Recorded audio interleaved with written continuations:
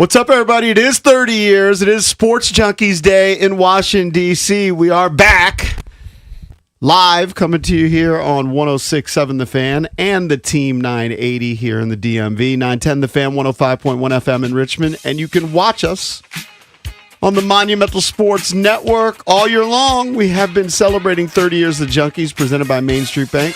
Cheer local, bank local. Main Street Bank is a business-focused community bank proudly serving the DMV since 2004. Visit mstreetbank.com. Learn how to put their team in your office. Main Street Bank, member FDIC, equal housing opportunity lender. I'm John Paul Flame, joined by Eric Bickle. It's so appropriate that Jason's off today. It's just so Jason perfect. Is off. So perfect. But Johnny Cakes Allville's here. Yeah, I am here. And we are celebrating 30 years of the Junkies. Today's the day. Today's the anniversary day. And thank you to NBC4. They ran a piece at 5:14 in the morning. Very cool. I asked EB if he saw it as I was walking in, and he said yes. I also watched it this morning. I don't know how I didn't get an accent because I was looking down at the stupid scrreen. I don't really recall driving on 270. The key is you can't look down. You have to have it up above your dashboard. Yeah, I did not. You can't look I had down. mine in my cup holder. I guess I looked at the road enough. If you look down, you're in somehow trouble. you made it here.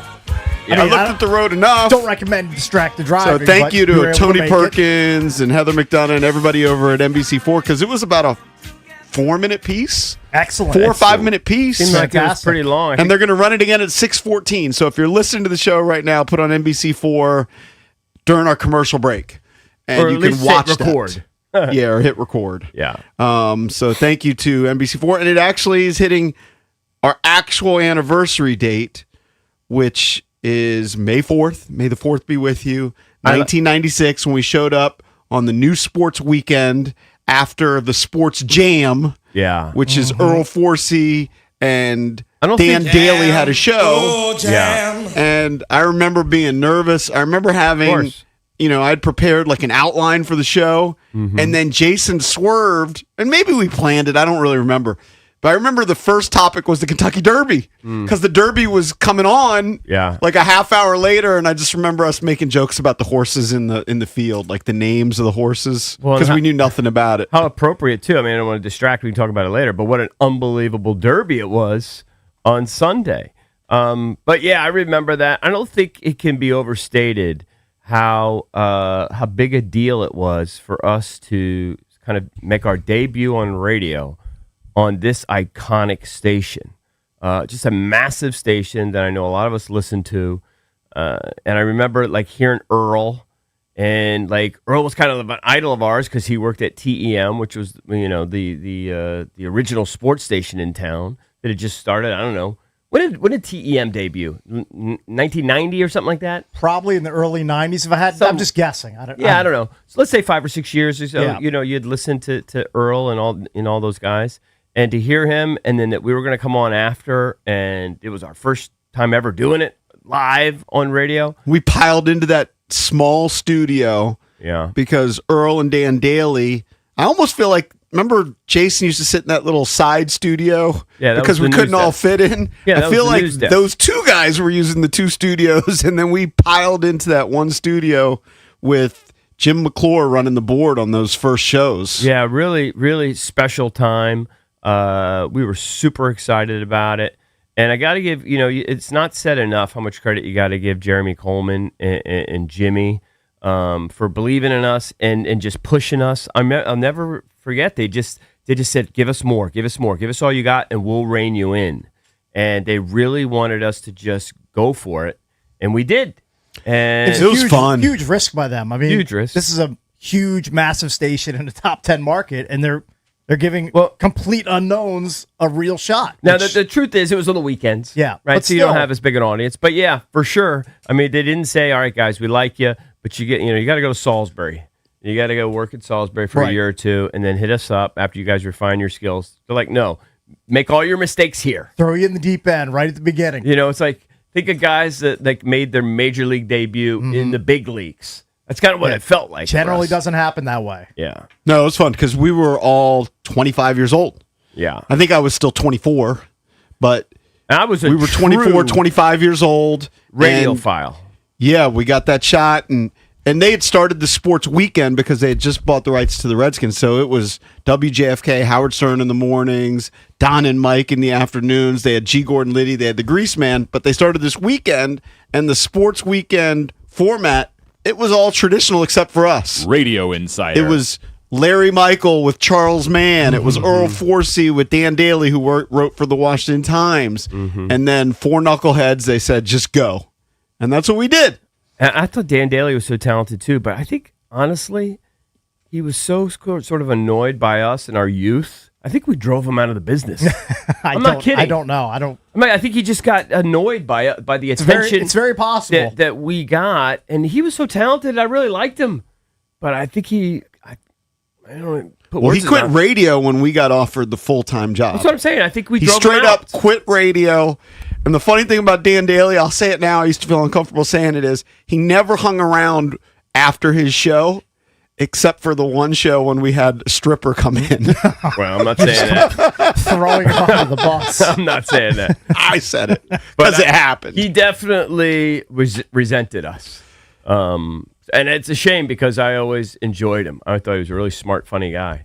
And we liked all those guys. I mean, the coach. At some point, the coach joined. Coach, I think, was on Sundays. Yeah. We were part of the Saturday sports weekend. And eventually, we expanded to Sundays. He was always supportive of us. And that was a guy that I was semi-starstruck by because, he was on the team. He was a big name. For sure. Kevin Kiley.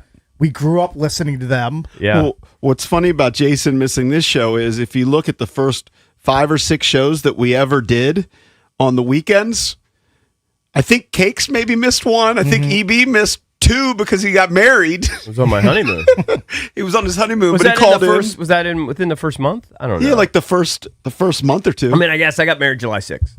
Yeah. So I guess maybe 2 months in. Yeah. Maybe I know that because Cakes and I did a show with the coach.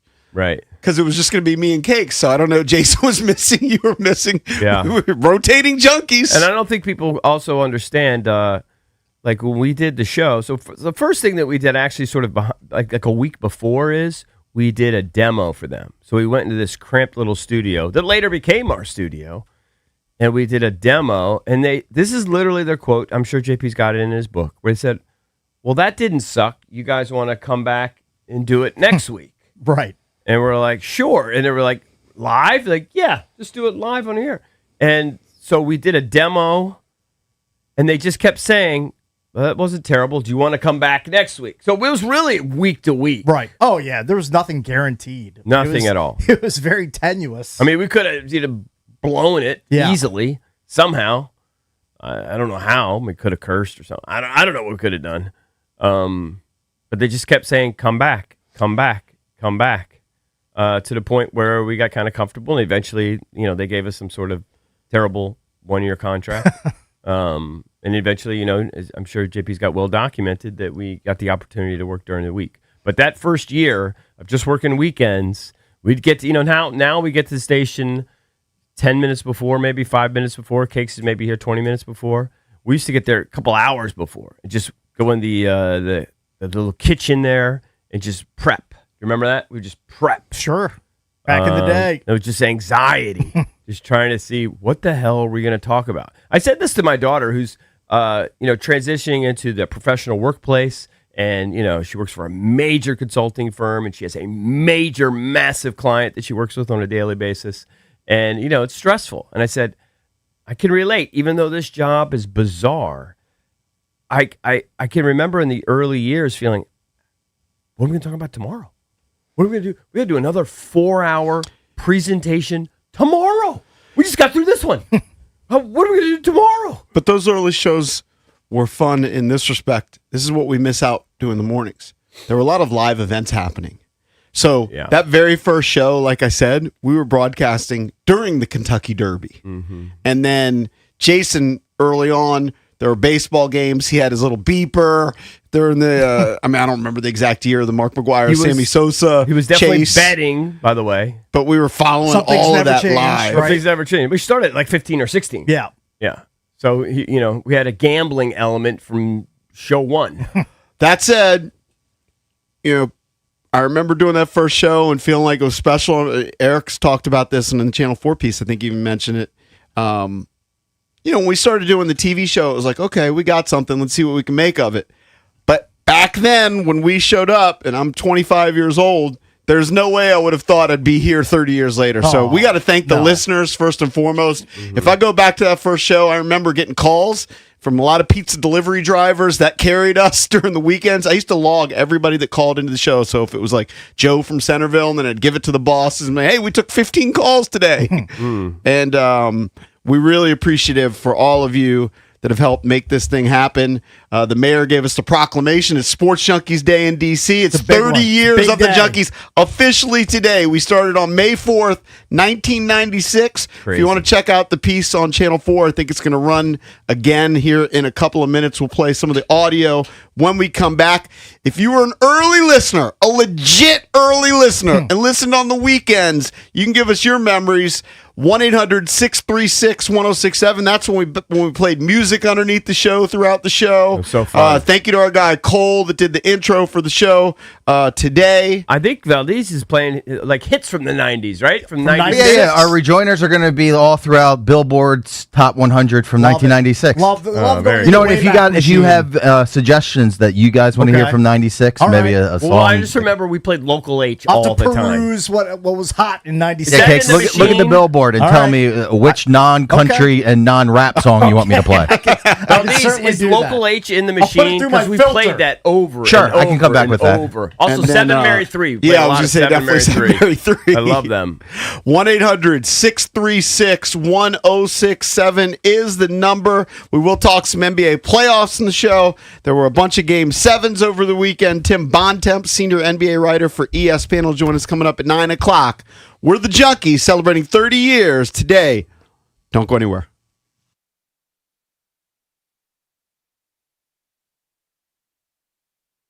All right, guys. You know me.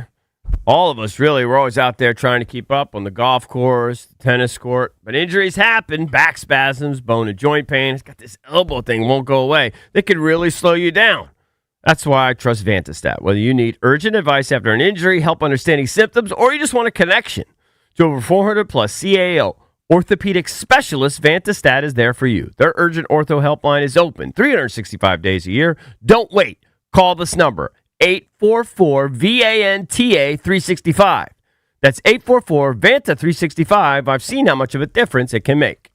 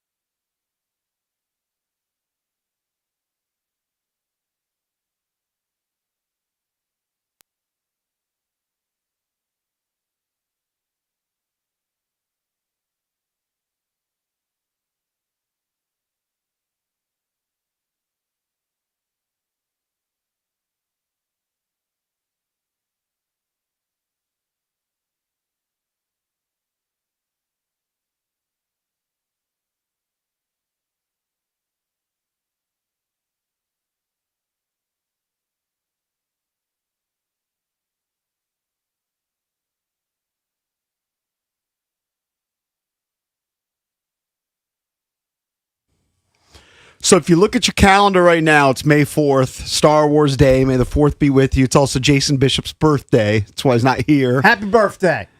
56 years young, Jason Bishop.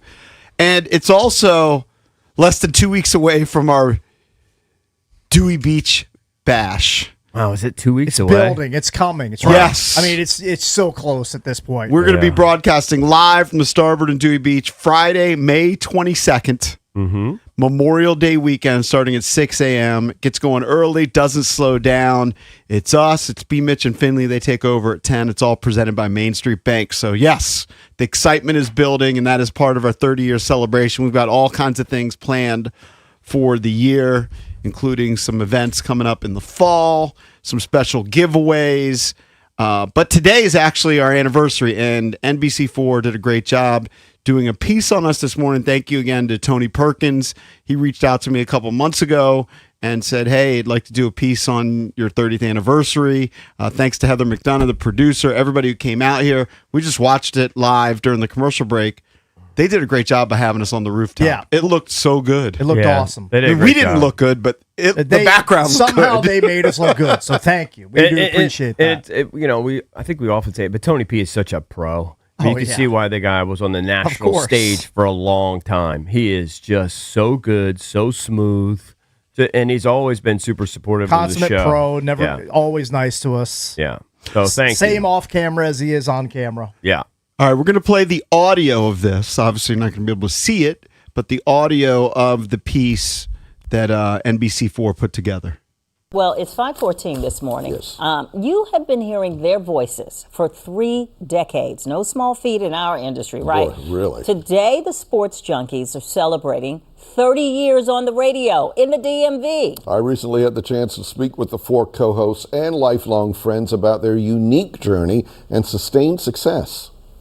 First thing I go to. You never know what you'll hear from JP Flame, John Cakes Allville, Bish, that would be Jason Bishop, and EB, Eric Bickle. The other day, for the first time ever, I did an ice facial. As I walked into the Junkie studio, gentlemen, what I already knew as a longtime listener, there's no shortage of opinions. But I learned a lot about the 4 friends who haven't strayed from a decades-long winning formula, being themselves. The origins of the friendship, because if I recall correctly, 3 of you knew each other first, and then Jason, you came in later? Yeah, I mean, it's pretty amazing, unique. Eric and I grew up across the street from each other. John right down the street, known each other since minimum kindergarten. And then Eric goes to DeMatha, meets Jason, and we've all been friends since at least high school. It was just going to be the 3 of us, and Cakes, because he had his real job there at Toys R Us, he couldn't make the first taping, and so we called Bish. We said, let's call Jason. Let's get him in. So, and Jason was better than all of us. Jason was actually good. Yeah, so it's like, polished. we can't fire him off of a free show. We got to keep him, and we got to keep Cakes. When you started out, what was the plan? So you have this little cable access show, whatever it is. Did you think, oh, we should do this for a living? It's like, well, what can we do with this?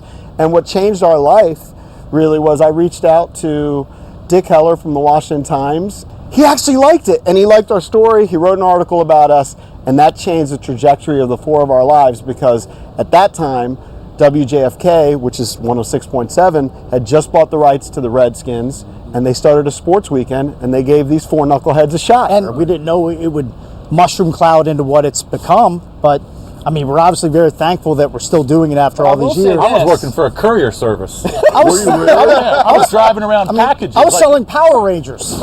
From Power Rangers to a powerhouse. People listened, and they've kept listening. Shows don't exist like that, where for 30 years, 4 local guys who grew up together are all in the same studio. And for 30 years. If you listen to the Junkies, if we're having fun, you should be having fun. You're along for the ride. We don't try to be experts. We're grayer, balder.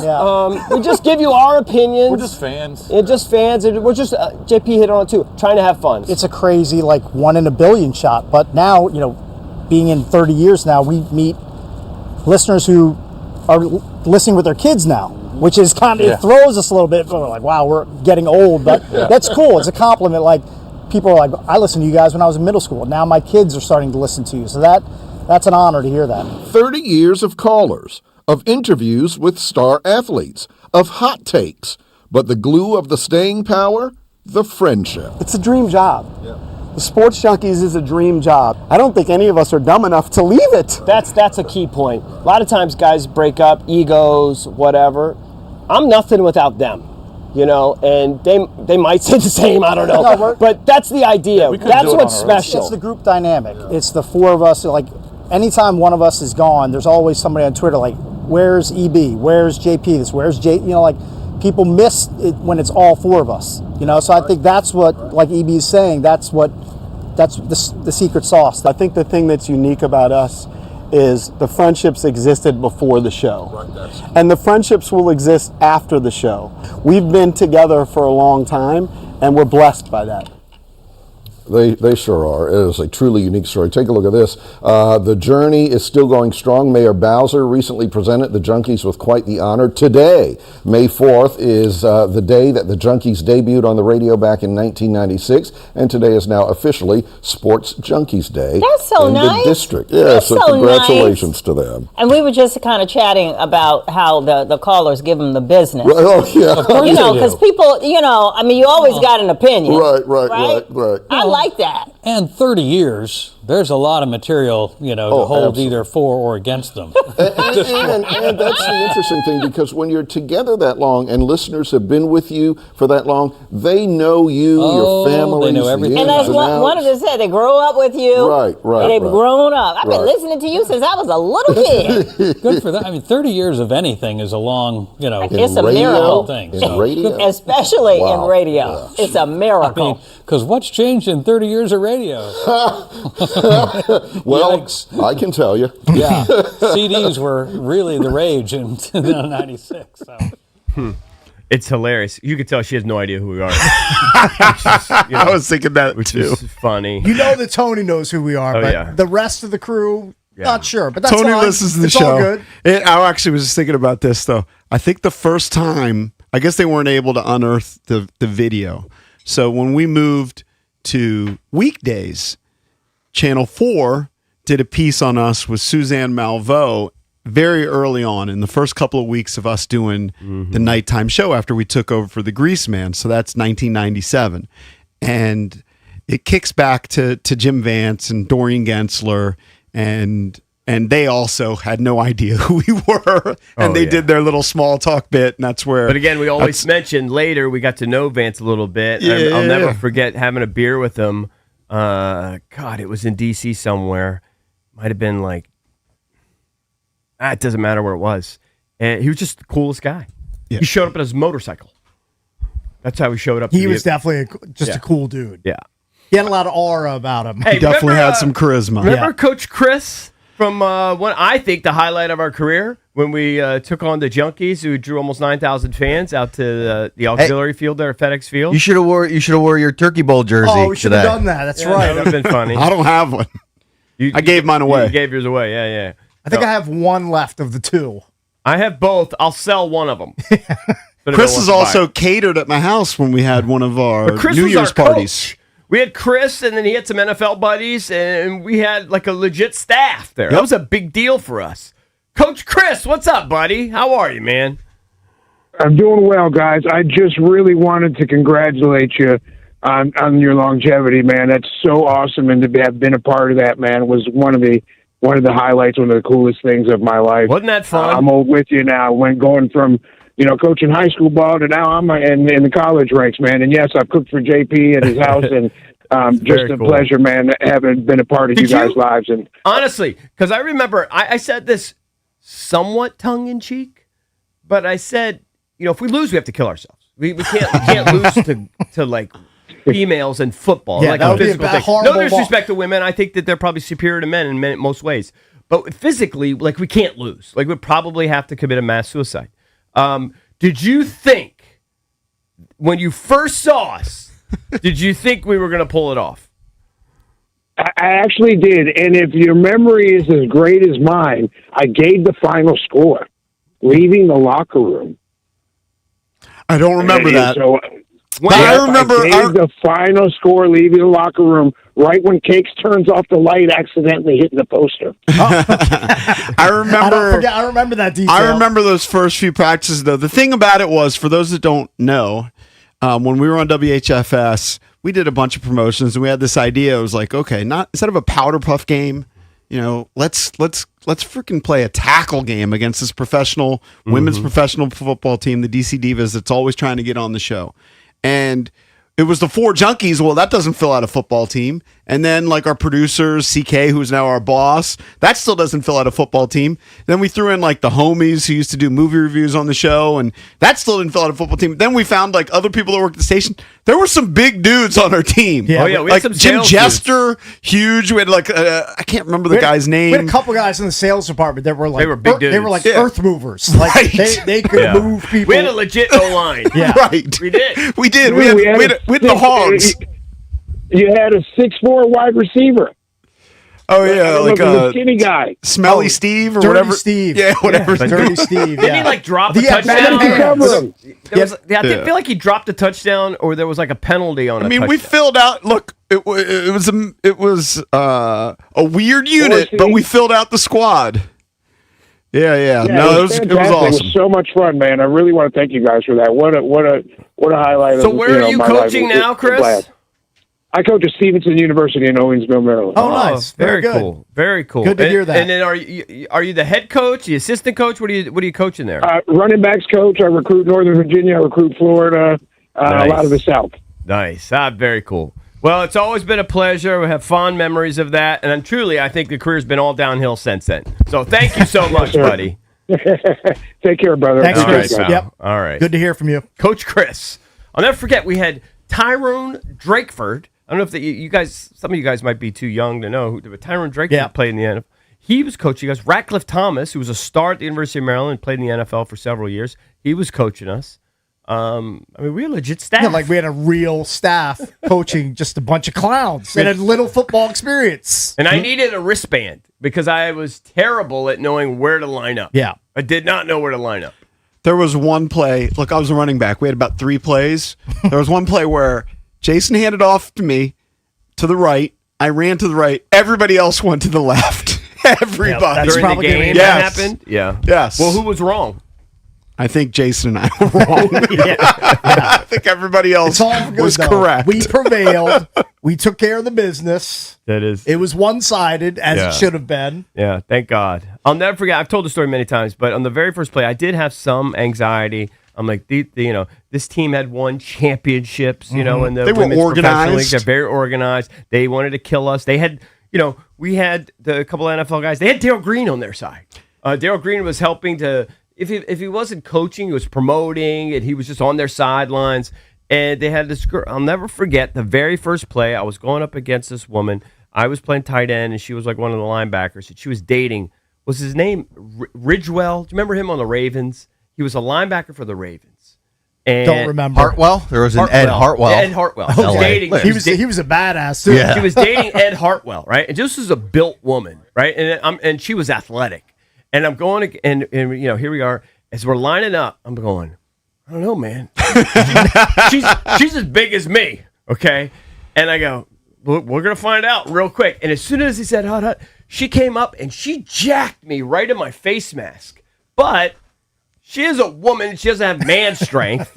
And so then I was like, hey, what are you doing? And I didn't even block her. I just threw her to the side. And I went, okay, we're going to be fine. We're going to be fine. There is a physical difference here. We're going to be fine. While they're better technically than we are, we're going to be just fine. I think I was more nervous about the turnout because it started with just an idea and a goofy meeting, and then it built. No, it just built so much momentum. Grew like all this way to band at halftime, and I mean we had pads. Like none of us had helmets and pads and uniforms. Didn't know we were And doing. it like blew up, and then I remember showing up. And I was like, "Holy crap! There's thousands of people here." No, I'll never forget. We outdrew Georgetown that night. Yeah, Georgetown, a basketball game. We outdrew them. Can't remember who they were, and it was kind of a rainy, drizzly day. Yep. Hey, it's Brett. It's a rainy, drizzly day. You guys are going to beat the Divas. I'm not sure what. I don't know if it win. was Channel 9, but some of the local news were down there. Yeah, they were there. Covering it. Was there a high school band? There was some sort of band. I don't remember. No, I think we I had don't some remember sort that of part. like up and coming. I mean, because Lisa Warden, who was the of program course, director, but there was also an element of like a marching band. it might have been. We had a live donkey there. Yeah, I mean, just a wild scene. Man, what a circus that was. Definitely one of the highlights. Though. All right, let's go back to the phones. And then the station went under. 1-800-636-1067. Less than a year later. It's so tragic. This is it's a weird bit, it's not often we look back. Like we do, it's a job. You got to show up every day, but it is 30 years. It's a great accomplishment. Thank you again to Mayor Bowser, Sports Junkies Day in D.C. Not sure what that means for anybody out there. I don't think it means anything. I think it means we can park on the street and not get tickets today.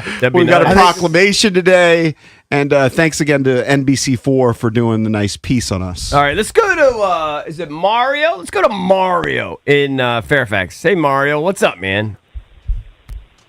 Hey, Junks. Congratulations on 30 years. Thanks, man. Appreciate it. Man. I was a contestant on a talent show that you guys had back in '97. It was when you guys were doing the evening show. Mm-hmm. Yeah. Off of Main Street in Fairfax. What was your talent? It was I was the male stripper. You were the male stripper? Did we throw tomatoes at you? Or the rotten food? This might be the most radio call ever. Garbage or something? How excited was Lurch? It was. You guys had like a female producer, somebody who was part of the show back then, and Amy. I did like a striptease for her. The whole point was to go meet Howard Stern potentially. Borderline sexual Maybe do it for harassment. Robin.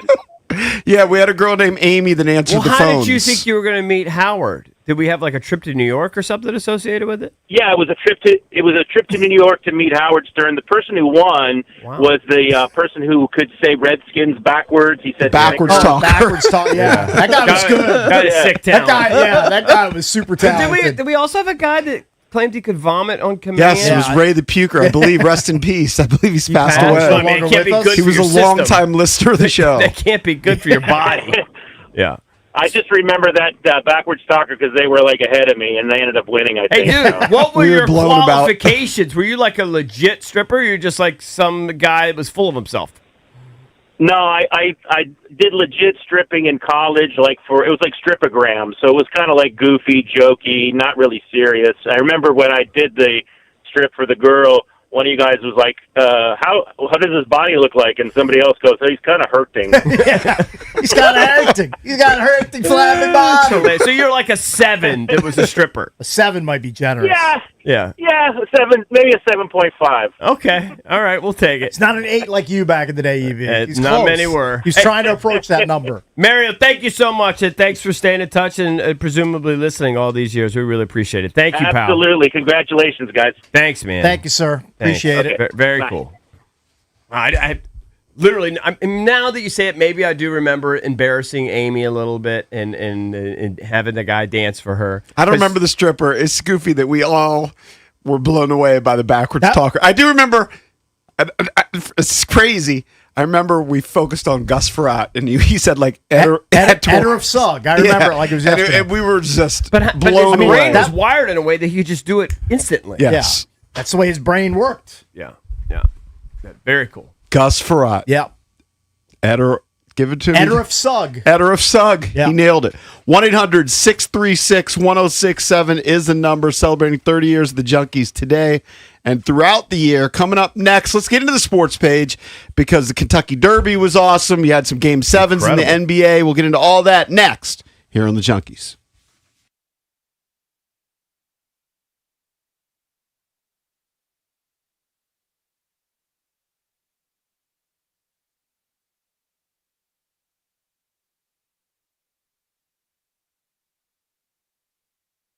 Fanatics Sportsbook is turning up the heat with squad bets available across NBA, MLB, and NHL. Just tap into the Fanatics Sportsbook app and build your custom squad by combining player stats into a winning bet.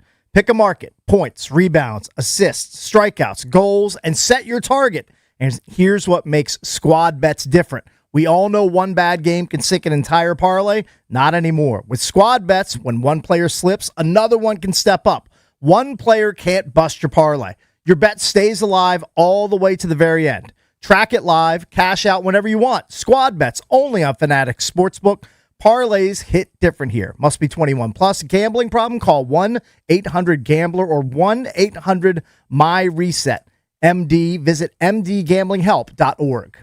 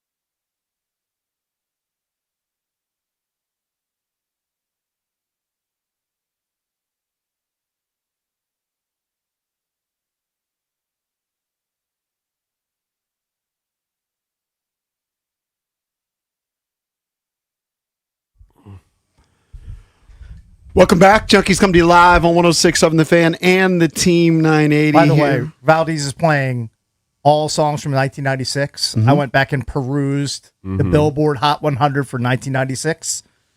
Great year for radio because it was the debut of the Junks. I think a terrible year for music. I mean, just... Oh, you didn't like any of these? Chart just littered with, I don't know, not a lot jumped out at me. Well, you're looking at the pop charts? Yeah, you should like look the Billboard Hot 100. Did they have alt rock? It was charts? more. It was more like pop and R&B, but it was. I wasn't writing down a lot of songs to give Valdez. This is one of them. One of our listeners said play Spiderwebs, no doubt. Okay. Yep, we played that. We used to play that all the great time. I think that was from our guy Woo Pop. Stands the test of time. Long-time listeners. That's what JP mentioned. I don't know if people quite understand, but the first couple of years of the show, we did play music sort of in the background. Kind of stole it from Pharrell. Remember Pharrell on the bench? Pharrell. You guys took that idea from me. Yeah, he had music on in the background. And we felt like it just relaxed us. Didn't feel like the need to fill every second of dead air. You have the sort of the music in the background. And eventually we got rid of it, but we always enjoyed it. I remember driving home after we would be done our gig and listening to Pharrell on the bench on the fan. Cakes and I used to play a game when we carpooled for a while. How many times would Pharrell reset with a score? Because that was his crutch. Hey, look, because he was live during late night games. I'm not going to kill the guy for that. He would do a Cubs score 5 times in like a half an hour. You got to remember, he also probably had cash on it. And he was speaking to gamblers. That is true. Right. 1-800-636-1067. We can weave in some calls throughout the show. I know this is one of our favorites. Oh, you want to go to Big John? Let's give him a shot. How long's Big John been listening for? It's been quite a while. John, what's up, buddy? Still glad to still have you around, Big John. Shocked you made it. John? You got to punch him up. Oh, I'm sorry. I thought I did. Hey, buddy. Hey, guys. Congratulations, everybody. Thank you. Thank you. When did you start listening to the Junkies? I moved to D.C. to work for government. I was in Homeland Security, believe it or not, writing speeches. And this was 2002. Yeah. Summer 2002. I was driving around one night. You were on nights. And I heard you guys. And I couldn't tell the difference between JP and Cakes. I remember that. Right. And I just kept listening. I went from a Stern guy to a Junkies guy. Yeah, very cool. Very cool. And I was at the Divas game. I brought some canned goods and sat in the rain. Big John's a P1, 2, and 3. Which we love. We're big. Were the canned goods to donate or eat? So now you shared them, didn't you, John? You shared them, didn't you? I brought them for the poor. And you should have some canned laughter for your comedy gigs. Yeah, good. I was at JP's boxing gig. I was at the BAM contest at Six Flags. Man, you were there for that? Yeah. Borgata. Borgata. Well, the first ever, I was at the first Junkies Poker Open because I won a blackjack hand downtown. That's how you got in. Oh, it was a qualifier. Okay, that makes sense. Yeah, all right. Did you, I was at John, did you actually fall out of your chair at the bar while we were broadcasting, or you just fall asleep in the chair? My memory's a little hazy there. I used to come in my suit after work, and I would fall asleep because it was so early. And I did fall over a chair at the B bar one day. Okay, so he's done both. You're kind of conflating the two things. Yeah, but okay, got it. Yeah. Where else have you been? Well, I was at I did a droning contest at HFS. How did you do? How did you do? How did you fare? Well, you guys piled on me. I wasn't that good, but yeah. Brett gave me a travel bag, which I still use today. It's my main travel bag out of the closet. Nice. 30 years later. You got something from the prize closet? You're really stretching that thing. That is impressive. It's only 25 years from HFS. Right. Yeah. So did you come to our first spring break party where somebody almost got electrocuted in the hot tub? We decided to do a spring break party in the mornings. I think I did. I definitely came to the winter rock concert where Lurch gave an obscenity on the stage. Nutcracker. Oh Yeah. That's when they booed his boy Cole. That was our boy, but and Cole. We did the intro to today's show was Cole's song. Maybe we'll play it a little bit later. Yeah, Jason took that very, very personally. Yeah. And I did the State Theater, which wasn't that long ago. All right, you're now making it all about you. Today's supposed to be all about the Junkies. You know what? I do appreciate it, though. I do appreciate it because he's bringing up all these events that I've kind of forgotten. Yeah. To be honest with you, they're not top of mind. So it is cool. Well, anyway, I still hope to make it to the beach show. It's still 50-50 on that. But Is that in anyway, terms of like survival and like being alive, or schedule? Just schedule. Yeah, guys, it's been a great ride. The pleasure has been mostly mine. Thank you very much. All right, thank you, John. Thank you, John. John also performed at my book party at the house. Yeah. He did stand up, right? If you call that performing, yes, he did stand up. That's what he did. Let's go to Antoine. Manassas. Antoine, what's up, buddy?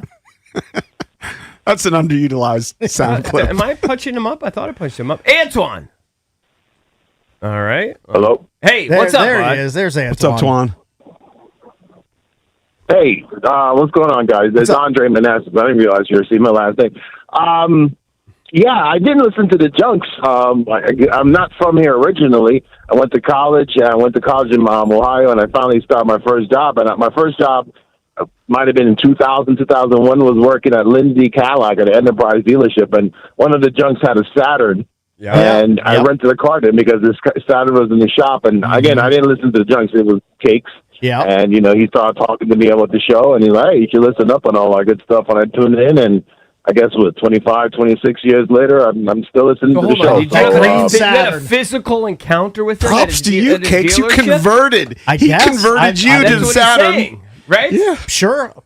I didn't realize that. Maybe you're wearing your Sports Junkies hat that your wife made at the mall. Was it an appearance for the dealer? Was it an appearance for the dealer? Maybe. No, Or was it Cake saying? He said he no, had I think I needed like work done on my car. Yeah, and was he it gave me, Cake's looking like, for a loaner. hook job? You were looking for a freebie. I'm sure. Yeah. Sure, I was. No, I think it was usually what happened was in Saturn and Alexandria, the whole Lindsay family stuff, and whenever your car needed some work to be done, you know, they'll give you a loaner and it went to Enterprise. Doing deals with Lindsay still. Did you walk by and like kick his Saturn in the gut? I always remember that was sort of the claim to fame with the Saturn, right? You remember you could just like you could kick it, it wouldn't dent. Sure, it would just There was bounce right something back. special about the it was exterior. a rugged, durable vehicle. Yeah, very cool. So that chance encounter, and here you are 20-something years later. Very cool. Appreciate it, Andre. Thanks, Andre. I mean, he's slow. Andre, today. not really. Just Not really. need some I don't know coffee. if it's phone or what the deal is. Well, there. you know about Cakes of Saturn. Cakes of Saturn was the Nubs mobile, meaning like every producer at some point Drove it. Right. Like it was I don't our know why. car. I don't remember why. Was but he loaning it out to people? Yeah, as he yeah. He started was like, accumulating vehicles. Yeah, Cakes had so many vehicles, and once he got a new car, he still had that That's car. true. It was like my backup. It was your car. backup car, and you would always loan it out to nubbers like me when we needed it or when I needed it. Sure. Brett used it. I think Dukes at one Chad point Dukes used it. Yeah, used it. Yeah, Well, it I was think like Brett had a Saturn and he used to joan on Cakes. He's like, you make 5 times the amount of money I make and you're driving the same Hey, car. just try to save that money. Hey. You never knew when the ride's going to end. When's the first time Valdez listened? You're a show historian. You listened early on Probably during the at HFS. And I listened in high school when you guys were on HFS, and then I really started listening, I guess, when you guys were middays on JFK. And that was You mean was the like my greatest year of our freshman year. life? You mean that I think that was greatest my year of our freshman life year at when we worked Maryland. like 2 hours a day and still got paid morning show money? That's, for people that year? don't know, that's after HFS folded. Immediately they said, we were under contract. We're back to JFK, all under the same umbrella company. I think it was still CBS at the time. I believe so. And they didn't really have a time slot for us, but they kind of wedged us in after Stern and like before Bill O'Reilly, whatever it was.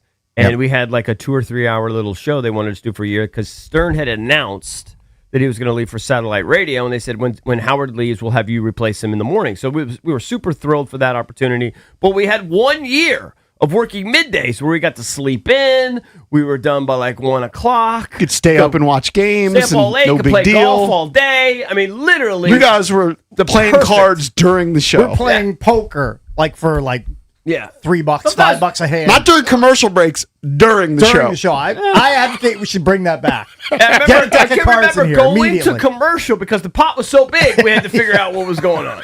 Yeah, those were the days, the good old days. True story. All right, let's go to David in Did Penn Fredericksburg. come on after us? Maybe for a minute. Maybe that was free FM. Maybe for a minute. He was part of the I guess lineup maybe at that was the some point, next year. They squeezed us in. It was a weird Penn spot where Gillette. we came on for a year. Yep. But it was awesome.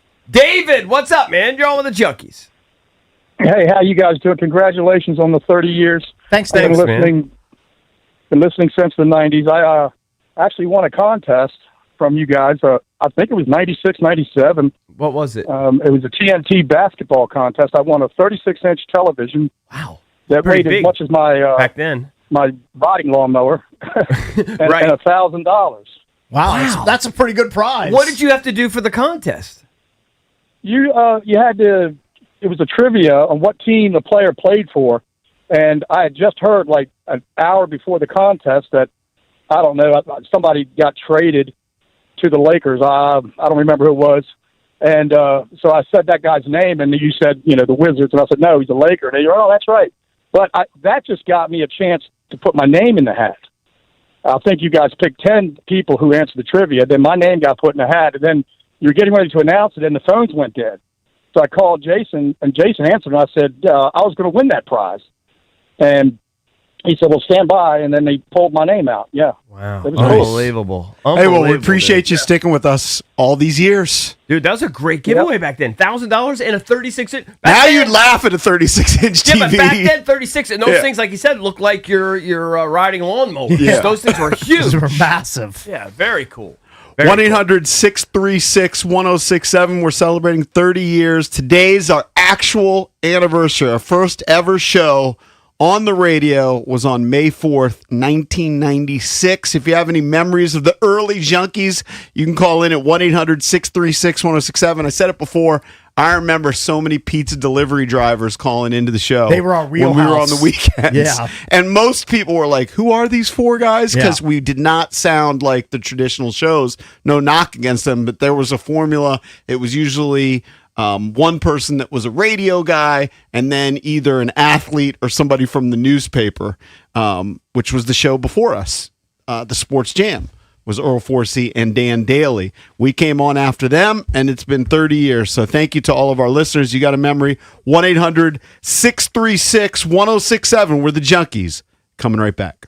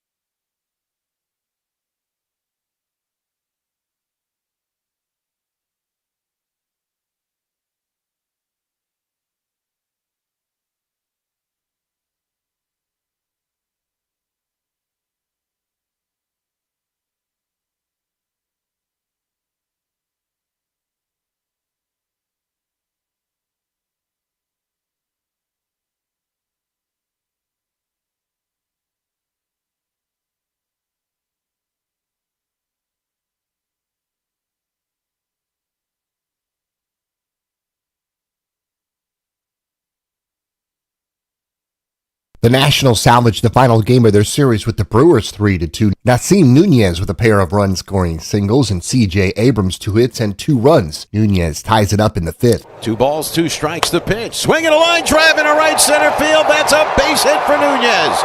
Abrams around third. He will score. The call on the Fan. A day off for the Nats. They take on the Twins Tuesday. DC United drops New York City FC on the road 2-0. Mystics defeat Atlanta Dream 83-72 final preseason. NBA playoff Game 7s, Detroit over Orlando 116-94 and Cleveland downs Toronto 114-102. Stanley Cup Game 7 playoffs, Montreal stuns Tampa Bay 2-1. West second round, Colorado over Minnesota 9-6. Cale Makar 2 goals. Men's lacrosse, Virginia and Georgetown will tangle May 10th. Maryland does not make the tournament. Virginia won the ACC championship 16-6 over UNC. From the Crop Metcalf 5-Star Sports Desk, Byron Curl, The Fan.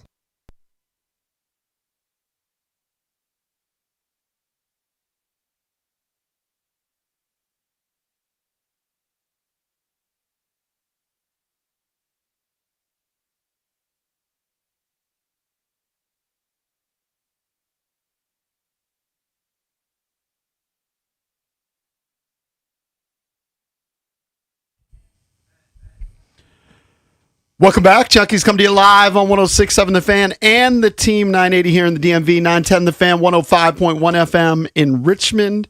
And you can watch us on the Monumental Sports Network. We're celebrating 30 years of the Junkies all year long. Presented by Main Street Bank. Thank you to Main Street Bank. Cheer local, bank local. Main Street Bank is a business-focused community bank proudly serving the DMV since 2004. Visit mstreetbank.com to learn how to put their team in your office. Main Street Bank, member FDIC, equal housing opportunity lender. I'm John Paul Flame, joined by Johnny Cake Sawville and Eric Bickle. Jason Bishop at home celebrating his 56th birthday. Do we even so know? happy Is birthday. he home or did he go to like North Carolina for the That weekend? I don't know. Huh?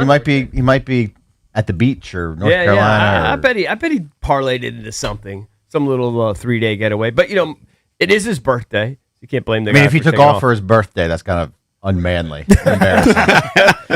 The guy's always looking for an excuse to be off, man. You know. Hey, we that's just like how it days is. off work. I got to tell you, I do remember when we were doing the weekend show, or maybe it was during the weekday show, but his mom came in very early one time and brought like cake for the birthday.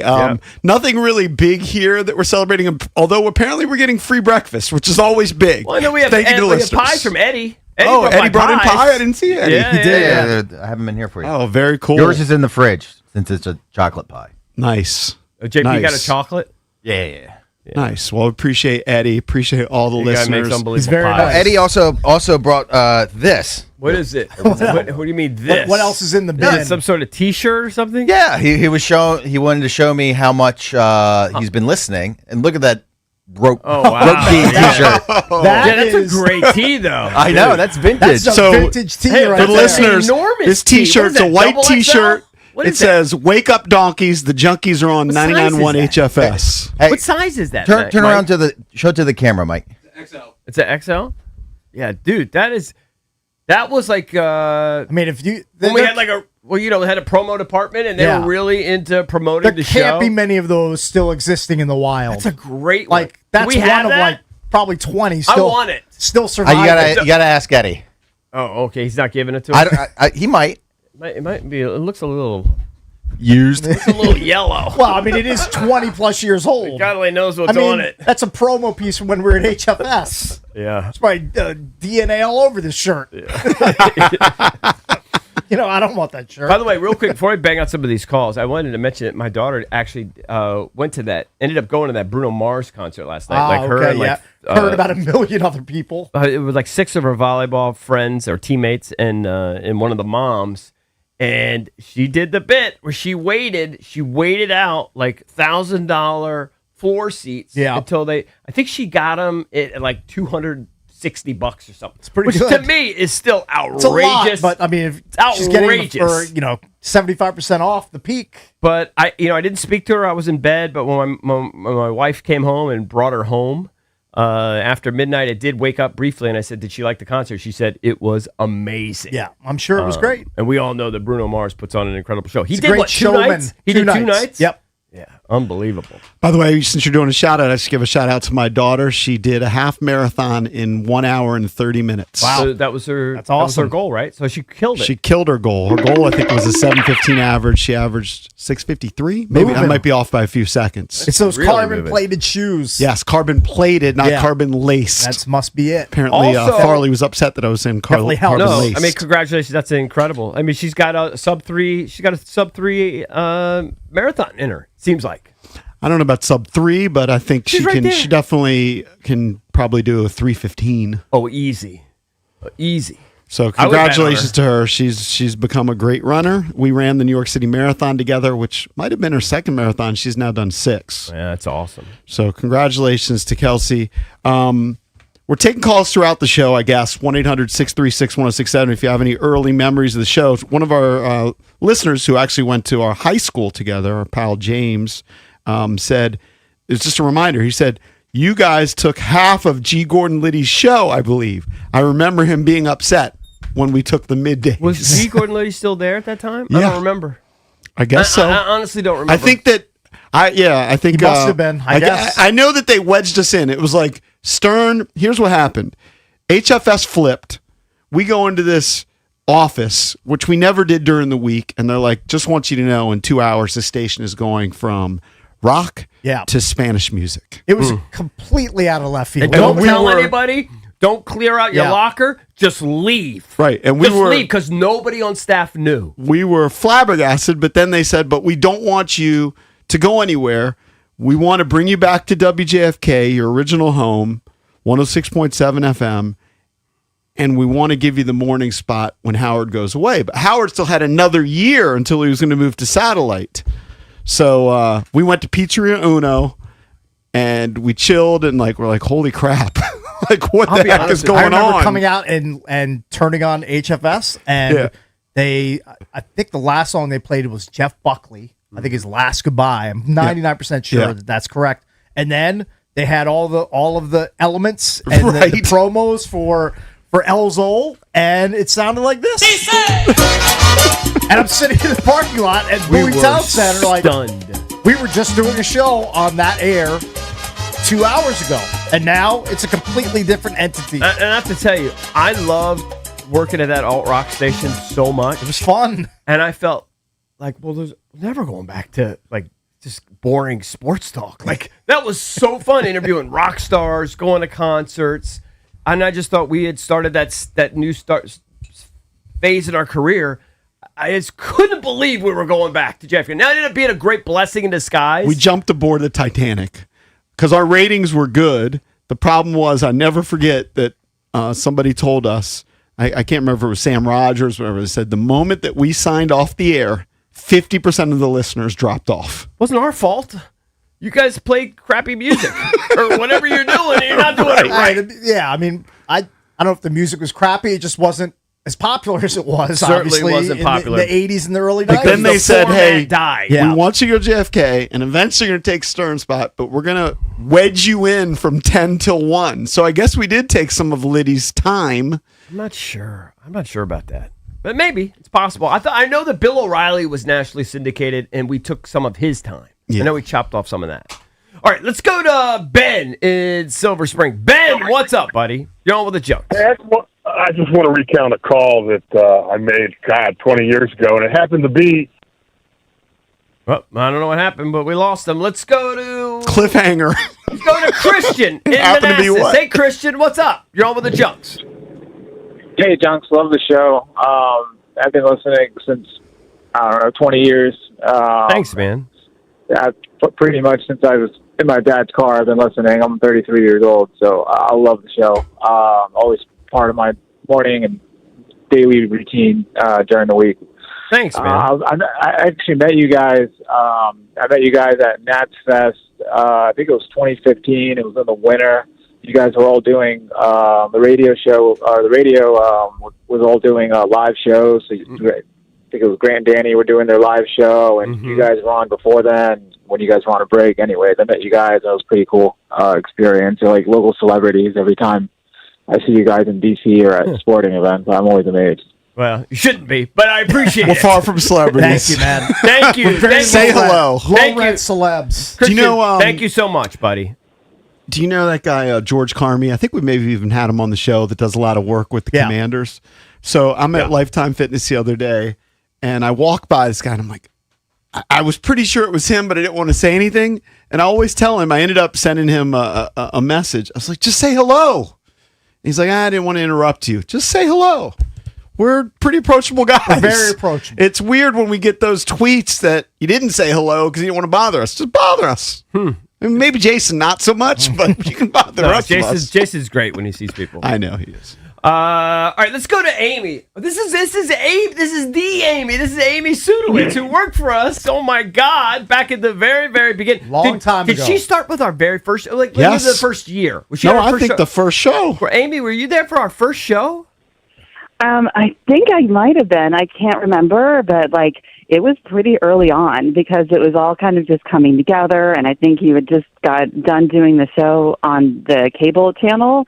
And I think Jim McClure was looking for new shows for WJFK and was pitched it and really kind of went out on a limb and was I think this will really take off. And they were, at that time, WJFK was just throwing spaghetti at the wall. Will this work? Will that work? You know? And it just took off. And I remember early on. And so one of my former coworkers just messaged me and he's like, it's 30 years. I'm like, oh my gosh, it's 30 years. There's no way. So I'm listening and I'm hearing about people's kids and it's so, and actually I recently was going through things and I found that tape you guys made for me of the rap, my last day there. And I was like, oh my God. So I wasn't going to call in, but I'm I have to. I mean, so congratulations. Nice of you. Glad you called in. Now I know that you were. I believe the chorus. I remember it after all these years was you pulled our carts and smelled our farts. Goodbye, Amy. That was a goodbye song that we It made was for her? it was a P Diddy song, a Puff Daddy song, and we did a rap song over JP it. loves Diddy. Now, That Amy, tracks. That makes sense. I'm sorry I haven't been able to keep track. I know you were in media and in news and all that. Are you still in that industry? No. So I've been on to be a TV reporter for many years and Raleigh, North Carolina. Came back and I was at Channel 9 for a little bit. And so I retired from TV news in 2009 when I moved to Florida, and then I worked in healthcare. And then I was a personal trainer and had an online fitness business. And I recently retired from that. Now I do real estate investing because that's what everyone does when they retire. Yeah. Well, congratulations. I mean, you've reinvented yourself 3 or 4 times. Can We're I just still ask- doing the same thing. I would love to know just what were your initial impressions of the show when you worked for us, and then is there a highlight for you? I think it really was kind of like a lightning in the bottle scenario. I don't think it, it's just one of those things where I was just early on, I'm this, and this is not just me saying, but it's to see a lot of people come and go. But I think what really stands out was the dedication. I think is, I hate to take on him. Is Jason not there today? Yeah, He's not. Shocker. It's his birthday or something, so he just wanted to be off, I guess. Yeah, I was there was always one person like that. So, but I was just kind of remembering. I'm no, it really was something that it just kind of really took off. And no, I thought early on. So my favorite memory, there's so many, but yeah, I was just you'd be just call this list of people, and I'm I didn't understand at the time. I'm these are all pro athletes. You're call this a hotel. We think they're staying there, and every once in a while they would answer and they would come on the show. Right. And it was just kind of you were. I think what it was is because you didn't really know. You didn't know, you didn't have that fear or the hesitation. You're this is going to work. Let's just call this person. Call up this person. They'll come on the show. And they did. So none of us, I didn't know anything about sports at all. So, but that's kind of what made it kind of work, I think. It wasn't I wasn't intimidated. I didn't know who any of these people were. I'm this is a list of people. I don't know who these people are. So great. So yeah, great. Amy was answering the calls, but then she also would be on the show kind of as the moral compass of the show. It was these 4 guys who were 25 years old being wild, and we would bring her on for kind of the voice of women from time to time. Did you speak for all women? I think at times, and I think I met Oksana Bayul too. That kind of stands out because she was so young. Remember, we used to have all those people coming in the studio, and it was kind of wild. You're we have this person coming in, Oksana Bayul. I'm that's kind of a big deal. Right. So, yeah, and I think you guys really pulled some big guests and still do because of that. So I was I have to call in. That's too funny because I literally just had that tape in my hand. I still have it. Well, that's so cool. Thank you so much. I'm glad to hear your voice. Glad to hear that you're doing well. And I don't know, maybe we'll buy some property from you anytime soon. Yeah. I live in Florida now, so whenever you're ready. What part? Silly here. oceanfront somewhere. What part of Florida? She's gonna hook us. Palm Beach. Palm Beach, pretty nice area. Palm's pretty nice. Pretty nice area over there. Yeah. Probably too ritzy for me. Move the show. Yeah, move Yeah. the show. Thank you, Amy. Congratulations. Thank you so much. Great to hear from you. Very Bye-bye. sweet. Wow, haven't heard from her in 25 years. She sounds No, and- exactly the same. and like, thank I you hear to- her voice, and it just brings you back. Honestly, thank you to all the people, especially the people that were there at the beginning. Jim McClure and Jeremy Coleman, who you mentioned, but like Jason Veazey, Joe Ardinger. Oh, yeah.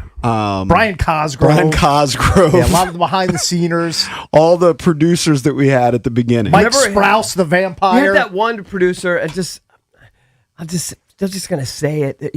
But I forget his name. But he was kind of necky from like PG County. He used to get so upset because I would abuse the know who you're producers. talking about. He would get so upset at me because I his would name was mock him. Greg. I can't remember his last name, but Greg is He was kinda a nice jumping out. guy. Very and, nice you know, guy. I just thought that's what you do. You make fun of producers. Right. And I was just giving him a hard time. And Greg he- Edger. Oh, that's him. And he Good pull, really, good pull, Drabby. he really did not like it. He really did not like it. So I But thank you apologize. anyway. Yeah, no, thank you. And he was a supporter of the show. He just didn't like it when I was so hard on him. Right. Yeah. All right, let's go to Steve in Warrenton. Steve, what's up? What's up, fellas? Hey, I got two memories of you guys. Go ahead. The first one I remember is back in early 2000s when you guys would do the all day with LeVar and Chad and O'Mara. Okay. We did that you one guys would time, I intermix think. the We did shows. like a 24-hour broadcast. or Jason something. wasn't a huge fan of that. Yeah, I'm sure he was bitter. And the second thing I remember is before that, I actually won a key to it was a cruiser bike, and I forget the bar in D.C., but I won a key, and I was like number That's right over here. 9. Yeah. But number 17 was the person who won the bike. Right. That was right over here by the water. You remember that? We gave away the did that motorcycle? bike giveaway at least a couple We did times. it- I think we did it at Fairfax one time, and like the second person who had the key turned it. Like a bunch of people were ruined the bit. Ruined the bit. Yeah, but we did Well, that the multiple one I times. won was the one where it was in D.C., and I Okay. remember Yeah. I was like number 9, and like I Wharf. said, it wasn't over the shortly wharf when we thereafter did it. someone Yeah. won it. Yeah, yeah. Very cool. So, all right, cool guys. Thanks, man. Appreciate Appreciate you listening all these years. Really cool. Today is the 30th anniversary of the Junkies. It all started on the new sports weekend on WJFK, 5 p.m. We were 5 to 8 p.m. on Saturday nights originally. We eventually expanded to Saturday and Sundays. A year later, got the full-time gig, but it's 30 years. If you have any memories of the early days, 1-800-636-1067. We're the Junkies on the Fan.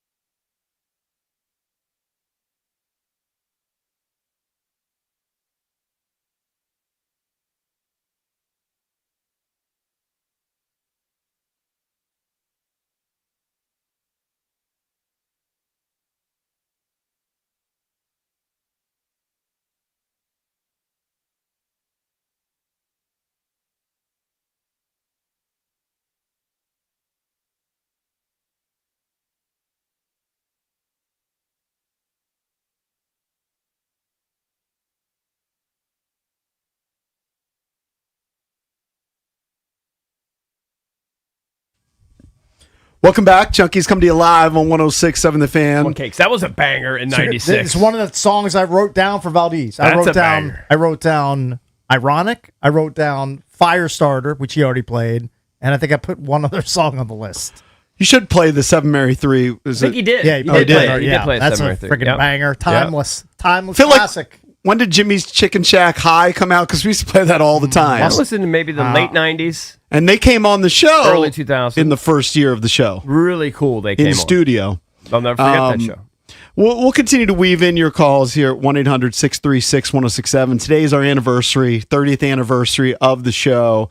Bish Buck's out celebrating his 56th birthday, May 4th. I swear it took me 20 years to remember his birthday. Like, we grew up together, had birthday parties together. I can't remember So I you always guys. remember your guy's birthday. I don't remember Cakes. He's August 19th. Come on, guy. Well, Leo. Silly Leo over here. You're February 6th. He's August 19th. And I still remember your phone numbers growing up. EB's ended in 5885. Yours was 6285. That's correct. Mine was 6291. I pretty much That was remember. back when you used to remember phone numbers. Yes. That's right. So happy birthday to Jason. He's celebrating his 56th birthday. We're celebrating 30 years. Thanks again to Mayor Bowser, who came in studio, I guess, a couple weeks ago, surprised us, did the proclamation. Today is Sports Junkies Day in Washington, D.C., whatever that means. I could tell my relatives, oh, okay, they've never understood my job. Hey, the mayor came in, gave us a proclamation.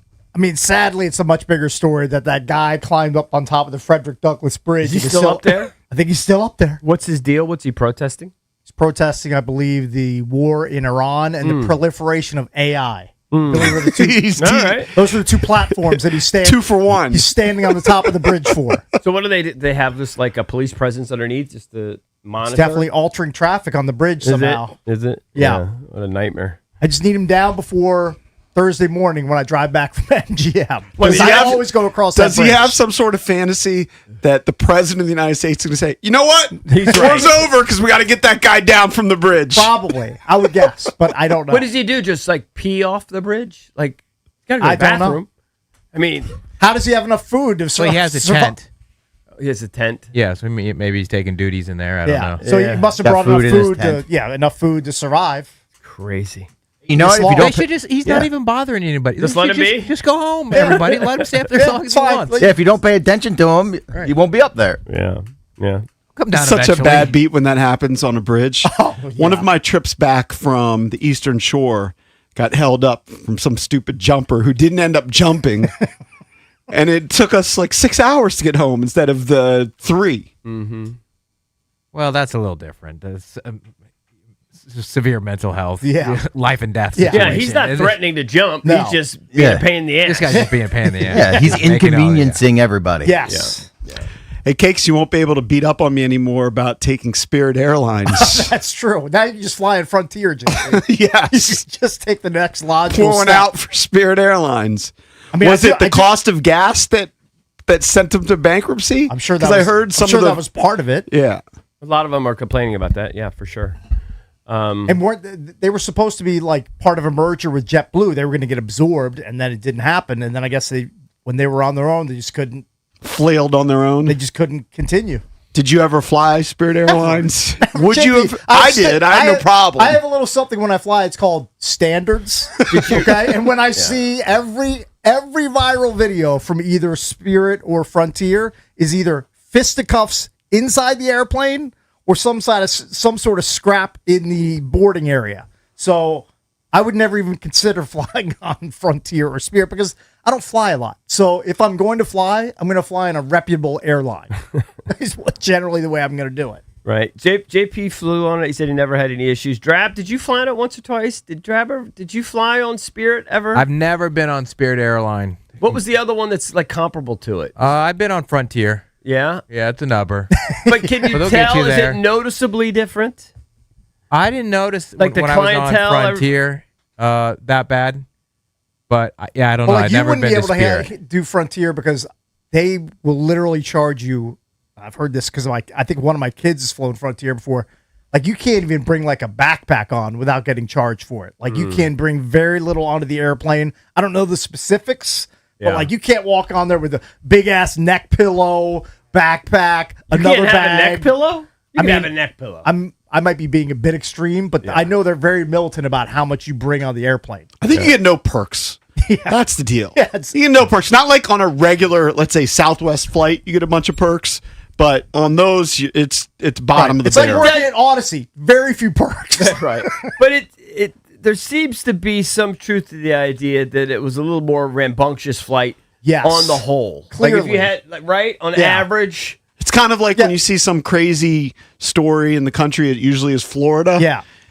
Whenever there was a big rumble on a plane, it tended to be As I'm Spirit doom Airlines. scrolling, I'm not seeing a bunch of huge brawls in, I don't know, the Delta waiting area or the United waiting area. It was always either Spirit or Frontier where you're getting a knuckle sandwich right to your face. Or somebody's getting dragged out and screaming at the top of their lungs. There are more numbers. Our people.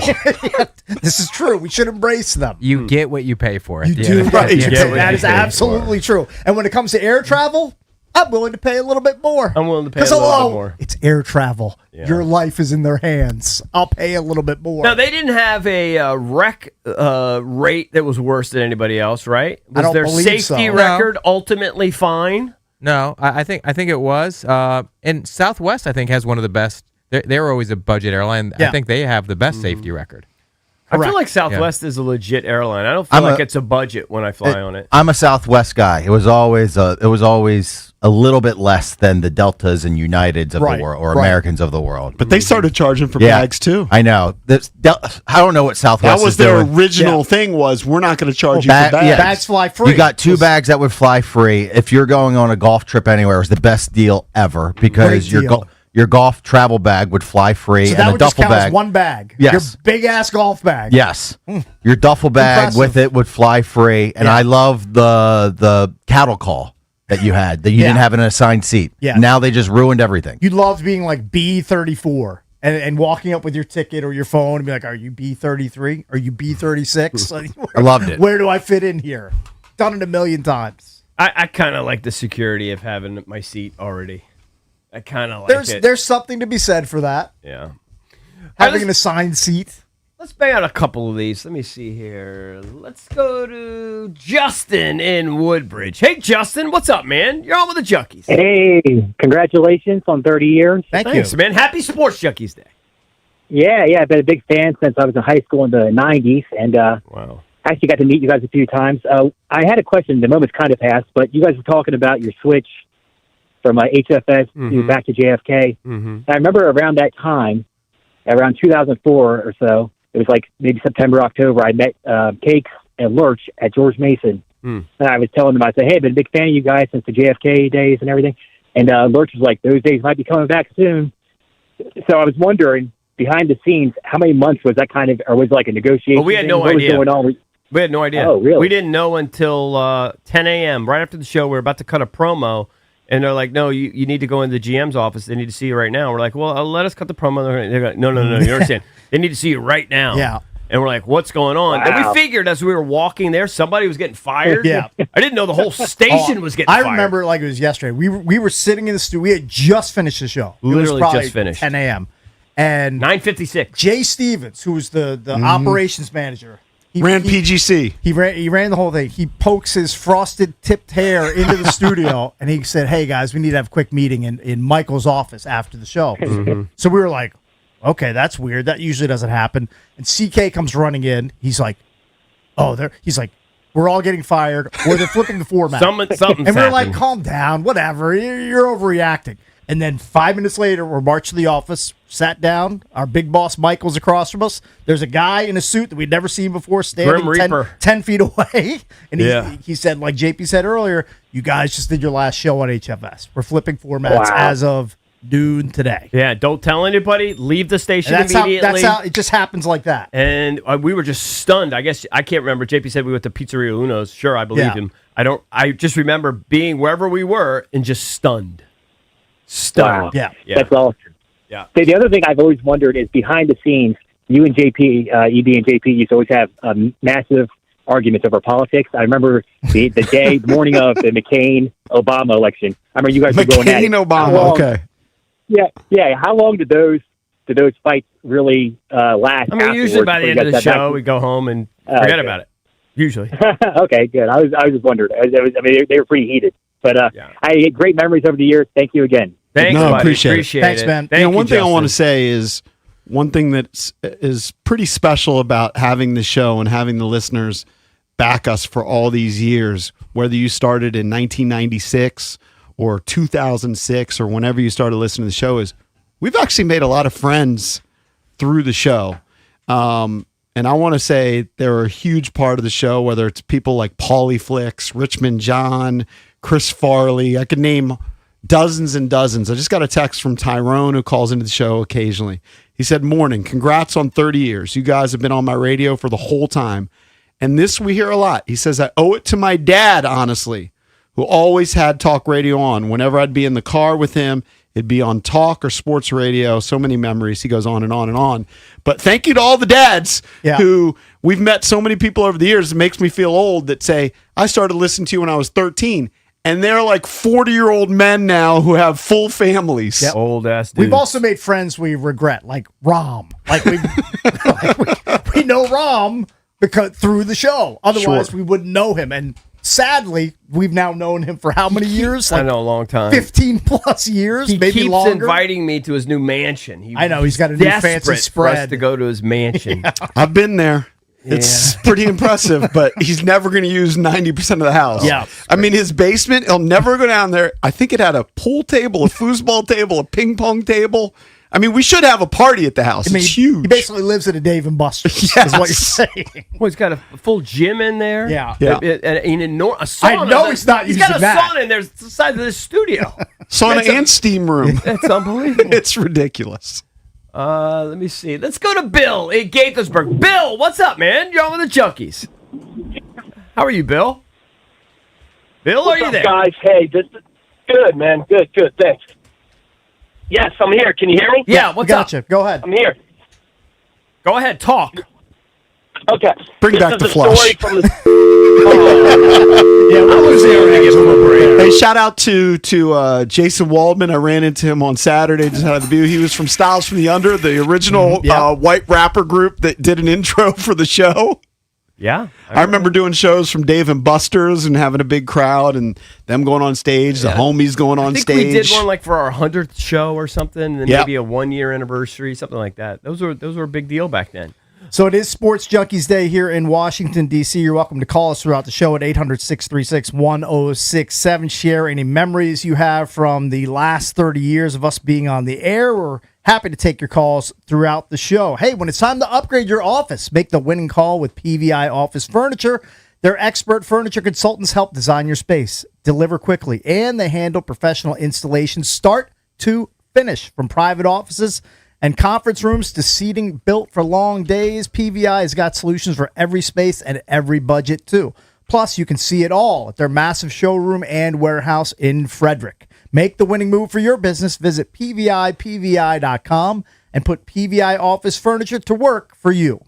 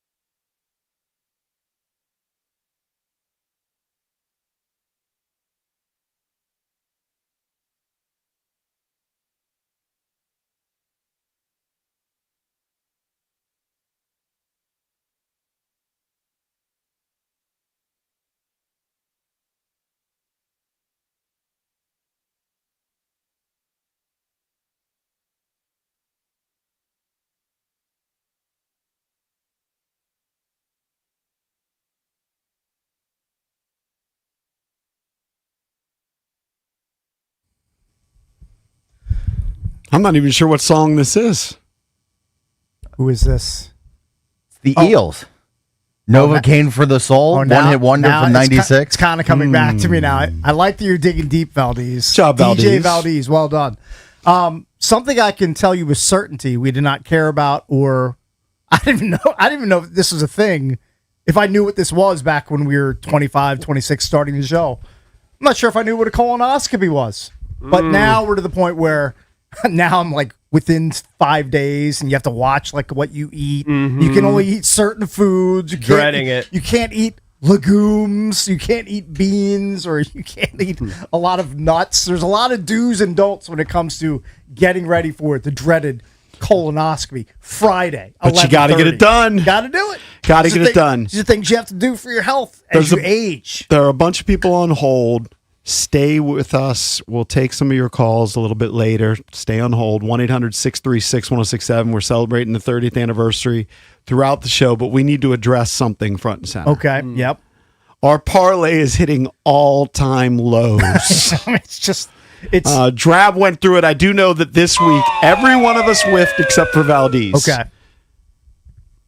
1 for 7 this week. It's 1 for 7. pretty tragic. Drab said that the week before, we were 1 for 7. I don't know who hit that week. And the week before, we were 1 for 7. I don't know. And only one of us hit. So the parlay has been active for 4 weeks now. Yeah. Okay. Together, combined, we are 6-19, and that is a 24% clip. I'm not going to speak for We're not everybody, picking 50-50 shots. Most of us are. Eric, most of us are. You did the James Wood plus 300 last week. Most of these bets are pretty close to even money. Or there has to be the at average. Jason's average is plus 114. Cakes' average bet is minus 108. Mike is minus 116. So What is mine? yours is plus 212. Yeah, so I'm doing a JP's little is bit plus more. 136. I'm plus 174. Drap's plus 171. I mean, I can go back to just picking 50-50 But shots. three out of all of us are basically hovering around even money. This is my opinion. Well, forget the odds. There's a couple people who are just over. Who's over? Jason. Jason hasn't hit one bet. I know that Mike Marr during the break, he almost sounded like Jason 15 years ago. He's like, I'm winning all my bets at home. He's like, but I can't win on the show. It's tragic. I feel like we should just shelve it till football season. I would be No, fine with it. no. I would be fine going on a hiatus. We should be Blink 182. Go on hiatus as far as the parlay is concerned. that is one option. I like giving the listeners the option to fade us. I like that All too. right? We're All right. so horrible right now. Everyone complains every week that we suck. It's a waste of a segment. Don't do it anymore. Let's give them the opportunity to make money. You off have to pick something that's fadeable. We will. That's the new rule. At least for the time being, we can only make selections that are fadeable. Okay. Like give That's fine. an example of something that is and something that isn't. Reds Cubs tonight. You could pick the run and a half, the run line, and you could pick the opposite side. So if I take the Cubs minus 1.5, you would take the Reds plus 1.5. Right. Give us one that's not fadeable. Well, like a James Wood home run. Yeah. Would not Right, be fadeable. Austin Reeves 25 points or more. Right. Props. You could Mostly pick props. you could pick over under on basketball. Embiid over under 18.5 points Because you so have if two Valdez sides. Oh, you picks can, over- okay. So no, well, if Valdez picks over that, you would pick under that. Yeah. But All like right? when We'll I set it up so you can take the Just a opposite pure side. fade. Of it. A pure fade. Yeah. So when I bet an Embiid double, even though it hits, that's not really fadeable. You can't bet no on that. So I mean, we were spectacularly bad this I last guess you couple could weeks. bet under 10 points. Could you? I don't know. I guess Maybe you could do can't. like total rebounds. and bet- We're going to make it super simple, where it's like a 50-50 shot. So Once when- you're yeah. going to take the other side. And what we can do is we give our rationale for our pick, and we give our pick, and then we immediately give what the fade is on it, so that everyone knows. Not everyone has to go searching for it or anything like that, and we have it ready to go. And somebody will hit. Of course, Somebody they will will. hit. Yeah. Well, if the fade parlay hits before the real parlay hits, then It's over. it's over for us. I mean, it's already over, but it's fun. I like it. I always feel confident. I thought for sure Wood was going to hit a bomb. He I hasn't don't hit usually one yet. feel that confident. And it probably shows. How many have In I the hit? results. Have I hit one? Yeah, you hit one. The one that you did hit was plus 190. It was Cam Young, top 10. That helps me a little bit. Yep, you're 1 and 2. That helped. We're all in the negative in terms of net earnings. Yeah, This is atrocious. And then this is all based off of $100 bets. Okay. So EB is actually in the lead, Parlay King. His net earnings are minus $10. JP's in second. Break even. Yeah. JP's in second at minus 104.76. I'm in third at minus 145. Drabs in fourth at minus 185. Then Mar minus 205. Cakes minus 209. Jason hasn't won a play. He's 0 for 3, minus 300. And he bets favorites half the time. His average bet is plus 114. Right. So slight dogs. Slight dogs. So Very, far. very slight. So we're going to make a parlay adjustment on Friday where we will make our picks, but we'll make them very fadeable. Okay. All right. I like it. So you could definitely make money You off know the what? junk. Jason might be. This is just a working theory that I'm having because we all know Jason loves favorites, right? Jason has never met a favorite he doesn't love. Yeah, I think this week You think he's fading himself? I think he's fading himself. He took the Magic at home in Game 6, which made sense because the Magic home game, closeout game, but of course that lost. Because he's plus 114, and that's very un-Jason-like. Usually he's So I think he might be fading his plays that he's doing on his own He's on the already show. he's ahead of the curve. He's hedging himself. I'm telling you. Remember, we checked him somehow on FanDuel. There was a record of it. He had like 20,000 bets or whatever, and he was like at 500. He was basically at break even. He'll bet like $3.79. It's irrelevant. He bets these It's weird an unwinnable numbers. game. That's what it points the out. point is that the money is irrelevant. The fact is, but the sheer volume of bets, he was still around 500. Like, But let me tell you, I would have thought he was way. Let me worse. tell you this about gambling, though. So I believe he took the Magic on Friday night. The Magic were up by 24 in the third quarter. So he's probably thinking, that's a big fat winner. Then they missed 23 straight shots. Yeah. That is sports gambling in a nutshell. Yeah, but he's gambled it up. An NBA team missed 23 straight shots, Cakes. He knows never to count his chickens, though. Like you never turn on a game and say, "Oh, I have this bet won." If it looks like a loss, he's you lost never way say too that. many. He Yeah, understands. yeah. It ain't over Nobody until it's does over. that. It's still horrific luck. Anybody that has ever gambled knows you don't count until it's all zeros on Think the clock. about the luck. You bet on Orlando, whatever money line, whatever the heck he had, right? They're up by over 20 at the half. In the third quarter, they're up by 24. No, they should win that game. Of course, they're. Have you ever heard of an NBA team missing 23 straight shots? No, I mean, it's that's historic. 3-pointers, layups, everything. No, they're the best shooters in the world. It's crazy. This is how cold I am. On the Derby on Saturday, there's 20 horses. I picked the one horse that withdrew, that fell over on his back 4 seconds before the race started. Scratched, he's out. I didn't even have time to put in another bet. Remember, he bucked the jockey off and fell on his ass. By the way, how great was that race? It was a lot of fun. Unbelievable. It was a lot of fun. Unbelievable race from last to first. Yeah, I mean that is crazy to come from all the way back and win it. There have been some amazing finishes, and where you get photo finishes, literally, you got to see they win by nose, whatever. That was just incredible. And what were the odds that horse went off? 23 to 1. 23 right? to 1. 23 to 1. Yeah. Yeah. Did Uncle Kenny hit? No, no, Not in didn't that hit. particular race. No. Yeah. Although he did tell me he had a good Saturday. Uh-huh. Just not the Derby. It's not the Derby. There's nothing like the Derby. I guess I was at a restaurant. Yeah. It really is cool. They cranked the sound up. The entire restaurant, everyone's standing up. There's just a huge buzz beforehand, hooting and hollering. It really is the greatest 2 minutes. We were in at sports. my- It we is were at so my much fun. daughter's like prom picture thing, right? It was prom night. And all the guys, we were huddled around the phone, just like looking to see, like, is it gone off yet? Is it gone off yet? We were monitoring it while our daughters are, taking their big prom pictures. Because of the time investment, it might be the greatest sporting event in the world. Oh, yeah, you could just- literally just check in 3 minutes I beforehand. threaded the needle. I saw them loading the horses in. Is it the chute, Valdez? I don't know. Whatever you call it. Gate? The gate. Okay. Loading them in. Like, I turned it on when they were loading horse like 18 in. I said, this is freaking perfect. And then I watched a great race. Now, so what is the story? What's the name of the horse again that won? Golden Tempo. Golden Tempo. Golden Tempo. So this horse, I guess, has a history of kind of coming from behind, that sort of thing? It's a stalker. There's a lot of different types of horses. There's horses that shoot out to the front to start are kind of top heavy with speed. There's other horses that are kind of mid-level stalker horses. Then there's closers like Golden Tempo. So does this one have a shot in the next one? Probably not, because the pace is. There's so many good horses, and the pace is so severe in the Derby. These stalker come from behind horses.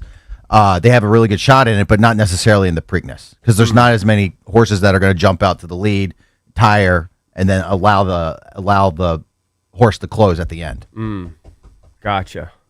Very cool though. Be rooting for it. Be rooting for the double crown. Maybe Belmont since it's a longer race, right? And you got to wait for the pack to tire out. But it's going to have to be a little more aggressive if it wants to win the Preakness, in all likelihood. Oh, all likelihood, yes. Yeah.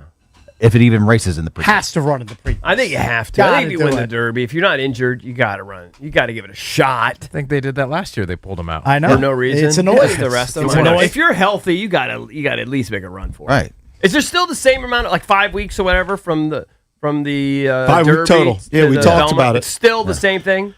We talked about it recently because there are some in horse racing that are upset that winning horses are pulling out of the second leg of the Triple Crown. Yeah, because they feel like it's too fast. Probably so is talk about extending too hard on the horse. I get it. Was it Justify last year? That Justify they didn't do this. And then I think Justify ran the Belmont, won the Belmont. The thing is, the Double Crown. The prize Double Crown. is so great, stud fees and everything. You don't want to do anything to endanger it. Yep. 1-800-636-1067. We're celebrating 30 years of the Junkies. Today is the anniversary. It all started on May 4th, 1996. Sovereignty, not Justify. Okay. We're playing music from 1996 throughout the show, taking your calls with any early memories of the Junkies. 1-800-636-1067. Be right back.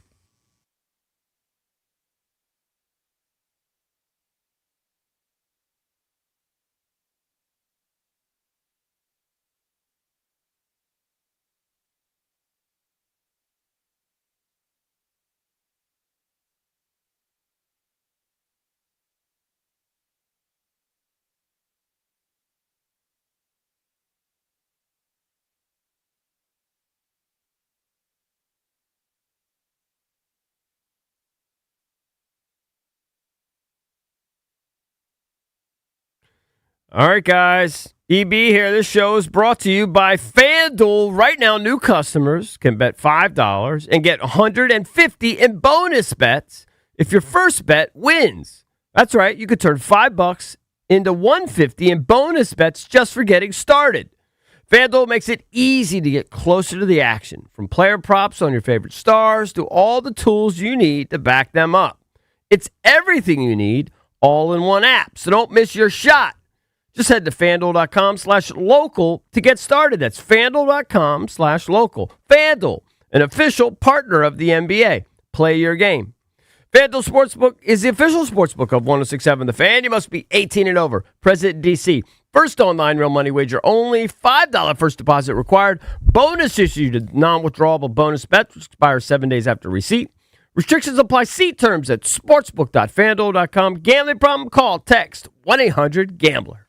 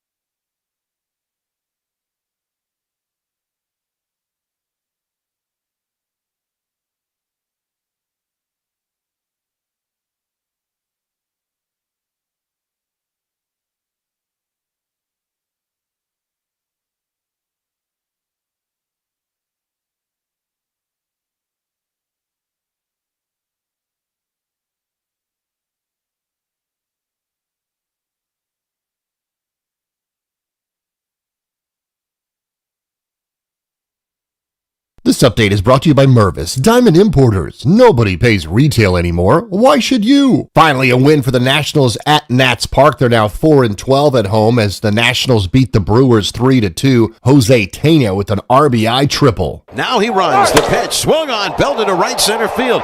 Frelick on the run, going way back to the warning track, and it's off the wall in play. Nunez speeds for third. He's being waved home. Tena heading for third. The throw there, not in time. Nunez scores. The call on the Fan. DC United over New York City FC on the road 2-0. Mystics beat Atlanta 83-72. NBA, Detroit and Cleveland win Game 7s. Pistons over Orlando 116-94. Cavs over Toronto 114-102. Stanley Cup Game 7 for Montreal over Tampa Bay 2-1. West second round opener, Colorado beat Minnesota 9-6. Men's lacrosse, Virginia and Georgetown will tangle May 10th. From the Crop Metcalf 5-Star Sports Desk, Byron Kerr on the Fan.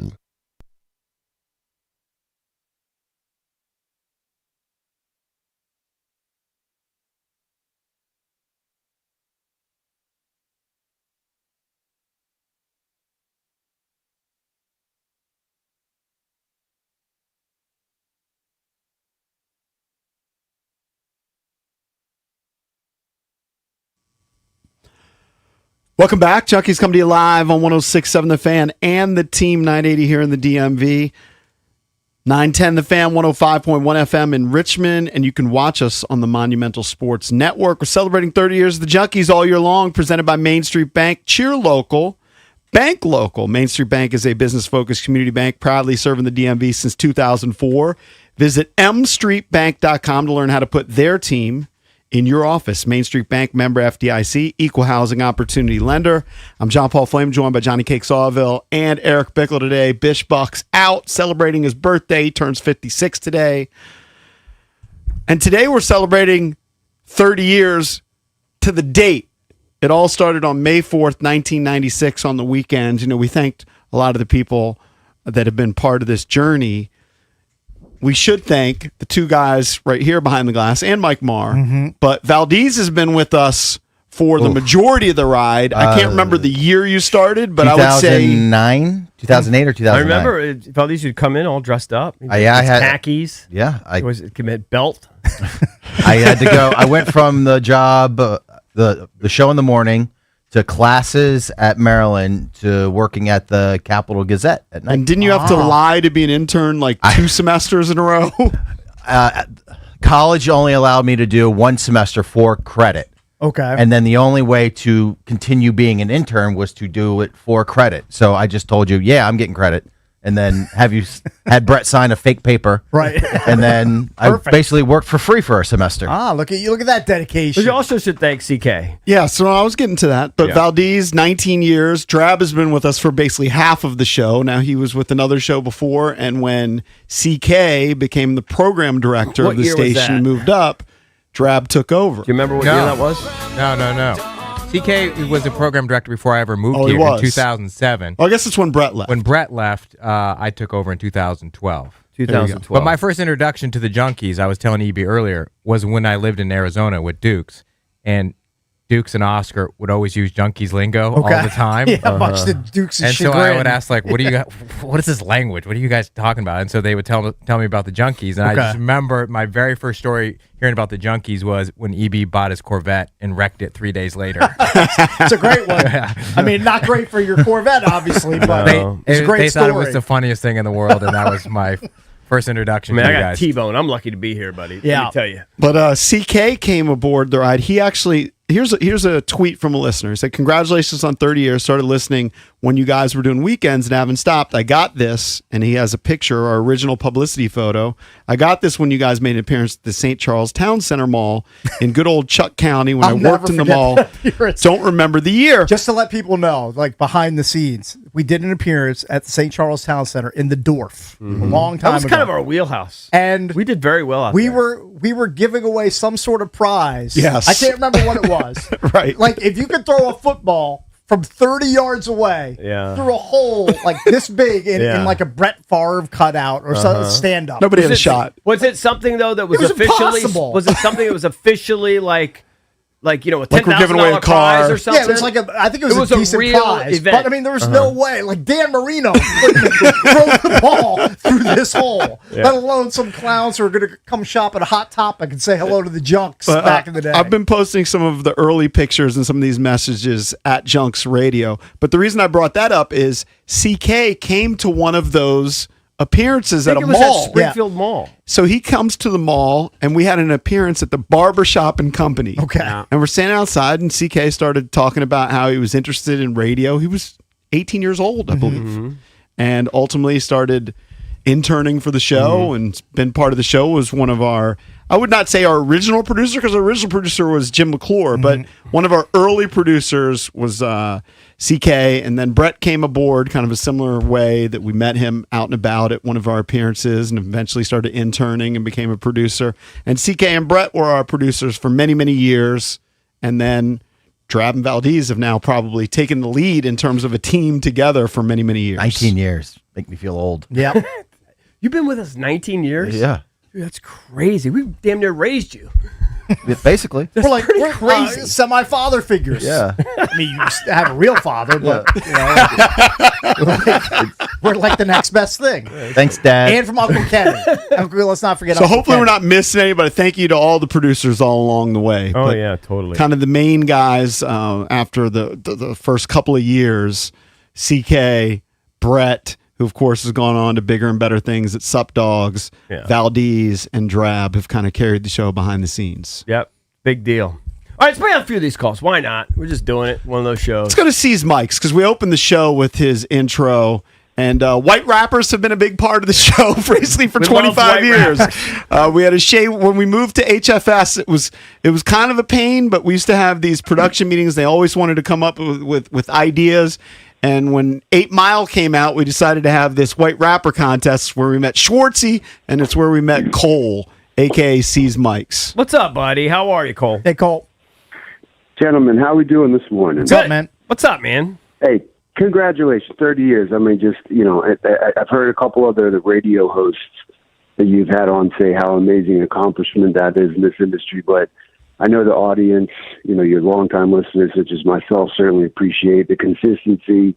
You guys have gone through a bunch of different phases, and I'm just honored to have played such a small part in it. I did want to say, actually, the first time I met you guys was, I think it was 98 or 99, you were having a talent show. Yeah. So I came up with my beatboxing friend, Max, who actually mixed the song that you played, and thanks to C. Bills for the beat for the song. And I was like, oh, man, Max and I killed it. I was freestyling. Max was beatboxing. We're sure to win.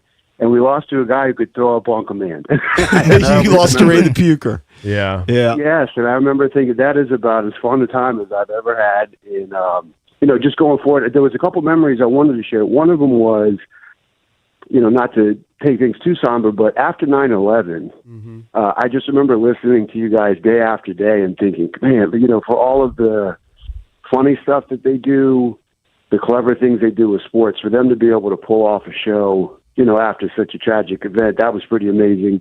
And then another thing. Thanks, man. Let me just comment on that real quick. Appreciate that. Is that, remember, those were like commercial free, and we went like 4 or 5 hours, like for the whole week. It was just commercial free. Nobody knew what to do. We were just trying to process it like everyone else. We had people who call in like that were in the Pentagon, or their family was at the Pentagon, or you had family from the World Trade Center. And I will say that, my father passed about 20 years ago. That he was so proud of us for how we handled that. Yeah, I appreciate you bringing that up. Man, that is, what a memory to have with your father, too. So that's awesome. One other thing, speaking of family and friends, too, and I could go on and on, so I'll just leave you with this one, then hop off, say thanks again for playing the song, all the stuff that you've done for me and the audience over the years. I grew up in Maryland, met my wife almost 10 years ago now, and, moved out to Virginia to be closer to her and her family. I've met so many people in the Maryland, Virginia area. It's like 99% of them, as conversations are going on and we get to talking about our interests and stuff. I said, you ever listen to the Junkies? 99% say yes. The other 1% are just donks who nobody cares about. But That's really you guys nice. have such a reach. you've been doing so well for so long. Thank you so much for letting me be a part of the show. Congratulations, guys. Thanks, man. Thank you. Appreciate that. Thanks for all you've done to help us with all your songs and just contributing and be a part of the community. Really appreciate you, Cole. We'll play the song again later. Maybe we'll open up the 9 o'clock hour with it. I wanted to say the 9/11 shows jump out, also the DC Sniper. Because we were live on the air when that stuff was happening. Yeah, it was wild, terrifying times. I remember one time. I mean, it was all awful. I mean, one of the worst times to live in this area, right? What a horrible tragedy. Just traumatized the entire region. That, you know, we kind of picked up on the fact that they were doing it like close to exits and they were gas stations. Yeah. And one night when they shot up that Home Depot right here in Fairfax or whatever, I thought I was outsmarting myself. I ended up driving right to the scene. It was really? I was stuck in traffic for like 3 hours that night, and I was trying to dodge it. And I outfoxed myself. I remember being low on gas on that gas station that was like right at the corner of 123. The Exxon. Yeah, Right- and having right to near get the gas there exit of and being 66. butt nervous. Yeah, So 'cause right near paranoid. Butt nervous, interstate. but I had to get home. Yeah. Everybody was. The region was terrified. And that's when we did. I mean, we had different variations of time slots. Originally, we were 7 to 10, and then eventually went to 11 o'clock at night, and we did 8 to 11. We did different, and then we did midnight. We had a period where we went 10 to 1. Yeah. Yeah, which is just insanity. We did 7 to 10 and then a 10 to 1 show. Crazy. I don't think we did 10 to 1. I think we did till 11, then we had an hour break, and then we did the FAN hour. Okay, so it's still 1. Yes. Still out late. Still 1, We buddy. had like a 1 hour break. All right, let's go to Brian in Alexandria. Brian, what's up, man? You're on with the Junkies. They're not Los Angeles. They're not New York. They're Prince George's County, Maryland, baby. They've been going strong for 30 years. Hey, guys, congratulations. Thanks. I just wanted to talk about. Started listening in '99, first time, long time. It was obviously right after the Don and Mike show, 7 o'clock. I was like, let's give these guys a shot. Let's check it out here. And you had Maryland '98, and you had Gary Williams on, and it was a great interview. I don't know how many times you'd interviewed him at that point, but it seemed like that was kind of an honor for you guys at that point to have Gary on. And I don't know, what did he say? He said something like, you guys are undefeated too, aren't you? And I don't know, EB said something like, we've been defeated. And I don't know, it was just, it was something about that interview. It was just like, okay, these guys are the real deal, and you've been going strong ever since. And I just want to thank you guys. I hope you guys have a good number of years left in you. The show's going great. So that's all I wanted to say. Thank you so much, Thanks, Brian. man. I really appreciate it. And we that should call. say, you mentioned Don and Mike, and what's funny is that we had our battles through the years, more with Don than Mike, to be honest with you. But those guys put us over in the sense that, they could have badmouthed us or whatever, and they said, hey, they were being company guys. Listen to these guys. It's kind of like the real world on the radio, and that really helped the audience accept us early on. So I'll always be indebted to that, even though we had our battles at times, with Don specifically, to be honest with you. Yeah, Mike was always super Mike was supportive. always cool. I always appreciate Mike came out to our first anniversary show at Bridges. Yeah. And it was packed, and we had a great time, and he had just finished his show, and he decided he came out and gave us a speech. And Don was very supportive at times, too, but there were other times where he was I think maybe a little envious of our success and wanted to put us in our place. And so we had our moments with him, certainly. But they were supportive at the very, very beginning at a critical time. So I always appreciated that. Let's go to Ben in Silver Spring. Ben, what's up, man? Go with the Junks. Yeah, you had one of the best callers in just a couple minutes ago, and now you get to have one of the worst. Yes, and I just want to this guy's self-aware. I just want to recount. What's that? Nothing. Okay, I just want to recount a call we made. You were doing a thing many, many years ago. Patriots were running crazy, and they're getting ready to play the Giants in the Super Bowl, and you were having a talk about finally we get to shut up Shula and those remaining people.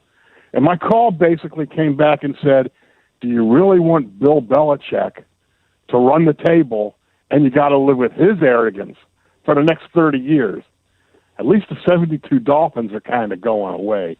But one of the things I want to say is thank you for putting up with me over the years. And I got to say, one of the best things about your show is on 1 minute, you're talking some serious sports.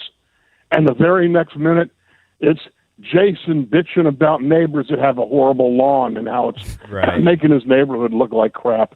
And you guys are all over the place, and you've been entertaining as can be. And I want to congratulate you and say thank you for taking my calls. Thank you, Ben. Thank you, Ben. Thank you, Ben. I appreciate it. I recognize Ben's voice, and I know Ben's called a lot. Is Ben the guy that would get so pissed at us? That's a different guy. No, that's Dennis from Reston. Dennis. Yeah, Okay. that kind of sounds similar. Dennis probably won't call in today. But Dennis probably died of a heart attack. Yeah. I don't know. I've heard from him. But then he gets bitter when we call him bitter. Yeah. Let's go to Mark. But, it's a weird bit. I'm trying to thank everybody. The listeners have been a huge part of this for 30 years, and it's truly an honor that people have stuck with us all this time. Man, even the crazy. terrible callers. It's crazy. Let's go to Mark in Fairfax. Mark Johnson, my guy, famous Mark Johnson. Oh, this is too sharp. No. This is Mark who always hook our cars up. Yeah, whenever we needed it. Hey, Mark, what's up, buddy? How you doing? What's up, man? Congratulations. Thank you, sir. Thank you, pal. So Mark was a long time employee with Farish. Yes, right. And the Cakes had a long I deal know with him them. well. Yeah. And where are you now, Mark? I'm just kind of semi-retired. Helping a buddy run a little shop out in Chantilly. Nice. Is it easy to change spark plugs? I keep getting this message to For change him, spark it is. plugs. I don't know if it is for you. Is it a pain in the ass to do that? Yeah, a little bit. It is? Everything on a car nowadays is a pain in the ass. Yeah, because I asked the guys at the lube shop, and they were like, they don't do it. Yeah. Like, what do you mean you don't change spark plugs? How hard is that? Anyway. It's hard. Oh. It's really hard. But really, the reason I called, do you remember that time that Lyman had some kind of road rage and was bashing up his car and stuff like that? And yeah, Richie Incognito, and then Valdez did it to his car.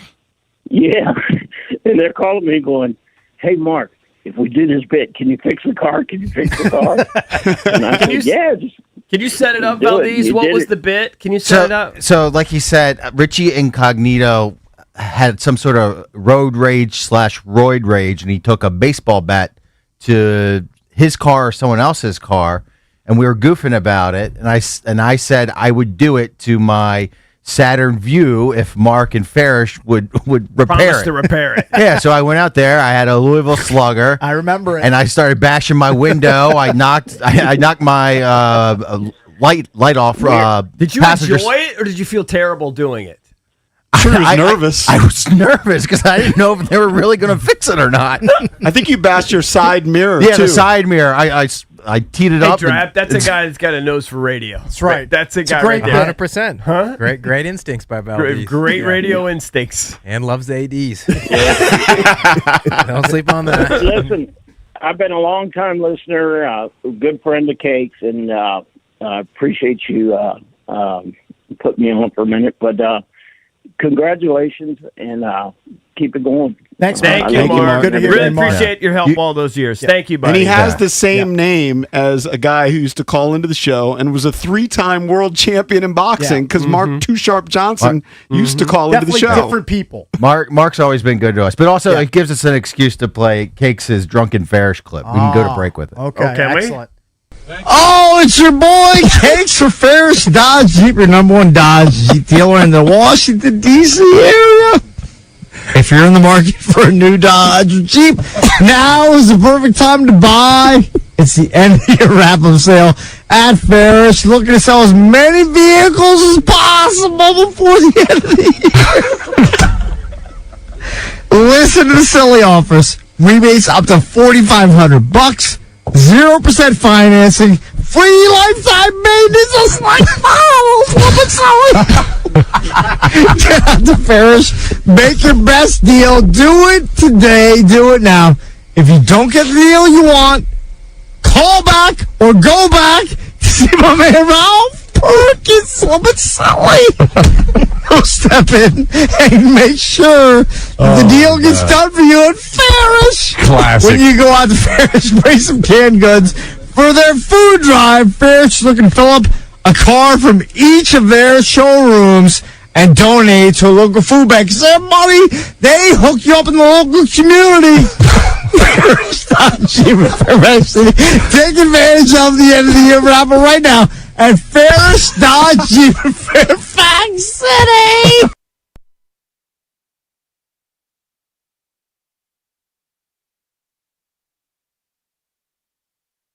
All right, guys.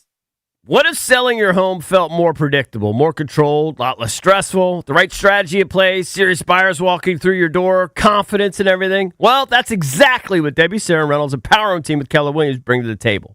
They're not just going to put a sign in your yard, hope for the best. No, they build a strategy designed to get your home sold. Pricing it right, to creating demand, to negotiating the strongest possible offer. Every step is intentional. That strategy is why homes sold with Reynolds and Power Home team sell 2 times faster than the average agent. There are fewer days on the market, fewer disruptions to your life, smoother experience. It's why their sellers net 4.2% more on average. For many homeowners, that could translate into $30,000 more at closing. More money, more control, more assurance in your next move. So do me a favor. Call Debbie, Sarah, and Reynolds and Power Home team right now. Find out more about this guarantee and others. Memorize this number, 844-654-SOLD. That's 844-654-SOLD, or check them out at DebbieHasTheBuyers.com.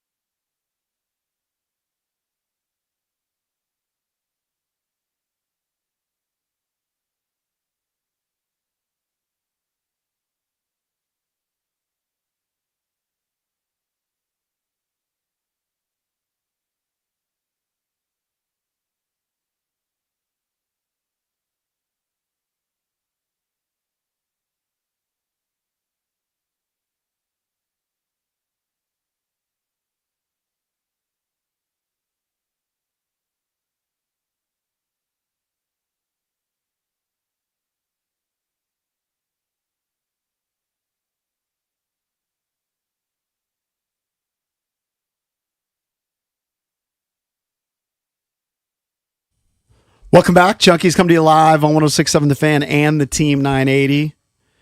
It's JP Cakes and EB. Bish celebrating his 56th birthday today with the day off. Yeah. By the way, that Ferris read heading into the break, I mean, for as hammered as I was hitting a lot. I think that was a pretty good read. I mean, think so. I got the canned food It's a drive. 6-minute commercial. It was like it was the long. longest. They got their money's worth. Especially now because the added value. I mean, how many years ago was that? When was that? Was that a night show, like a drinking show? No. This was a drink. show? It was a drinking show when we were in Fairfax. Yeah. A couple things. I've put a link at Junks Radio to the piece that NBC4 did on us this morning. Thanks to Tony Perkins and everybody over there. They did a fantastic job. I believe it's going to run in the afternoon, and there's going to be a longer version later that they're going to post online. I think So they check have that almost out. 30 minutes. I don't know if they're going to put 30 minutes, but they're going to put an extended version. Also, I put up a bunch of pictures from back in the day. Thank you for all the memories. When you look, this picture always makes me laugh. The Daisy Dukes photo. I'm almost embarrassed to retweet it.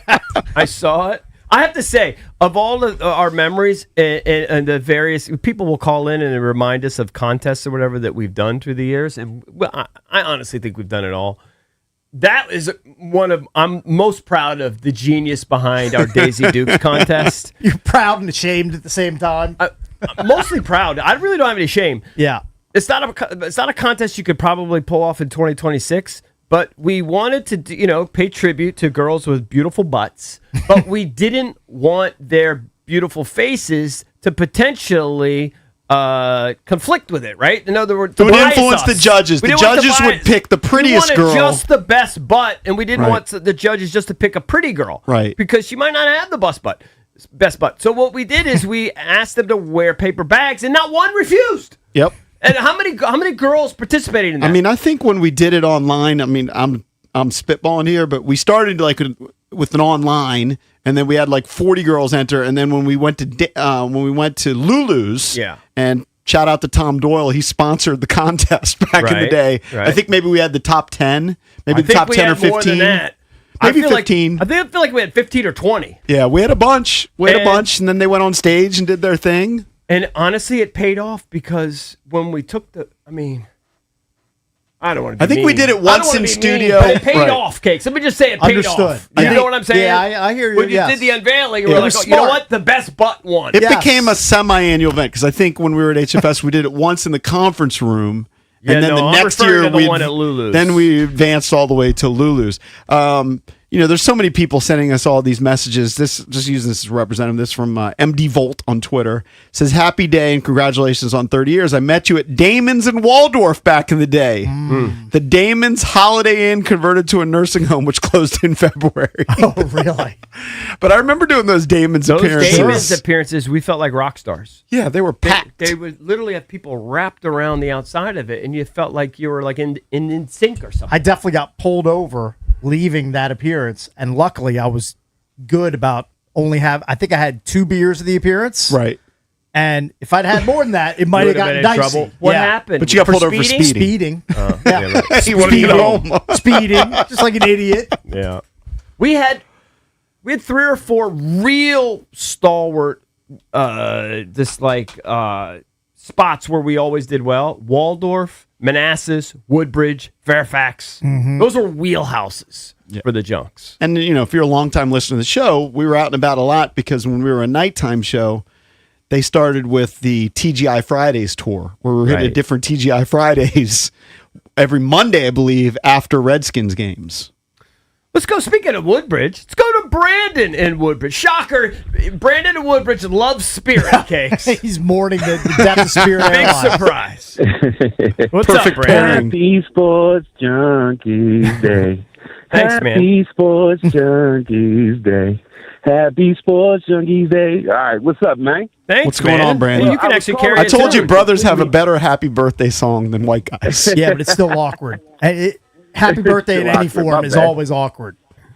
What's up, Brandon? I think of a rock song just for you. Thank you. What I was about to say was completely off now, so don't even worry about that. But I just want to say thank you for everything you guys have done. I remember back when you guys had accents, and I'm like, who's these crazy guys on the radio? Like the other guy said after Don and Mike, and remember back in the day, the Wild people, I forgot their name. Opie and Anthony. Opie and Anthony, yeah. Yeah, Opie and Anthony and all them. And I'm like sports junkies, and I'm into sports, so I'm listening to you guys. I'm like, oh, man, these guys are really cool. Then I went to you guys were promoting that Sundress Silly stuff, so I had to go to do that. Those were great events. Yeah. You guys did really good on those. You guys were like rock stars out there, getting everybody drinks, saying hi to everybody, and always very approachable. Like to say hi to everybody, like to go up to everybody and show love. So I always appreciate I it. appreciate you guys. that, And man. definitely love all the antics and everything that you guys do. Your interviews are crazy because you guys do ask the hard questions. Sometimes people don't want to ask. You guys to jump out there and ask that. So Well, thanks, appreciate man. you guys. Man. I really appreciate that, Brandon. Thank you so much. I don't know. What's he talking about with these accents? If he gets a big enough signing bonus, he's gone. He's out of there. This guy talking about? I'm sitting next to two big Terps fans here. Give us a scoop on the Terps 96 recruiting class. Vic thinks he's still working at PG Country Club. Was that our original name, Sundress Silly Party? And then remember when that guy from the restaurant stole the name? He literally... This is literally what happened. We had a very successful party. Sundress Sillies did it a few times. Just pack some restaurant, bar, whatever it would be that particular time. And then, like 4 years in, some restaurant owner trademarked the name Sundress Sillies. I mean, what just D-baggy thing to do. It from us. I mean, we should have probably had it, but we didn't think somebody's just going to swoop in and steal the name. We were just having a good time of a local radio event. It's crazy. Now Should we have known that? We ended up doing it a few more times, but we changed it to what, like Sundress Party or whatever. Yeah, we definitely had to change the name. But we had to change the Summer name. dress party. You know what? Because the guy didn't want us to leave his venue and do it at another kind of vindictive at another restaurant. Yep. I remember having to pull the origin audio of it to send to our CBS at the time lawyers to use as proof as our concept. Right. But it didn't help us. No. That is crazy. We lost the title or whatever. Or it wasn't worth pursuing. Yeah.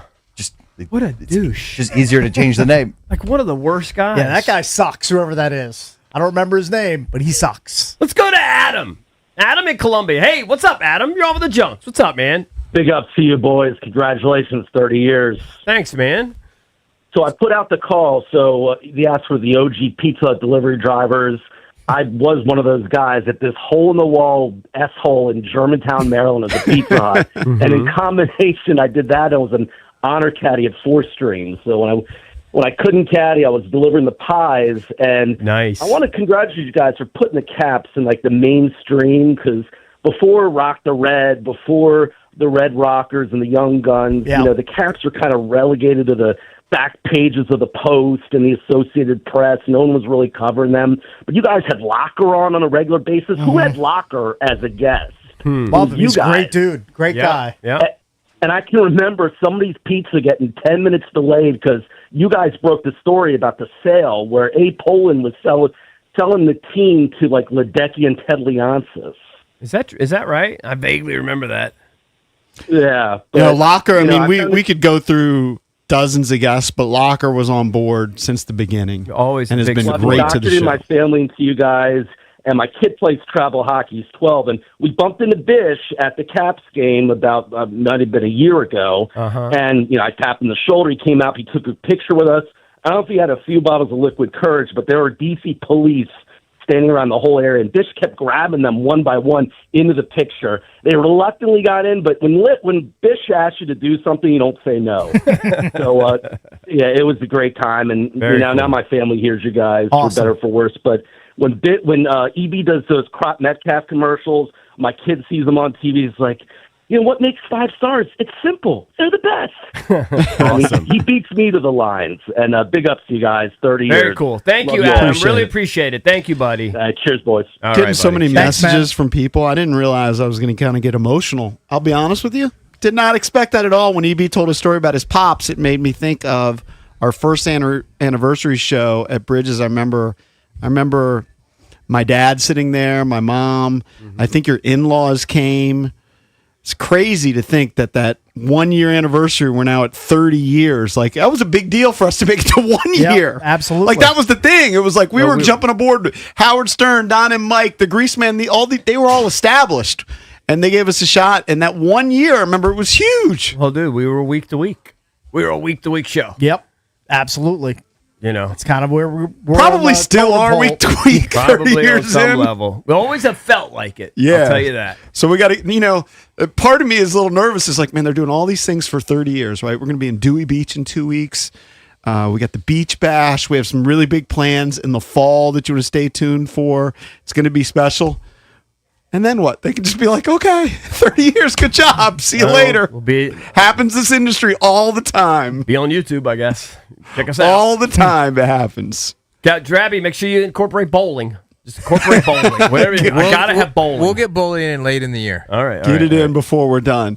Hey, little content thing. Maybe we'll get to after the break. There's a surprising guy who Logan Paulson says may be a breakout player for the Washington Commanders. We'll tackle that next here on the Junkies.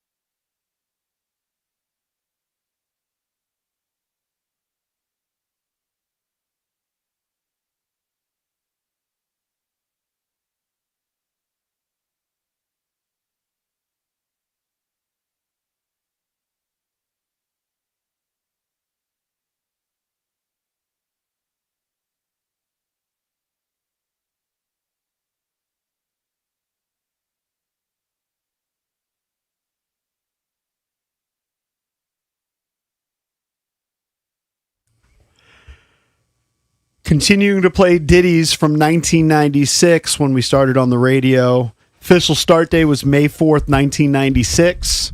Started on Saturdays, part of the new sports weekend that WJFK put together after they purchased the rights to broadcast the Redskins. It was Howard Stern in the morning, Don and Mike in the afternoons, G. Gordon Liddy, and the Grease Man at nights. Loveline was on back then with Adam Carolla and Dr. Drew. It was crazy for us to be thrown in with a lot of those legendary names. And it was like, look, it was a big risk that WJFK took in the late 90s, and we appreciate it. We're glad to still be here. And one of the great features of being on radio, and we learned this back in 1996, free food. Food drops, amazing. It's always fantastic. We need to thank the Big Greek Cafe. They're here today. I'm going to have a Euro a little bit. I mean, the spread they brought us is amazing. I saw you talking to, is she the owner? Not 100%. Not 100% I don't sure. have her title. All right, She's very Big Greek nice. Cafe, you were talking about the spot close to you and Yes. the parking, but it's worth it.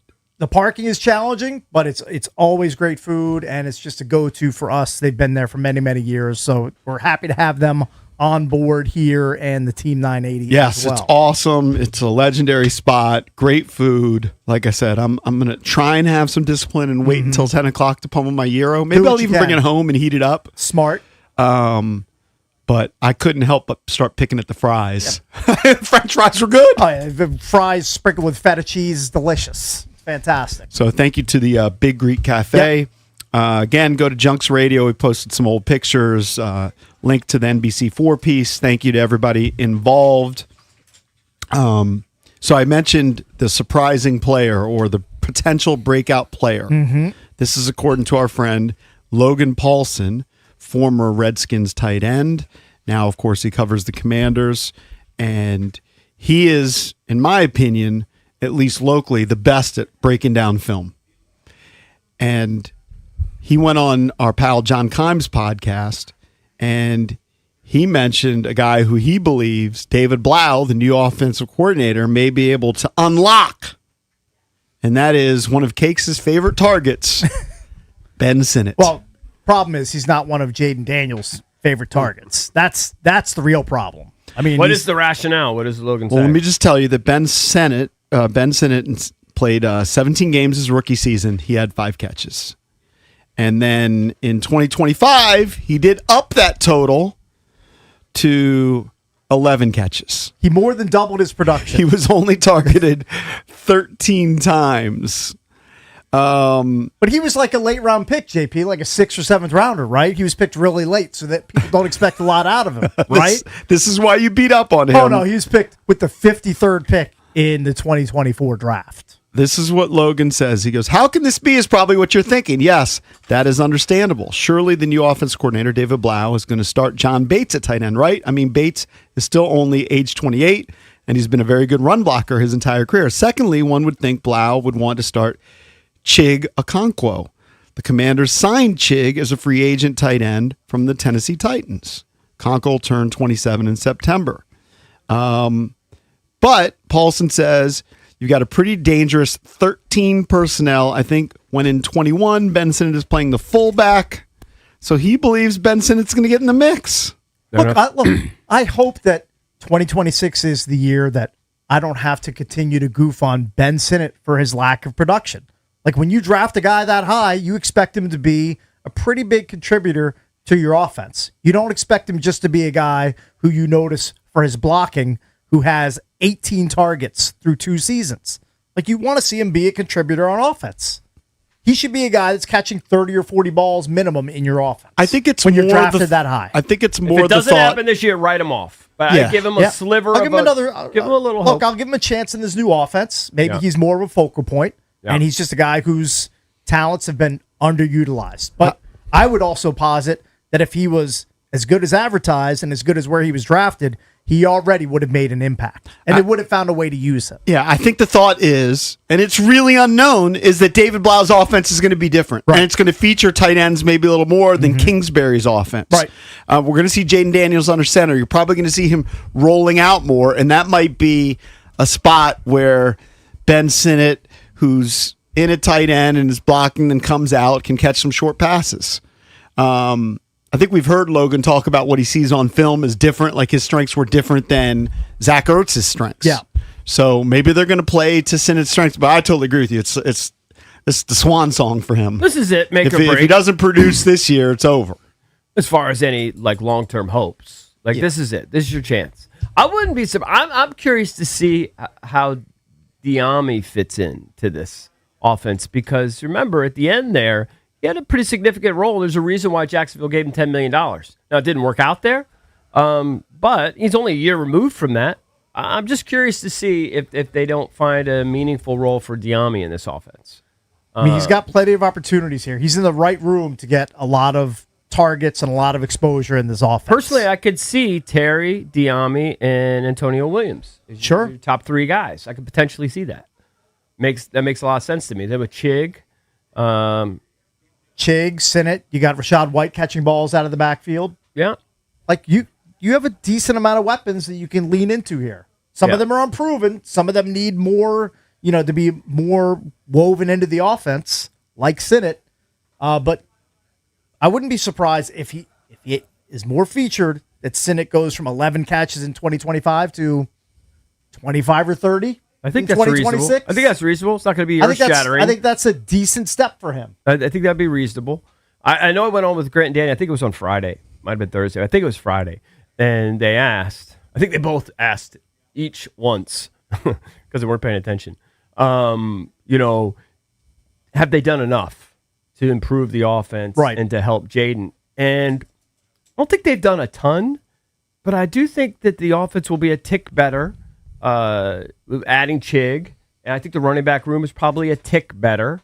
I still think Terry is a threat. I love the drafting of Williams, and I think they've done enough defensively to help the offense. So I think on the whole, they've done a decent amount to help Jaden.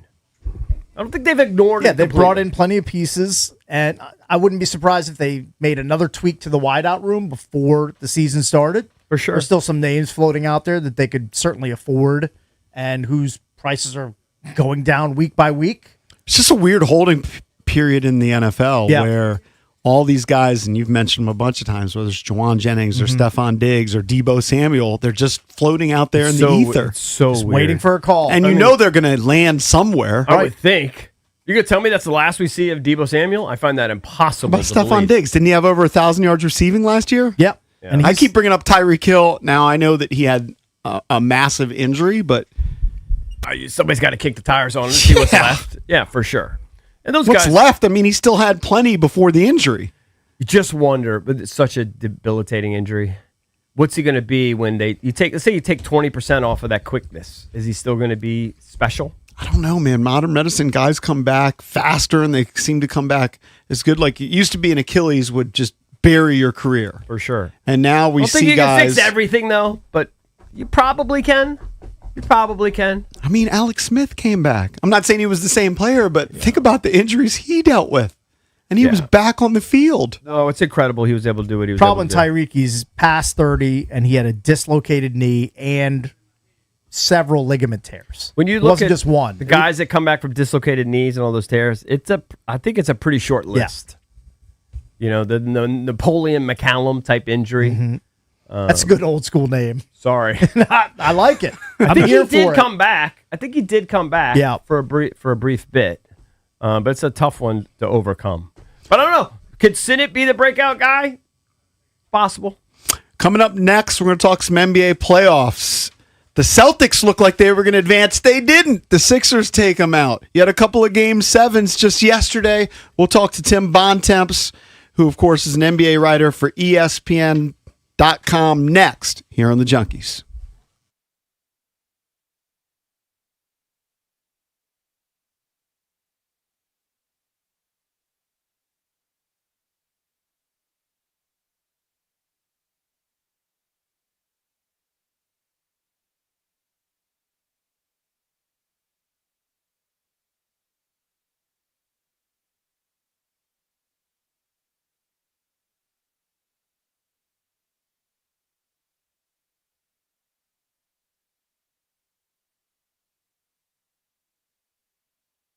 When it comes to your money, what's more valuable than peace of mind? At Trajan Wealth, that's TRAJAN Wealth.com. Their fiduciary advisors know that your financial journey is personal. Whether you're looking for a second opinion on your portfolio or want to build a plan for steady income in your retirement, Trajan Wealth has got you covered. CEO Jeff Jr., a Marine Corps vet who knows the meaning of true independence, founded Trajan Wealth so their advisors could always put your interests first. Turn to the pros at Trajan Wealth for a custom-tailored plan to reach your goals on your timeline. Schedule your complimentary introductory meeting today at TRAJANWealth.com and start working toward the retirement you've always imagined for yourself. That's TRAJANWealth.com. You owe it to yourself to get a second opinion on your financial future. Don't leave your retirement to chance. Call Trajan Wealth today. 1-855-TRAJAN1. That's 1-855-TRAJAN1. TRAJANwealth.com. Advisory services through Trajan Wealth LLC, SEC registered investment advisor. Additional services through Trajan Estate and Trajan Tax. Actual client paid advertisement. Additional disclosures at TrajanWealth.com.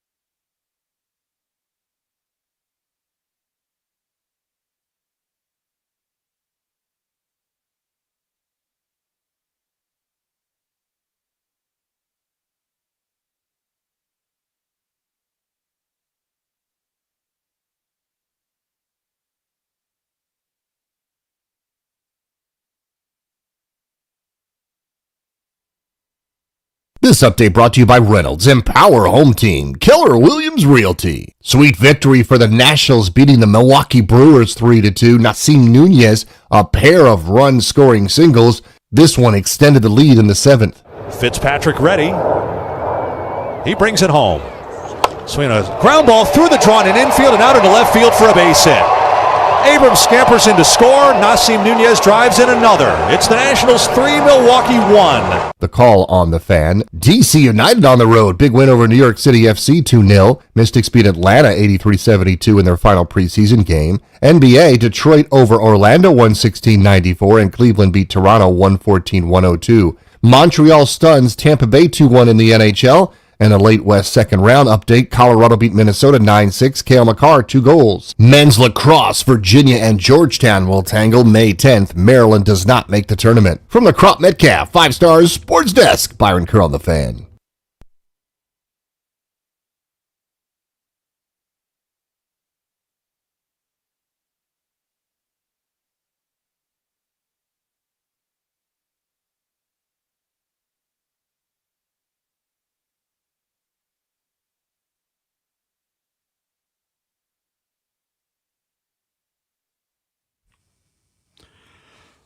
Welcome back. Junkies come to you live on 106.7 The Fan and the Team 980 here in the DMV.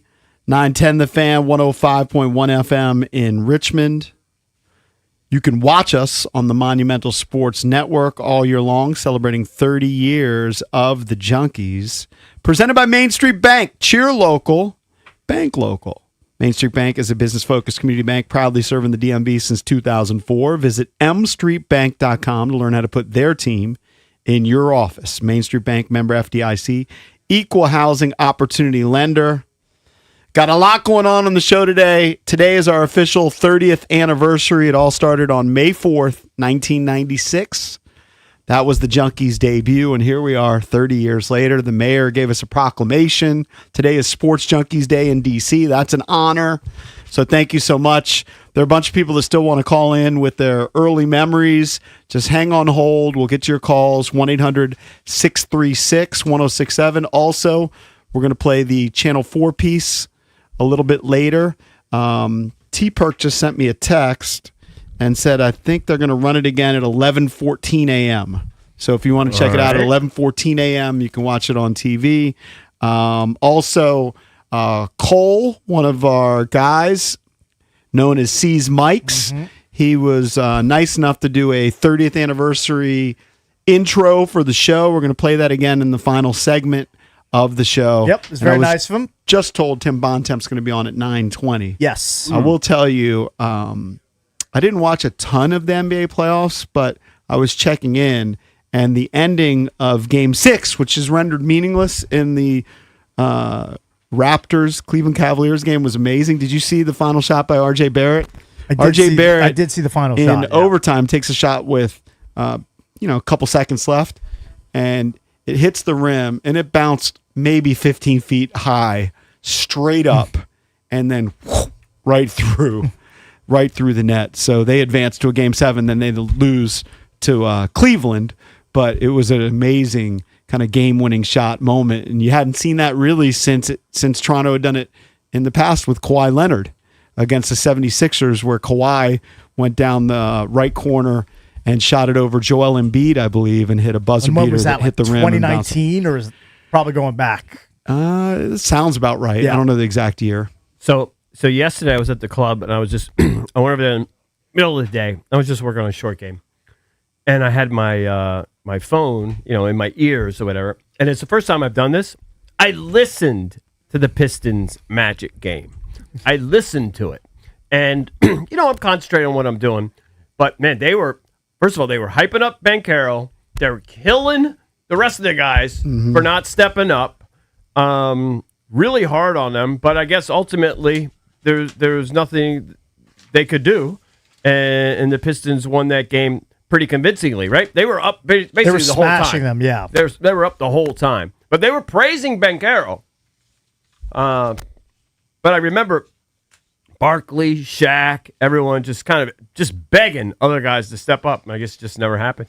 All right, so let's weave in some of these calls, but before we get to the phone calls, we'll play the audio of the piece on NBC4 It feels weird now, like we're 4 hours into just celebrating us, but that's what we're doing today. Tomorrow, regular show. Today's our day. You know, tomorrow's... It does feel a little self-indulgent. Sorry. Yeah, today's our day. Tomorrow's Cinco de Mayo. Don't forget to wear your sombrero, Cakes. Yeah, I'll be sure to do that.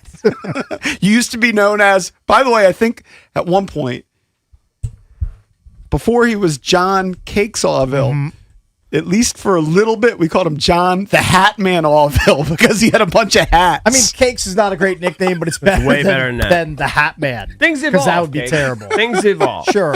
All right, so you going to play the audio here? All right, here you go. Thank you again to Channel 4 and Tony Perkins. You have been hearing their voices for 3 decades. No small feat in our industry, right? Boy, really? Today, the sports junkies are celebrating 30 years on the radio in the DMV. I recently had the chance to speak with the 4 co-hosts and lifelong friends about their unique journey and sustained success.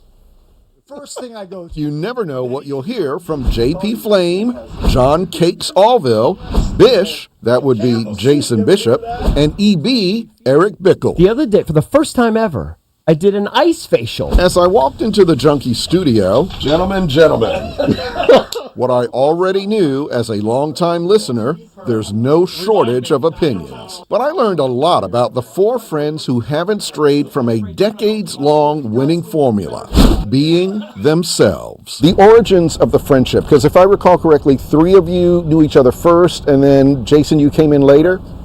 Yeah, I mean, it's pretty amazing, unique. Eric and I grew up across the street from each other. John right down the street, known each other since minimum kindergarten. And then Eric goes to DeMatha, meets Jason, and we've all been friends since at least high school. It was just going to be the 3 of us, and Cakes, because he had his real job there at Toys R Us, he couldn't make the first taping, and so we called Bish. We said, let's call Jason. Let's get him in. So, and Jason was better than all of us. Jason was actually good. Yeah, So he was like, polished. We can't fire him off of a free show.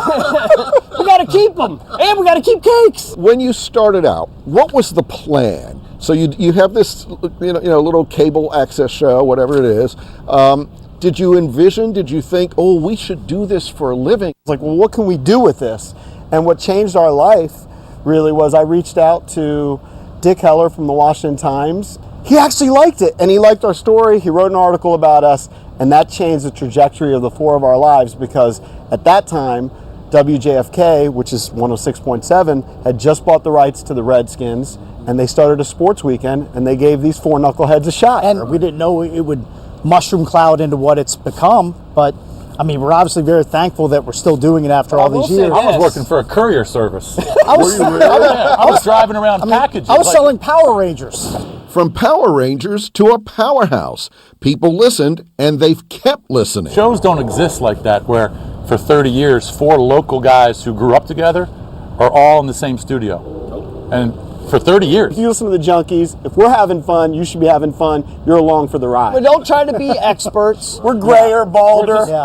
We just give you our opinions. We're just fans. And just fans. And we're just, JP hit on it too, trying to have fun. It's a crazy, 1 in a billion shot. But now, being in 30 years now, we meet listeners who are listening with their kids now, which is kind of, it throws us a little bit. We're like, wow, we're getting old. But that's cool. It's a compliment.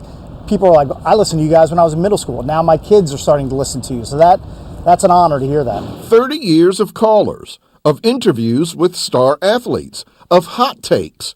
But the glue of the staying power, the friendship. It's a dream job. The Sports Junkies is a dream job. I don't think any of us are dumb enough to leave it. That's a key point. A lot of times guys break up, egos, whatever. I'm nothing without them.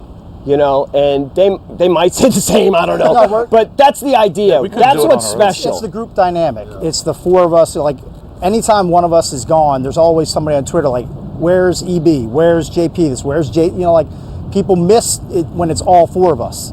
So I think that's what, like EB is saying, that's the secret sauce. I think the thing that's unique about us is the friendships existed before the show. And the friendships will exist after the show. We've been together for a long time, and we're blessed by that.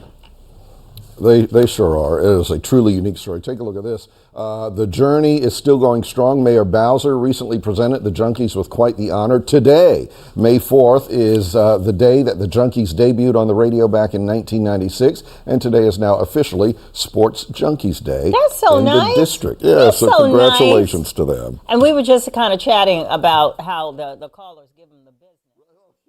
Pretty cool that actually so many people have reached out, whether it's on social media. I'm getting texts from people that I haven't heard from in a long time, honestly congratulating us. Do you remember Pat used to work with the Redskins back in the day? Sure. He said congratulations, and then check this out. I don't know where he got it, but he has a picture of the Beastie Boys Day. I was like, how do you have that? Does it have? That's an amazing night we had.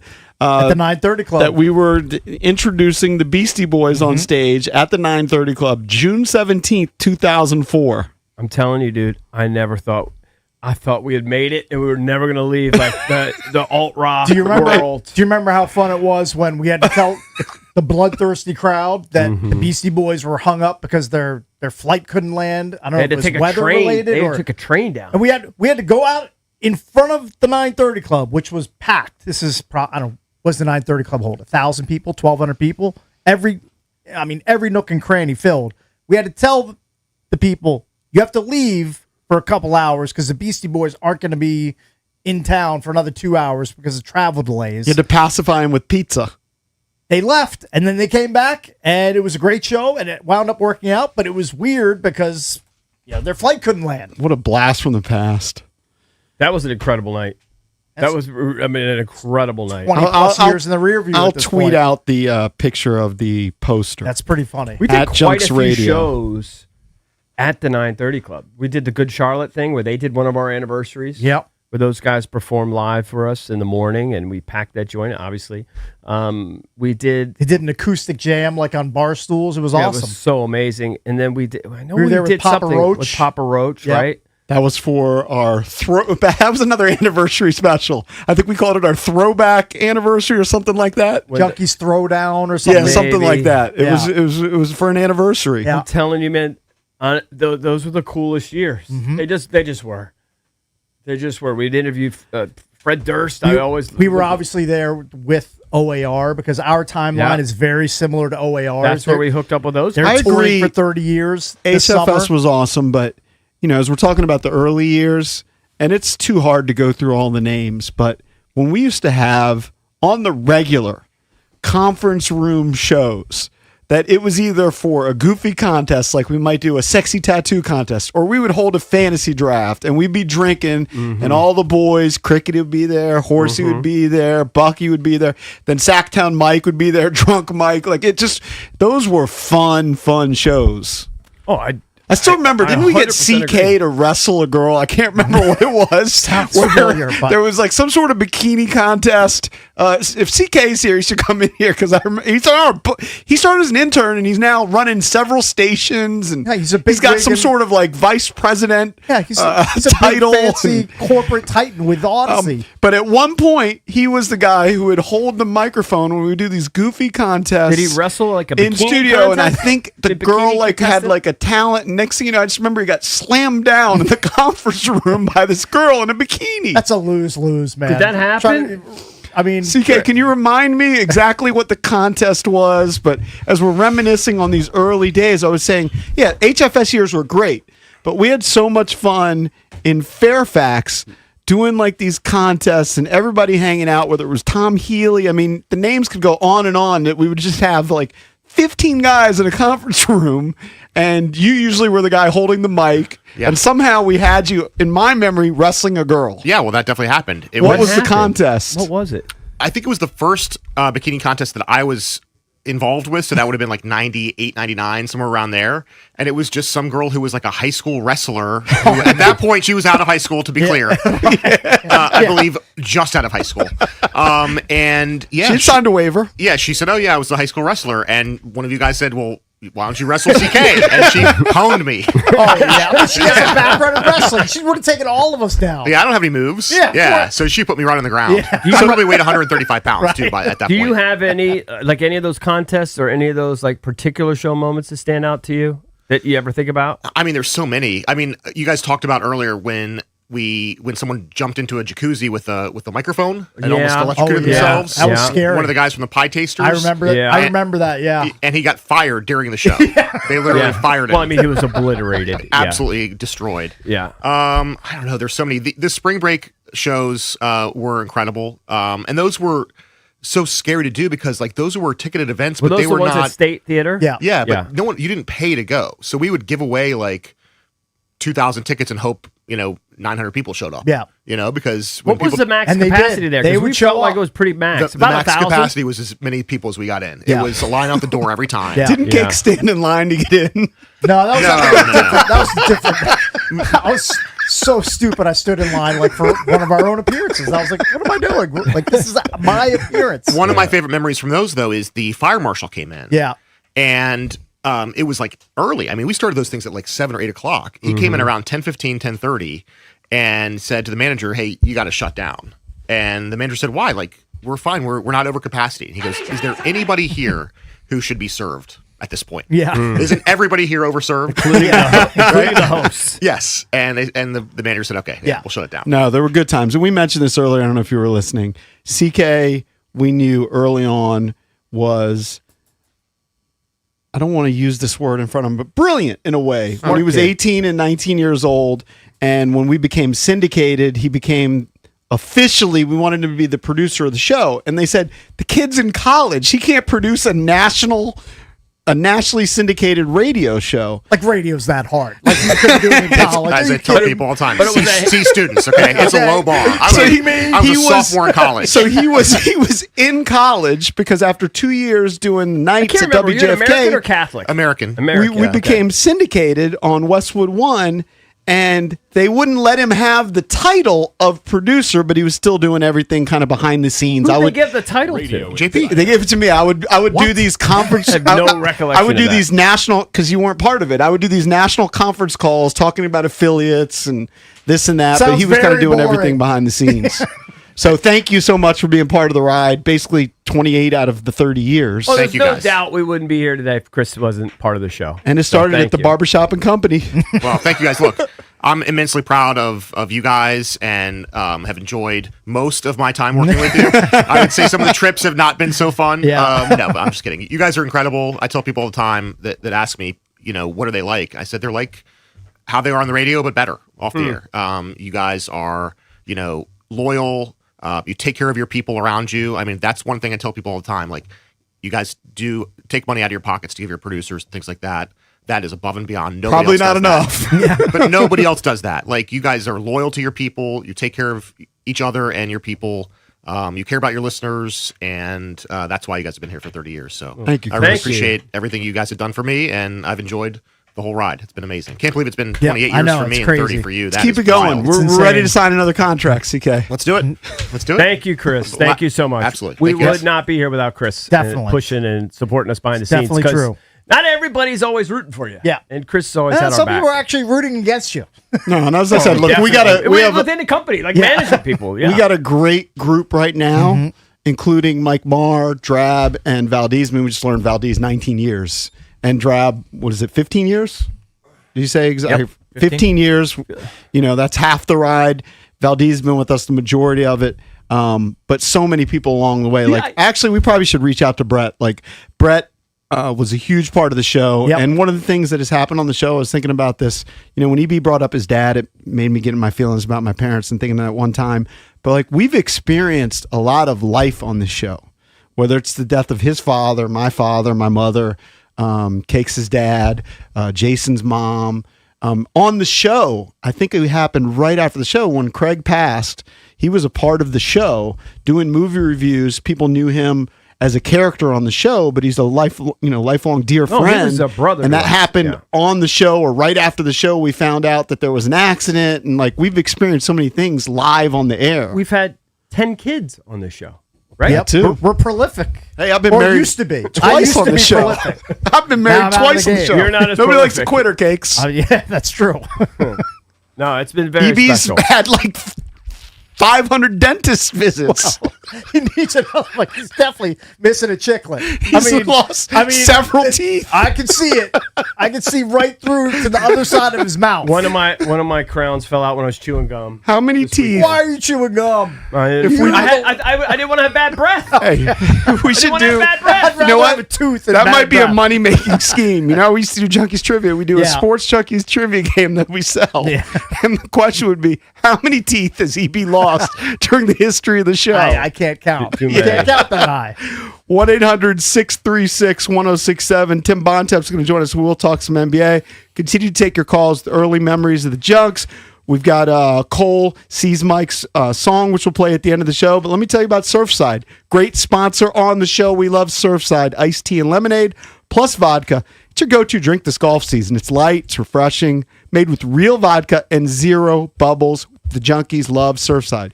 That's right. There's no carbonation, no bubbles, no troubles. Try the new half and half variety pack, including flavors like raspberry half and half in stores now. Cheers to hitting the fairway and cheers to Surfside. Must be 21. Please drink responsibly.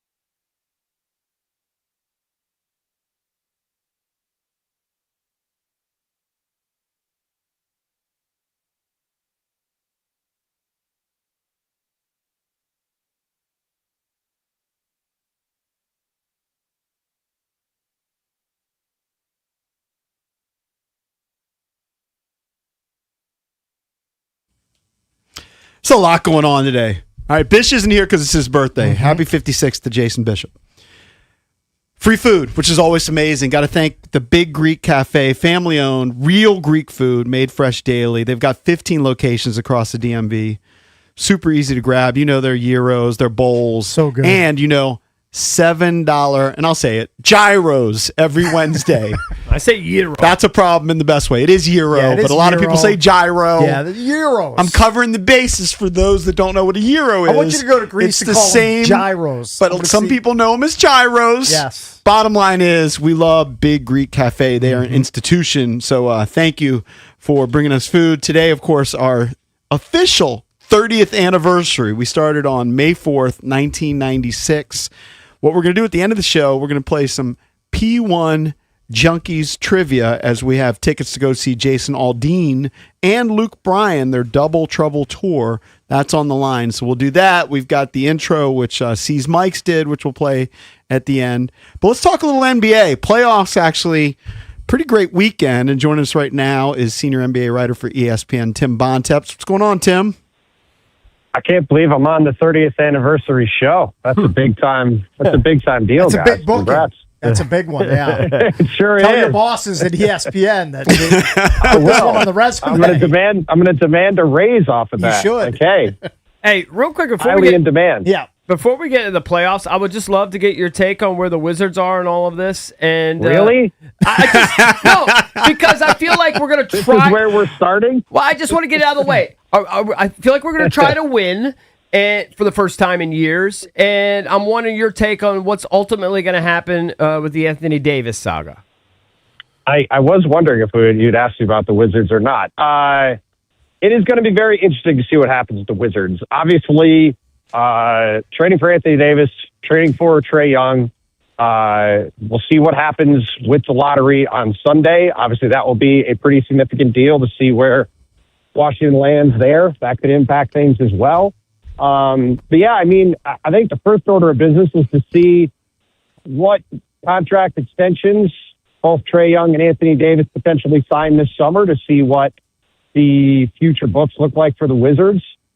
And then from there, AD is still a very good player when available, but he has not been very available the past couple of years. So we'll see if he is available. But if he is able to play, 55, 60 games next year, and, you end up with one of the top 5 picks automatically in what's a very good draft, I think there's a chance the Wizards can be, high up in the play-in if things break in the right direction. But certainly, to your point, after a couple of years of really actively trying to not be winning games, the moves that were made this year are a pretty clear indication that, going into next season, the expectation is going to be that this team is going to be a lot better, or at least is supposed to be a lot better. And it will be interesting to see how that turnaround looks.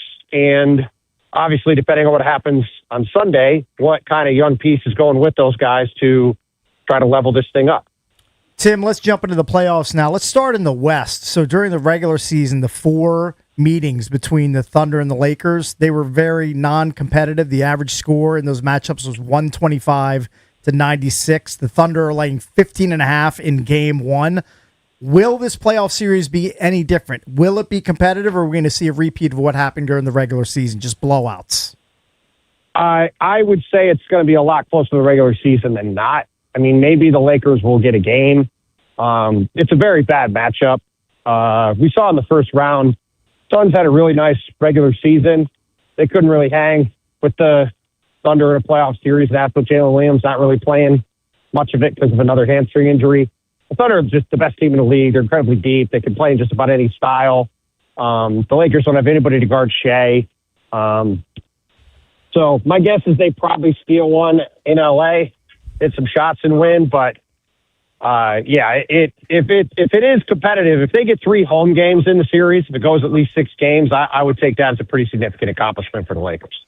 Tim, what do you make of the Celtics season? Because on one hand, you would say they had a really successful regular season, and it was kind of a letdown. They had a 3-1 lead there on Philly. Jason Tatum doesn't play in Game 7. What do you make of the whole thing that Philly knocks them off? I was trying to think about that question this weekend because they had a really fascinating season. They obviously really overachieved win 56 games with Tatum basically not playing for the first 60 games, get the 2 seed, wildly outstrip what everybody thought they could do this year. And then, like you said, they blow a 3-1 lead and lose to Philly, and Tatum isn't playing Game 7. I mean, it is just kind of a weird mix of things. But ultimately, my thought on it was when you started, because I covered that series, and when you started to watch the series play out, once Embiid was back and looked right, it was pretty clear to me that Philly had a fairly significant talent advantage, and that was before Tatum didn't play in Game 7. Now, obviously, Philly has got all these massive availability questions in general, and can Embiid stay upright for another 2 weeks against the Knicks, et cetera. But when they are healthy and operational, they've got a ton of talent. And, I think watching that series play out, if those teams had both been fully healthy at the start of it, it wouldn't have been much of a surprise that Boston lost, I think, just from a pure talent perspective. So it is an interesting season for them. I certainly don't think it's a failure of a season based off the amount of talent they have, even though it is very disappointing how it ended. And I think it just highlights the challenges in front of them to try to get enough talent around Jason Tatum and Jaylen Brown to be a true championship-level threat again. So how do you see that next series against the Knicks? Because if you just watch the last game of the Knicks, I mean, I've never seen anything like that. I wasn't watching the beginning of the game, and I went to a restaurant. I show up in the second quarter. It's on TV, and they were up by 50.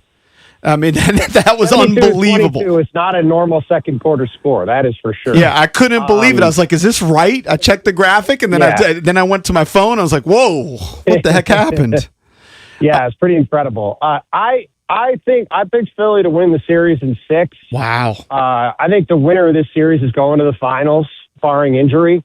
I really like the matchup for the Sixers. The Knicks do not have a good option to guard Tyrese Maxey. They don't have a good option to guard Joel Embiid. Karl Towns has always struggled dealing with Embiid in the past. And the Celtics, the Knicks are really built to take on the Celtics. They have all these wings to guard the big wings for the Celtics. They're not really built to take on this Philly team if they're right. Now, again, I picked the Sixers to win. They also could have Paul George and Joel Embiid hurt by Game 2. So, it certainly is. They're the ultimate high variance team. And you even saw it in that series against Boston.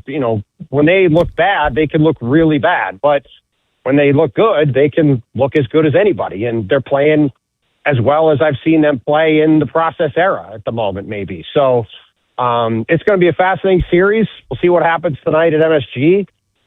See if the Knicks get off to a good start. But, I think it's a coin flip. I was going back and forth between Knicks in 7 and Sixers in 6, and I went Sixers in 6. But it certainly would not surprise me at all if the Knicks win. And I do think whoever wins is going to be a pretty healthy favorite against whoever comes out of the other side in the conference finals. Tim, were you surprised that the Pistons got pushed to 7 by the Magic in that series? I was surprised initially. However, the Magic looked like the team they were supposed to be this season for a lot of it. Again, it was sort of like the Boston-Philly series. There was a pretty clear overall talent advantage in Orlando's favor. Once you got past Cade being the best player, Cade Cunningham being the best player in the series. When Franz Wagner got hurt, it really shifted things.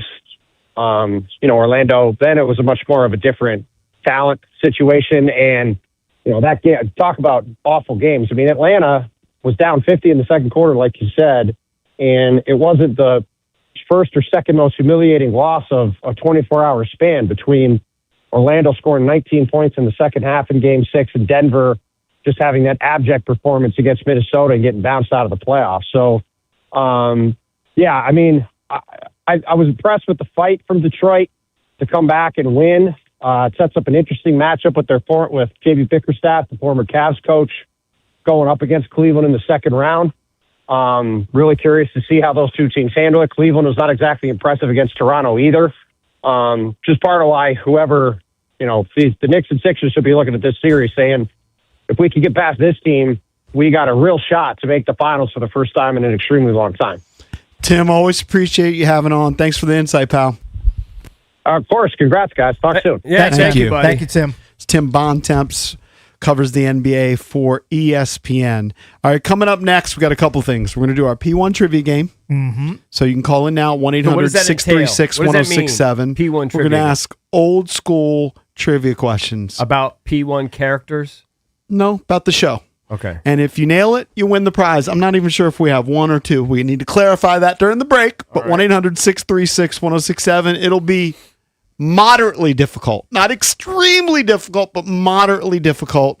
Answer that Junkies trivia question. We have that. We got C's Mike's intro, which we played at the top of the show. We'll play that when we come back. And we'll mix in some of your calls at 1-800-636-1067.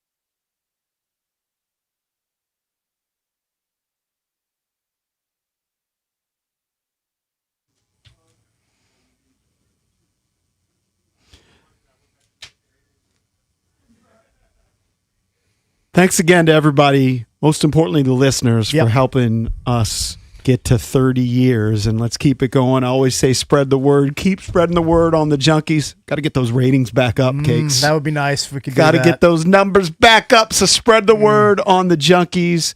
But thank you to everybody. 30 years. NBC4, we started off the show mentioning the piece that they did on us. I believe it's going to run again at 11:14. And we have links at Junks Radio. Posted a bunch of old pictures. We'll continue to take your calls at 1-800-636-1067. Speaking of old pictures, I know we're going to play the game. I posted a picture of me from a year ago, and I literally have lost 25 pounds. Nice. I think I gained 5 of it back just from Eddie's Pies and Big Greek all the Cafe, food we've had today. Yeah, it's been it's quite a But you know what? bonanza. Worth it. Yes, it is. Worth it. Totally Yes, worth it is. His pies are amazing. His pies are amazing.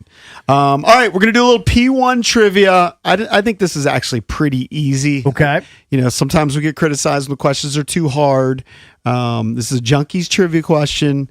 And one thing we learned this early on in the radio game. There are prize pigs out there. Definitely. And a lot of them, too. We could give away anything, and people will call in, including books without a cover. Yep.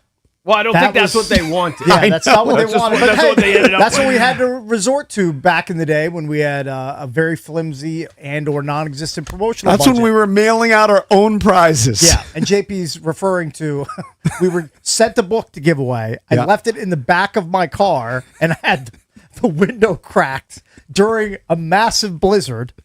All sorts of snow in the back of my car. Ruined the book. Ruined the cover. So we just tore the cover off and still sent it out as a prize. You mean we? You? Well, I did, yeah. No, what are you going to do? We were struggling. That might be worth something, or whatever that book is. I don't remember. I think it was a golf-related book. Whoever won the book, if you still have it, get Cakes to sign it, and you might be worth something. I'm sure they still have it. That was freaking 28 or 30 years ago. All right, let's punch up our first contestant. I think this is easy. P1, Junkies Trivia. We have tickets to go see Jason Aldean and Luke Bryan. Double Trouble Tour. Pretty good prize. All right, let's go to Phil in Manassas. Hey, Phil. What's up, buddy? Morning, Junk. Hello, Phil. When How did you are start you? listening to the Junks, this fine quality radio program? When did I? Yes. 2012, 2010, something like Nice. that. We'll take that. That's We'll take solid. it. You're a newbie, but we'll take it. That still works. He's a newbie. He's only been listening for 14 years. All right, what do you got? Phil, this is topical to today's show. We mentioned that we've been struggling on the parlay. 7 guys had picks on Friday, only 1 hit. And that has been a running theme this season. What was the original segment called where we would pick games in an over-the-top manner? He'll never get it. That's tough. He's too old. Maybe too late to the party yeah, for too that. Yep, not going to get Yep, it. not going to get that. 1-800-636-1067. We'll hook you with the prize if you know what we called the original segment where we would pick games in an over-the-top. It was kind of an homage to the handicapper shows of the days. Let's go to Keith and Laurel. Keith might know. Hey, congratulations, boys. Thank you, Thank Keith. you, Keith. You have any idea? I don't have the answer. Sorry, guys. All right, we're going to make you earn it. 1-800-636-1067. Keith is the epitome of a prize pig. He is. called and still didn't know the answer. I told Keith, I go, Keith, you're just a prize pig. Yeah. And he goes, no, I've been listening since the first show. Yeah. no idea. We just weeded him out. Yeah, no idea.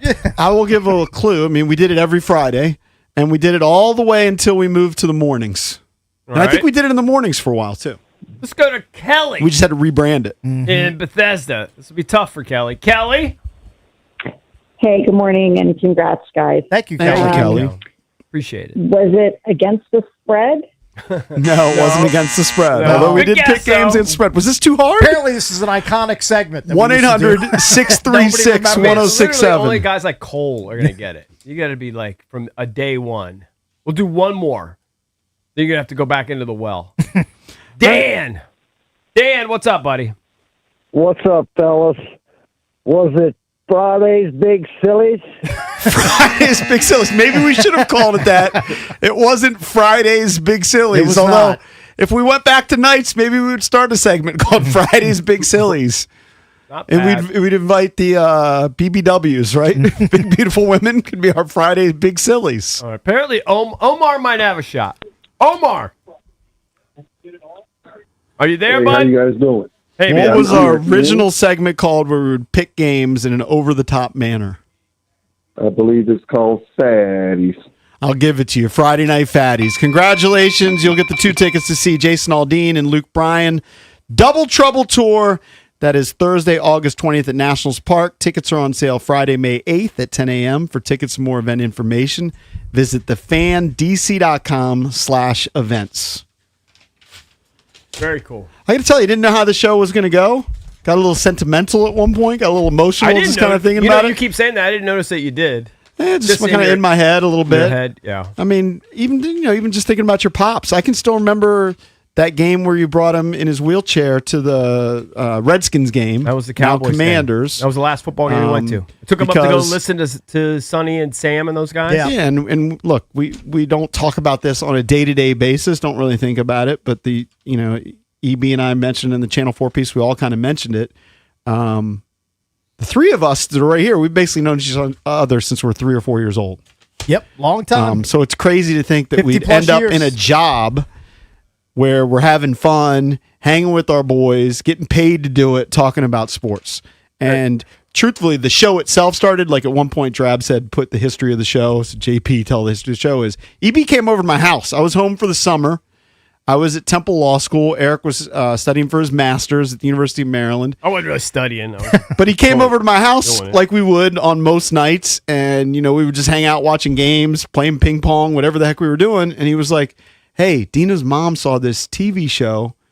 Do you think you want to do it? And then next thing we know, we call up Cakes, who was down the street, about to get married, just living at home, saving money. Hey, Cakes, come up to my house. So he walks up to the house. EB goes across the street to his house, gets this big, bulky camera. Big VHS And video man, camera. that would be, if we could find that original 5 minutes that we shot in my bedroom, in my orange bedroom. P1s it would be a bidding war. That would With be tape. amazing. But that's where it started, and then Jason got in the mix because, quite frankly, Cakes missed the first BCTV show, and EB and I were like looking at each other and like, we don't want to do this thing just me and you. No. Who do we know? We called Jason. He does the show. He was really good. It was like, we can't fire him from doing a free show, and the rest is history. Yeah. So- An incredible run. We hope to continue it. Couldn't do it without everybody associated, everybody listening, everybody spreading the word. Keep doing it. It's harder than ever to be successful in this industry right now. We thank you so much for your loyalty. It's just Support's been unbelievable. We're the four luckiest guys in the business, and we know it. Trust me. We've been associated with great producers. CK's been fantastic for 28 of those 30 years. Wouldn't be here without him. Any of those guys associated with the show, even guys like Mike Marr, who are Johnny-come-latelys, who had no idea who this show was. Hey, don't just sleep a on few our years guy ago. Ben, who was filling in for a while. Unfunny Ben. Ben today called us legends. He didn't know us a year ago. It's very nice He of him. didn't even know who we were. So, just thank you to everybody, but especially the listeners. It really means the world to us. We wouldn't be here without you guys. There's no doubt about it. So thank you, please. And you know what? It's a great station. I talk about HFS. We got a great lineup of guys here. I love every one of the shows here, and it's a pleasure working here. Good dudes. Good dudes Don't know what to aplenty say here at the beyond fan. Wait, you can't do your read. You All do it right, tomorrow. we're out of here. For Cake CB, I'm JP. We'll see you tomorrow. Be Mitch and Finley next here on The Fan.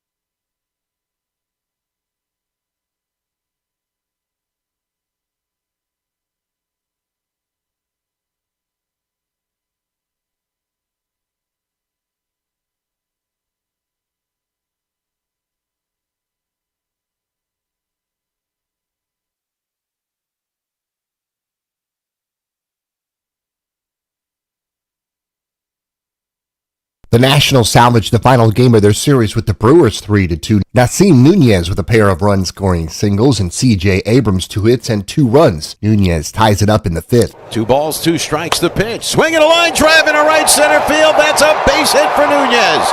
Abrams around third. He will score. The call on the Fan. A day off for the Nats. They take on the Twins Tuesday. DC United drops New York City FC on the road 2-0. Mystics defeat Atlanta Dream 83-72 final preseason. NBA playoff Game 7s. Detroit over Orlando 116-94 and Cleveland downs Toronto 114-102. Stanley Cup Game 7 playoffs. Montreal stuns Tampa Bay 2-1. West second round. Colorado over Minnesota 9-6. Cale Makar 2 goals. Men's lacrosse, Virginia and Georgetown will tangle May 10th. Maryland does not make the tournament. Virginia won the ACC championship 16-6 over UNC. From the Crop Metcalf 5-Star Sports Desk, Byron Kerr on the Fan.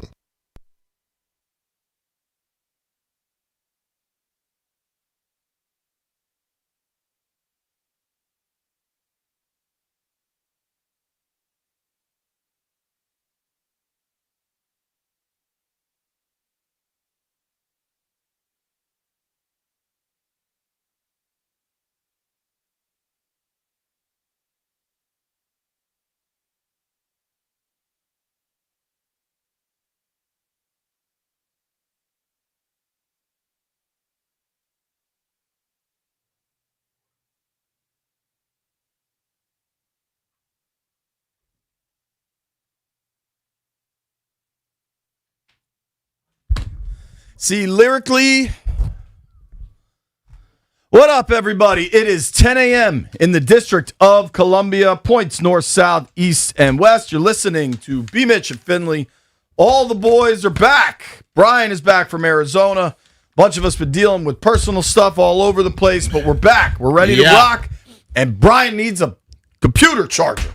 That's where we've landed. I think I'm going to work with this. I think I got some stuff going on. I think the fellas, between the 3 boys in here, look at me, B. I'm going to tweet a picture out. Let the world know. Well, I'm going to close my computer. Yeah, tell them we're back. We're back. They know it. They've been asking, Jay. What the hell are y'all? I've been getting questions. And I've gotten like attacked. Because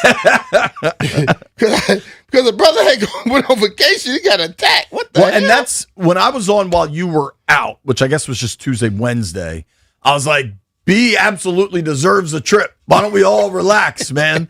And it's funny, like, I tell you what, one of the absolute best parts of radio, having worked in like multiple media mediums, there's nothing like radio because it's a live interactive thing, right? Like we are live for these 4 hours. You build like a community, like a network, a family of like our listeners and people that are down with the cause.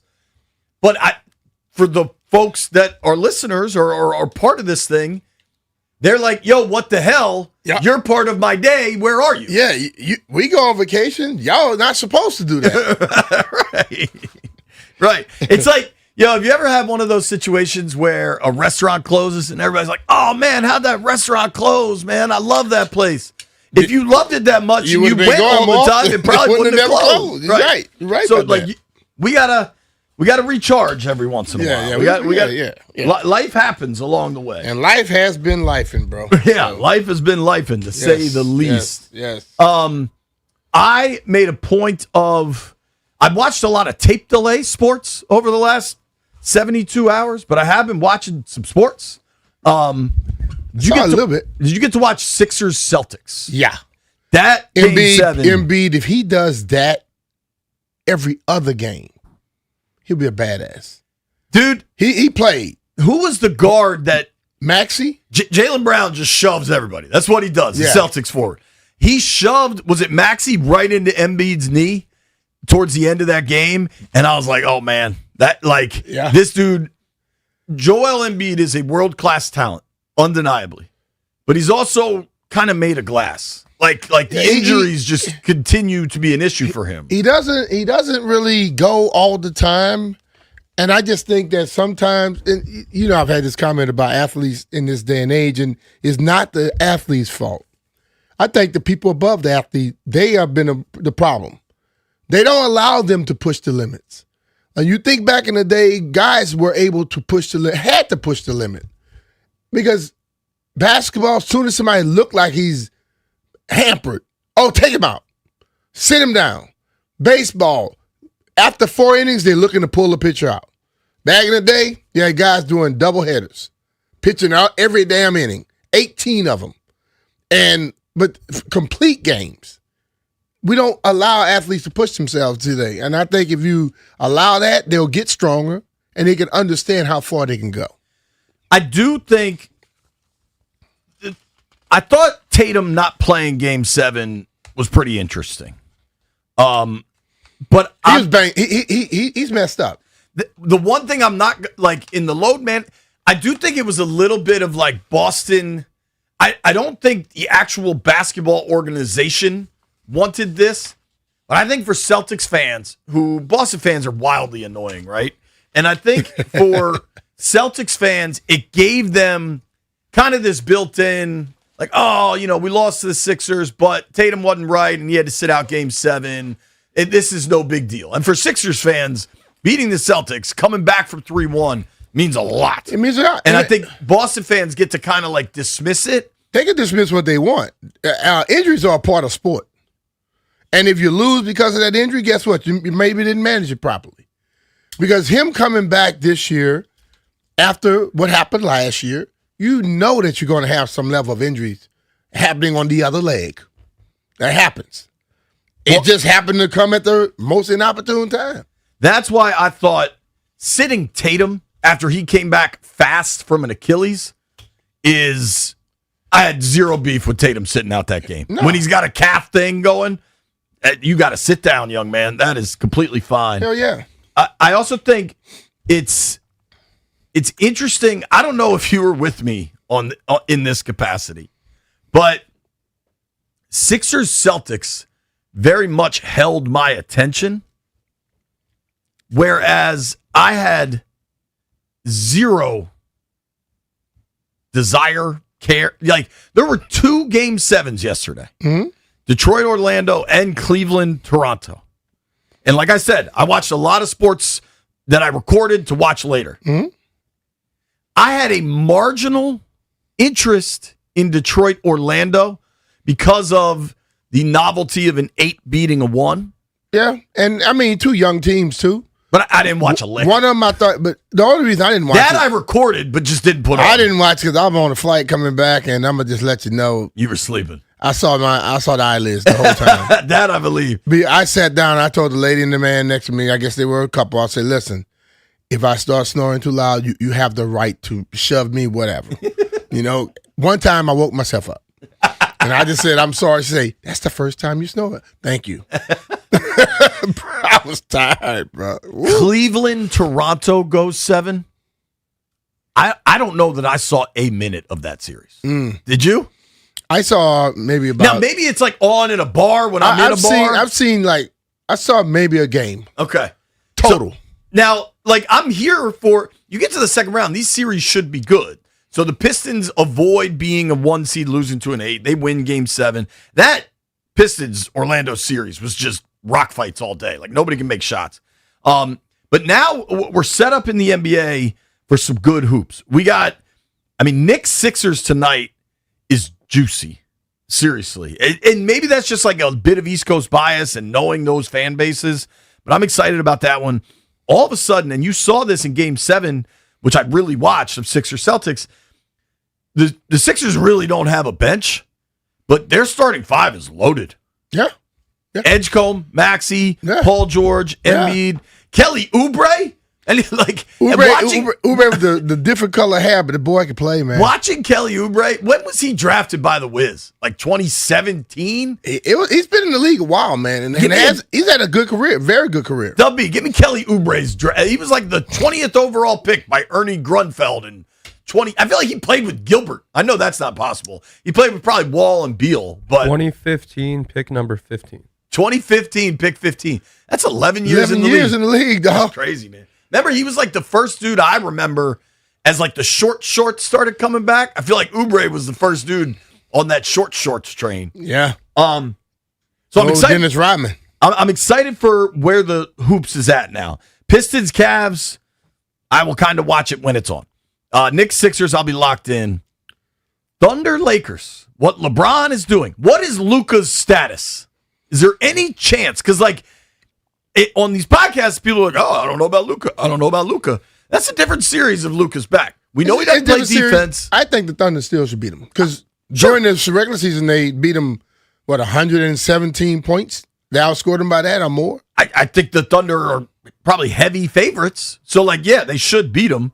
But watching LeBron at this stage he's 41, B. Mm-hmm. It's pretty damn cool. And whether you're a LeBron guy or not, and I'm probably more in the not, but I can appreciate what this dude is doing at this stage of his career. Yeah. But B, I think the coolest stories going right now, I think, are the Sixers and then the Spurs.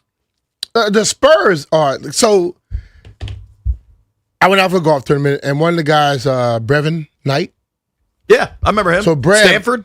I said, bro, what are your thoughts of the Spurs? He said, man, at first I was just like any other American basketball player. I was like, bringing all these foreign players, blah, blah, blah. He said, but dude, this dude right here, he affects a game by just standing up. So he don't have to jump. He just stand up and put his hands up.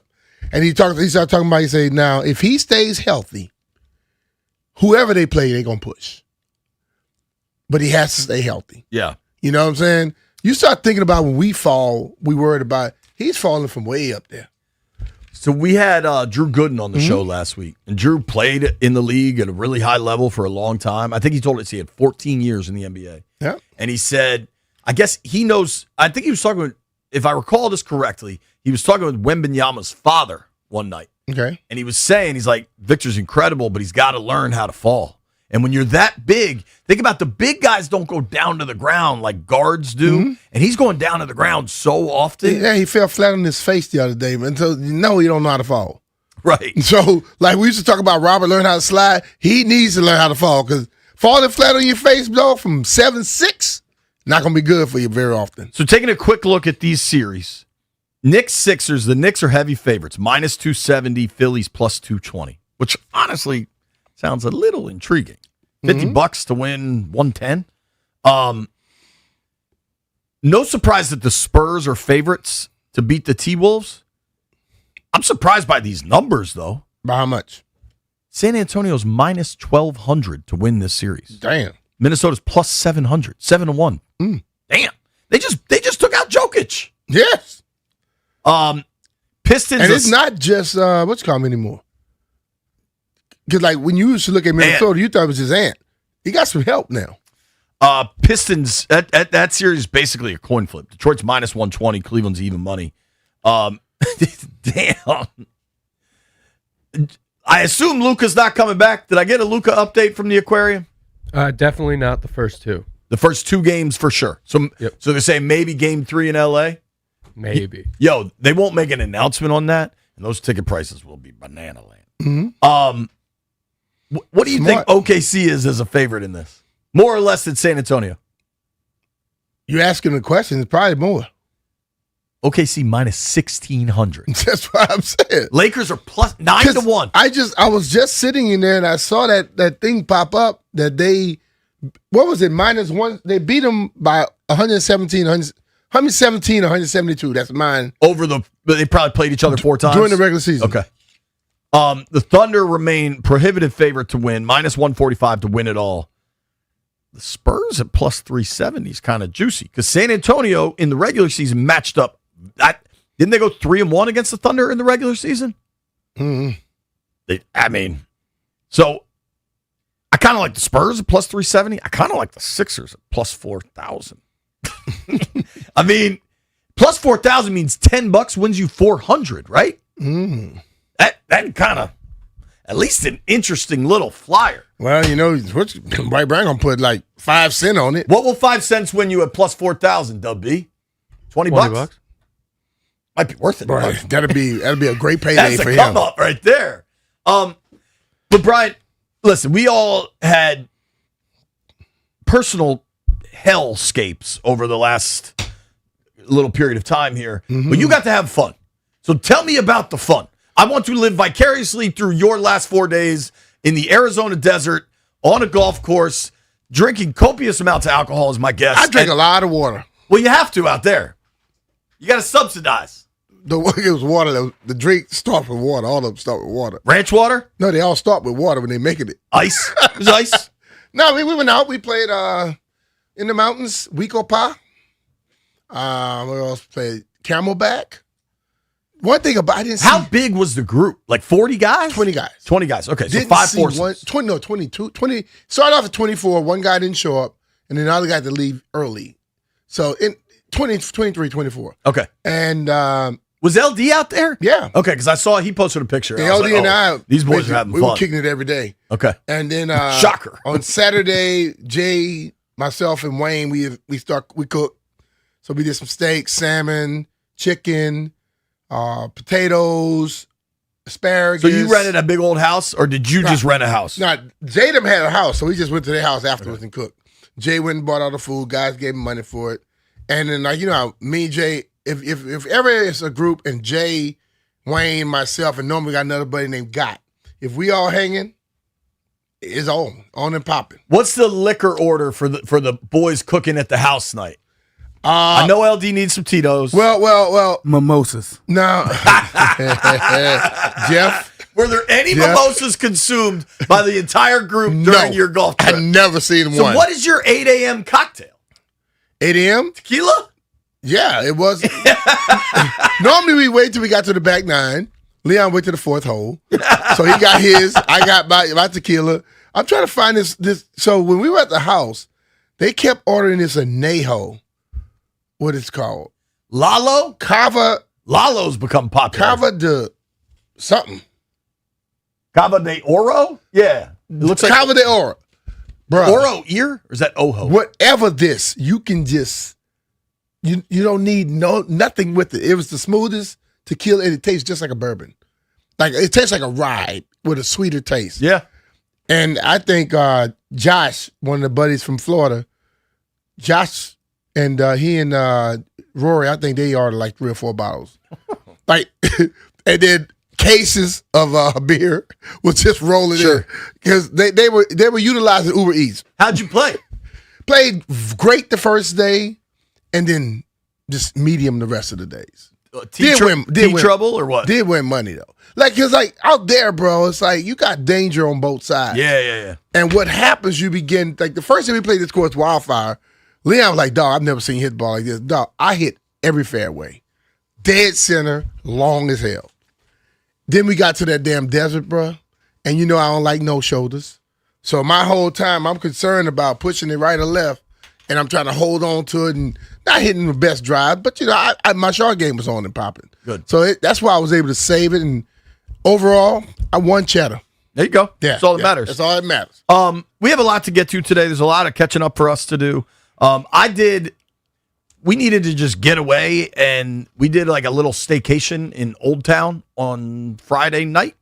And it was a blast just being able to walk around Old Town Alexandria. We walked around on the old ship there, the Providence. Shout out to the people on the Providence. Were very kind to my daughters. But I can tell you this, B, we track well in Alexandria. Somebody go walk around Alexandria, see how many people will talk to you, and put that into the ratings numbers. The people in Old Town love the program. So appreciate the people in Old Town. I was in AZ, and I had at least 10 people come to me and discuss the show. It was crazy as hell. Like, I'm talking, and a guy like, Brian Mitchell? I'm like, yep. He said, Brian, I know that voice anywhere. He said, JP here? I said, nah, JP's not here. We don't go everywhere together. Right. All right. David Aldridge is going to join us at 11 a.m. I want to talk some hoops, and I want to talk some Commanders with DA. We have a very busy show today. I want to circle back now that Brian is here to the player that is giving me more fatigue than anyone in Brandon Ayuk. A lot going on. We haven't even talked hockey, which has been awesome. Nobody go anywhere. It's B. Mitch and Finley.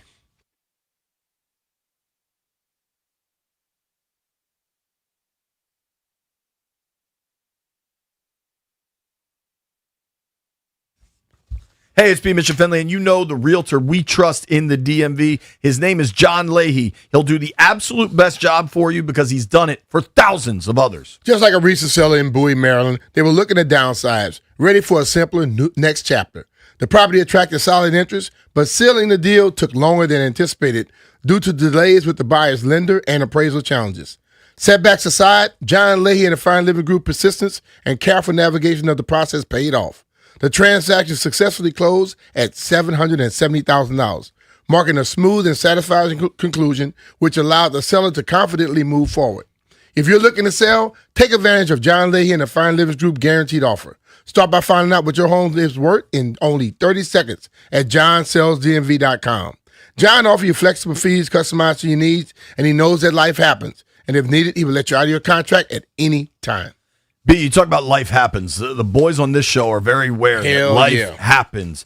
Let's be real. Sometimes the reason you have to sell a house is stressful. When that's the case, more than ever, you need the best agent, whether it's a divorce, a death in the family, impending foreclosure, whatever the situation is. John and the Fine Living Group have the options and strategies you need to take care of things quickly for the most cash possible and the least stress possible. Trust me, call John today, 301-900-3052. Go online to johnsellsdmv.com, or what's even easier, just Google John Leahy Group and start packing.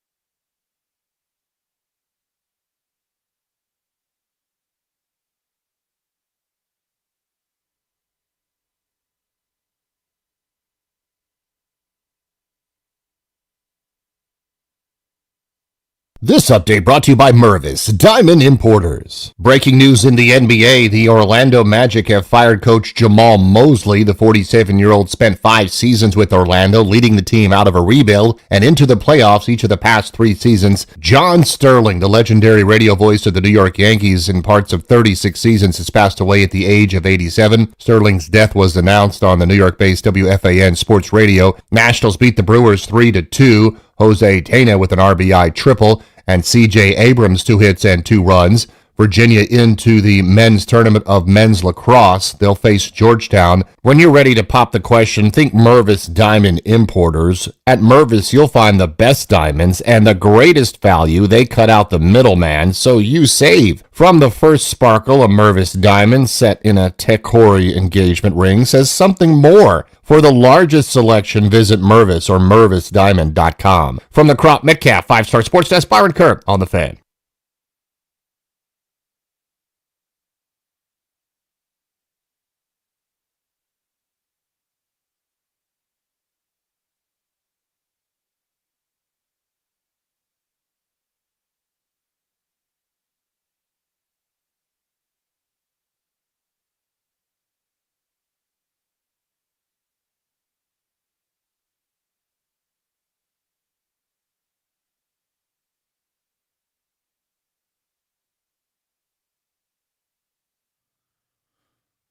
B. Mitch and Finley, 106.7 The Fan.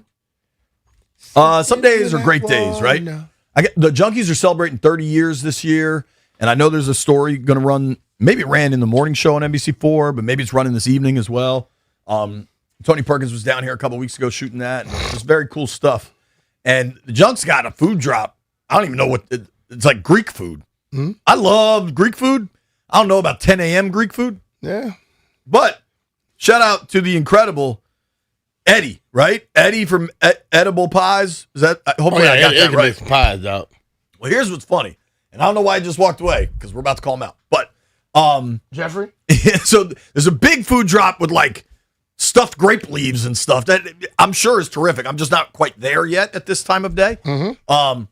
But I'm a pie man. I'm a very loyal pie man, and understandably, they brought a bunch of pies for the Junkies, and they put names on the pies for people that they know they like. But then there were extra pies. So I just had like a solid, maybe piece and a half, maybe just one big piece of blueberry pie, which is, I rotate on my pie love. But blueberry might be my 1 seed right now, especially in the summer. I feel like the blueberries are actually fresh, all that kind of stuff. Mm-hmm. And again, I don't know exactly what happened, Brian. But I know Drab came in the aquarium bucking at Jeff. Drab walked in there, yo, Jeff, did you steal my pecan pie? And Jeff was like, whoa, man. And meanwhile, there's a pie in the bullpen with Drab's name on it. Uh-huh. Now, it wasn't pecan. It was strawberry rhubarb, which I've never tried. Mm-hmm. But it was, and then Jeff said, man, why is everybody always yelling at me? And I was going to let Jeff defend himself, but for whatever reason, he's walked away. So that was your opportunity. Were you in there for that? It was kind of funny. Drab seemed pissed. I was. Like, Drab has this thing. Cause, you know, he's a big boss now and everything. And there's But he's always been that way. That didn't just happen. I know. He just accuses people of different things. Like, he's accused me of, like, stealing chairs and stuff. And I'm like, why would I want a chair from here? Like, it's just dumb things like stealing a chair from the building? Yes. Like, he has his chairs, supposedly. We all have the same chairs that we sit in. This place, there are many things about this radio station that are remarkable. But perhaps among the most remarkable, this place is a chair graveyard. There are more broken, terrible chairs in this office. Now, I don't know on like the sales functionalities, the business side, like the other half of our floor, maybe they have like good chairs for clients or something. But this place, now, Cakes has his special chair from the sponsorship deal he has, and that's great. That chair ain't for me. It feels like you're in a rocket ship. This is the best chair. You know what I've learned a long time ago? Put it on television, Joey. The burgundy and gold, whatever this chair is my 1 seat of When chairs. you're comfortable, you do your job great. We need to just work on the comfortability of chairs. But think about in the bullpen where we sit. Most where of them lots are of broken. people Most sit. of them no go higher than low. If you get a chair that has the 2 arms and can wheel around, that's a win. Right here, baby. Out there's probably, what do you figure? There's 10 desks, 20 chairs, something like that? Yeah, at least. I mean, I'd be shocked if 4 out of 20 are completely about functional. 4 to 5 of them. Yeah, dude. Yeah. So to accuse Stallion. Now, I do think Stallion spit the Zins in the urinal, but yeah, I believe he did that. I know that for a fact. Actually, There's no way. Oh, that's a lot of way. The most crackheady dude on the planet that would try to sell anything on the street. You couldn't sell these broken ass chairs. Nobody's stealing chairs from this place. Nobody. I'm with you on that. Now, Jeffrey, did you want to defend yourself against Drab's pie thief accusations? No, because I didn't do it, and he was completely wrong. There was one out there with his name on it. Yeah, so I'm not even giving that attention. And Drab my dog, so it's all right. All right. B-Mitch, did you get to watch the Kentucky Derby? Hey, where's the pecan pie? You know, I love pecan pie. I know. Hey, I'll probably go get a piece of that myself. I don't have an answer on the I pecan didn't get pie. a chance to watch it, but I did go into it with a group of people, and we were going crazy. And somebody mentioned Take 19, so we had all these trifectas and superfectas and all these great fectas. And I think everybody put like 120 a piece in there, and we got nothing. I'm just leave it at that. I won't say names of people because I like to keep people anonymous, but we got nothing. I have a friend, Harry Lackey, who picked that horse. He picked 19? Who I think was 23 to 1, 25 to 1. I think 24, 20, that's one.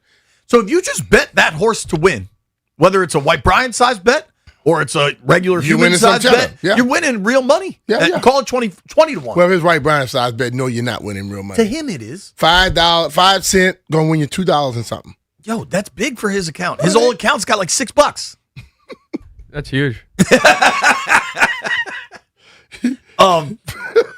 God. But my boy Lackey's like, yo, the story I heard, I really like the 19. Asked another friend of ours, can you put it in for me? Somehow that gets boxed up. Same as you. 1-0. Because nobody, depending how you're boxing it. Well, we had all these we had all these boxes, but 19 wasn't nowhere in none of them. I think the show horse was 73 to 1. Nobody had that horse. Mm-hmm. So, but that horse came from way back. That was wild. But they said that's how that horse runs every race. I guess the horse goes, like, let me help y'all. Y'all go ahead and go. And then he just started picking people off. But it was crazy, man. Because you look at the race again, he came from way, way back. It's remarkable. Is there anything else in sports like the Kentucky Derby? I'm not a horse racing guy. Like, I think it's cool and fun. I'm just not locked into it. I have friends that are locked into it. Yeah. I'd love to get to Saratoga someday. I'd love to get to the Derby someday. Yeah. I like to go down there for the fun. Have you been? No, I used to ride horses a lot coming up. And I'm going to tell you, bro, when you get on the horses full gallop, full speed, there's some power coming from that thing, bro. All the thing you're saying, hold the hell on, don't fall. Did you see the horse that went nuts and knocked the rider off? Knocked the jockey off? Mm-mm. Look it up. Yo, it ended up being very funny. Did you guys see that? This horse looked like a badass. It was like this misty gray. Let me just tell you this, bro. Any one of those horses decide they want to do something, not many people could do nothing with it. So the horse basically stands straight up on its back legs. And I don't know the right terms here, so forgive me. His hindquarters, whatever the hell. And he's straight vertical. And the jockey jockey's trying to hold on, calm the horse down. They got like the guys that are around trying to calm the horse down. Horse was pissed. He wasn't calming down. You didn't run me hard enough. I should have beat This that is before the race, dude. So horse stands straight up. Jockey eventually falls off. Then the horse falls backwards. That's what they'll do sometimes to the get you off of dude them. could have been killed. Yes. The horse. Because the people are tiny on those horses. Yo, this horse barely missed this dude. Barely. And then it becomes like this funny meme. But it was dangerous, dude. Yeah. It was legit dangerous. Bruh, you riding a horse right next to another one. You come off of it, you got problems. Yes. So then that horse goes crazy. They then have to scratch him. You think it was him? I saw what happened, bro. I saw. He didn't think I saw, but I know what happened. Then they have to take all the horses out of the gate again. Yeah. Then they load them all back up. But there's The only thing I could think of, and it's not the same because it's a 4-day affair, and there's more, I would think, there's more like golf fans in the U.S. than there are horse racing fans. There is nothing that captivates the country for an hour a year like the Kentucky Derby. Hell no. Nothing Bro, like it. People, listen, man. It doesn't take up much of your day. You roll in at the right time. It's over in like 2-3 minutes. You know what I mean? It's completely over. But if you hit right, you good. If you don't, whatever. You get to see some pretty hats, some like nice little, seersucker suits and flowered hats and all. See people drinking mimosas like Stallion and all his boys. It looks like a vibe. It's a vibe. But, you can go to the places around here that throw the big parties when they have the races. Pimlico, Gold Cup and Preakness. all that type of stuff, bro. Listen. What is the status right now? Preakness is closed, and they're running the Preakness in Laurel. But when Pimlico reopens, they're closing Laurel. Did I hear that correct? Completely? Or to redo it? I don't know. Because Laurel did most of the little cart races. No, that's Crofton, I think. No. The No, bucket that's joints. right. That's right. That's They're in the buckets. They're in those what do little you call buckets. it? Is that Crofton? No, that's right there. Jeff, where is it? I think it's past, Crofton. Right past the MGM. That's Oxon Hill, right? Oxon past it, Hill. yeah. What's that? That what? Rosecroft. Rosecroft. Yeah. Yeah. I think the late great Pete Medhurst used to call those races. I've been there for some races. When I first walked, I was like, "What is this?"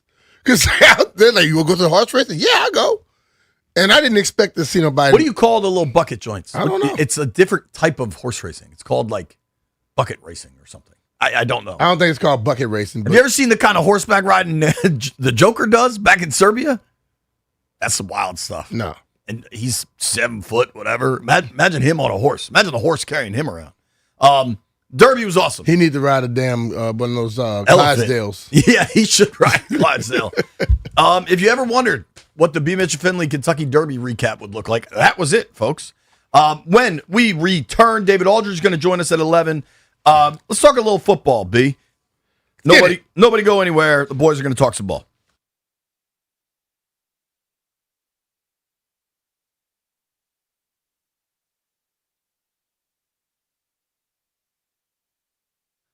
Apparently, that's called harness racing, Brian. Now, when I woke up this morning, it was 43 degrees. I checked my phone. It's supposed to be 78 at the end of, the highs at 3, 4 o'clock. Those are crazy variances in the temperatures, right? So it's that time of year to schedule a $99 heating and cooling check with my guys, the 5-star experts over at Crop Metcalf. Here's the deal. Right now, for just $99, a Crop Metcalf certified 5-star tech will inspect both your heating and cooling systems in one visit, making sure everything's running smoothly, efficiently, and ready for whatever Mother Nature throws at us this season. That means they're going to boost your system's performance, lower your energy bills, and catch any small issues before they turn into potentially major, costly repairs, or you might have to replace something. You got to check it out now. Take it from me, a quick call to Crop Metcalf is a small move that can save you big time when the temps really flip, because nobody needs their AC going out in the middle of summer in the drenching, humid DC summer. Do yourself a favor, do what I always do. Call the 5-star experts over at Crop Metcalf or visit cropmetcalf.com to schedule your appointment today. Crop Metcalf is the home of the 5-star technician.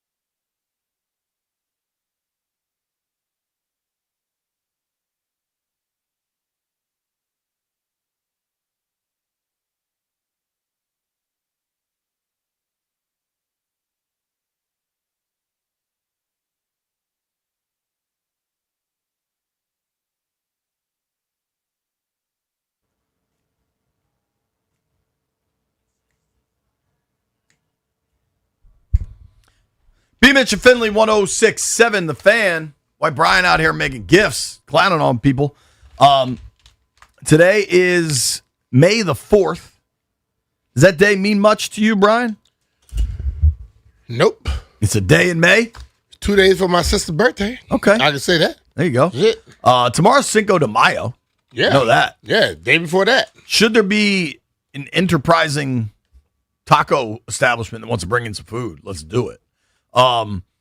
May the 4th has kind of become this Star Wars holiday because the saying in Star Wars, may the Force be with you.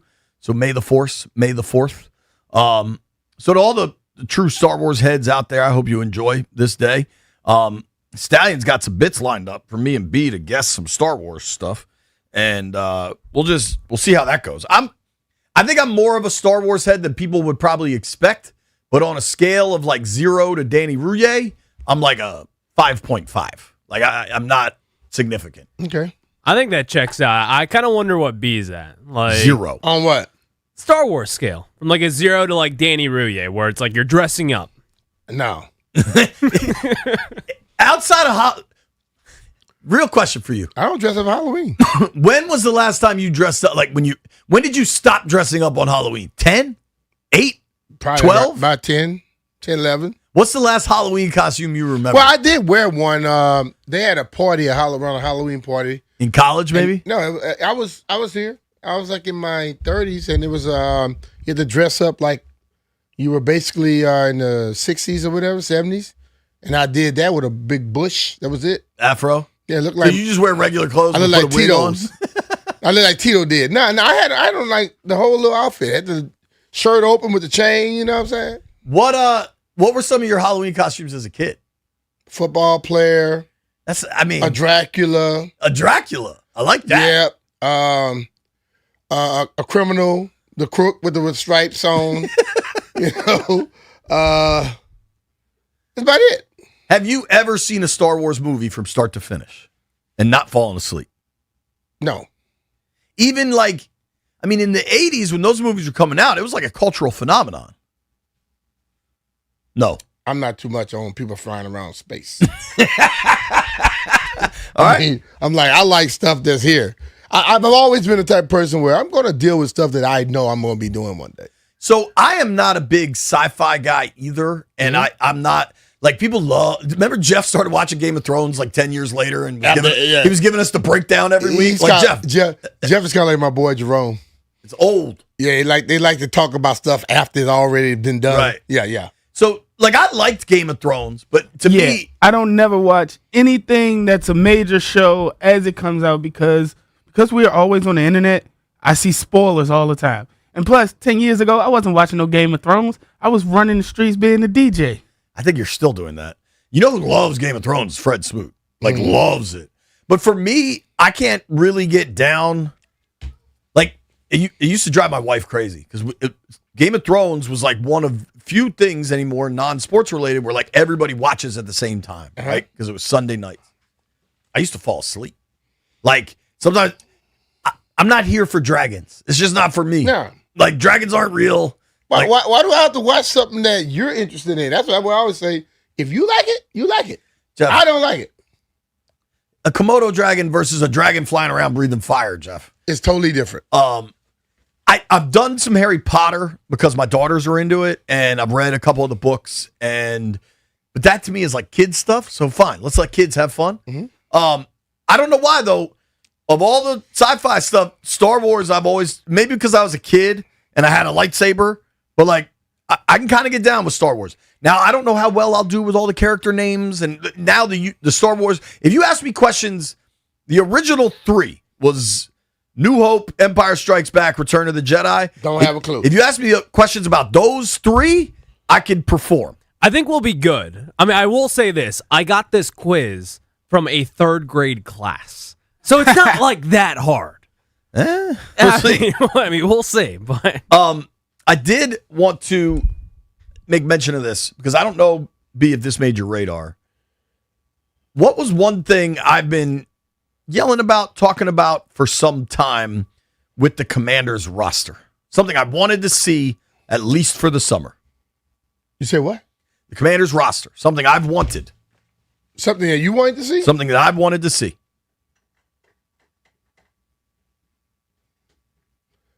Competition? At the kicker position. Yeah. They signed a kid. Okay. So at first, the reporting on this was kind of funky. And I over the weekend, I confirmed just because I wanted to know. Drew Stevens is the young man's name from Iowa, 6'1", 205. He's from North Augusta, South Carolina, which is just over the border from Augusta, Georgia. Big leg. There was a clip over the weekend that was kind of going viral of him making like a 75-yarder. I think I don't know that this young man will push Jake Moody out of his job, but I am glad there is someone to push Jake Moody. And this will be the first time.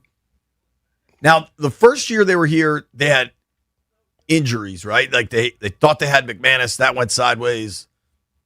Last year they signed Gay. They wanted a veteran, and Gay started the year okay, and they eventually cut him. Like they've been on the kicker carousel, which is just a rough place to live.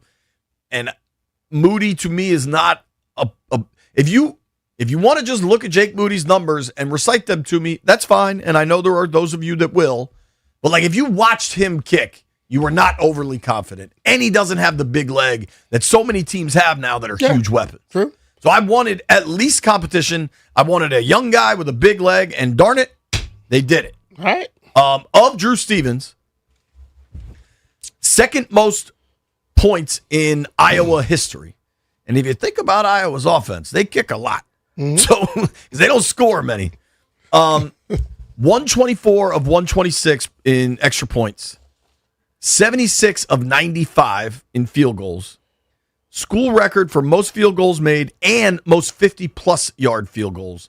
And the Iowa record for longest field goal at 58 yards. Okay. To me, I'm curious where you land on this. I understand the competition at the pro level is significantly higher. I do think kicking in college may be more difficult than the pros, though, because the operation is never as clean as it is in the pros. The long snapper, the holder, and in college, they have those wider hashes. So you're playing way different angles. But aren't the uprights wider in college? Did they move them in? WBC, if you can confirm that. I don't know. That's a fair question. Well, the uprights used to be a little wider, I thought, in college. And I'll be honest with you, Jay, being a college football player, that's one thing that's probably was more consistent to me was that operation because the same dudes did it all the time. According to Google, college football uprights are not wider than NFL They uprights. moved them in because they used to be wider. 18.6. Okay. 18 feet, 6 inches wide. I'm just happy they brought the competition in. Yeah, I'm with that. It needed to happen. You got 90-man rosters. You can afford the space for right now. One thing I'm really curious, though, rookie minicamp is this coming weekend. Mm-hmm. Typically, a rookie minicamp, it's like 30 guys. You know what I mean? It's not a full roster. They want enough so you can scrimmage like 7-on-7. Maybe it's 11-on-11, but linemen, nobody's wearing pads. Like, it's a very different thing. I'm curious if they'll have him kicking. And when it was first reported, he was a rookie minicamp invitee, which was kind of a tryout. But now they've said they've signed him as a UDFA. Because when they signed him, they saw what he can do, and they feel like there's a possibility here. All right, David Aldridge joins the program next.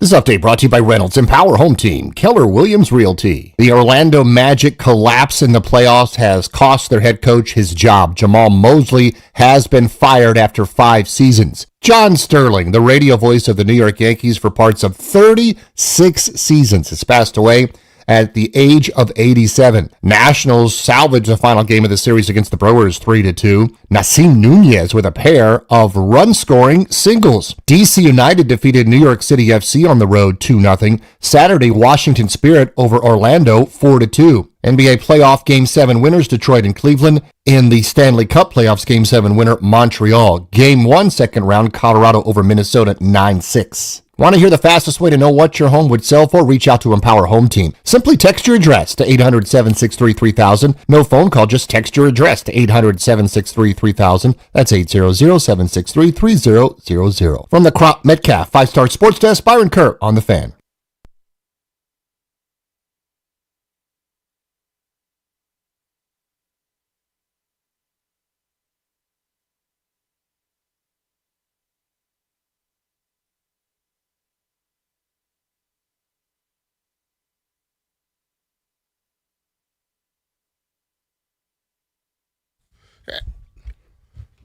It's the alley oop. B. Mitchell Finley is officially brought to you by Rude.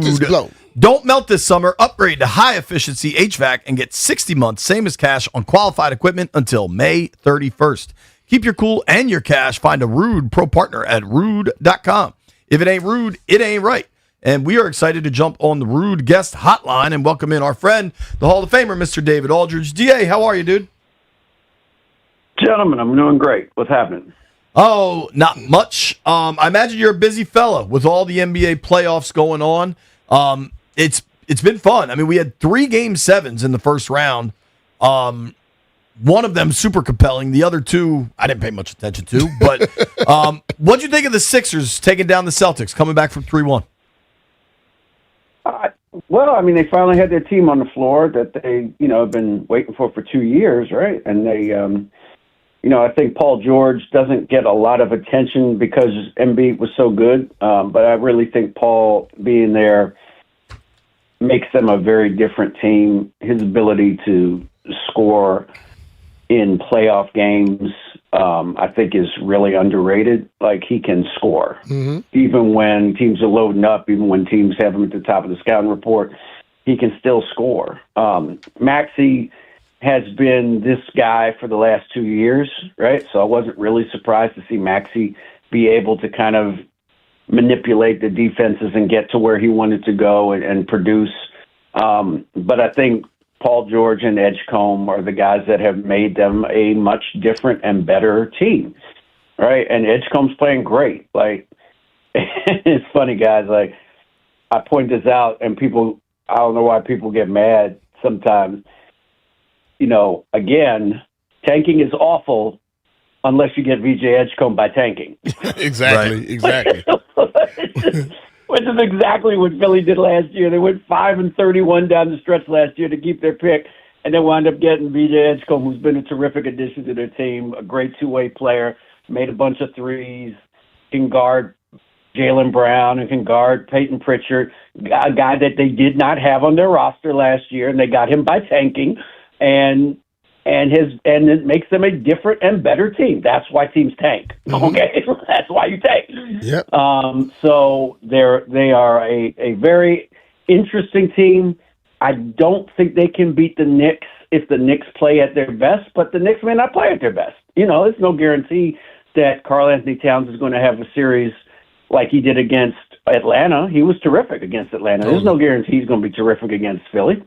But I think it's going to be a great series. I think it's going to be compelling basketball. I hope Joel stays healthy just because I want to see him at his best and see the Sixers at their best against the Knicks at their best. I think that could be a really fun series, I totally agree. And I know the Knicks have way more depth, but the Sixers, is it outrageous to suggest the Sixers have the better starting lineup in that series?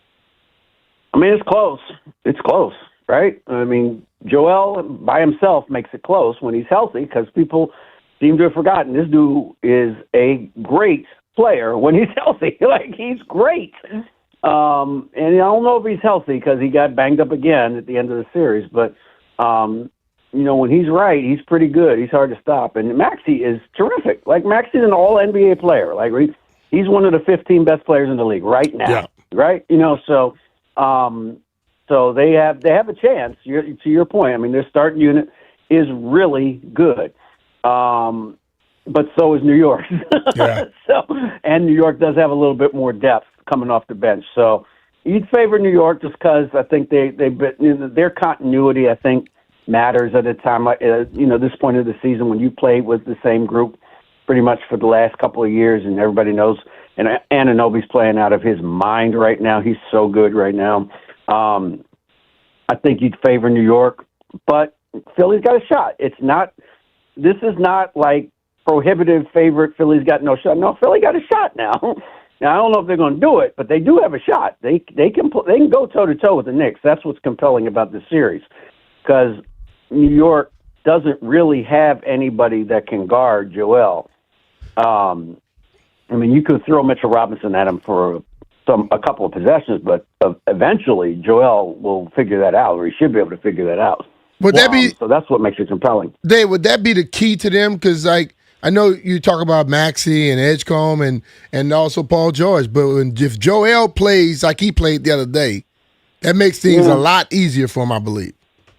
Yeah, sure, of course, sure. I mean, that's just a guy you can just throw the ball to and say, go get a bucket. You know what I mean? Like, and he can do it, and he gets fouled. That's the secret sauce of Joel, is that he knows how to draw fouls. He knows how to get to the foul line, and that's 3 points for the Sixers. And it lets them set up the defense and all the things that come from drawing fouls. He's just really good at it still. And I mean, he's a superstar when he's right. He just hasn't been right for a while, Right. And He won an especially at MVP. this time of the year, you're not expecting it. DA, Jalen Brunson's an incredibly gifted offensive player. Yeah. Who's he going to guard? Probably Oubre, I would think. Okay. You just put him on Oubre and just tell him, look, just keep him, try to put a body on him. Don't let him get, a whole bunch of tip dunks and things, offensive rebounds and things. But yeah, I mean, he's guarding Oubre. He's slumping off him. He's make Oubre make threes to score. And yeah, I mean, that's what I would do with him. Now they'll put him in the action anyway. You know what I mean? Like that. Right. That's the problem, is that you're still going to put him in the action, right? And so it's a matter. Now I thought he got much better as the series went on against Atlanta, because they were hunting him the first couple of games. Like, they were hunting. McCollum's and he got cooking. better. Yeah. CJ was good. But then, see, the problem is they just put OG on him, and that was the end of CJ. That was it. He just completely turned his water off. That's how good Anunoby is right now. Like, he is so good. So that's what's compelling, that both teams have 4 or 5 really, really good players. And it'll be a matter of who can dictate their will to, like you guys were saying, if Philly can get Embiid going and he puts up monster numbers, that is one part of it. But then at the other end, you got to guard Brunson. Like, now they have options, right? Like, they can put Paul George on him. They can put Edgecombe on him. But Brunson's really crafty, and over the course of 7 games, he usually figures it out. So that it's a great series, man. I think Cat is the key to this. If Cat plays the way he did against Atlanta, I think New York's going to win it. But if he doesn't, and Cat has some games where he gets in foul trouble and he's just not there offensively, then Philly's got a shot. Crafty is a great word to describe Jalen Brunson's game, and David Aldridge has great words. You can follow him at David Aldridge DC. I like words. You can read all of his work in The Athletic. Going to the West, Minnesota takes out Joker and the Denver Nuggets. Now they get the Spurs. I mean, Vegas doesn't give the T-Wolves any shot in this. Where do you land? I mean, I give them a shot. Look, I think in the playoffs, it's important that you've been there before. That's really important. Yeah, Detroit almost found it out. They've been in 2 straight conference finals. This is a veteran group. They're not going to flinch playing against Wemby. I mean, Wemby is a hell of a talent. San Antonio is a hell of a team. Ain't none of them been in the second round before, okay? Yeah. That makes a difference. That matters. When you hadn't been in this, you in the final 8 now. This is a different level. And I don't know if Ant's going to play, game 1, but he's going to play in this series. Like, he's coming back. And they won. They took out Denver without him, right? Like, they took out Denver without him, without Dante, without Desumu. Like, they still took him out. Like, so that is a tough, mentally tough basketball team that they're playing, right? So Minnesota is not going to flinch, man. Like, they're coming. They're going to keep coming, and that matters at this time of the year, that you have guys that have been there before and aren't going to be, overwhelmed by the moment. You see that all the time in the playoffs, and it's human nature. You haven't been here before. You don't know what it's like to be in a Game 7. And you think you know, but you don't know until you play in one. And Minnesota's played in a whole bunch of Game 7s, the last few years. So I'm not saying they're going to win the series. I'm saying this is not going to be a cakewalk, I don't think. I don't think this is going to be a cakewalk. Rudy Gobert just shut down the best player in the world, okay? Like, shut him down. Now, I'm not saying he's going to shut Wembanyama down, but if anybody can guard him, it's Rudy Gobert, who practiced against him all the time on the French national team.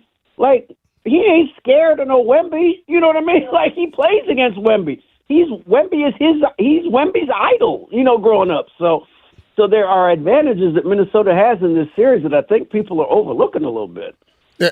Looking at the Lakers series against the Thunder, how do you see that going? I know in the regular season it was all about the Thunder. LeBron is playing at a different level now. Can he continue? He can, but I don't think LA can. Especially if Luka. I mean, I think Luka will probably play at some point in the series. But coming off a hamstring, you guys know that's kind of tricky the first couple of times you play on it. Like you want to not notice it, you want to go all out, but you back in your mind, you're still holding back a little bit. You don't want to aggravate it, and by that time, shoot, OKC could be up 20. You know what I mean? Like, so I don't know that LA has enough to deal with OKC. OKC is just a monster. They're just a monster team. They're doing this without Jalen Williams, and he's had a week to rest now. And even if he doesn't play a whole lot in this series, he can, they're just so, they're really hard to beat, man. They're outstanding defensively. They're outstanding offensively. SGA is an incredible player. Going to be MVP again. Rightly so. I don't think LA can. I don't think they can hang with them for for 7 games. I don't think LeBron's playing out. Look, what he's doing is unbelievable. It's unbelievable. But the way that OKC can shut down people internally, very little happens in the paint between Hardenstein and Chet Holmgren. They're just really hard to score on at the rim. And I don't know how LA generates enough offense to win this series. Mm-hmm. Like, how do they score enough points to be in the game in the fourth quarter when LeBron's experience and skill and smarts would matter, right? They would matter in the fourth quarter, but not if you're down 20. You know what I mean? Like, so that's the problem. How does LA hang with them for 3 quarters to get to the fourth quarter? That's what I don't see it. I don't see it, at least not more than once or twice in this series. I tend to agree with you. You don't want to get too far ahead. You want to enjoy the moments, obviously. I think Sixers-Knicks is going to be a ton of fun. I think the Pistons-Cavs is going to be kind of ugly. But it's going to be great. No, Jay. All right, correct me. It's going to be a great series. That's a Midwest series. I love it. It's a drive. You can drive between the two cities. A 2-hour drive, no planes. This is Midwest rock fight, defense, basketball. I love this. I love this so much. I think it's going to be a great series. I think watch Cade Cunningham. That dude is really good. He's really good. Again, how did they get Cade Cunningham? They tanked their butts off to get Cade Cunningham. That's what they did. Okay, that's how they got Cade Cunningham. Okay, So stop it. Please stop it. And he's really good and playing at an incredibly high level. And I think Detroit's going to win the series. I know Cleveland won, but they don't look imposing to me. I'll put it that way.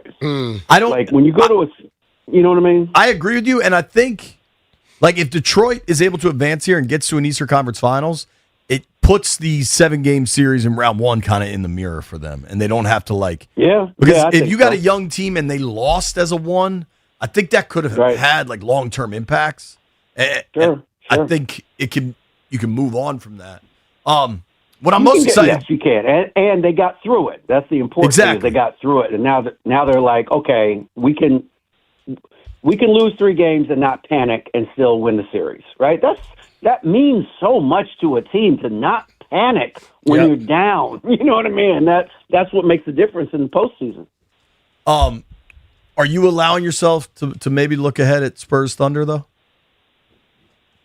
I mean, I think you there's no reason not to. I mean, I understand that that's the chalk pick, and it makes sense to be chalky.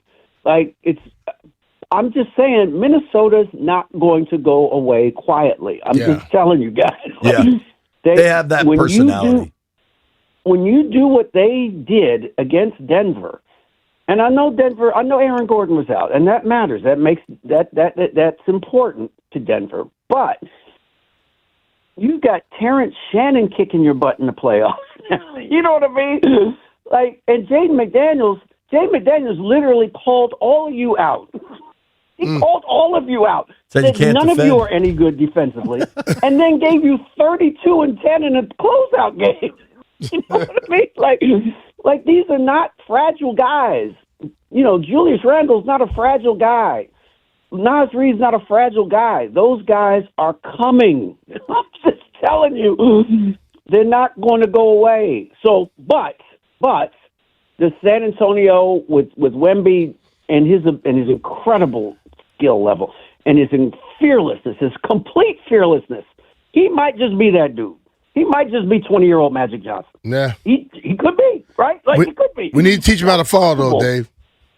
You got to see. Well, he's a big dude. Big dudes don't fall. Yeah, falling flat on your face is damn sure not a way to be falling.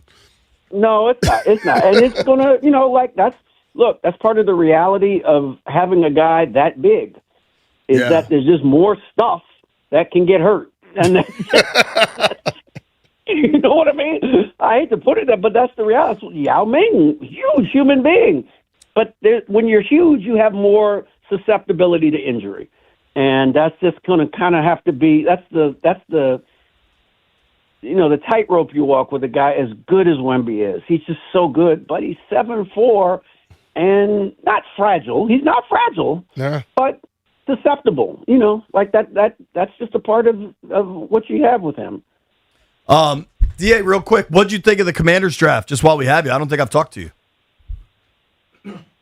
Well, look, I mean, they got the right guy at 7. I'll put it that way. Yeah. So, I mean, I don't know how you can look at Sonny Styles at the top of your draft and go, it was a bad draft. Now, I think he and it's he in tandem with Chenal, right?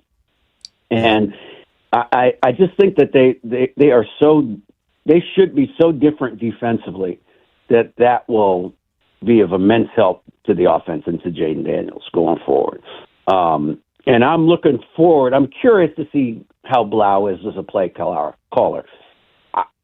If everybody around the league said, hey, that was a smart move they made, keeping that guy, making sure he didn't get out of their building, I got to at least give that guy an opportunity to show me what he can do, right? So I'm, you're cautiously optimistic about it. The receiver, Williams, I think, is a good pickup. Is he started as a slot? I don't know, but he helps you.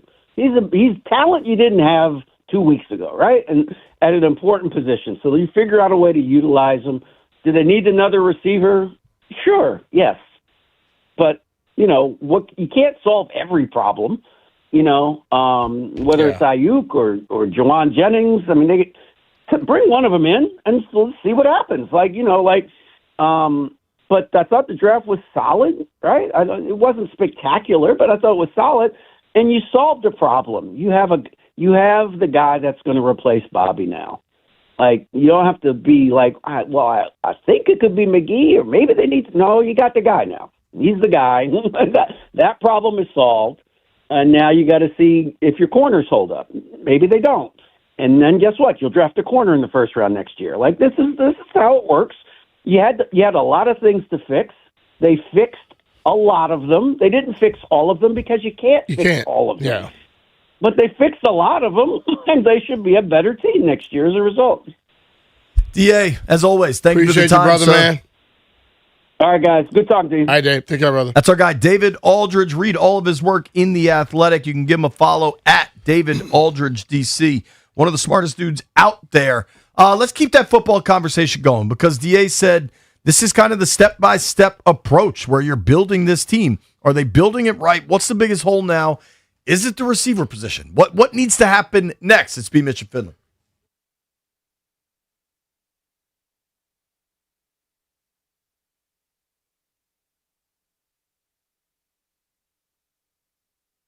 Hey, it's Brian Mitchell. Spring is here, and I'm finally back outside riding my bike. With Autism Acceptance Month kicking off, it's the perfect time to talk about Bike to the Beach. I'd love for you to join my team on June 19th as we ride to support autism and disability inclusion. It's an incredible experience. We finish with a beachside celebration in Dewey Beach, just steps from the ocean and right in the heart of the action. Let's ride, make a difference, and start summer strong together. Join my team or start your own today at biketothebeach.org.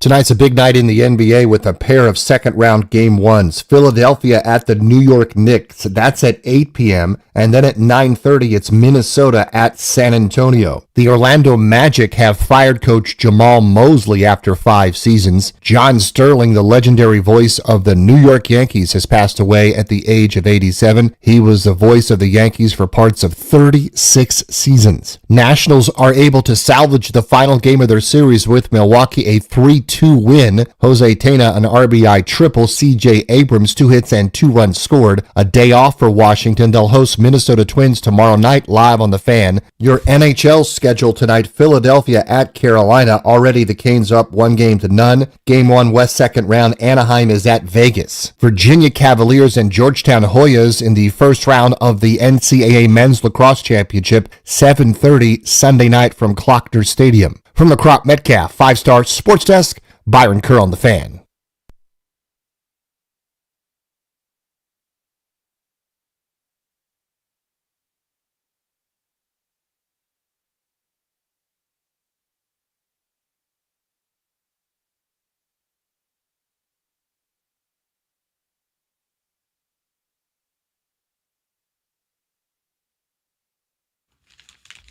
B. Mitch and Finley, 1067 The Fan. Appreciate everybody watching us on Monumental Sports Network. Appreciate all the crazies in the YouTube chat. How's the chat behaving today, Mr. Hawk? They're very happy you guys are back. Well, we're happy to be back. Yes, we are. We are.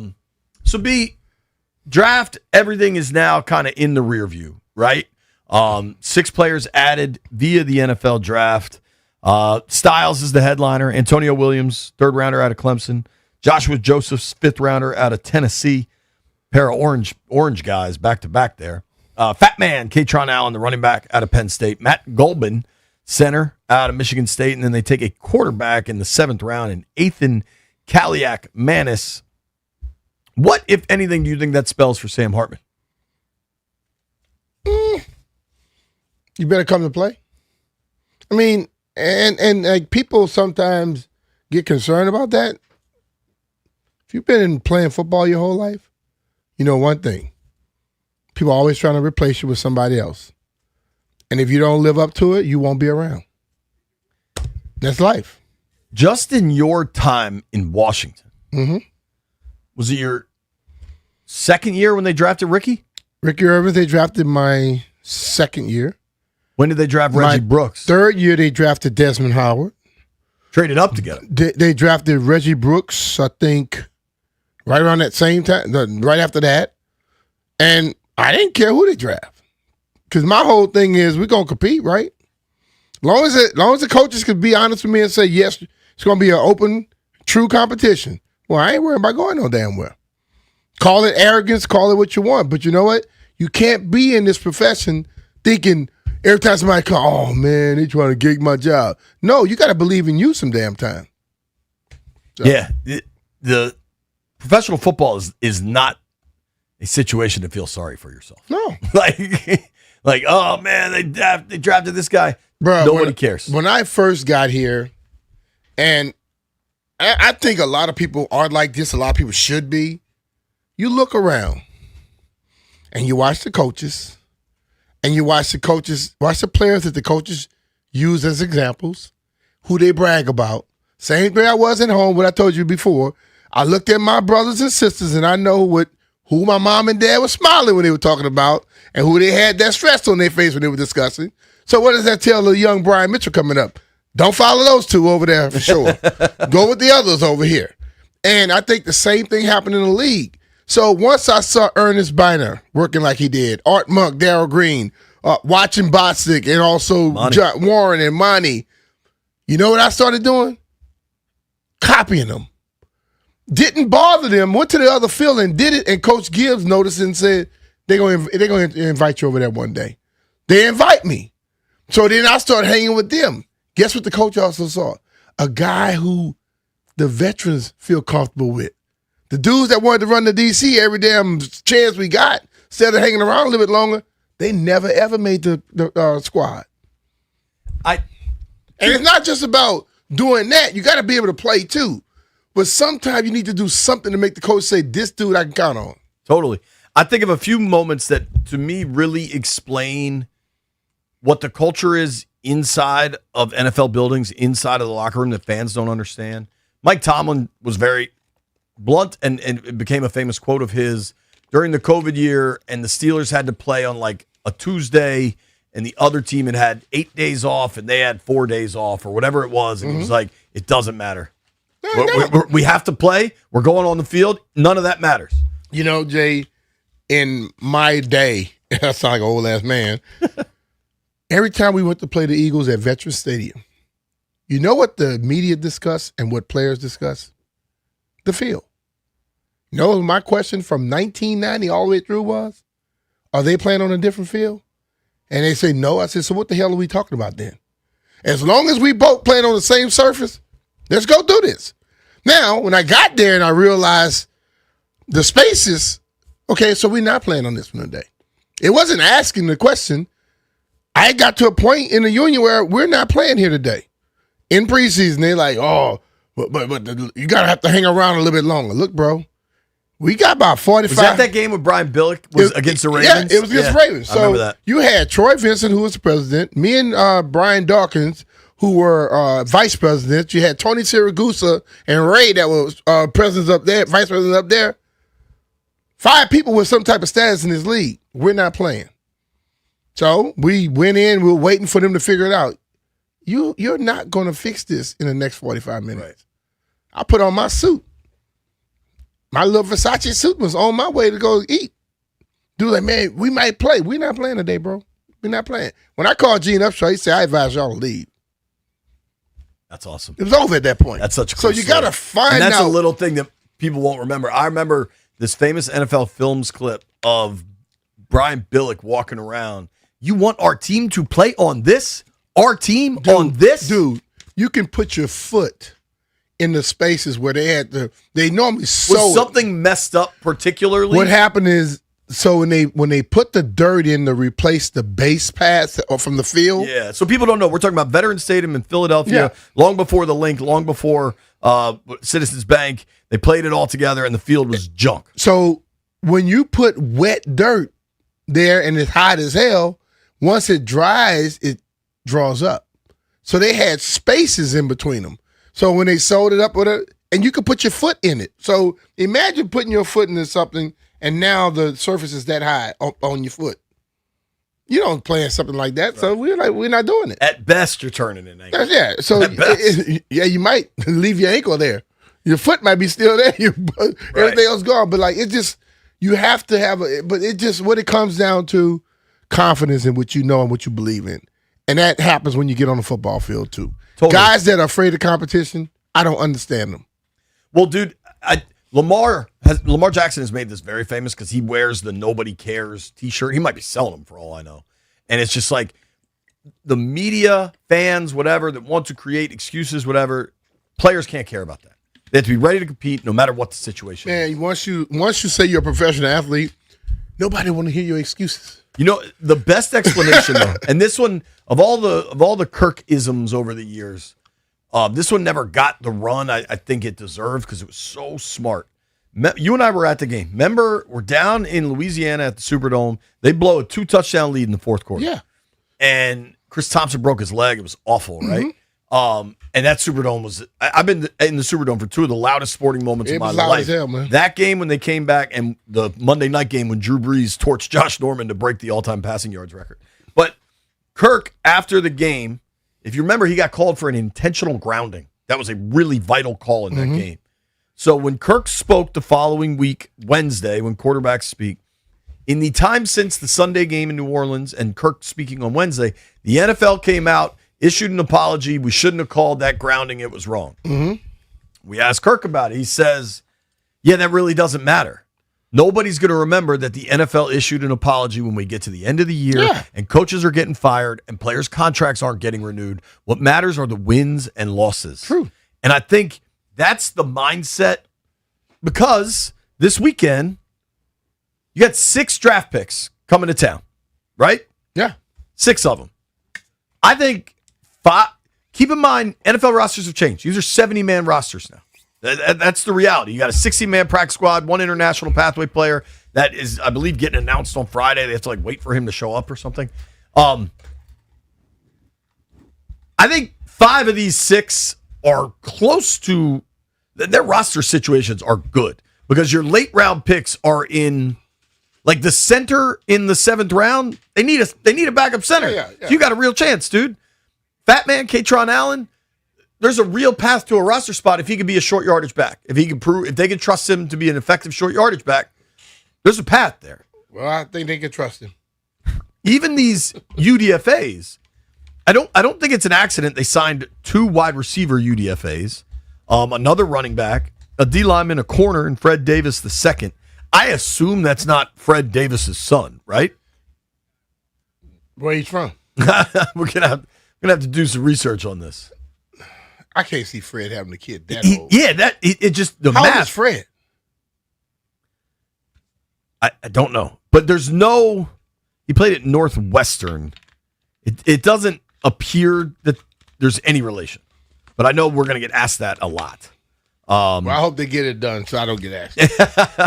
I don't believe there's any relation, but every dude on that field has an opportunity, and it's rookie minicamp, and it's not full rosters, and they're not wearing pads.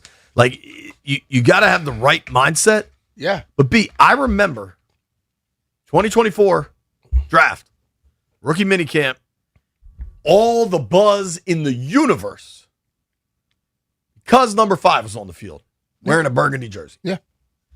Everybody there wanted to watch Jaden Daniels. And it was incredible to watch Jaden spin it for the first time in Ashburn.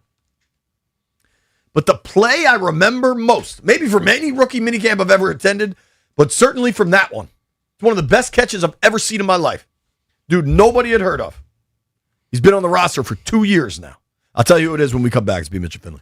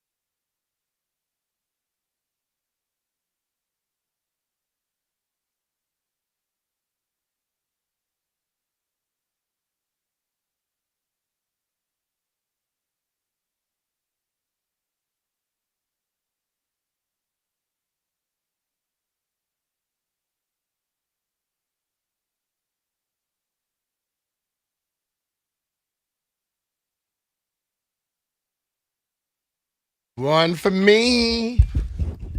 So, B, you just said it in the break. Like, going to rookie mini camp. In the grand scheme of NFL life, this is a 1 on a scale of 1 to 10. Yeah, it's an opportunity. But, well, what do you want to hear? Get your name called, baby. Like I think we all have certain things in the that they serve each profession across the board. If you go and you drop your essay off, you want something on your essay to say, damn, we need to see this person again. You know what your essay is in professional football? When you get out there on the field in front of the people, if you make a play, the coach say, okay, pay attention to him. What if you make one every damn day? All of a sudden, you realize 14 years later, you're still playing. You see what I'm saying? And I'm telling that's like you don't make the play today and then walk around with your chest out and don't do anything else. You got to make them keep noticing you over and over again. That is why people like James Harrison, who was not drafted. What about Thrash? James Thrash didn't.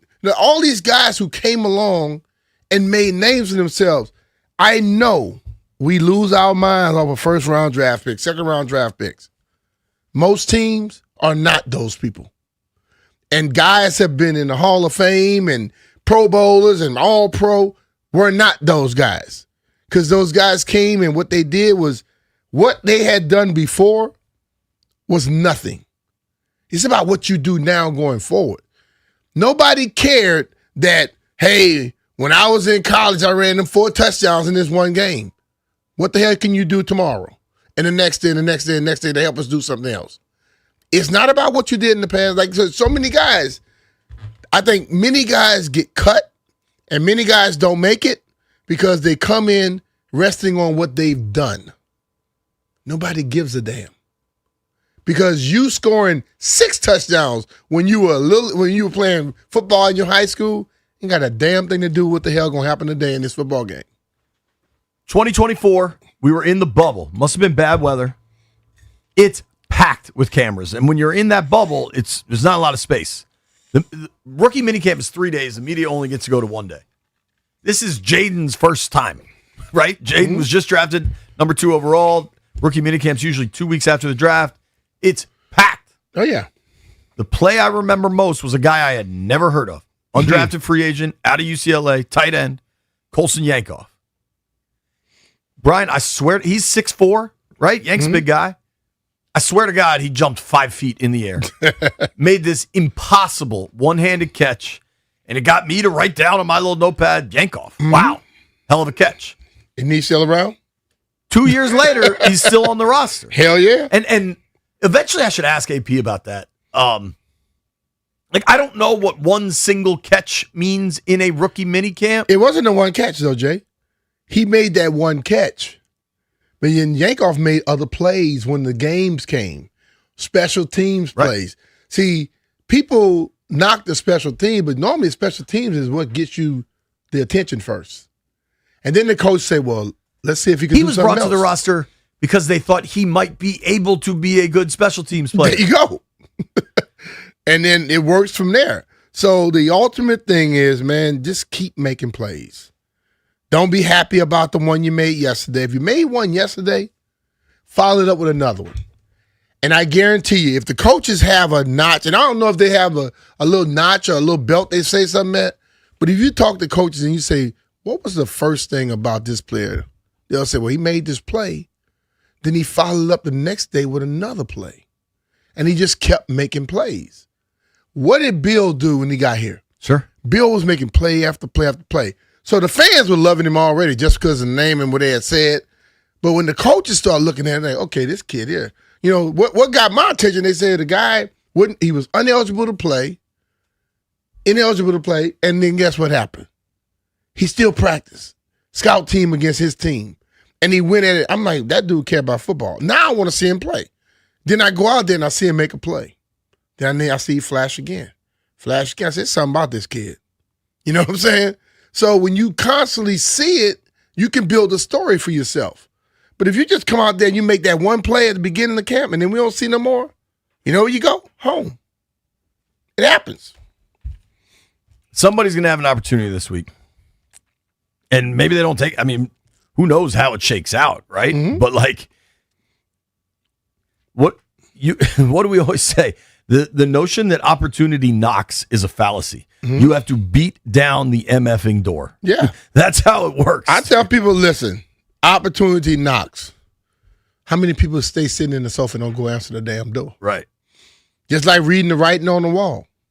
You can read it, but if you don't understand what it means, you might not get the message. Totally, man. There you go. It's it's going to be fun to watch and see what, if anything. I mean, dude, getting to watch this Kaliak Manis kid.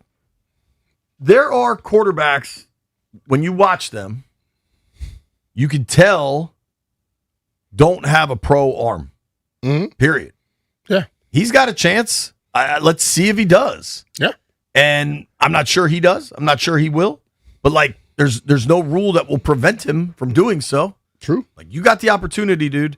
And I do think DQ and AP have kept 3 quarterbacks on the roster. Then, one's inactive. But like, that is an opportunity. And it's interesting that it's the first year with Blau. You know what I mean? Like, there's a lot of things that could look a little different. Yeah. And the only thing that doesn't really track for me is he's not particularly athletic. And obviously Jaden and Marcus are. Mm-hmm. But Hartman's not particularly athletic. And I think they told us a lot. Don't listen to what they say. Watch what they do. Mm-hmm. When they had to go to Josh Johnson, and that's the perfect time for Hartman to get elevated up, and they brought in Driscoll instead, told you a lot. Mm-hmm. All right, the time has come. Stallion has a Star Wars quiz for me and B. We'll see how this goes. Nobody go anywhere. Not going to be good.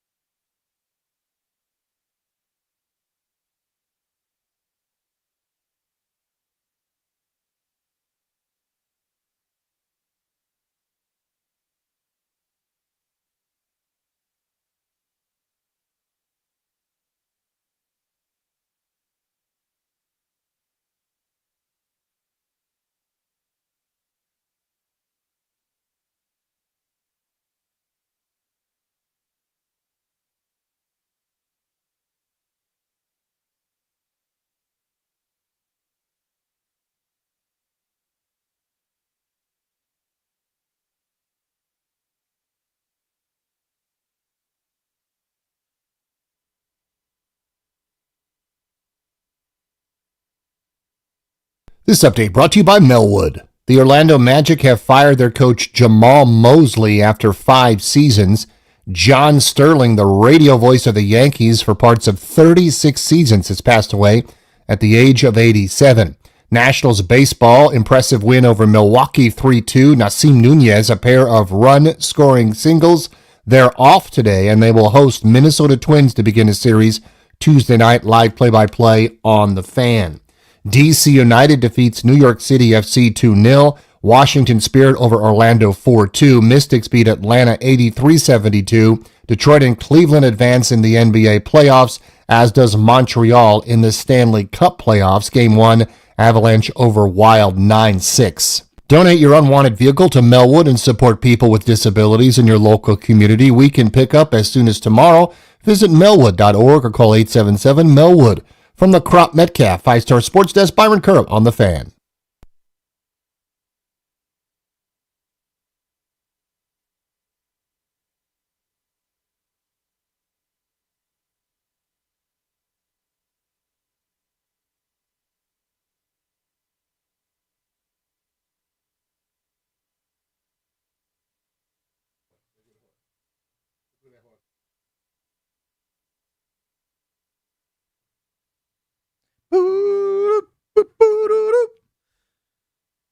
All right, folks. High noon in the District of Columbia. What is that song, Jeff? Is that the Dallas theme song? What is that? What? I just put Star Wars theme song, and that's what popped up in the That system. wasn't it, though, was it? I mean, it wasn't the official one, but like I'm not a Star Wars guy, and I knew that was Star Wars. It had notes of Star Wars. Can you play it under this while we do this quiz? All right, because I should have known.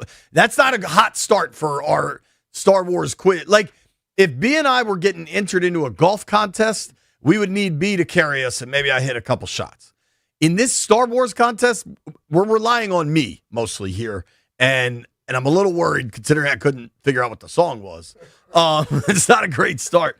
I did want to say, the reason we're going to do this Star Wars bit here is it's May the 4th, and May the 4th has become like the unofficial Star Wars day because May the 4th be with you, May the 4th. May the 4th be with you. It's also, I didn't realize today was the day, and that's why NBC's running the package today. But today was Junkies Day in D.C. Muriel Bowser named the day after them. So again, congrats to those guys. Makes a lot more sense why there's a food drop and pies everywhere. It's all coming together for me. Is the baseball game tonight Star Wars themed? No, so the Nats are off tonight, so they're doing it Monday. tomorrow. Okay. With the Baby Yoda, I think that's what they're going to be giving out. They're Yeah, kinda send something to us. They're leaving. I mean, tomorrow's Cinco de Mayo. Do it another day. I would have thought they'd have done like a Tequila Tuesday thing, but they're doing their Star Wars thing, so that's that. All right. So, Stallion, what do you got? Yeah, we got a quiz here for you guys, and I'm just going to be honest. I think you guys are in trouble. I'm not a Star Wars guy, so I can't help you out. I think Jeff is actually a Star Wars guy. Jeff? So I just know a little bit. All right. What about Dub B? I For like sure. Star Wars, but like I wouldn't consider myself. Can a Star all Wars four of us answer? No. This is a B. Mitch and Finley operation, we think, and we're just going to laugh. Don't at we you get guys. lifelines? Like phone a friend? No. Yeah, I was going to say. Make it hard. No. Yeah, okay. No phone a friend. No phone a friend. It's going to be you two. You guys got to answer. It's multiple choice, though. Okay, that helps. It is All right, multiple let's go. choice. All right. Question number 1. Who is Luke Skywalker's twin sister? Leia. Come on, man. JP got that. We were not. We didn't think y'all would get that. We didn't I think was you'd going to get say it. Princess Leia, but he said Leia real quick. Sorry, I didn't mean to jump in, but like, listen, I'm not in graduate level Star Wars-dom, but that's Star Wars 101. Like, we can pass Star Wars 101. I mean, I don't know. So, okay, this is for B. His Mitch. dad, Darth Vader, yeah. No. You're right. I know. What color is Darth Vader's lightsaber, B. Mitch? Blue, green, red, or purple? Blue. Nah. No. I think the Jedi, I think Luke was green and Vader was red. I'm going with red for Vader. It is red. You got that. I 2 mean, for 2, dog. time out. JB, you're a Star Wars guy. This is kind of shining through No, right that's now. basic Star Yo, Wars this is knowledge. still 101. That's basic Star Wars knowledge. All right. So this, I think this is where it gets a little bit weird. Which species is Chewbacca? Ooh. Ewok? Oh, if I get multiple choice, I'll know this. Oh, then never mind. No. Yeah, never mind. We run this game. No, never mind. That's BS. You said it was multiple choice. All right. Oh, So I can try to guess. You want to cut a deal? We can cut a deal. It's here? definitely not Ewok. Ewok's the little guys. Yeah, that's a little bit of people. All right. Chewie is a damn. B Mitch, any? If you give us the multiple choice like you're supposed to. All right, fine. A is Ewok. B is Wookiee. Wookiee. Dang. Block it. Okay. All right. I knew I would know it as soon as I heard it. JP's a Star Wars guy. We're finding this out now live. I'm not I'm cool with that. If you ask me something about like Lord Pampadon or whatever, I'm gonna struggle. But so far these have been pretty easy. This is gonna be tricky. I mean, if you know this, then I don't care what you say. You cannot defend yourself. You're a Star Wars guy. What is the name of Han Solo's ship? A. Starfighter. B. X-wing. C. Millennium Falcon. And D. TIE Fighter. Falcon. Yeah, I knew it too. Bang. He made the crosshair leap in 0.17 parsecs or something. All right. You got that one. Those are like giant cultural things, dude. We didn't know. I didn't know this. We're older. It came out in 1977. You wouldn't thought of. Exactly. Okay. So number 5 here. Who says may the force be with you often? A. Darth Maul. I got it. Let's hear it. I bet B knows this one. Go ahead. Yoda. There's a couple different ones. Obi-Wan. Obi-Wan is in there. All right, fine. Give me the options. All right. Darth Maul, Yoda, Obi-Wan Kenobi. And then D is multiple characters. So it's multiple. It's Yoda and Obi-Wan. It's multiple. So, okay, you guys got that. I mean, you just gave him the answer. You said, yeah, it's plenty of them that did it. And then you gave him the D. I mean, yeah. Oh, Paul. Well, yeah. I'm sorry. We don't want that. I'm sorry. Nobody wants the D in here. I'm going to punishment. Yeah, Jeff. Jeff's just walking around. No, I know. Jeff's just using this as he's standing in the corner. That's funny. That's fine. Honestly, Joey, put that hot on dog TV. hat. Hot dog hat for Jeff. That could hot be like dog a hat for 1 minute Jeff. hot dog hat. Yeah. Penalty box for Jeff. Wait. You guys weren't here for this. No. Just wait. Jeff now wears a head condom to put on the hot dog hat. Says he's scared of other people's hair. Now, maybe that was specific because Metal Chris was in here, but last week he put a napkin on his head to wear the hot dog hat. And I said, Brian Mitchell will have a word for you when he returns because that is not allowed. I don't care what B Mitch got to say. Put that thing on. Yeah, I think you got to put it on, Jeff. I'm sorry. Yes, just wear it. You don't need a head condom. All right. Number 6, while Jeff puts on the hot dog hat. What planet is the home of the Jedi Temple in the prequels?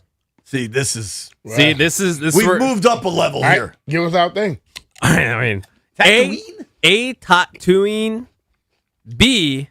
Coruscant. C. Hoth. And D. Endor. And by the way, I think callers could call in if they want. I'm going to go with Hoth. No, Hoth is the cold planet where Luke killed that elephant joint and slept in its belly. So it's not Hoth. I want to say Tatooine, but that might have been where Luke went and lived with like his uncle or whatever after they were trying to separate him. He's a Trekkie. So what's your final? He loves Star Wars. JP, he's just naming things right now. Endor. So I know it's not Hoth, so we can eliminate that. What was it? Tatooine, Endor, and Coruscant? Yeah. Coruscant's like where they're trying to get to at some point. I don't think it's Coruscant. I don't know Endor versus Tatooine, but Tatooine was the first one that came to mind. Brian, do you have a horse in this race? Nope. Are you cool if we go Tatooine? Tatooine. I never heard of Tatooine. Tatooine's the final answer? Yes. Wrong. It was Coruscant. Damn. No, I mean, I've never heard of those 4 places. I'm not going to lie. You were right. Tatooine is where Luke was with his... As a kid, yeah, right? as a kid, yep. Damn. And Endor's where the Ewoks live. Oh, okay. I mean, not going to lie. Like, by my standards... I think we're 5 of 6. 4 of 6 right now. You've only gotten 2 wrong. What else did we get wrong? No, well, because B shouted out an answer, and I took that as a final answer. Which one? It was when he said that Darth Vader had a blue lightsaber. Uh-oh.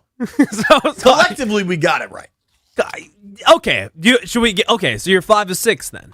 That's also half right. It's is it? Yeah. I mean, I guess theoretically speaking, yeah. What do you mean? Well, there might be another question that would make All sense. right, that's fine. All right. We're on to number 7. Who trained Luke Skywalker in The Empire Strikes Back? A. Palpatine, B. Darth Vader, C.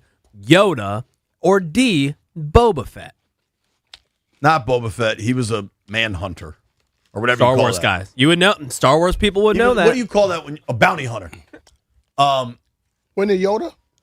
Yeah, I think it's down in the swamp when Luke is like distraught after he. I think it's Yoda. You think it's Yoda? That's your final answer? Yeah. Yoda, you got it. Okay. You got it. I mean, B got that. you guys got it. You got it.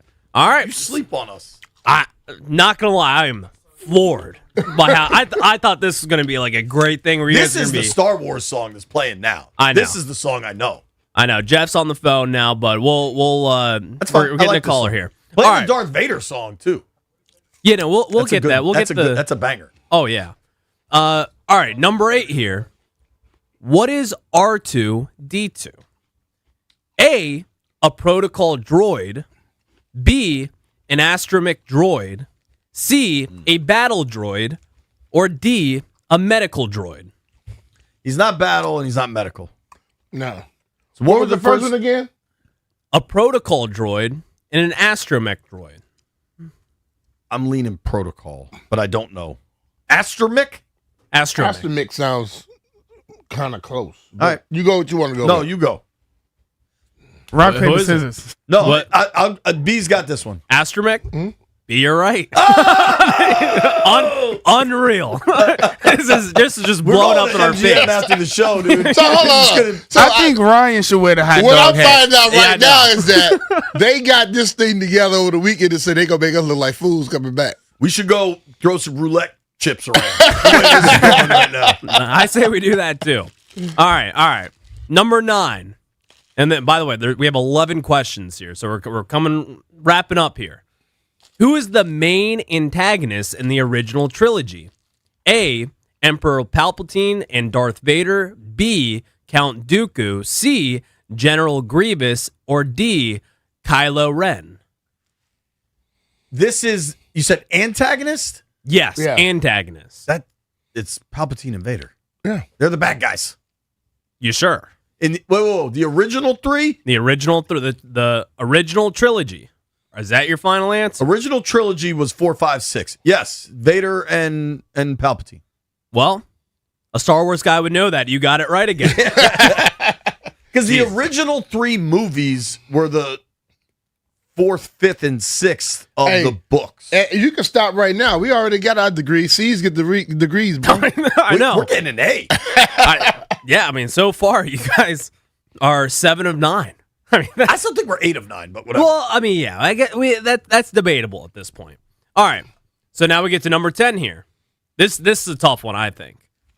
Which planet is a desert world where Anakin grew up? A, Never heard of him. He was in the first ones. He was annoying little kid.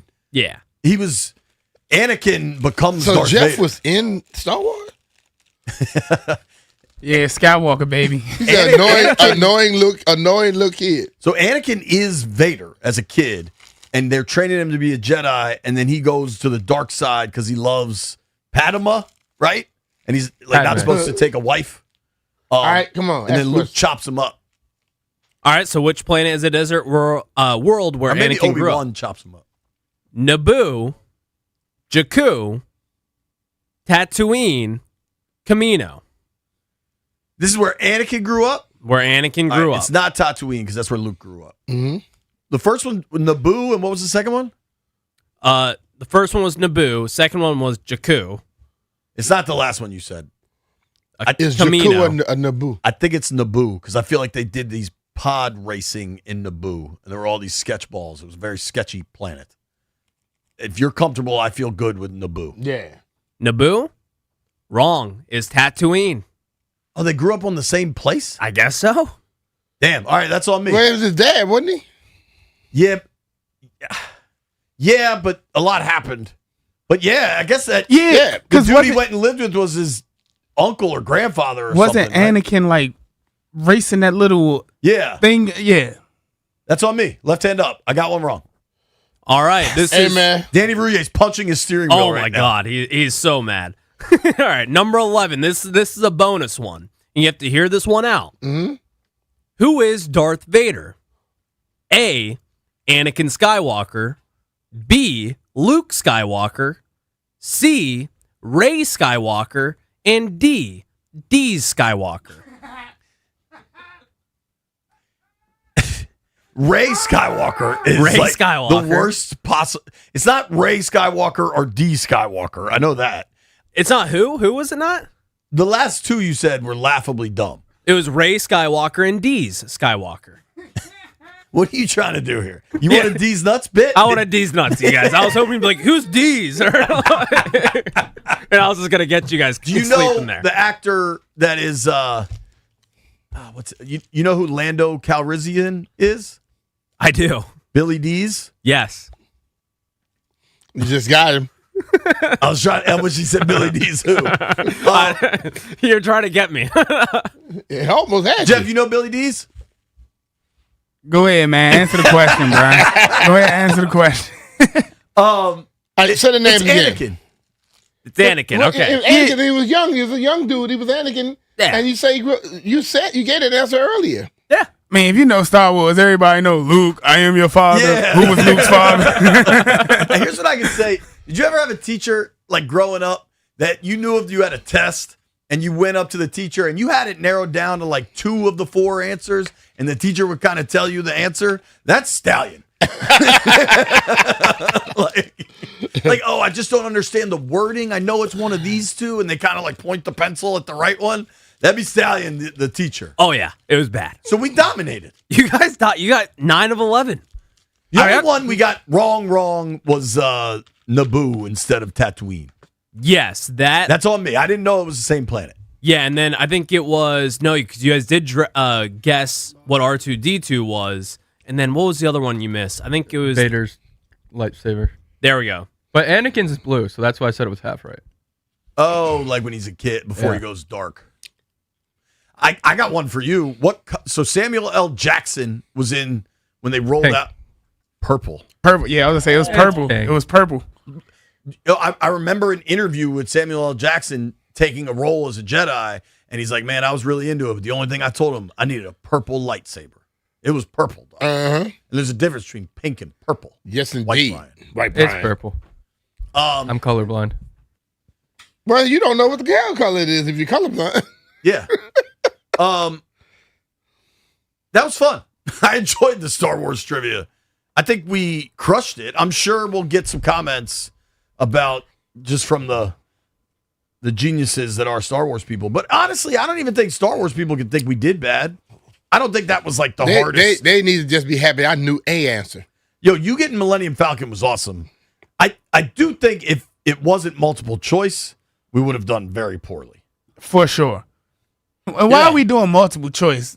They don't give us multiple choice when they ask us questions. They do it on SAT and P and on ACT test. So that's why we're doing multiple choice. I mean, first off, we're all floored that they knew this. Yes. I mean, like, Yes. we didn't know that we had Mr. Star Wars Okay, sitting over there. I got some questions for y'all tomorrow from some 1968 stuff. Okay? All right. It's remarkable because I've done a lot of damage to my brain over the years.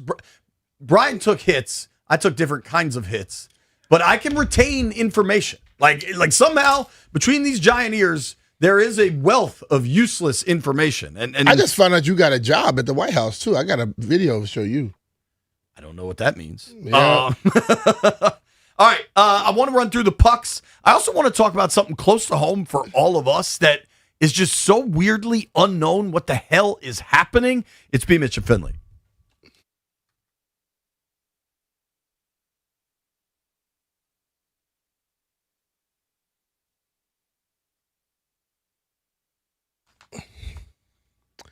B. Mitch here. The weather's warming up, and if you're thinking about hitting the road on two wheels, now's the time. When I first connected with the team at Law Tigers, I felt confident about learning to ride. Why? Because they're not just lawyers, they're riders too. They live this lifestyle. They understand the community, and they know what injured riders and their families go through. When it matters most, they'll stand up for me and for you too. Law Tigers, the motorcycle lawyers. LawTigers.com. Calvis and Knockman, Olivia Donahue.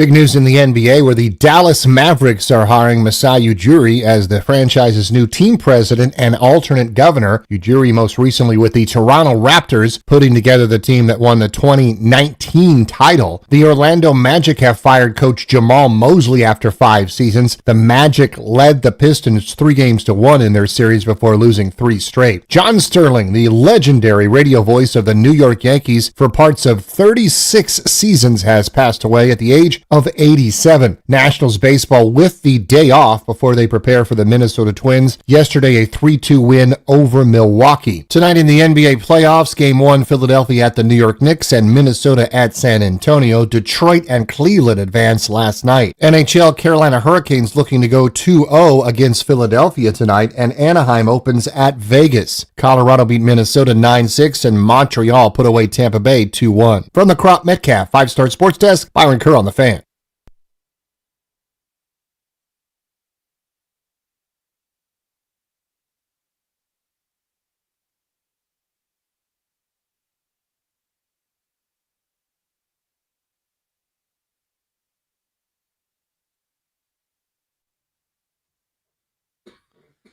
B. Mitch and Finley, 1067 The Fan. If you missed any of the Star Wars quiz, me and B rocked it.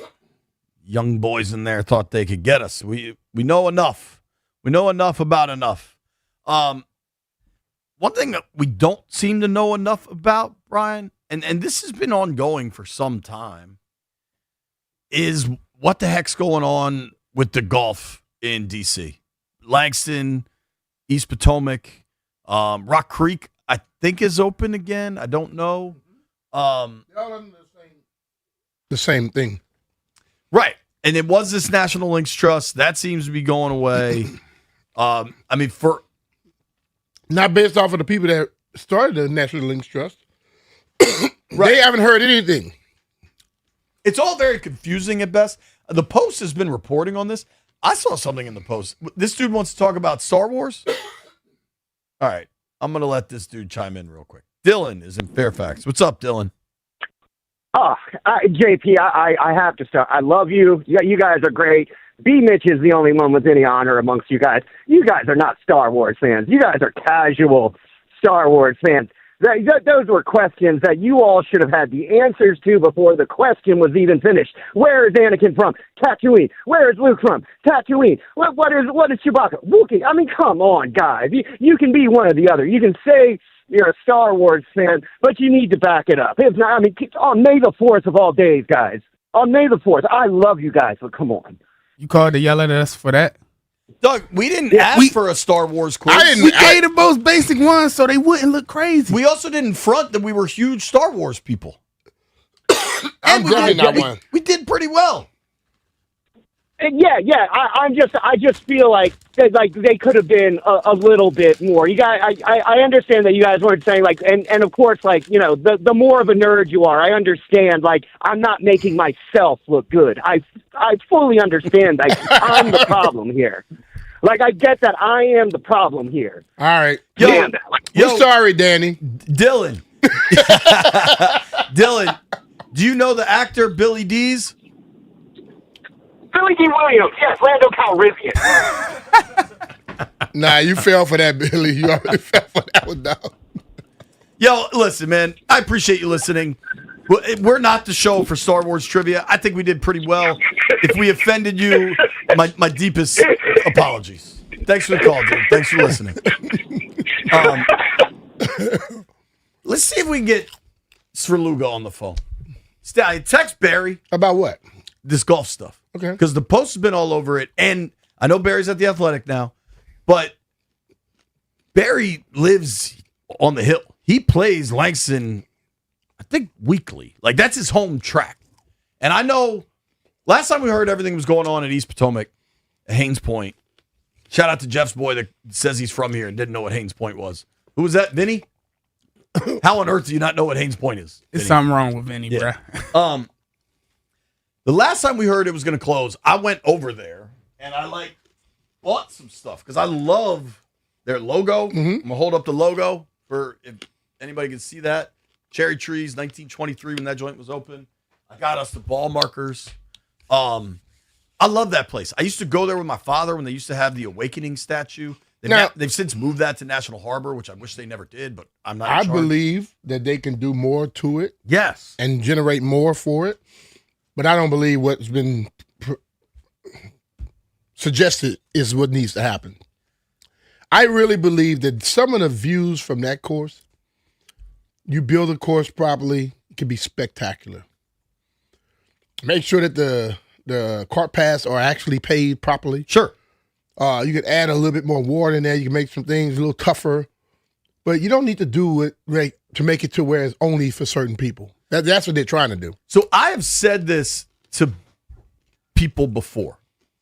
The plot of land you have at Haynes is so special. You can make a super dope track there. Yeah. And I've done this. Torrey Pines in San Diego is an international, world-class, major championship venue. Public course. Public course. And you know what they do for San Diego County residents? It's like $70 to play. That's what the people. It's completely That's what they do in attainable. Arizona. That's what they do in Florida. But everybody else that come in, you from out of town, you got to pay a certain amount of money. Right. Yeah. You can jack it. Like if you build a super dope golf course nowadays, you're talking $300-400 to play it, and some of them more than that. You were just in a place, JP, Scotland, where we go and we spend $500-600 to play the old course and new course. Right. Maybe more than that. They pay $500 a year. It's a park. Right. And they get to play for that. Like there is a path to making this Potomac. It's a dump, and I love it for what it is. But could you make that awesome? It's our dump. Right, totally. Could you make it awesome and still have a driving range that's accessible for everyone and have a local rate that's accessible for everyone and turn it into something like high-end tour stop? Yes. But you got to put something into it. And it can't be a one-sided decision-making. A buddy of mine had a suggestion, and I'm Kyle Nevins. I'm giving you credit for this. Because one thing he said that I think would be incredible, when you're on, I'm guessing that would be the north side of that island, or whether it's an island or peninsula. How good of remember when Cody hit the ball into the Washington Channel, almost hit the damn anthem? Remember that? Cody's grinding. He said he broke 100 for the first time over the weekend. I mean, kid is playing a lot of golf. I see Cody playing a lot. He's an obsessive guy. Yeah. So now that this is his thing to obsess on, he's going to play all the time. Anyway, my boy Kyle Nevins had a suggestion that I think is awesome. Build a footbridge, just a pedestrian bridge from Haynes to the wharf. That's a good idea. I don't know about that one. Now, I don't know how it works with boats. Maybe you got to go up in the air or whatever. Right now, because that's a long footbridge, and people been falling off of bridges. Being in Pittsburgh with all the bridges and stuff, I thought it was cool how that Clemente Bridge was just. That's a car bridge. They happen to have the footbridge on the side. Every time I've been there, it's just walking. Maybe that's just for they close games. it down for game stuff like that. I don't know. I don't know what they should do over there, but I hope they do it. I hope they do it in a way that remains accessible. And I think, like, if they want to make that a super course and then keep Langston as the very everyman's course, like there's a path that isn't what is happening right now. And I think if you go play Haynes regularly, like we do, and go to that driving range regularly, like we do, you recognize there's some stuff that could happen. Yeah. But I also love that you can get a grilled cheese for $4. Yeah, and a I beer. love the fact that you can see just about anybody over there. Right. I don't want to see where most people won't be able to go there. Last time we were there, remember we saw that dude in like the full jean jumpsuit on rollerblades in the grass? You can see anybody over there. Remember the time I sent the picture of the dude at the driving range with a ski helmet on? You can see anything over there. Swing can't be that bad. I don't know what's going to happen. He was worried about everybody else's swing. Yeah, I guess, man. Worried about mine. I wanted to run through the puck real quick. I watched last night was Game 7, Canadiens Tampa, and it was an awesome game.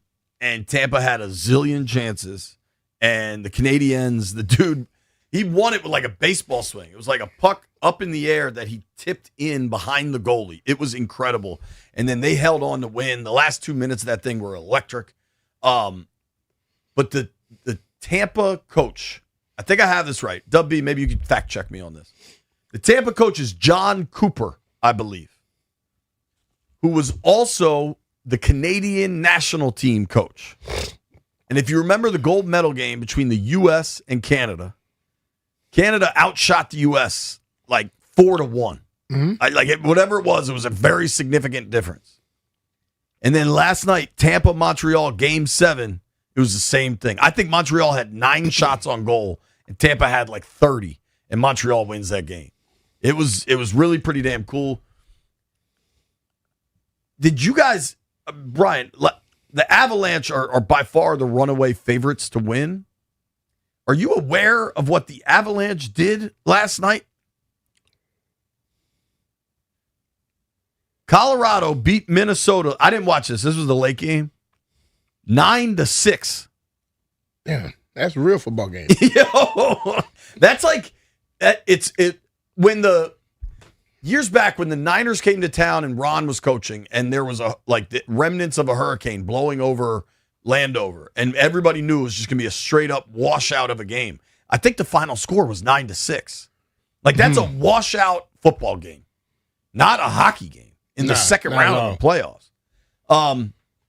Carolina worked Philly. I think that will be the result in that series. Buffalo, Montreal could be really good.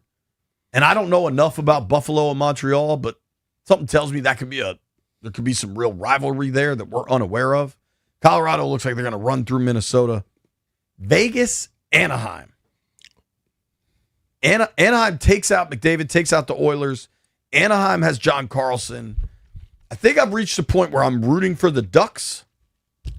I'm rooting for the Sabres. So Carlson, who else? Buffalo, I'm just rooting for because now at least they've won a series. They hadn't been in the playoffs in 15 years. They hadn't won a series in like 17 years. The people of Buffalo are great. I got no beef with the Sabres. I hate the Carolina Hurricanes. Against the Flyers, I will root for the Flyers, mostly because of Garnet Hathaway and my hate of the Carolina Hurricanes. I'll root for the Sabres. I'll root for the Ducks. The Ducks are the only Western team I could kind of get down with. Do you have a dog in the fight of Colorado, Minnesota, Vegas, or Anaheim? Who's the dude that left here and went to Vegas? Is he still there? The GM? No, it was a player. Is Dowd there? No, it was a player that went there. When we had to let somebody go, he went there early. Young buck. Somebody is punching their steering wheel right now. You would know the name, Jay. All right, I'm trying to pull it up. I don't have the. It's like when they first came Vegas along, Golden and Knights. remember they went to Nick Dowd is there, but they when he left here, he was like damn. It was the goalie. Didn't they trade? Not the goalie. He was like this little nice dude. They thought he was what's his name? Can't think of his name. Nick Dowd. Nick just went there. This is back when we played them in the game before the finals or whatever. The Stanley Cup is when the Caps played Vegas. So but he was on that team then. I think because McPhee left Washington and got the Vegas job. Brooks Lake, maybe? Sure. Barry Svrluga is going to join us next. We're going to figure out what's going on at Haynes Point.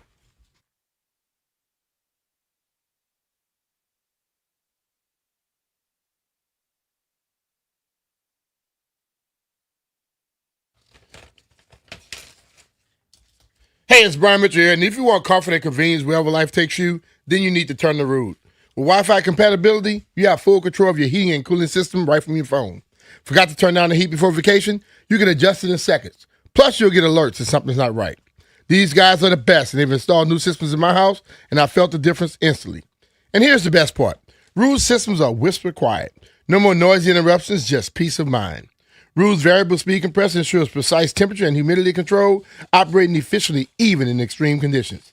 Its comfort and performance, perfectly balanced. And also, don't forget about the savings.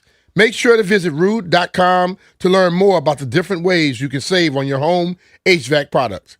Rude, the most reliable heating and air conditioning products in the DMV. And remember, if it ain't Rude, it ain't right.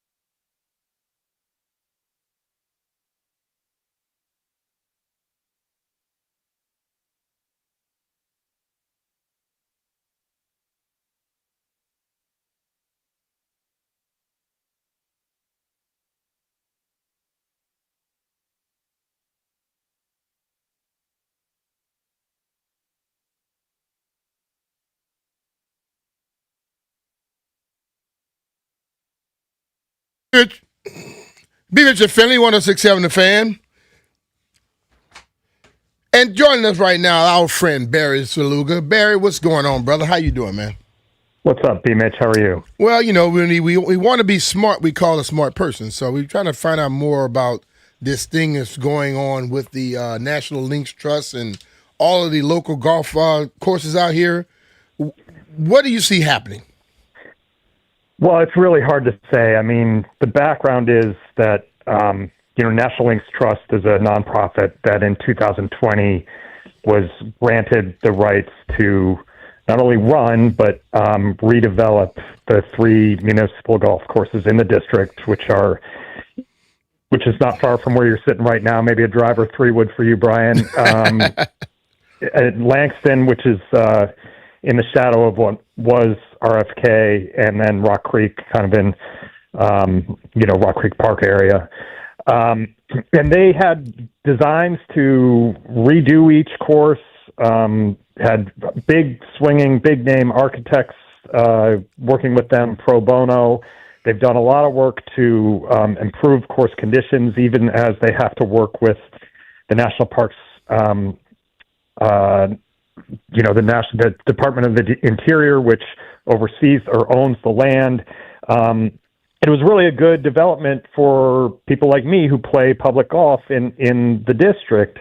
The Trump administration last fall essentially tore up National Links Trust's 50-year lease with the Parks Department. They cited a bunch of stuff that NLT says is not true, that they were behind on rent payments and that they hadn't come through on promises.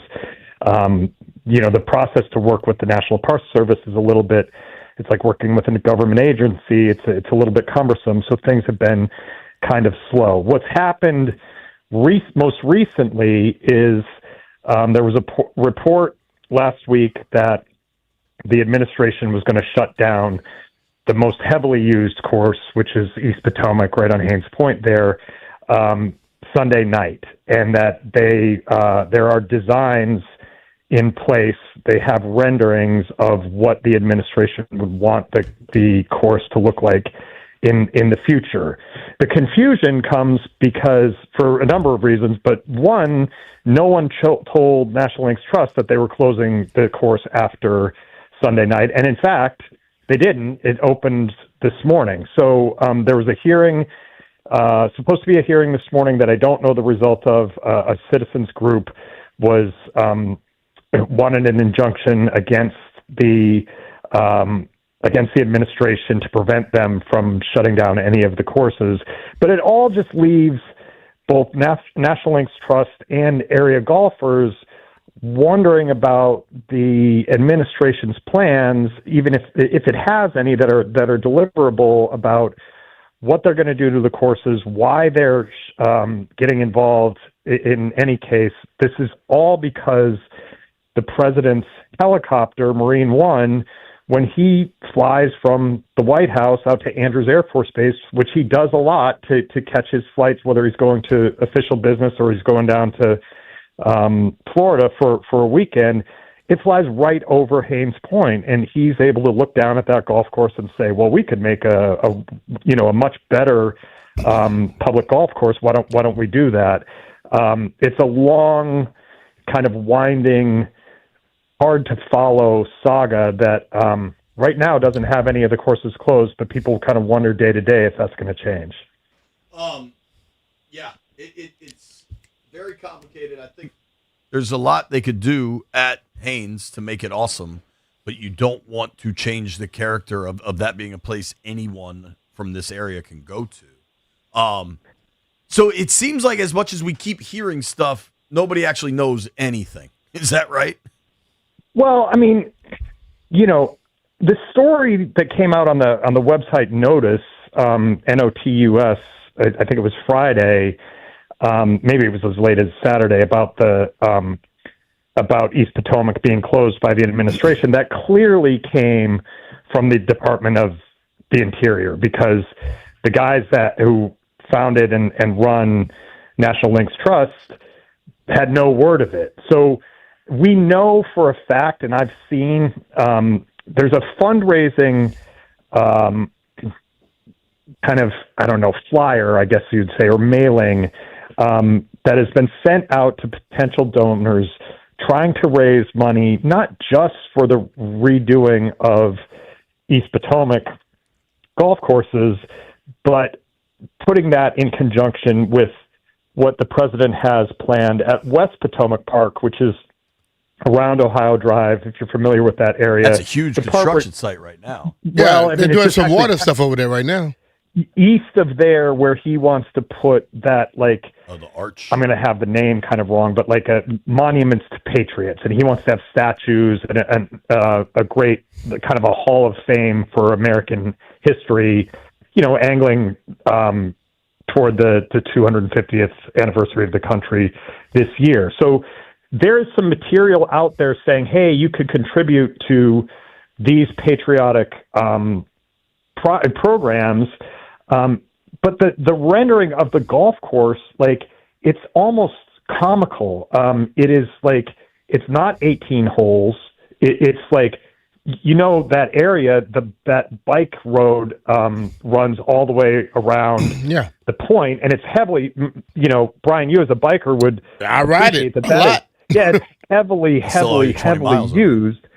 And the renderings show the golf course, which again doesn't have 18 holes, like pushed out all the way to the edge of the property, taking away a community resource that is part of that area and has been part of that area forever and ever and ever. This is with no regard to community input, community wants, community needs, and it's also not with apparently, is what I've been told, with any regards to what's actually possible out there, because you push things out to that seawall, which is already kind of fragile. It might be physically impossible to put what they want to put there without falling into the river. So it just doesn't seem. I think if the administration said, this is a valuable piece of property, it's not being maxed out for the community, we can help do it better and faster because we can get rid of a lot of the red tape. Let's get some input from the community on what it wants and needs. Then that could be a really positive thing, because if you can cut aside some of the bureaucracy and make things happen faster, I think everybody would be in favor of that.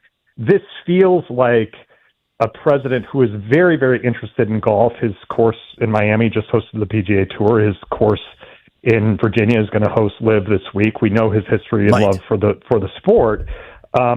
It feels like him saying, like, this is a real estate project, and we can kind of take it over and run it and kind of bully these people and kick them out, and without a real plan behind it to say this is what's executable in this amount of time. It's just a haphazard thing that has a lot of people shaking their heads and wondering, if I had a tee time there on Friday, I'm wondering, am I going to be able to tee it up, or are they going to close it down? Yeah.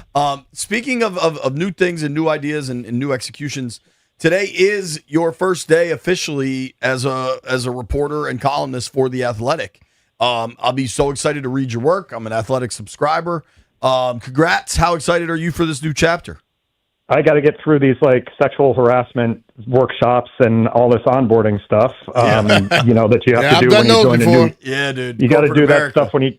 I haven't joined a new company in 23 years, so this is a wild first day. But I'm super psyched. I'll be out at rookie. I was gonna ask. Camp. Does this mean Barry Svrluga's coming to rookie mini camp on Friday? Things change, don't they, JP?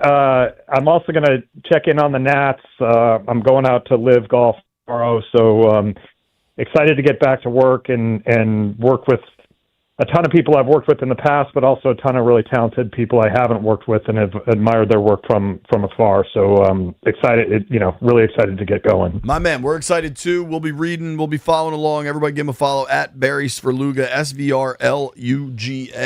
I'll see you Friday, dude. Thanks, man. Look forward to it. All right, bro. That's our friend Barry Svrluga from The Athletic. And I have to get used to saying that. Appreciate him making time on short notice.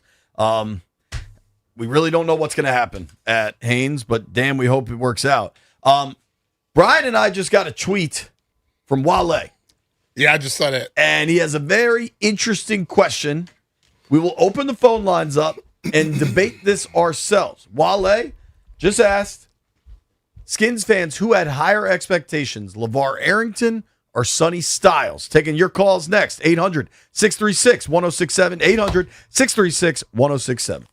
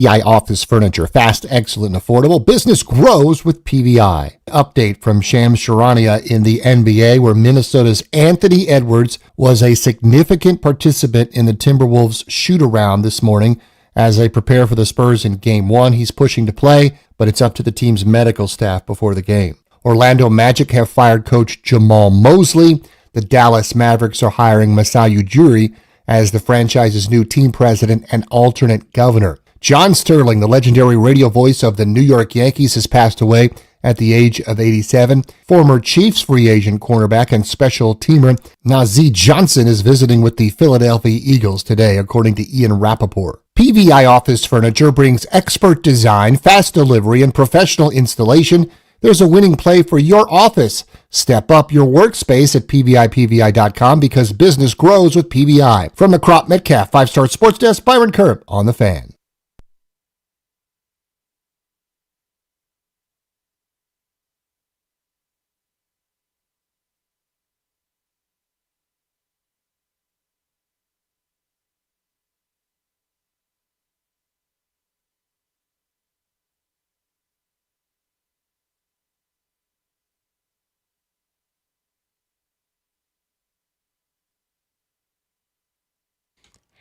Let's go.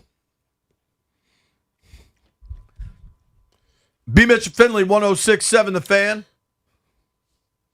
Then what? Rude is the official show sponsor of B. Mitch Finley. Don't melt this summer. Upgrade to high-efficiency HVAC and get 60 months, same as cash on qualified equipment until May 31st. Keep your cool and your cash. Find a Rude Pro partner at rude.com. And Brian, if it ain't rude, it ain't right. Our friend Wale, friend of the program. No, no, since he was a little kid. I know, that's great. He went to your football camp, right? No, he used to go to, oh, Lord. Brig Owens tournament. He had the Super Leaders was the name of the thing. And I would go in there and talk to him sometimes. That's cool. 21 minutes ago, Wale tweeted me and B, said, Skins fans, who had higher expectations, LeVar Arrington or Sonny Styles? We're going to open the phone lines up on this. 800-636-1067. 800-636-1067. I'm going to let my man Rusty in Delaware lead us off. We're all going to weigh in. What up, Russ? Fellas, what is going on today? How are y'all? Good, man. Good, dude. How are you? I'm great. So I'm going to say the higher expectations were definitely on LeVar. And I think that came, obviously, I think was he number 2 or number 3? He was up there. Yep. And the guy who was running the show and his little compadre at the same time, I think that they put a lot of that. He was the savior of the franchise. He was going to be a generational talent on defense. And I think that he had the ability, just nice. Injuries did him in. Yeah. Thank you for the call, Rusty. Your phone cut out there. I kind of agree with you. Rusty. I think the hype around LeVar was way more hype than what it is. Sonny is outstanding. He did all the stuff at the combine and got a lot of people hyped up because most people, only thing people care about today is like how fast you can run this, that, and the other. But LeVar, you go down the amount of awards he won that year, and then being drafted up there with 4 to 5 spots higher, I think it was on him. Dude, I think LeVar by far had more hype coming in. Not to say that Sonny doesn't, but I remember he has a lot of hype. But I'm saying that with that hype come expectations, Yeah. and I think what's called just hit it right from Delaware, Rusty. Yeah, he just hit it on the head. It's the way they promoted everything, how they put him out there, LeVar on Front Street. He's the savior. Ain't nobody saying all that about Sonny. Even before he got to Washington, though, and you're completely right. The way Dan and Vinny tried to market players was completely unfair to the football operation. But LeVar at Penn State, I feel like people don't remember this. He was on the cover of Sports Illustrated when being on the cover of Sports Illustrated was a huge deal. That was a huge deal. So LeVar was drafted in 2000, so April of 2000. So he was on the cover of SI the fall of 99, their college football preview issue. It was LeVar running out. Penn State was number 1. And then do you remember the famous play he made at Penn State? I think they were playing the leap? Syracuse or Illinois or somebody. Yeah, and he leaped over the line of scrimmage. They called it the LeVar leap. So the hype on LeVar coming in was so significant. I will say, though, it took a dent. I don't know if you remember this. You were on the team, so I don't know that this will register with you. The excitement surrounding LeVar was so over the top crazy, but you'll know this better than me. LeVar didn't sign or agree to terms with the union, the Players Association. So you couldn't get LeVar Arrington jerseys. They weren't being sold. Yeah, I remember that. And I remember my boy Charlie made one himself, and you would see like one or two of people that just made them, but people not being able to buy his jersey was a big deal. And LeVar was pretty good. He only played 6 years, which is crazy, dude. Yeah. Injuries, man. Yeah. And injuries can derail the hell out of you. It was the year with Marty when LeVar really put it all together. He had that interception return for the touchdown against the Panthers. Skins started 0-5. They came back to win 5 in a row. That's when I thought he like really started to show what he could be. I think our guy Jeff disagrees. And Jeff, you are younger. For younger people, you could have a different feeling on this. You think there's more hype on Styles? Yes, right now, and like I said in break, it's probably because I'm younger. I didn't remember like everything that came around LeVar. Like the cover of Sports Illustrated in 1999 doesn't mean much to you. I was 5, right? You know, but I just think after this season 2 years ago, the turmoil on Twitter about our linebackers getting burnt and passing plays, I just think there's a lot on Sonny because we've been. When I say we, I mean the fan base. The fan base has been thirsting for a linebacker that could cover and that can make tackles. This guy he only missed 2 tackles last year. And the thing about it, we were talking about how when Jamin Davis came. When Jamin Davis came, everybody was like, who? Why did they do that? It was a different feel when Sonny was drafted. And I just think because of the season 2 years ago and the season last year is the main thing that's making the hype for him because we was putting up 30 points, but we also was getting scored 30 points on us. Yeah. I hear you, but I'm going to tell you, being in, when both of them get drafted, being around here, I think the fans here know that our linebacker corps suffered from a lack of pass rush and a lack of consistent line play. When LeVar rolled in this thing, bro, they expected him to be the savior. LeVar was hyped more than the damn quarterbacks were. Yeah. You know? So I think it's a different level of what things were. Now, I understand when people say about the hype, but this is expectations. Sonny is not expected to be the finish all stuff. You got Owe. If he get pass rush like he's supposed to be, he going to make Sonny's job easy. You know what I mean? You got like a lot of different guys who rolled in here now that bringing something else that could take a little pressure off of him. LeVar rolled in and they thought he was going to save the whole damn team. This is funny. So the tweet, Wale tweeted me and B asking who has higher expectations, LeVar or Styles. Will Blackman, another friend of the program that played for the Skins here, does all sorts of media now, replied, Wale, are you effing kidding me right now? We'll take wild card Scotty, noted Penn Stater. What's up, Scotty? What's happening, fellas? What's up, bro? You showed JP that picture? You in the White House now? I showed it to him. Listen, LeVar came in, LeVar leaped. He did things superhuman. I'm growing up one of the biggest LeVar fans of all time. I think LeVar started drinking that Kool-Aid a little early. He was built as the savior. I don't see Sonny. I mean, I don't see Sonny as being the same kind of I don't know, mentally as LeVar was. I mean, LeVar should have been. He had some injuries, but I think Sonny's got a little bit more. He's a little more humble, at least from first appearance. I also would add Sonny's father played in the NFL for 5 or 6 years, I believe. Like there's going to be a level of understanding of what is required, and that like you haven't made it. You've just gotten to here. Like nobody has made it yet. Thanks for the call, Scotty. Appreciate you, bud. Since Scotty was trying to troll me with that big ear dude, he was texting me all last week that the Penguins are going to come back and win it in 6. He always says stuff like that. And then he texted me, "Are you watching this right before Philly scored to win the series?" Sally, what about you? You're a young guy. I think the comparison is actually a little bit better with Chase Young and LeVar.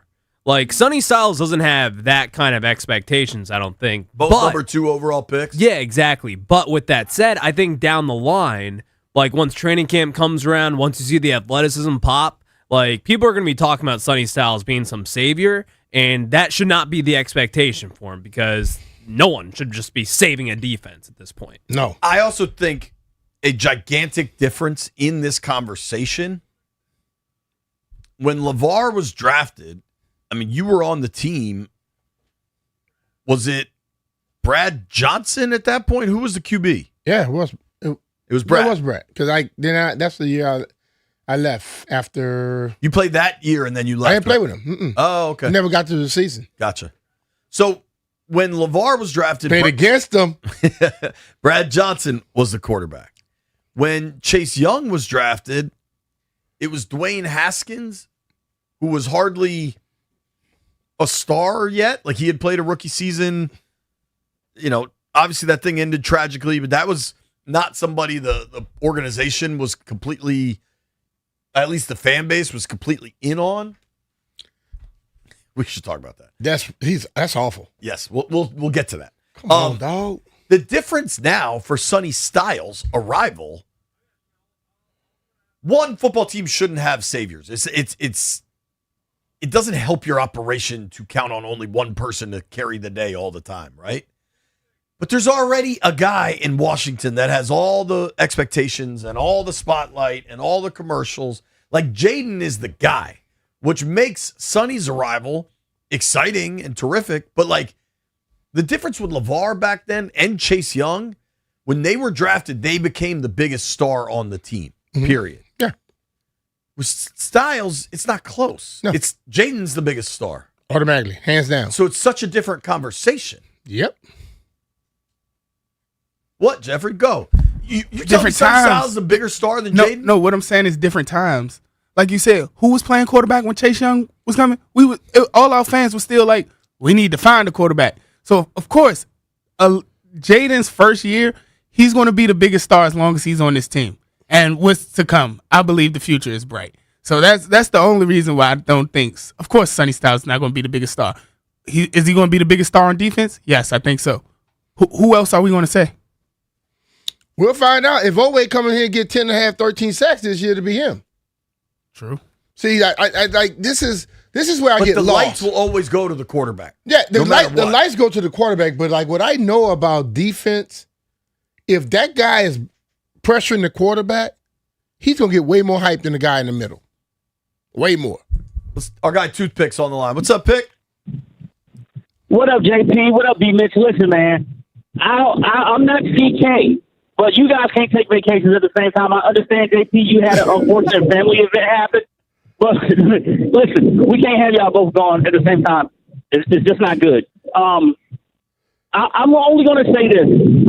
It is Sonny Styles because of the social media era, right? It's like back in the days, we would go to parties and we would have a time and no one would put it on Facebook, Instagram, or none of that. But now you can't go out and have a good time without somebody putting it on social media. So I'm gonna say Sonny Styles because more eyes are on him. But see, it's not about all that crap there. It's about the actual football play. And I think that's what it stays with. I think when you are if you're playing football at a high enough level, you can get past some of the stuff that somebody might post. But if you ain't playing football at a high enough level, you screwed no matter what. Absolutely, B. I do. But if I'm answering the question correctly, it was who had more pressure, LeVar or. Now it says what were the who's facing the highest expectations? And I don't know if it's about pressure. I just think that LeVar was brought in to be a savior, and Sonny wasn't brought in to be a savior.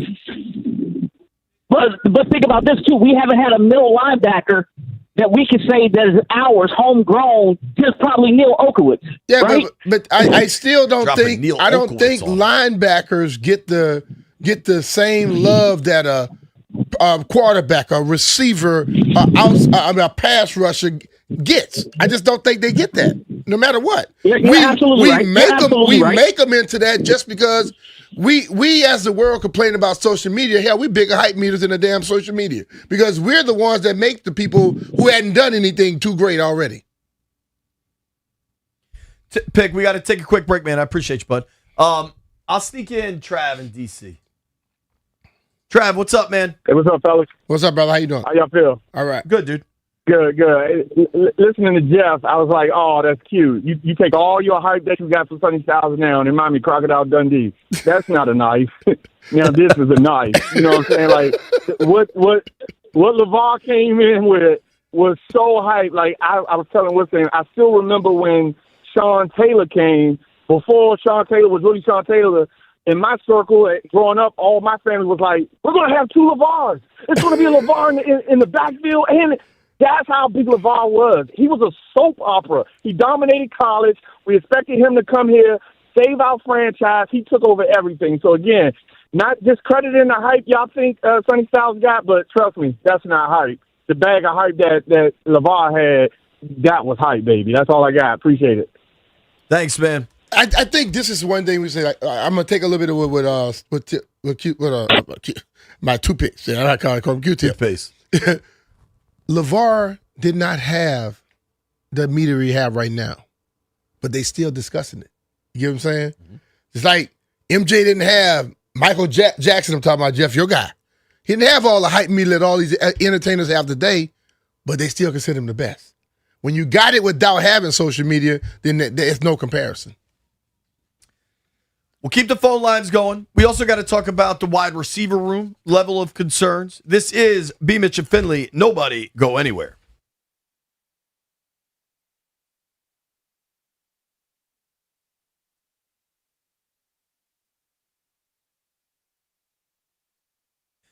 B, I'm telling you, I love wearing my Collars & Co. gear. I had to be dressed up a lot over the last week, and I was wearing the Collars & Co. dress shirt. On Friday, we had the burial, and I was outside in that Collars & Co. white dress shirt with that super breathable, lightweight material. It was so comfortable, man. On a day where there wasn't much comfort, that dress shirt certainly provided it. I love the blazers. I'm going to order those loafers. Have you seen the suede Collars & Co. loafers they have on the website? I'm ordering some of those. Those look fresh. No matter what you're wearing from Collars & Co., if you want the dress clothes like B and I rock, or if you just want their dress collar polos with that super crisp, never flat collar, whatever it is, the gear is awesome. You never have to iron it. You don't have to take it to the dry cleaner. Just take it off the hanger, put it on, and walk out. You could do anything. Play golf, go out to dinner, be on television. I've done that plenty. Whatever you're looking for, Collars & Co. has got you.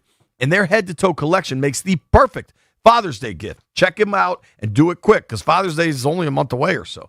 CollarsandCo.com, or they've got a store at Congressional Plaza. Make it easy this year. Go with Collars & Co.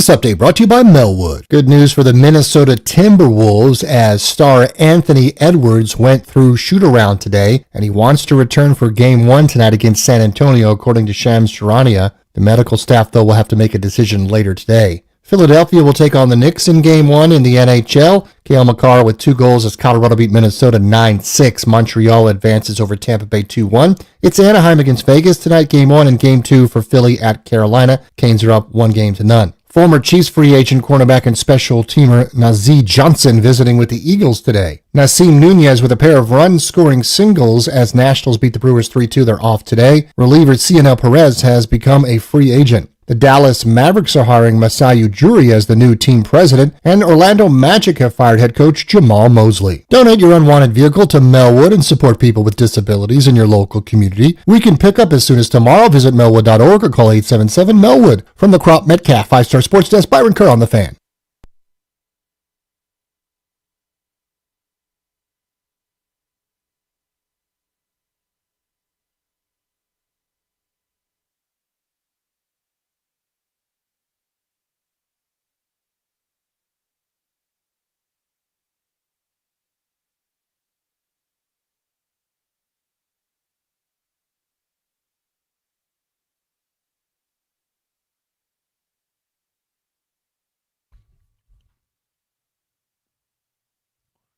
B. Mitch and Finley, 106.7 The Fan.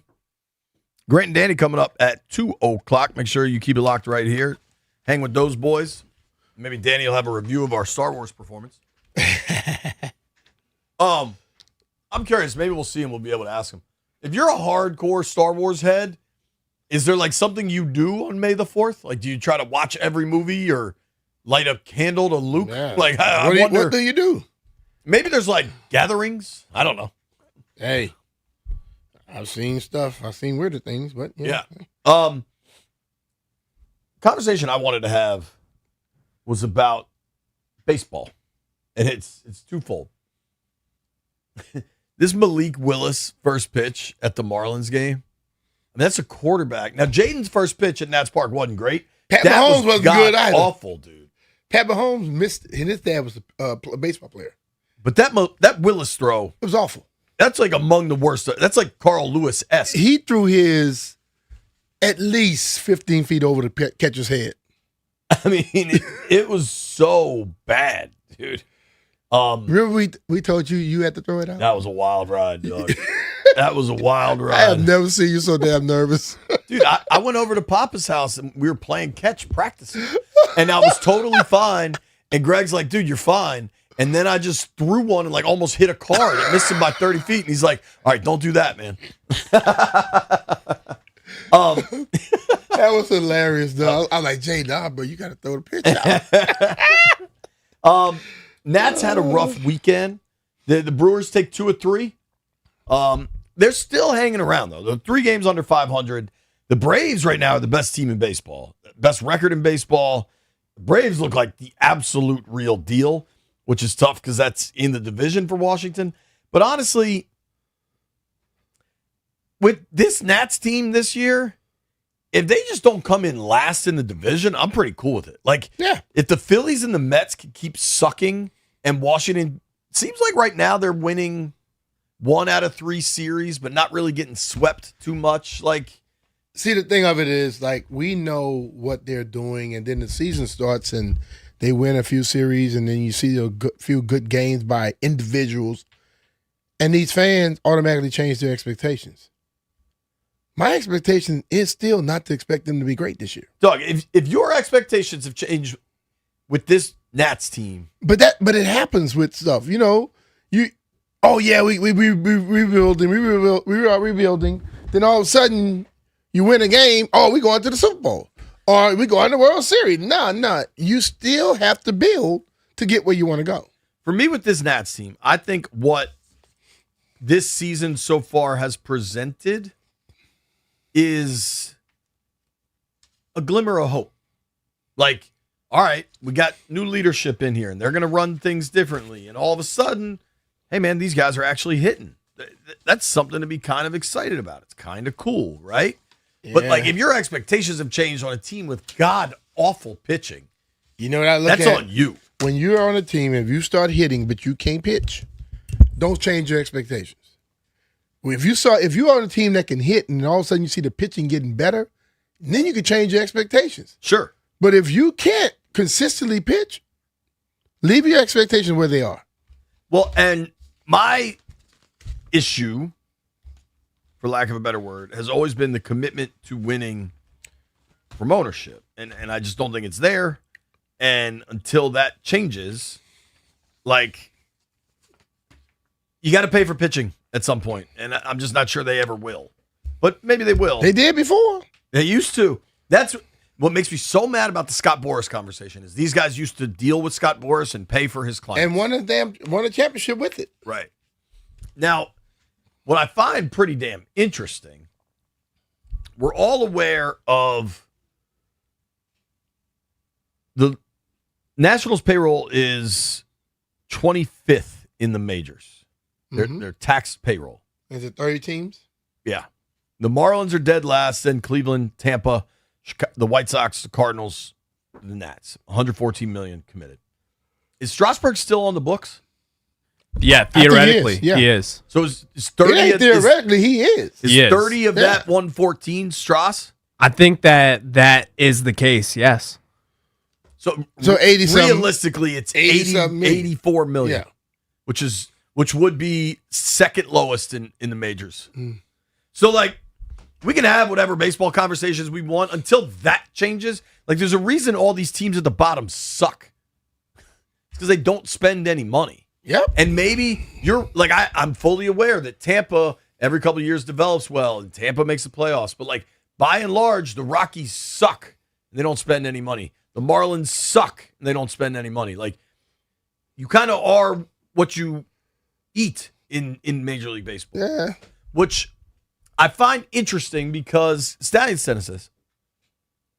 Spencer Nussbaum covers the Nats for The Athletic, right? And I guess Spencer and The Athletic folks surveyed 1,600 Nats fans.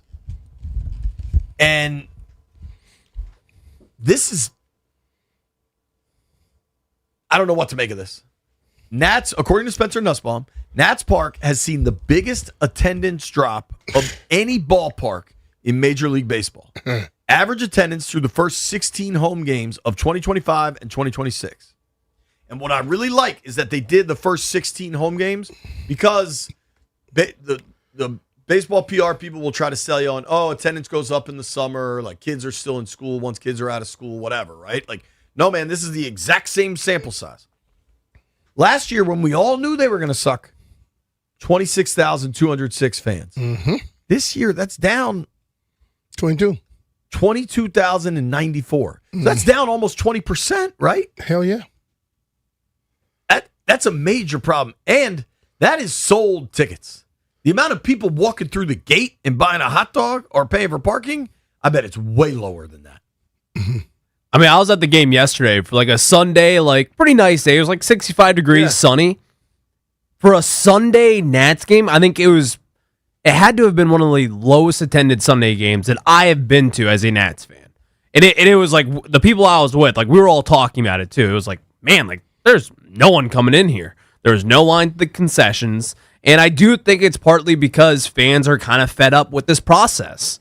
And there are kind of a lot of questions about what the owners will do long term. Like, will they invest? And I think there's a big part of the fan base that won't invest in the team until they see the investment from this ownership group. And we haven't seen that at this point. And I understand that.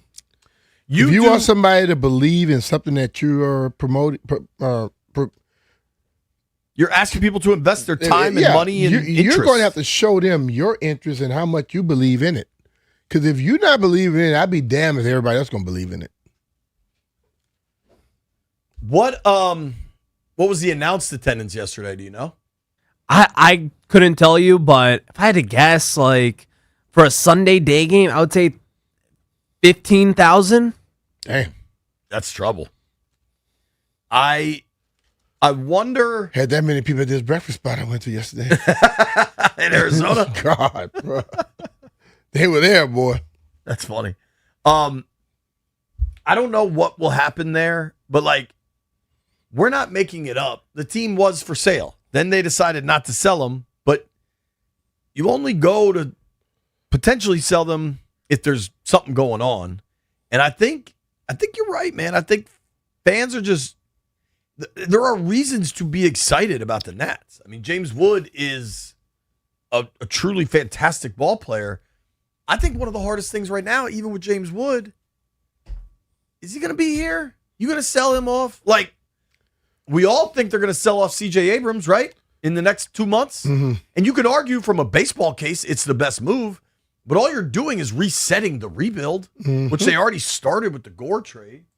Ronald's in Fairfax. What's up, Ron? How we doing, guys? We're good, man. I don't know why anyone in their right mind would ever go pay to go to Nationals Park. I mean, James Wood, great and all, but he'll be playing in Philly or Atlanta in a couple of years. The beer is $17. Crowds for the game see a much better product and a much better stadium. I mean, it's a no-brainer for me at that point. You cut out there. What's the better product?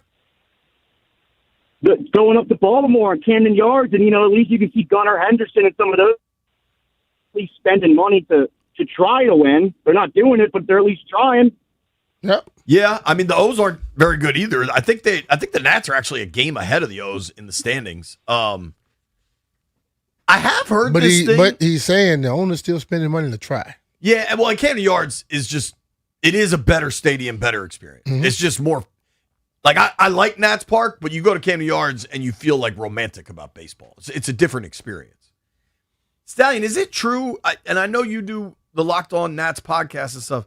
I have multiple people telling me that Nats Park has the most expensive beer in the majors. Like, I mean, there had been reports of that, and I mean, I can tell you this: if that's the case, it would not surprise me. The amount of money that I spend at Nats Park when it comes to beers, like, it's astounding. I mean, I'm like genuinely. Like, I know you well enough. Yeah. Yeah. If you're going to the ballpark to enjoy yourself, we're talking 5-6 beers. Yeah. Tall boys. $17 a pop. I think I'll be going to one of the spots before I go in. Yeah. Which I've done that as well. Just And take a it's gummy. expensive, man. It's Yeah, really expensive. That is expensive, dude. I think Scott is in Manassas. What up, Scott? What's up, guys? How you doing? Mark Lerner has single-handedly unraveled everything that his father spent money on. His father agreed to spend money on Max. His father, decided to spend money on X, Y, and Z. We've got our best players walk out the door for nothing. And it's going to happen again with C.J. Abrams and James Wood. Until Mark Lerner is gone, it's just the way it's going to be. I don't think you're wrong. I think they wanted to sell it. And for whatever reason, probably because of this looming baseball problem, the labor dispute, they couldn't sell it. And now they're just stuck. And it sucks for fans because going to the ballpark with a scrappy young team that's hitting pretty well is fun unless you feel like it's so disjointed you don't want to invest your time. Totally. And listen, the numbers are the numbers. They can try to sell us and turn things around as much as they want. But if your attendance is down 20% and your team's better, that's on you, dude. Nobody go anywhere. Great and Danny coming up at 2.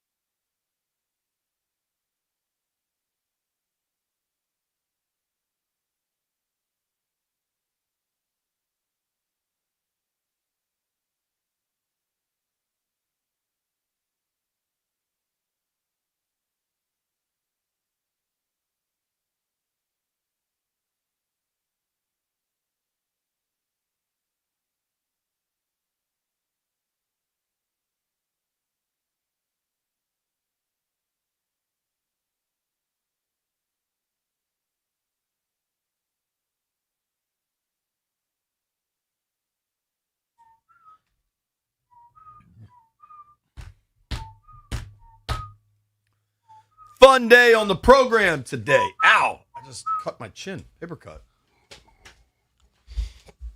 Rookie minicamp coming up at the end of the week. We got a really fun show on Thursday. Okay. We'll be live at our friends from Rude T-Stats out at their facility. Thursday, right? Yeah, Chef Donnie cooking up a feast. Yo, Donnie, call me after the show. I got a special request, man. What is it?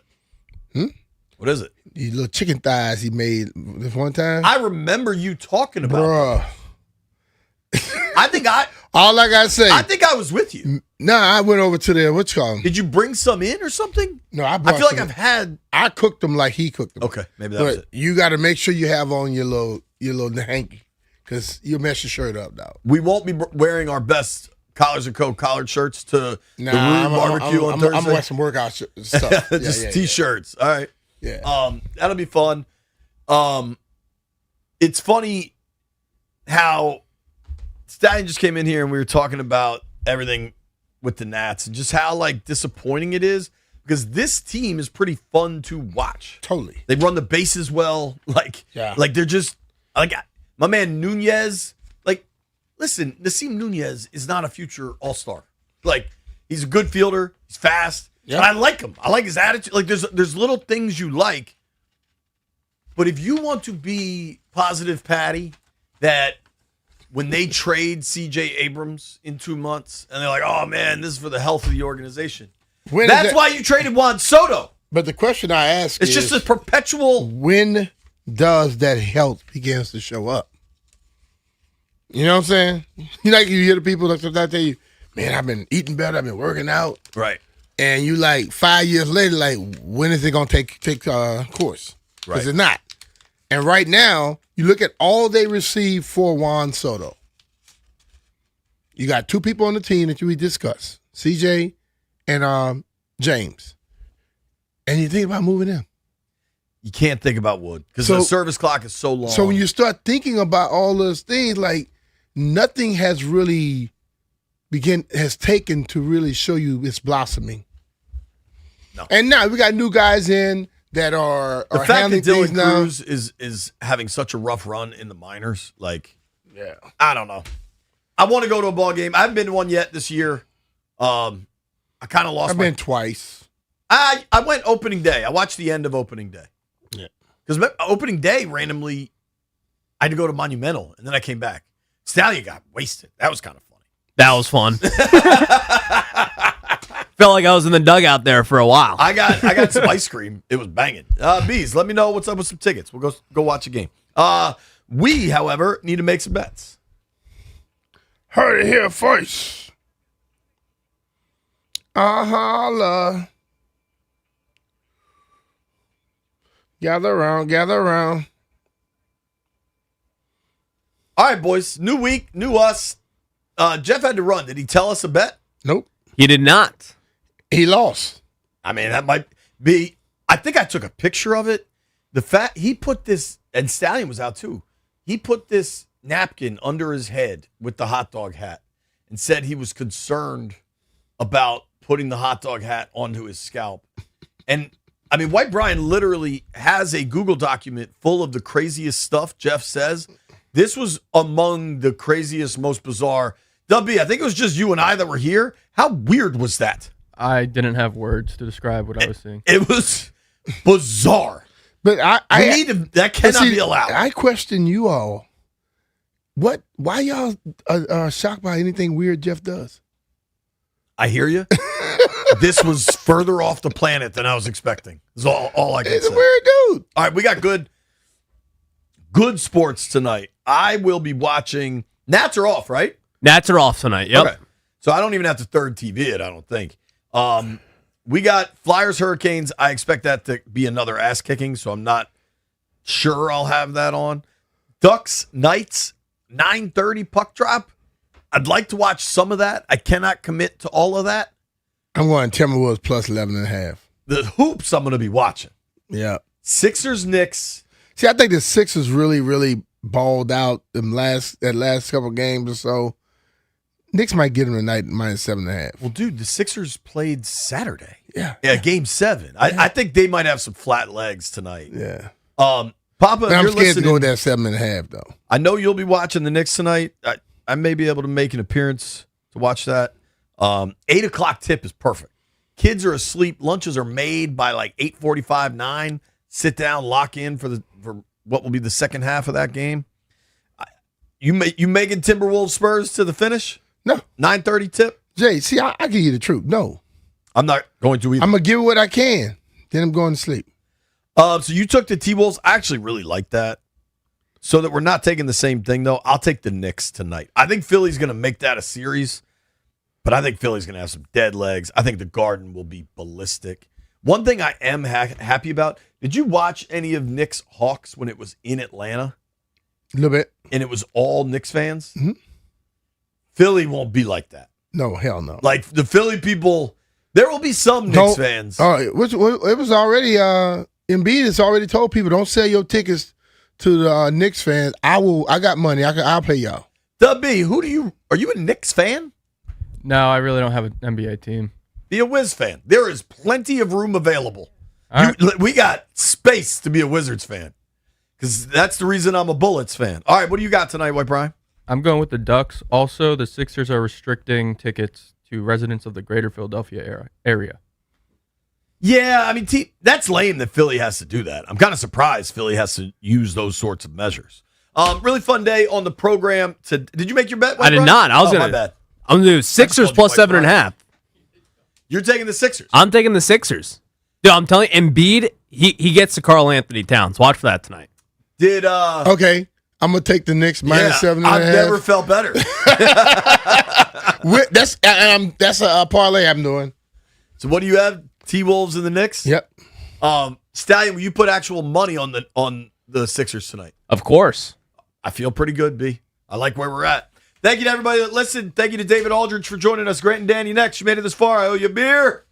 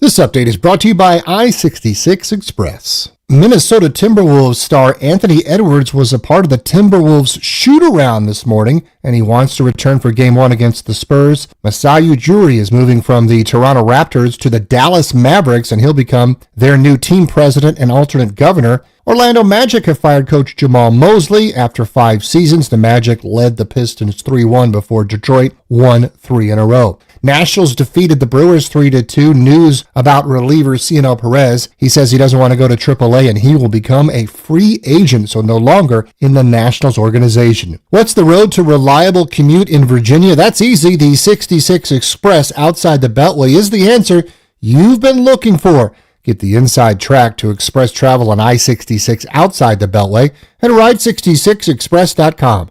Guess less, no more.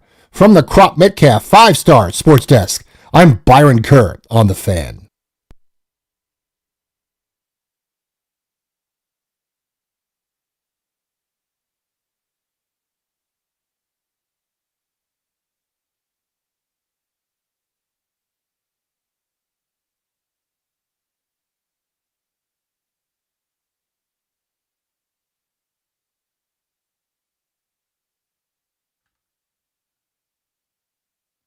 Good Monday afternoon, and welcome into Grant and Danny.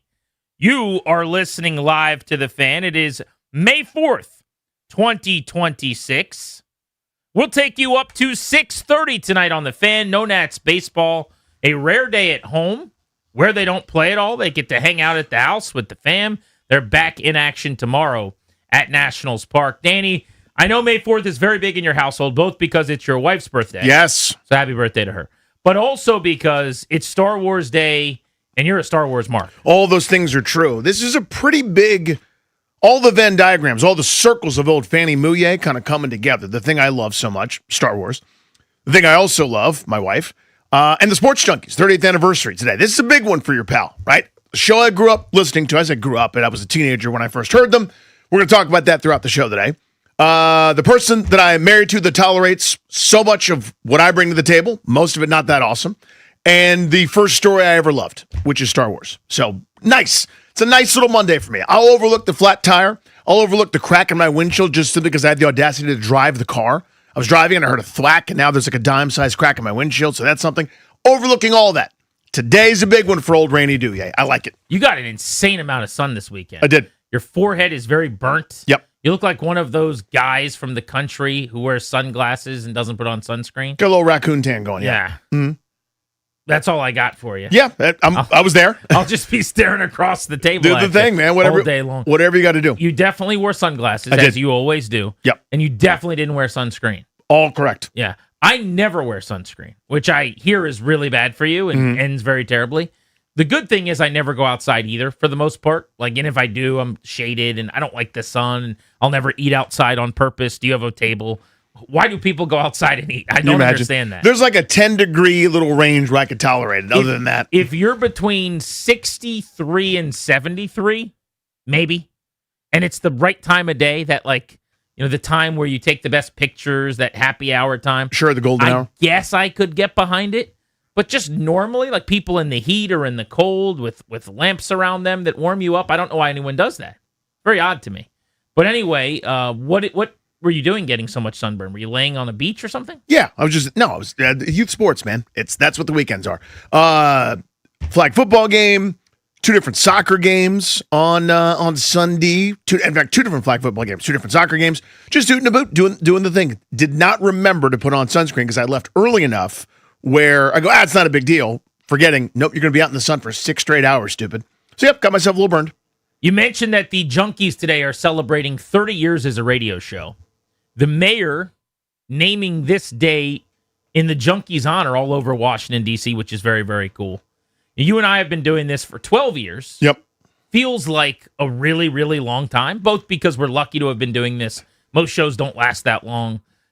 I would have guessed that we were not going to probably be doing this for 12 years together, but I certainly hoped that we would be, and here we are, and hopefully we can do it for another 12. But the Junkies, that puts 30 into perspective, by the way. Yeah, doesn't it? I mean, think about the difference in our lives from when we started in 2014, when I was like young 20s, single, now married with 4 kids, trying to find a minivan, and you are 3 Old. kids later, married, like you play a lot of sports, but you don't like leaving your house if it's dark outside. So much has changed. There are a lot of differences, man. What's consistent is them. The magic of that chemistry with that shared set of experiences, talking to each other the way people talk to each other. Right? So, listen, it's not to besmirch any other radio show, but you think about how many times you listen to sports talk growing up, and it's like the guy behind the scenes sounds one way. Then the microphone's on, and hey, this is a big game. His legacy's on the line. Give me a call. What do you think about it?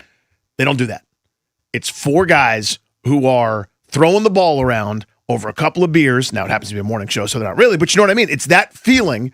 And the first time I listened, I said, this is it. I've always wanted this. This is the show for me. Amazing, man. 30 years is absurd, but it also makes perfect sense that they're the ones to do it. Yeah, I heard them on various stations over the years, different time slots like everybody else.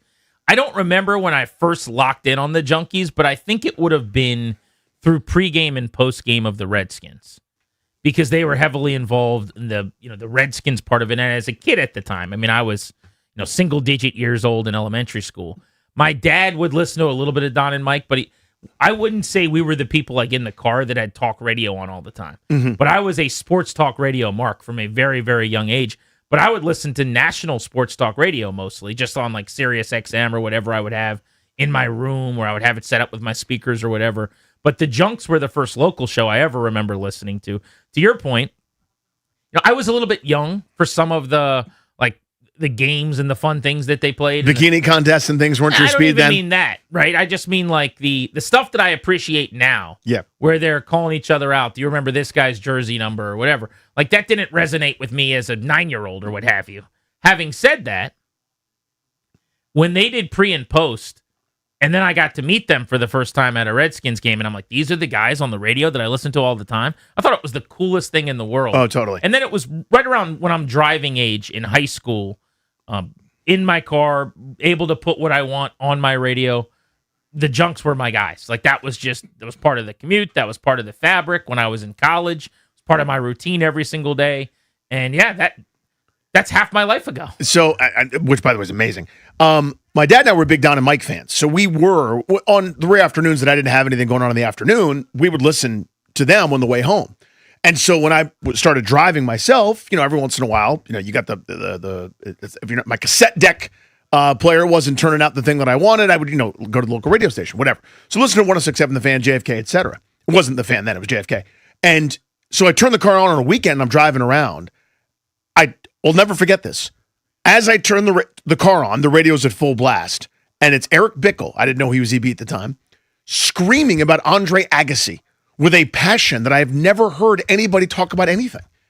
Talking about how Agassi's not the same as he was. He's done. He's cooked. He's got no shot. Other guys are chiming in. I'm going, how many people are in this room right now? 25 seconds later, after EB kind of finishes his screed, somehow the topic is turned to the Fab Five, and Jason Bishop, again, I didn't know it was Bish or Lurch at the time, was quizzing Cakes. You don't know what jersey Jalen Rose wore when he was at Michigan. You got no idea. Bet you $1 right now. It escalates. Cakes like, little bit silly. He was number 5. Nope, that's Juwan Howard. And they're going back and forth. They don't know anything. JP tries to rein it in. I'm going, oh my God, is there 10 guys in this room? And it's full and it's lively. And I go, this is my friends and I. That's who this is. They're a little bit older than me, not by much. This is what my friends and I do to each other. One guy shows weakness, one guy gets something wrong, all of a sudden the Lions pounce and they're chewing the red meat, and now the guy gets the face and they're calling him out for getting the face and they're trying to work their way out of it. And the exchanges, the humor, the insight, the joy that they have talking about these, frankly, in the big picture of things, trivial matters, the minutia they're arguing about. I go, oh my God, it's my friends. It's my friends and I. And I think hundreds of thousands of people have had that same experience. Yeah, totally. And I say this to them in moments when we're hanging out or we see them or whatever, but it really is amazing what they've accomplished. It is legendary. It is iconic, and it does not happen in this industry. So hopefully they have enjoyed an opportunity at some point today to think about 3 decades, man, and doing what so few have done in this medium that means so much to you and I and a lot of you guys listening. Absolutely remarkable accomplishment and a tip of the cap to the Sports Junkies. Something that you're not a big fan of, Danny, I've gathered over the years, so I always tread very lightly about talking about it going into the event or coming out of the event, is the Kentucky Derby. I think this is something you and I categorically disagree on, but I need to confirm this. Is it fair to say you have zero interest? Correct. Zero. Like, if it's on and you're walking past the screen right before it starts, you're not stopping to watch it? Correct. To me, that is stunning. So we got out of my kid's baseball game. Then I had to work the Snack Shack, which, by the way... I want to hear all about that, by the way. I crushed it at the Snack Shack. I'll give you the highlight. There was a moment while I was working the Snack Shack where the head coach of the team, who's like our coordinator of those of us that were working there, said after someone ordered a corn dog, we're out of corn dogs. And he's like, I wonder if we should make more corn dogs. And I was like, if someone said, yeah, they're in the freezer over there. He's like, someone go grab 3 corn dogs out of the freezer and put them in the air fryer. And then I said, I just did. They're already in the air fryer. Look at this guy. And he goes, really? And I was like, yeah. He's like, all right. That's what I did in the Snack Shack. You see what I'm saying? Yeah. One step ahead every single time. The quick teaching I got on the little machine where I've got to ring everybody up. Sure. It's not a register. It's basically a cell phone. Yeah, but with the little square bit. Yeah, exactly. Swiping. You got to give me your card, and we're tapping, and not one issue, not one time. Seamless. Seamless.web. Someone even used cash, and I was like, you're using cash? And he was buying a seltzer water for $1, and he gave me $1, and I said, you're good to go. And I just go like this with my hands, like, that easy. And he was just like, oh, great. And he like walked away. Snack Shack Paulson. I was silly. I didn't want to do like Vince Vaughn and Wedding Crashers, where you can't show how good you are of an answer because people ask questions. Damn, I'm too showy. My buddy Charlie and I had the last shift. Charlie was supposed to have gone home, I think, right around 4:30, but Chucko stayed around to help his guy out. Sure. Because he didn't want me to be flying solo. Right. Little did he know I would have been just fine. You'd have been just fine and dandy. But I appreciate Charlie doing that. The effort was there. The thought was there. The concern was there. So me and him closed the thing down. But I tell you this to say, I said when we were walking out, I'm like, we might have done too good. Like, what if they changed the entire philosophy? No longer does a team work every single Saturday. They just hire us to run the whole thing. Aptitude often translates to responsibility. You show you can do something, maybe it's the thing you do now. But we closed down at 5:30. I had 3 extra dogs with no buns. Not my issue. Not my fault. I don't order the buns. You're not the supplier. Exactly. Right. All I could do is tell people we don't have buns. I'm happy to give you a hot dog without a bun. That didn't go over very well, as you can imagine. The messenger got shot a couple of times. Sure, yeah. You deal with that. Those customer complaints are inevitable. This is customer service when you're Snack Shack Paulson. I can't deliver on the thing that you want. You're going to blame me, but it's not on me. They never know that. Couldn't be my fault. I thought about having my wife go back buy some hot dog buns and drop them off to me just to go above and beyond. Just to see. She told me that's the worst request you've ever made to me. We're not doing that. And so I didn't make her leave with our 4 kids, including a baby, and do that. Yeah, so it's like if the computer doesn't work when Darius is trying to play sound, they go, God, Grant and Danny screwed up. You know what I mean? Like, we didn't do that. But when they see your face at the Snack Shack and you've got no buns, they're like, what? How did this guy screw this process up this badly? And they're going to leave dissatisfied. It's not your fault, though. The Raptors were in charge of the Snack Shack from about 3 o'clock to 5:30. Maybe it was even 2:30 to 5:30. It was like 3 hours. And my shift was the final hour. But you bet your bottom dollar I was there all 3 hours with bells on. Just waiting to help out. You did all 3. Just hanging around. Just because, as the Optimist Club spaghetti dinner waiter that had gotten so many compliments, I knew I could be an asset. Yeah. My daughter was excited to be there. Her energy was infectious. She was running back and forth to get like the fun dips or the airheads, whatever the kids were ordering. We never got busy. I'd like to think we never had a line because of how efficiently everything operated. I was going to say, maybe someone else would have been busy. Not you. We'll never know. What did Kanye say? Like, everybody wants to know what would happen if there was a long line at the Snack Shack.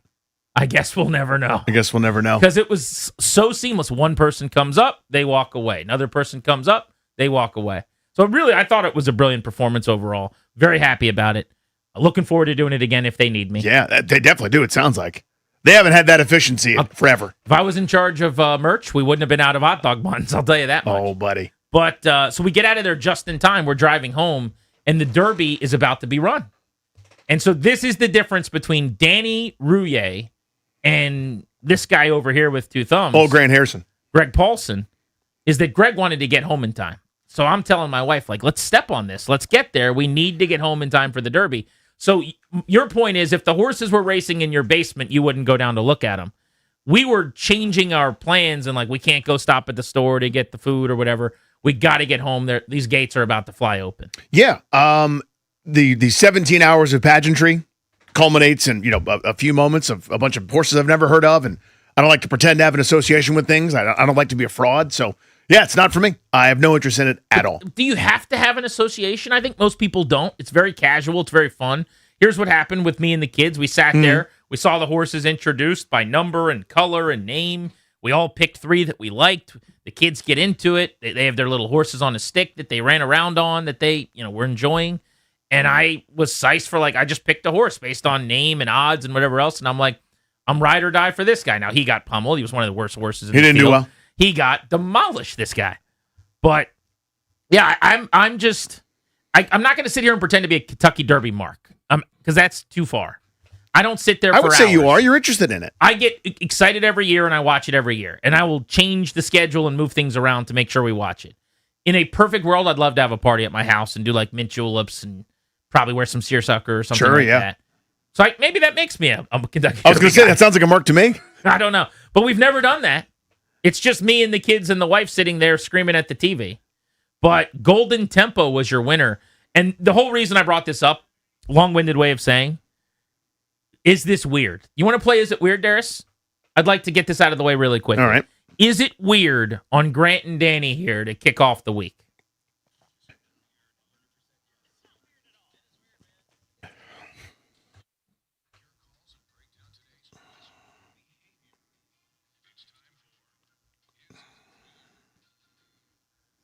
So I was blown away by Golden Tempo's finish.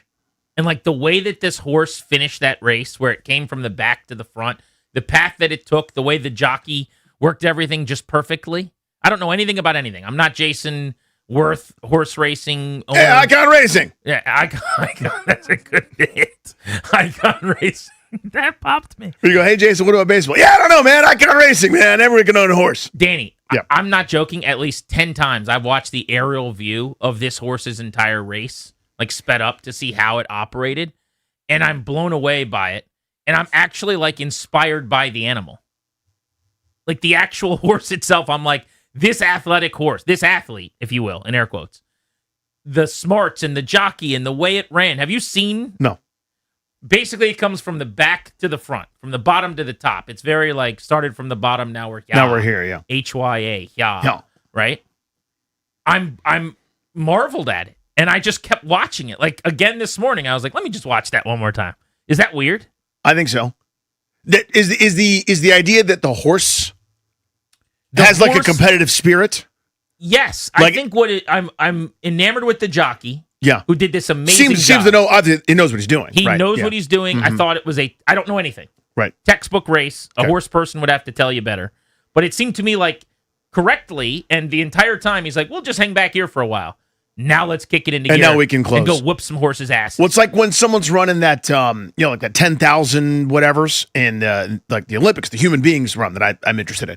When they're playing possum for a while, right in the middle of the pack, and then it's okay, here he comes. He's starting his kick. Again, he's just running faster, but they call it a kick for whatever reason in track and field. They have to let you know that it's different. It's a kick. It's not just running fast. And then that guy will just lap people, starting from the middle or kind of waiting back in the pack. It's the same thing. And the horse did that. The horse did that. But what I'm asking, is it weird, is I don't know that I've had this kind of connection. I couldn't pick this horse right now out of a lineup. I had to look up its name before we talked about it 2 minutes ago, Golden Tempo. I keep forgetting its name. But I am so fascinated by how this horse ran that race. Is that what this horse is known for? I mean, I'm probably asking you questions that are above your pay grade here. No idea. Probably not. Is he a guy that kind of lays in the back and then does this, or is he a leader? Or what do they do? Do you think the horse knew what it was doing? Or was it reacting to being whipped or kicked or whatever? Yeah, horse people are always he's different. This one, he's bred for this, or he's got competitive spirit. I'm I think for some reason I'm becoming that guy where I'm I think this horse is different. This horse is a mutter. Yeah, in other words, if there were no jockeys, right? They didn't exist. And that horse and 5 other horses somehow were in a field. Is that what he would do? Just running naturally on his own? lay back while they're all racing, and then all of a sudden kicking into high gear when they start to tire? It feels to me like if you just had this horse race a bunch of other horses. Yeah, no jockey. No jockey. He's hanging back. He's hanging back. He's hanging back. Got to go. And then he would know. Edges him out.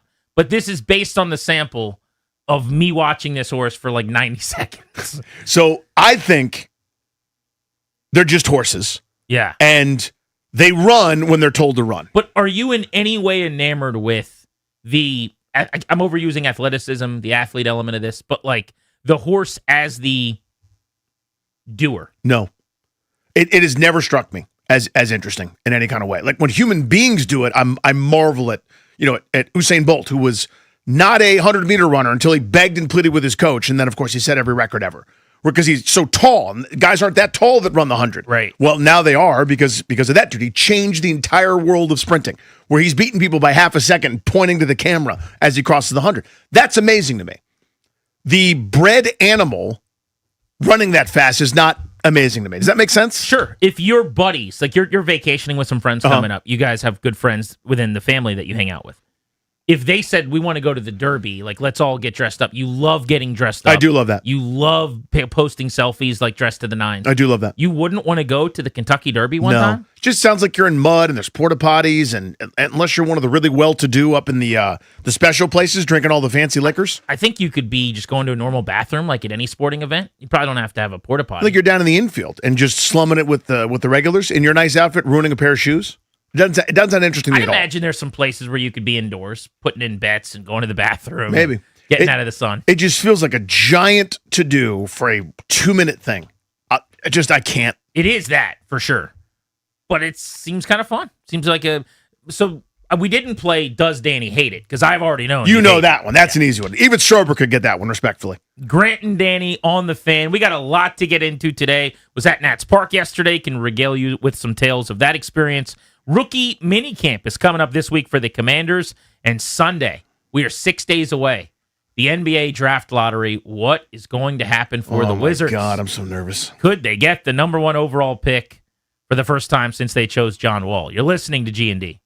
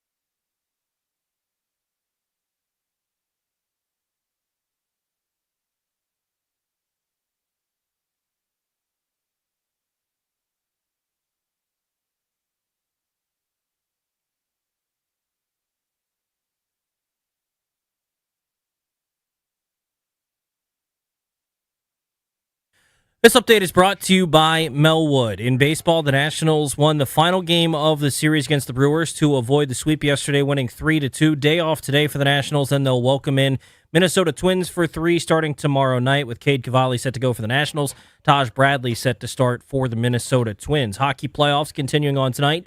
Game 2 between the Flyers and the Hurricanes. Carolina up 1-0 in the series. That'll get underway at 7 o'clock. Ducks and Golden Knights, Game 1 of that series at 9:30. NBA playoffs, a couple of Game 1. Sixers and Knicks at 8 o'clock. Timberwolves and Spurs at 9:30. In the NFL, the Packers are signing quarterback Tyrod Taylor. Donate your unwanted vehicle to Melwood and support people with disabilities in your local community. We can pick up as soon as tomorrow. Visit melwood.org or call 1-877-MELWOOD. From the Crop Metcalf 5-Star Sports Desk, I'm Toby Altizer on The Fan.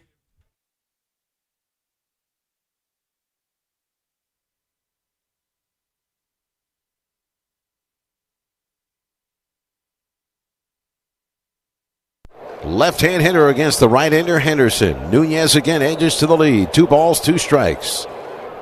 Now he runs. The pitch swung on, belted to right center field. Frelick on the run, going way back to the warning track, and it's off the wall in play. Nunez speeds for third. He's being waved home. Tena heading for third. The throw there, not in time. Nunez scores on a triple off the wall in right center field by Jose Tena. Charlie Slows on the call of Nats baseball yesterday. The Nats salvaging a win against the Brewers, avoiding what would have been a sweep at the hands of Milwaukee. The Brewers pitching staff is fantastic. Yeah. I don't know how that team ever loses. I mean, they have a bunch of injuries. They're missing 3 bats right now, and that's probably why they've been around 500. But I have a hard time not envisioning them winning the division if they can get healthy and hit just a little bit more than they have. But I had a blast yesterday at Nationals Park. The weather was absolutely gorgeous. I took my son. It was the first time he and I have gone to a game this season, just the two of us. And I'll get in my feels for a second here. It's the kind of thing you dream about growing up. I know, right? Like just taking your son to a ball game. And up until this point, whenever we've ever gone to a game, all he wants to do is anything but watch the game. Okay, so let's go get ice cream. Jungle gym, Dippin' Dots 12 times. Playground. Relatable. Food, like whatever. He's playing baseball this year. He's getting into it. He's learning a little bit about the Nats, as much as you can at 5 years old. Still a little stick from the left side, if I can say that. There's some bat to ball right there. Little bat to ball. Yep. We're feeling good about that. Size means we're probably second base only at this juncture, but the bat to ball, we feel good about that. Danny, he locked in for the majority of 9 innings. No way. Just kind of standing there watching the game yesterday. Now, I kind of tricked him into it. And the move for you dads out there with young kids, I came up with this. I don't want to say it'll work every time, but it's 1 for 1. So we played this game because he kept saying on the way there he wanted to get like a toy. He wanted to leave and go to the Nats team store to get something. And my wife was like, "You're not doing that. Like, we're not getting. Dad got you something last time." And I'm like, "Listen, how about this? If you earn 20 points over the course of the game, you can get a toy. But the way he would earn a point is answering some type of question about what was going on." And so I would ask him, like, who's going to bat next? And he's got to look over and find the player and then tell me who it is. Or I taught him how to read the balls, strikes, outs thing on the scoreboard. Yep. And so I'd be like, all right, for a point, how many balls, how many strikes, how many outs? That took a couple innings to figure that out. But it was the best Wait, time. did he get to 20 points? He got to 26 points. Oh, my God. I was like, what if he got to 19? He didn't get anything. He actually negotiated that if he got to 25 points, he got 2 things from the store. And in the end, I told him in like the second inning, I was like, if the Nats win, you get 5 points for the final out. So when Dickie Lovelady was on to seal the deal, You're like, we ran into him at a diner once. he was so fired up that they might get the win, like up with 2 strikes. Yeah. Half surprised nobody yelled at him for standing, because we were at Nats Park. And all. Sure, yeah. But, God, it was so fun. Just a great experience with my son yesterday. I love that, by the way. And I was like, this is the best. Now, Can I think it was all like smoke and mirrors. I think this was just about him getting the rubber bouncy ball. But still. But foot in the door. Exactly. Foot in the door. I'm with you. Exactly. At one point, I'm like, who's batting? And he's like, James Wood? I'm like, no, that's the smallest guy on the team. He's like, oh, Nasim Nunez. Very different than James Wood. That's right. If you stack 2 Nasim Nunez's on top of each other, you might have James Wood. Let me ask you this. Yeah. The Nats scored 3 runs yesterday, right? They did. Did your son do the NATS? Nats. God, no. Woo? Are you kidding me? Absolutely not. That's what I wonder about. Like if the young kids hear that and they go, "What's that?" and they're intrigued by it. No. Did you cover his ears? What'd you do? No, I mean, I just figured if I didn't mention it, he's not going to know anything about it. So we'll just keep doing that. Now, the other thing is he's not 72, so he's not interested in it. What is the average age of the people that do Nats, Woo? 104. It sounds like I'm joning. I don't mean to joan. God bless you guys. If you want to do the Nats, seriously, you're there and you're excited. Thank you. If you want to do Nats, Woo, you do that. And the last thing I ever want to do is tell one of the few people that are there. I saw from Spencer Nussbaum of The Athletic, the Nats have had the biggest attendance drop-off in baseball this year. From an average of like 26,000 last year at this time, I guess, to 22,000 right now. Not a great sign, but sign of the times. You go 5 years without spending any money. You go 5 years without being over 500 at the 60-game point or whatever. Eventually, people stop coming. The people that are there are in. They're invested. I love it. It's fun. But there's not enough of them. So if you're one of the people that are there and you're ripping off your hat to put it out in front of you and shake it and go, woo, with Toby Altizer, you do that. My son's not going to be doing it. Not when I'm around. So we talk about this all the time as dads, and your children are younger, but they start to get to certain ages. Yes. And they're curious about things. Some of those adult kind of conversations. I would much rather have 1,000 birds and the bees conversations than I would rather explain why we're not going to do the Nats, Woo thing. See what I'm saying? Right. I'd rather have the awkwardness of here you need some deodorant because you're going to start to stink and there's going to be some changing, buddy. I'd rather do that than explain why we can't Nats, Woo. You see, son, when a boy meets a girl and they score, they say, woo, right? Not so much. Yeah, so that did not come up. You know who I saw at the game yesterday is our buddy Tress Way, punter for your Washington Commanders. Were his allegiances torn at all, or was he just in a Terang jersey? Oh, he's in a Bryce Terang Brewers jersey. That's forgivable, by the way. There were 50 people in their cheering section that scooped tickets to come support Bryce Terang, all wearing their Brewers gear. So for those of you that don't know, Tress Way, longtime punter and the People's Punter. The People's Punter, I can say. Multi-time Pro Bowler, one of the greats in the history of DC sport, is married. His wife is the sister of Brewers infielder Bryce Terang, who's become a star, played for Team USA in the World Baseball Classic. I mean, when I started talking to Tress about him, he was just this prospect who may or may not ever make the big leagues, but he had a good glove and he could run a little bit. He's turned into this great hitter and an awesome player and one of the best second baseman, middle infielders in the National League. But he was there yesterday. But do you know how I found out that Tress Way was at the game yesterday? How? Ball gets hit over my head, back off the ribbon board facade behind me at Nats Park of the facade between first and second bowl, basically. Yes. Foul territory over the road dugout, so we're thinking third base side, like section 114, 116, if you're familiar. Ball goes off the ribbon board, comes down, handsome guy in a Brewers jersey makes a hell of a one-handed athletic-looking play by an athletic-looking guy. Yeah. I'm not joking. Crazy. One-handed. Just like, oh, look what I found, as the ball's like bouncing back. And I wondered earlier in the day, I'm like, I got to text Tress and see if he's at this game. I think he told me he was coming to all three. And he makes this like barehanded snag as it's about to bounce past him, barely looking over. Like it was one of the coolest catches I've ever seen. Everyone goes nuts. Tress proceeds to then put the ball, like try to eat it and put it in his mouth, like he'd caught it in his mouth. I don't really know why he did that, but he did that. It was very funny. Yeah. And I'm like, oh, there's Tress. That was how I realized Tress Way was at the game. He caught the foul ball? He did. Unreal. Super athletic play by him. Yeah, you might.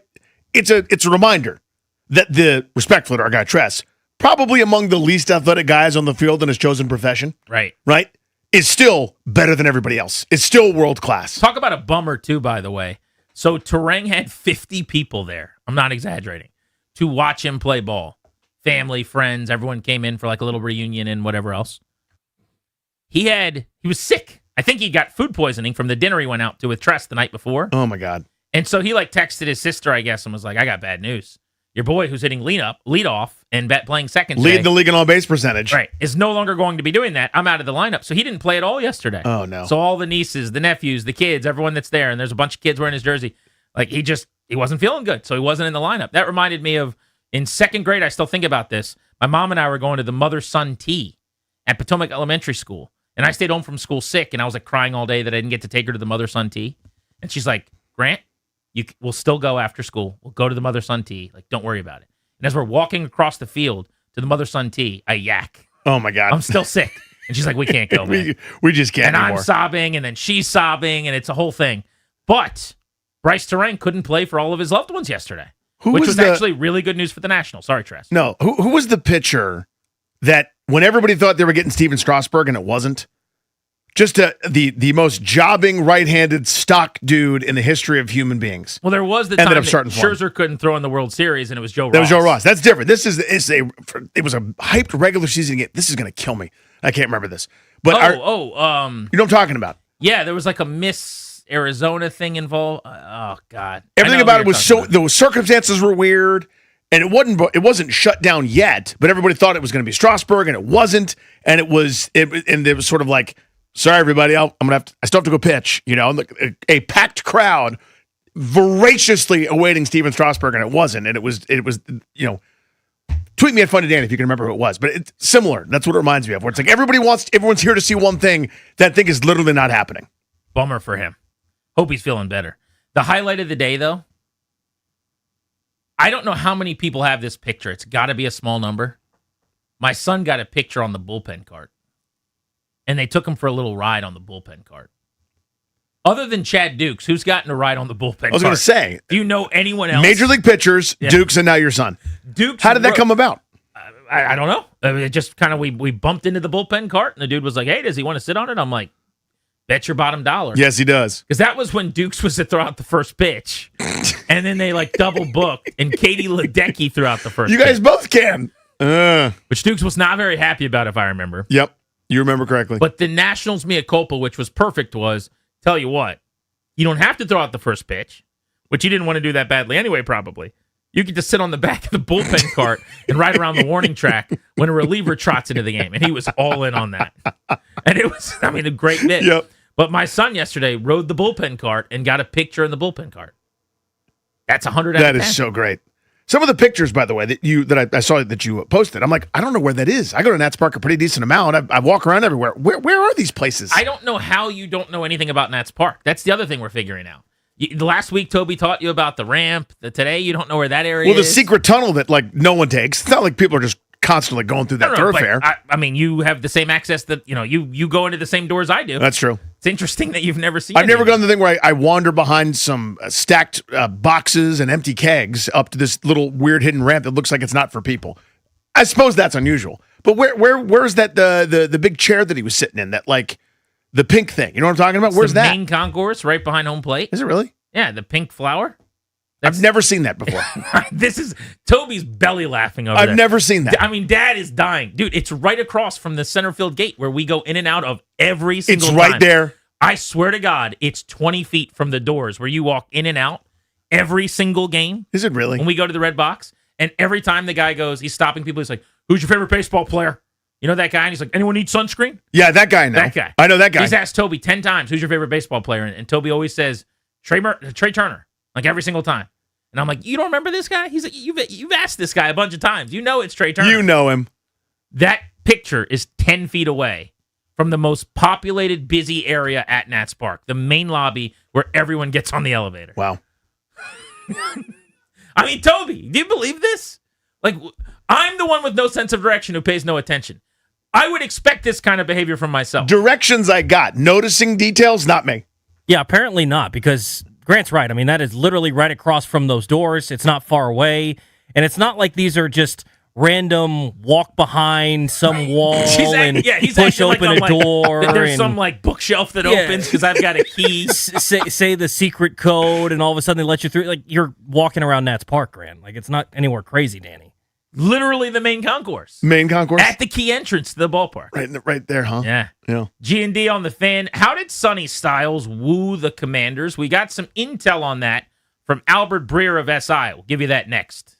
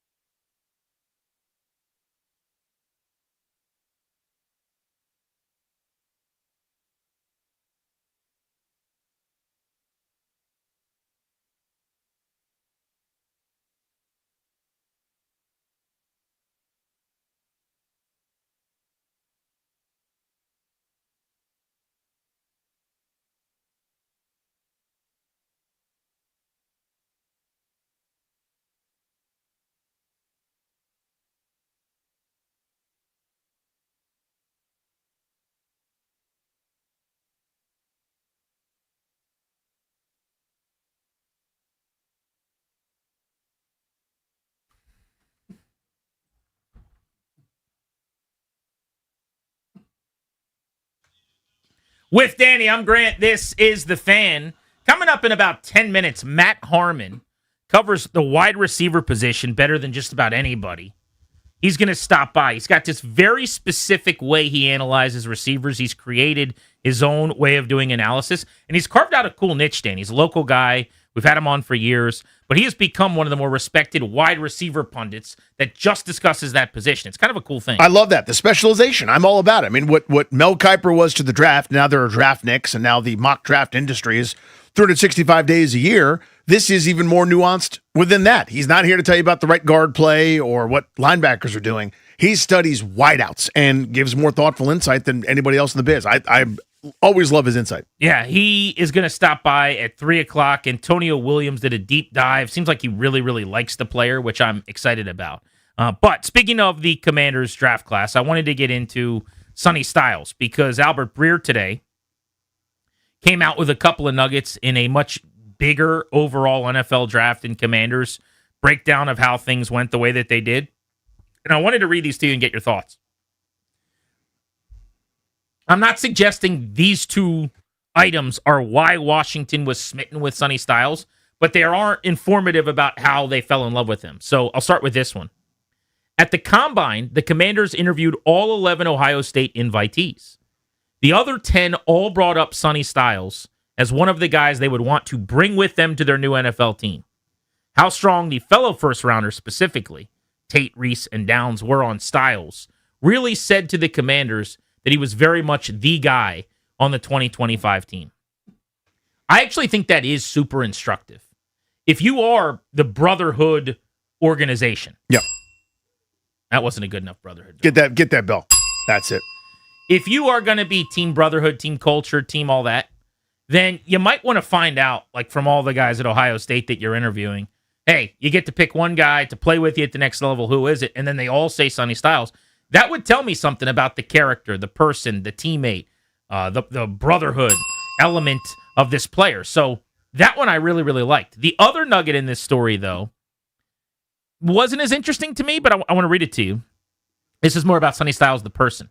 At Topgolf, where the team did their Topgolf 30 event, where they bring all the players in on the same day and they all go play at Topgolf, he stood out again, mingling well with scouts, coaches, and support staff, asking questions of everyone with humility and a very clear effort to try and use the day as a chance to get better. Linebacker coaches Ken Norton and George Benko loved him to the point where everyone joked that Norton was so engaged with Styles that he wasn't going to let anyone else talk to him. Again, this is Albert Breer in SI. Now, based on what we've gotten to know about Sonny Styles, I actually think he is like a all-time kid and just the highest class character person you can get out of being this good in college football and this beloved, so to speak. And I see that in some of the behind-the-scenes videos and things that have been put out. He's just first class all the way around. But I also think you could trick people in a day at Topgolf. So even an hour or 2 hours, whatever it is. I hope that's not a thing where they're like, man, at Topgolf, this guy was engaged. He was fun. Questions. He really blew me away. Like, I hope that's not the metric. I know it's one of a bunch, but I'm a lot less excited to hear that, like, him impressing them with how nice of a kid he was at Topgolf meant a lot. But the other one where you ask his teammates who are around him all the time and they all say Sonny Styles, I love that. Me too. That's the one that matters to me way more, frankly, than someone who knows how to, there is a certain amount of emotional intelligence and aptitude you have to walk into a place and give a great first impression. But first impressions, I bet you there's a lot of guys who give great first impressions who have turned out to, and I'm not saying this about Styles, but have turned out to have been less than stellar character dudes that have done a lot of things wrong, but they know how to turn on the charm when it's a job interview. The whole point of the interview process or the audition process or whatever is to figure out what it's going to be like at every other time. Not the best foot forward time, it's the adversity time. It's the when things go bad time. It's the you made a mistake, what are you going to do about it time? So, those things being a little bit less to me, and I'm with you. I hope that's not the process. The teammate, because again, there's 4 guys in the top 11 from Ohio State. And if everybody names him, that probably means something. Not even probably, that means something. He's Danny. I'm Grant. You're listening to The Fan. All right, from Styles, who was the first Commander's choice, to Antonio Williams, who they took 2 rounds later as the second player they chose. Let's dive in to the breakdown from Matt Harmon on him when he joins us next on The Fan.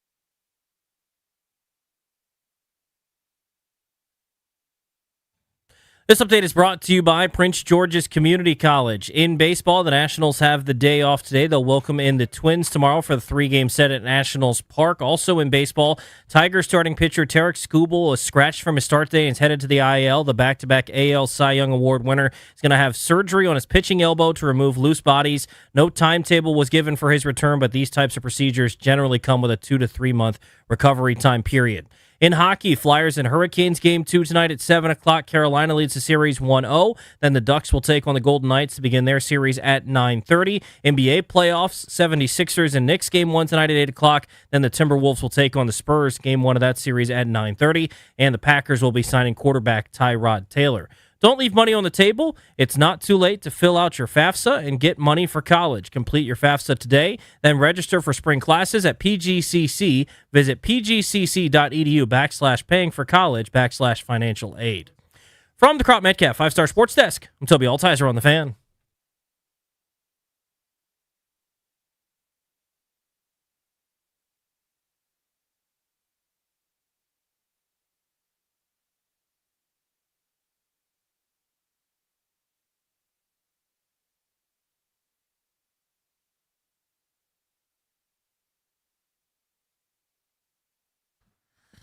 Grant and Danny in our Half Street Studios in the Navy Yard. Welcome back. You're listening to The Fan. We're brought to you today and every day by our good friends, the law firm, Kendori and Murad. Estate planning, elder law, real estate transactions, probate administration.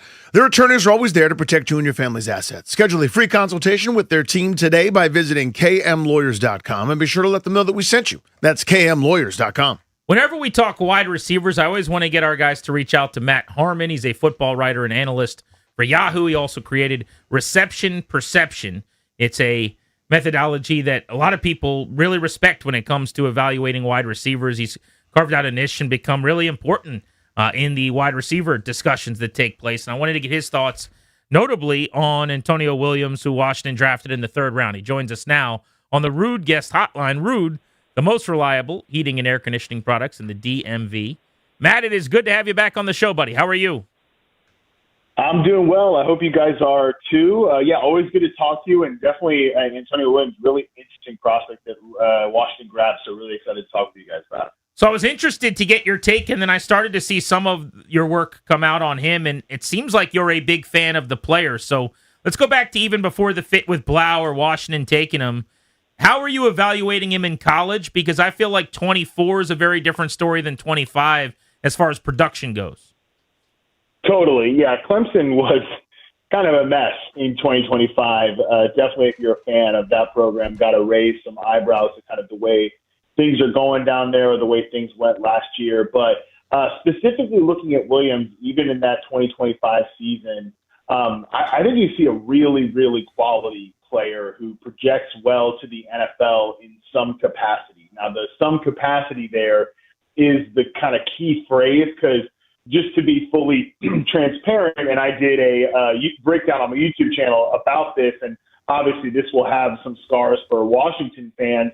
He does kind of fit into the archetype of receiver that I've maybe over-indexed on in the past. Jahan Dotson was one of those misses for me, kind of a smaller, separation-based slot receiver who doesn't give you a lot of yards after catch ability. So I do think that's important to note when we have this discussion, that I have definitely over-indexed on this type of wide receiver in the past. So throughout the charting process, and really after analyzing the reception perception data, I don't want to get like over my skis on a player like this. But where Washington took him in the 3rd round, I think is a totally viable place for him to land. Again, I know I'm sure I've excited people by bringing up Jahan Dotson right away in the Antonio Williams breakdown.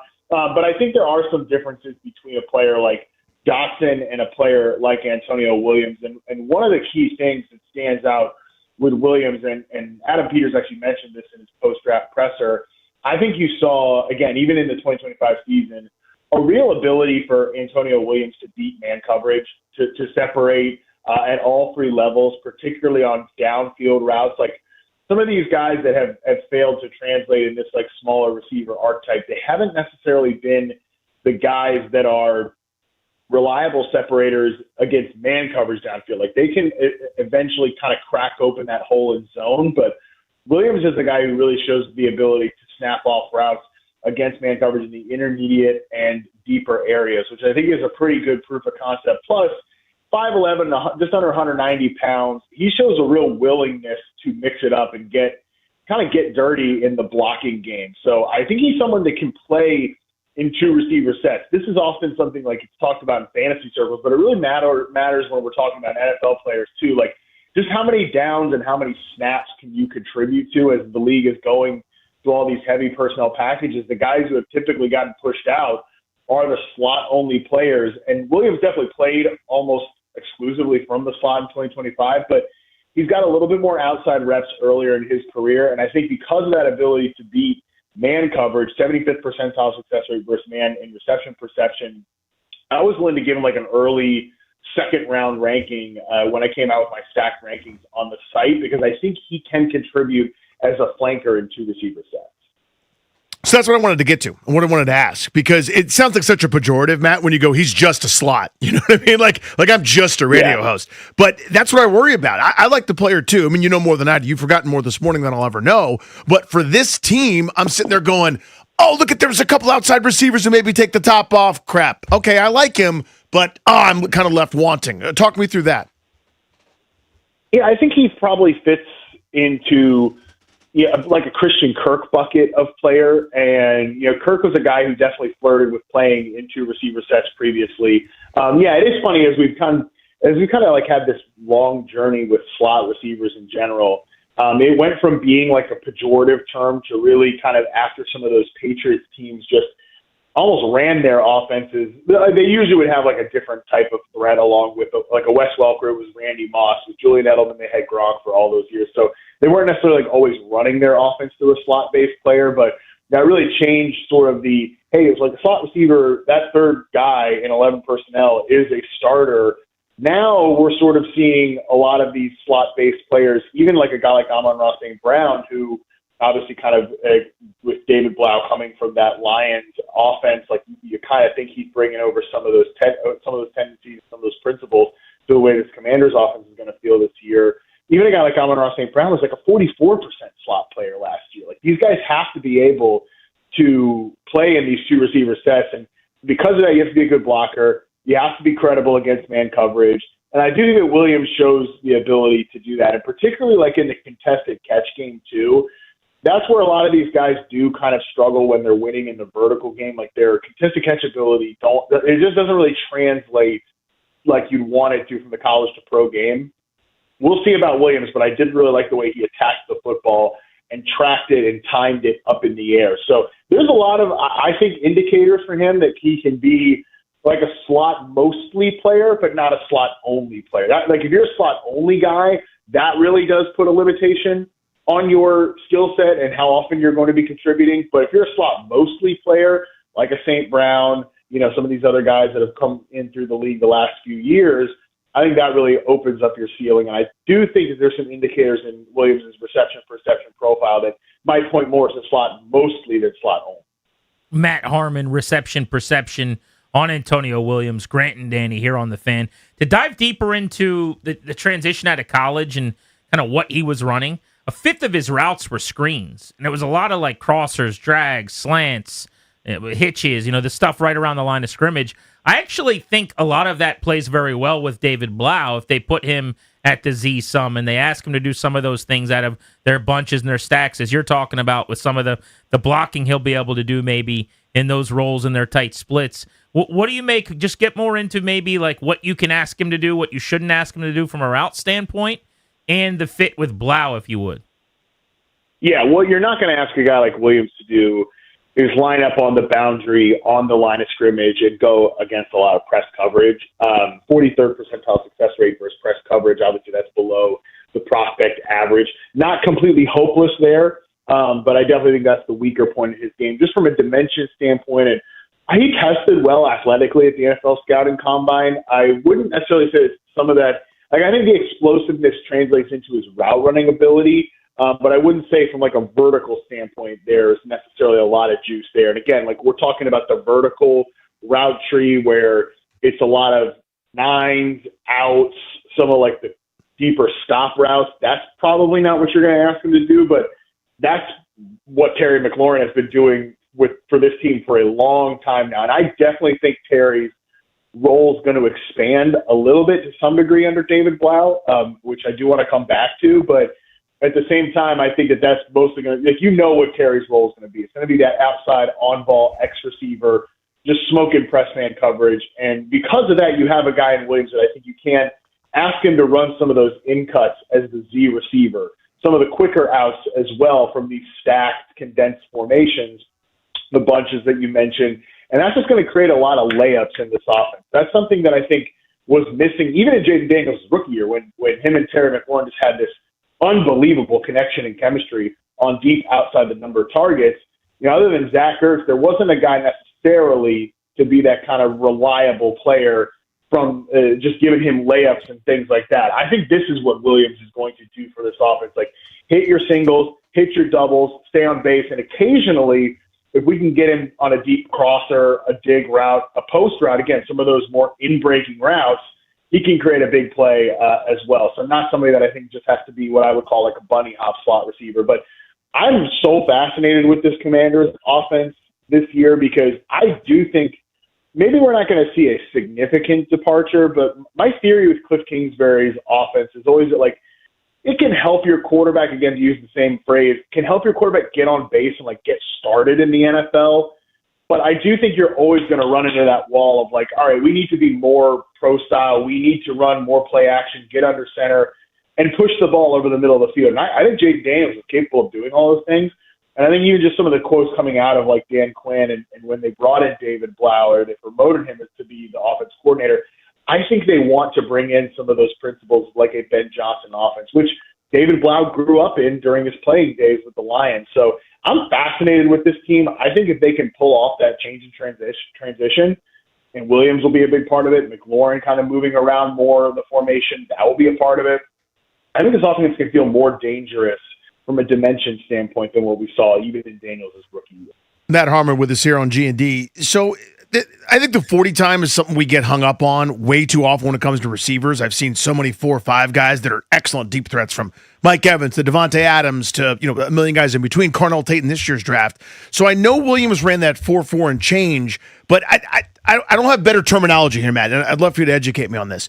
It doesn't feel like he plays that fast. Doesn't feel like he's leaving guys in his wake, right? As he's that much of a burner, it's maybe quicker and more elusive than it is fast, hence kind of this slot plus sort of moniker. Speak to that, if you would.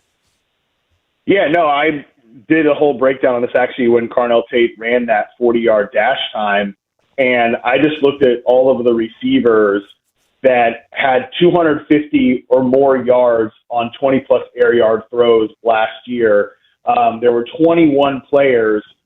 That average 40 time for those guys was 4.46. If you look at just outside receivers, so remove slot-based players, guys who played on the outside at least 63% of their snaps last year, 4.49 is the average 40 time. And you mentioned some of the players like Jackson Smith-Njigba. Does it ever feel like he's really running that fast? Like, no, he's more of a smooth, gliding type receiver. Sam Darnold talked about this when they first got together in Seattle last year. They felt like he ran his routes while running, like wearing skates. Like he almost does have this kind of skating style to his route running that it's never like he's really going that fast, but he's so good with the subtleties of his route running. I don't think there was a receiver that was better at telling you one thing, like showing you one thing and lying to you and then doing another last year. And I'm talking about especially in the intermediate area, like dig routes and out routes. He was constantly using his head to sell an out route and then snapping it inside, or vice versa on an out cut. And I think that that's something that Williams shows the potential to do. And again, we're not talking about 9 routes on the boundary, your classic X receiver stuff, even though JSN definitely played more on the outside last year than he ever had previously. And he had 575 yards on 20-plus air yard throws last year, the most in the NFL. He was Offensive Player of the Year, and it's because he was so dominant on those downfield routes, which includes some of the things that we're talking about here. And I do think that Williams shows that ability to tell you one thing and then do another. That's really what route running and creating separation is. And, it's one thing to get like that insanely cool, contested catch, tight coverage win on the outside, the outside the number targets, the deep stuff. But it's a lot more efficient, a lot easier for your quarterback when there's just a bigger window to throw into. And I think Williams, specifically against man coverage, is one of those players who helps create those windows. And outside of Terry McLaurin, there's just like on the Washington depth chart right now, there's just not a lot. There's just no one else who really can do that. Yeah, that's the fear for me, because I think they've done a lot to help Jaden Daniels. I think we overtalk a little bit about needing to do more at receiver, although that's not to say they couldn't stand to get a lot better. They don't have a ton there. Yeah. But you just can't get stars everywhere, and they did sign a tight end, and they do have a good offensive line, and they did dramatically upgrade their defense, and they do have a $30 million wideout and a top 75 pick with him. So there's only so many things generally you could do when I took a guy at number 2 to elevate all those people anyway. But that said, I want to talk about some of the others here. Luke McCaffrey was drafted in the 3rd round, top 100. Jalen Lane, who had 2 punt return touchdowns last year, played in the slot, played on the outside a little bit, the 4th rounder out of Virginia Tech. They've got Treylon Burks, the former first-round pick as well. I mean, what do your metrics make of some of those guys?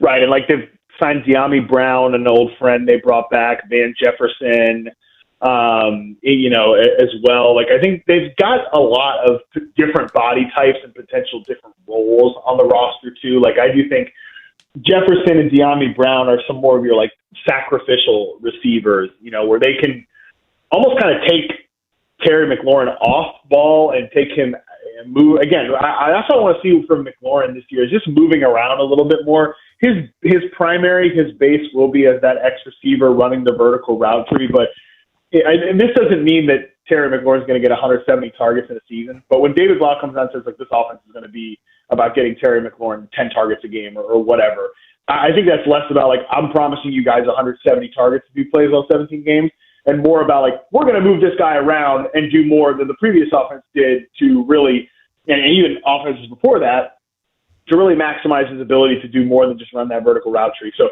I think guys like Jefferson and Brown maybe could be part of that, like sacrificial type receiver on the outside.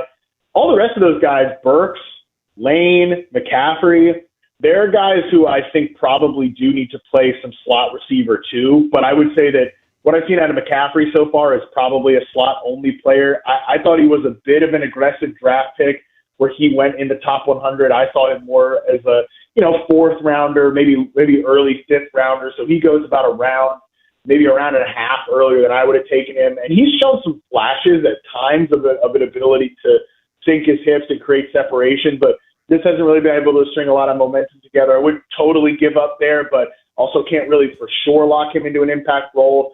I think Lane is more, again, what he's shown so far is like a design touches type player, someone you can definitely sprinkle in, but I think the route running for him is definitely still got a ways to go. Burks, he's definitely a guy who I was lower than consensus on when he came into the league because I was worried that a team would see him, big receiver, he's our X, and he never showed any real ability to beat press man coverage in college. So he's one of these poor separation receivers that I've charted over the last few draft classes that the biggest, like the way you can get a hit out of that player is you need to kick him into the slot, and the Tennessee Titans played him as their X receiver kind of exactly to my fears.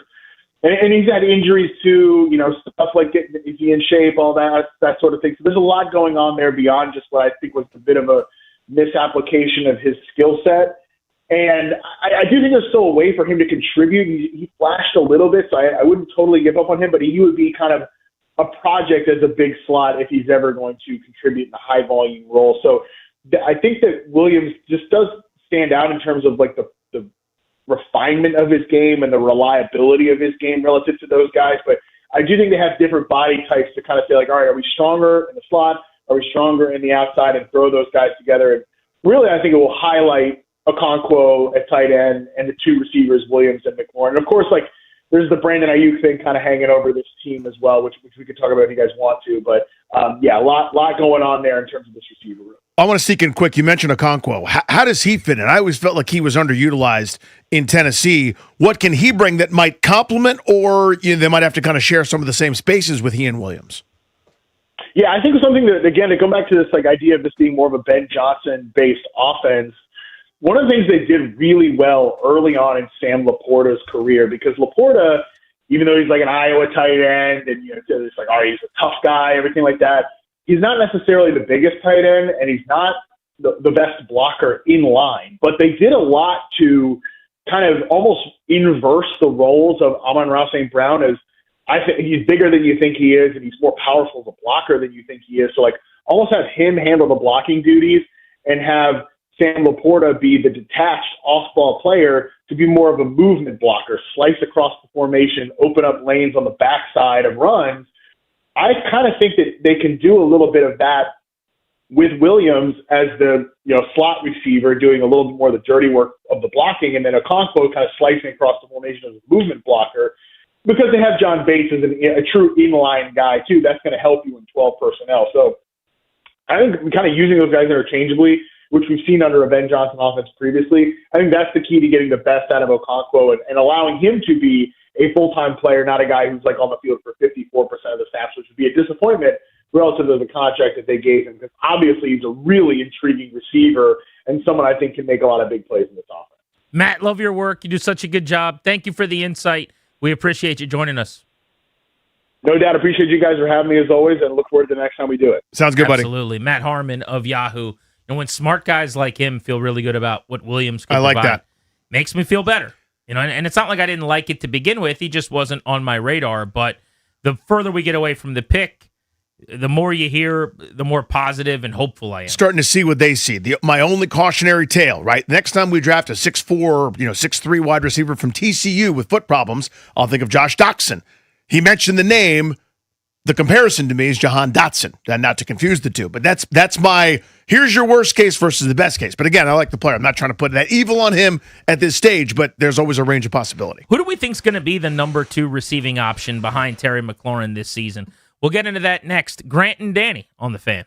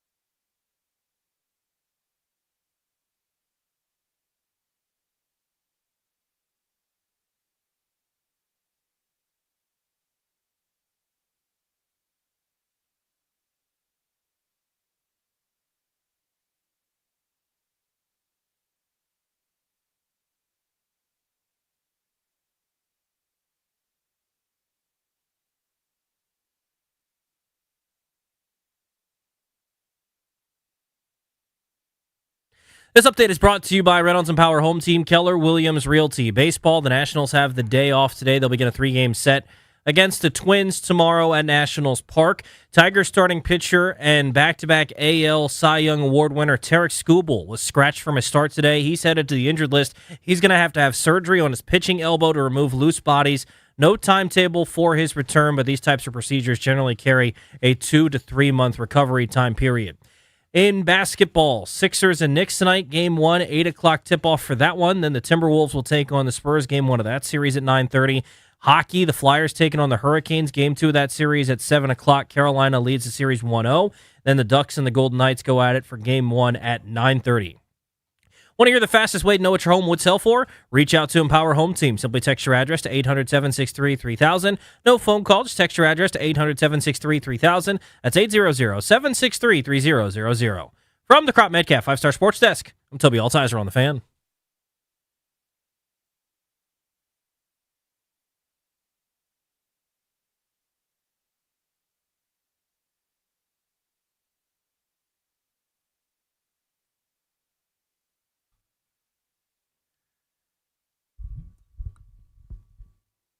Alongside Danny Rouillet, I'm Grant Paulson. You are locked into the Fan. Our double play is coming up in about 15 minutes at 3:45, and we will go blitzing all around the Beltway. Teams you care the most about. Get you some updates all in one segment right at 4 o'clock on our Beltway Blitz. That's a half hour away. We were just talking to Matt Harmon about Antonio Williams, the new wide receiver, some of the other options down the depth chart. So, Danny, the question becomes, who's going to be the second option in this passing game? In terms of targets, in terms of catches. McLaurin, barring something going terribly wrong, will be option number one. Right. And if he's not, and he does have injuries, now you're in a real bad spot offensively because there isn't enough to mask that deficiency. If you don't have McLaurin being your alpha, your X, and a guy that's going for 1,000 yards and getting back to his old ways pre-2025. But let's just say Terry is Terry, and now you need someone else. Is that possibly Rachaad White out of the backfield as a volume guy? I would push him down the board a little bit. I think the debate becomes Chigakonkwo at tight end, who's never had a season like a number 2 in an offense, in a good offense, would have. But he also, as we heard Harmon talking about, didn't play enough snaps, didn't get enough work, didn't play with good quarterbacks. So I could see if you bet on him and buy low on that stock, he could be an answer. The other one, you just go to the receiver position and you pick your horse. Is it Luke McCaffrey, Jalen Lane, Treylon Burks? Is it Brandon Ayuk, who's not here yet? Could it be De'Ami Brown? How do you see it? If you raise Chigakonkwo's targets from last year by 20, there's your answer. Wouldn't it stand to reason that a team that just paid him, that's got a void, that's got a spot, that's got an offense that's tight end friendly, that's got a skill set that you like a lot, that would be the guy. McLaurin won. You go back a couple years. Zach Ertz was second in this offense. Now, I know it's a different offense with Cliff Kingsbury, but bear with me. 117 targets for McLaurin. This is 2 years ago. Ertz was at 91. And then a cadre of receivers that were kind of a mismatch and also rans and leftovers and whatever, which is how I see this group now, with hopefully the upside of Williams maybe changing that equation. But the tight end is second. I think that's your everything from your third down war daddy to the free few yards on first down. I don't know that the slot receiver is going to be as featured as much. If you've got Amon-Ra St. Brown, you do that. I don't, with all due respect to Antonio Williams, I don't know that he's there at that point where I go, my offense runs through that guy. Maybe one day it does, and I'll be proved wrong. I like the player. I'm excited. I think it's a lot more 12 personnel. I think we're going to see a lot more Burks or De'Ami Brown or a lot of guys that are more true outside dudes. Blocking responsibilities are going to be there. That won't include Williams. So to me, it's Chigakonkwo. If I was confident in Brandon Ayuk's ability to either play still, be healthy, or if I thought highly of him in terms of what he's going to be in the building to force their hand to keep him around, maybe I could roll with him just from a sheer upside play, because there is an unimpeded path to him becoming wide receiver 2 if and when they add him. But I'm not going to, there's too many ifs there, including, is he even ever going to be on the team? He's currently a San Francisco 49er. So I'm not going to go with him. I think Okonkwo is the easy answer because, as you said, as an underutilized player the last couple of years, he's been in the mid-50s in catches. 54, 52, 56 catches. He's never been targeted 80 times. Last year was a career high, 560 yards, 10 yards per catch for the first time in his 3 seasons actually used as a tight end in that offense. I think all those numbers go up.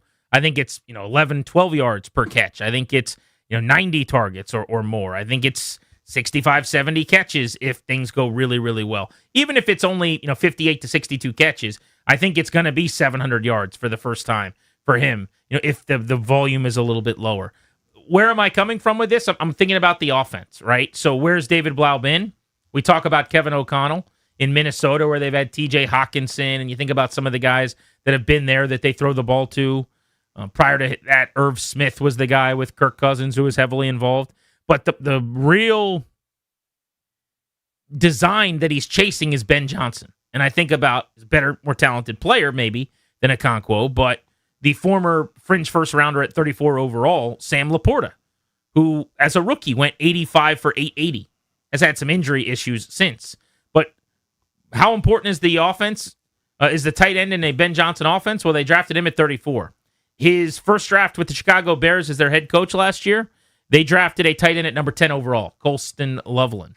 And that guy took a little while to come on, but eventually 80-plus targets, almost 60 catches, 700 yards, 12.3 per. So if you just read the tea leaves on Ben Johnson, I think tight end's going to be really important. I think Okonkwo will absolutely be the number 2 guy, which then pushes, I think, the other guys down the board enough that it takes some pressure off getting a ton out of somebody. Where do you see Williams in that equation? I think that's fascinating because it sounds like I'm lower on him, and that's not necessarily the case. I just don't know that it's this. In 2 receiver sets, he's out there day one. And maybe someone in the building think that that's the case. They do. I mean, I could tell you that they believe that when they open on 1st and 10 in week 1 on September 8th or whatever. And they're in 12. He's out 12 there. with 2 receivers. He's opposite Terry McLaurin. That is their expectation. Yeah. I'm not buying it yet. Now, again, obviously, let's do a contest. Who knows more about football, them or me? Them, right? They have access. They know things I don't know. They might have said the same thing about Jahan Dotson. And that's kind of regime, right. But I mean, internally here in D.C. And that's kind of my point. Is I think this is more compliment than it is true solve and answer at kind of that opposite receiver. But they maybe don't think of it that way. So if you told me it's not Okonkwo, like what's behind the door, and now you're saying, okay, well, it's not that. Try again. Well, Antonio Williams is the answer then, as far as I'm concerned, because there is not anybody else with his skill set. McCaffrey is not nearly as gifted in terms of twitchiness or separating. I don't think Luke, when I watch him on the outside, has a long-term ability to play out there. He's kind of slot only for me, like the big plus slot. The big size slot, yeah. The huge slot that everyone's using now where you move in like Puka Nacua and those guys. So that's, to me, where he's going to be. Jalen Lane actually can do a little more of the Antonio Williams. Like, he could play outside some. We saw him do that last year because he can route people up a little bit. But there's a reason he went 2 rounds after, or not quite, but I guess almost a full round plus after. I just don't think he's on that same level. So just from a sheer skill set, talent, running a 4.4, that kind of college profile, making the 70 catches, having a 9 touchdown season, there's nobody else like that in the building. And so it would be, if we're talking strictly receivers, Terry is the main guy, with then Williams right after him, and Antonio Williams being kind of the distant second car in the race, and then a big old gap, and then back around the next turn is everybody else vying for touches. That's how I would view it. Okay. Now, let's include running backs in there because you mentioned Rachaad White. I think that's a wild card a little bit, right? So he's averaged 50 catches over the last 4 seasons. Yeah, the target share is going to be, I mean, his career high is 70, and then he got phased out with the emergence of Bucky Irving, who could do a little bit more there. But he's always been a pretty proficient receiver, right? That's kind of why you bring him in. Where do you think Williams' target share gets to? Like, what number jumps into your brain for him? Just kind of going back when they had a healthy situation again a couple years ago. Austin Eckler had surprisingly few targets. Just from in my memory, he was a 60 target guy. It was only 41 for the team a couple of seasons ago. And it was De'Ami Brown in the 40s, Brian Robinson in the 20s. It was basically McLaurin, Ertz, and then everybody else in 40, 50, 60 range. Do you see him topping 70 targets, Williams? 70 is a lot. I would say it's very possible. I think David Blau would like that, yes. Maybe he cuts into, if they have their way, maybe he cuts into a little bit of the McLaurin share in production, honestly. I believe that they think he's got a chance to be special. And I think if you gave Blau truth serum or you talked to him, like they chose him because he was their guy all along at the position for their offense. So what do? You draw up plays for that guy, you draw up looks for that guy. You're going to spend the rest of the offseason starting with rookie minicamp. And you'll know right away, by the way, I think in that building, if you were right or wrong in terms of his ability to help you soon. But you're going to make him a priority. I saw Jay Gruden said recently somewhere, I don't remember where he was talking, but he was asked about rookies that impressed him at rookie minicamp, and theirs is coming up on Friday. And Jay said they knew at rookie minicamp that Terry McLaurin was the real deal by watching him for a couple of days in the spring out in Ashburn. They said, okay, we got one. We got our guy. And if you remember, they shut him down completely in the preseason. He didn't do anything. It was like they already saw what they needed to, and they didn't want anyone else to figure it out. So they unleashed him against the Eagles in week 1. He caught a 75-yard post for a touchdown, had a monster 100-yard game right away because nobody knew what to expect. But he said basically we knew 3 days into rookie minicamp, the way he ran routes, the way he exploded off the line of scrimmage, the straight line speed, that we had just gotten a great player. I hope that's the case again, obviously. That would obviously it'd be such a boon to this offense, and all my worries about them not having enough with the receiver spot would be solved with this slot plus or slot 2.0 or kind of whatever the new sort of role is. So I could see, for me, if I'm doing the pecking order, McLaurin 1, that's obvious, set that aside. I think that's 130 targets, kind of give or take, right? I don't know if I buy 10 per week, but I think that may be the idea is you get them a lot. Then I think it's a Okonkwo. Then I think it's a toss-up between Rachaad White and Antonio Williams for the third spot. Is that crazy? Or is that too low? No, look, that's your list. I don't think that's bad. I mean, nobody knows yet. Like, I'm looking at this through the same lens that they are, saying, okay, if they're right then, ... Mm-hmm. Whereas you're kind of predicting it for yourself. And I'm just saying, based on what I know they think and how I know they feel, this is what I'm expecting them to do. Yep. But I'm banking on the fact that they're right about the player. And if they're not, that changes the whole algorithm. Luke McCaffrey, by the way, I just think is interesting because I think he is going to be very, very unlikely to show up at camp and have anything given to him. I think he's probably battling for a job squarely on the bubble, needs to have a really good preseason, like in that type of bucket at this point. But someone will look at his numbers from last year and say, well, he didn't drop any passes on 15 targets. You know, he was averaging over 18 yards per catch, had the big 50-yarder diving catch against the Chargers. When they targeted him, his quarterback rating was up around 155, like good things happened. And it was a very, very small sample. But whether it was scheme or him or both, he got open, he made some catches. So on his very limited opportunities before he got hurt last year in the first half of the season, he did a lot with them. How should I feel about that? Should I feel like that is a sign that he is becoming something? Or do you say, well, he still barely ever got opportunities, which is the tell because they were not forcing him the football and they couldn't get him the ball enough. If you're really, really good, you're 7-Eleven. You're open all the time and you're constantly getting customers. Yeah, people they look at that little Microsoft Surface and some of the printouts. They go, look, who's open is Luke. Let's go to him next time. They're not really intent on doing that, it seems like. But, his metrics his rookie year were really good in that regard. The separation he was creating.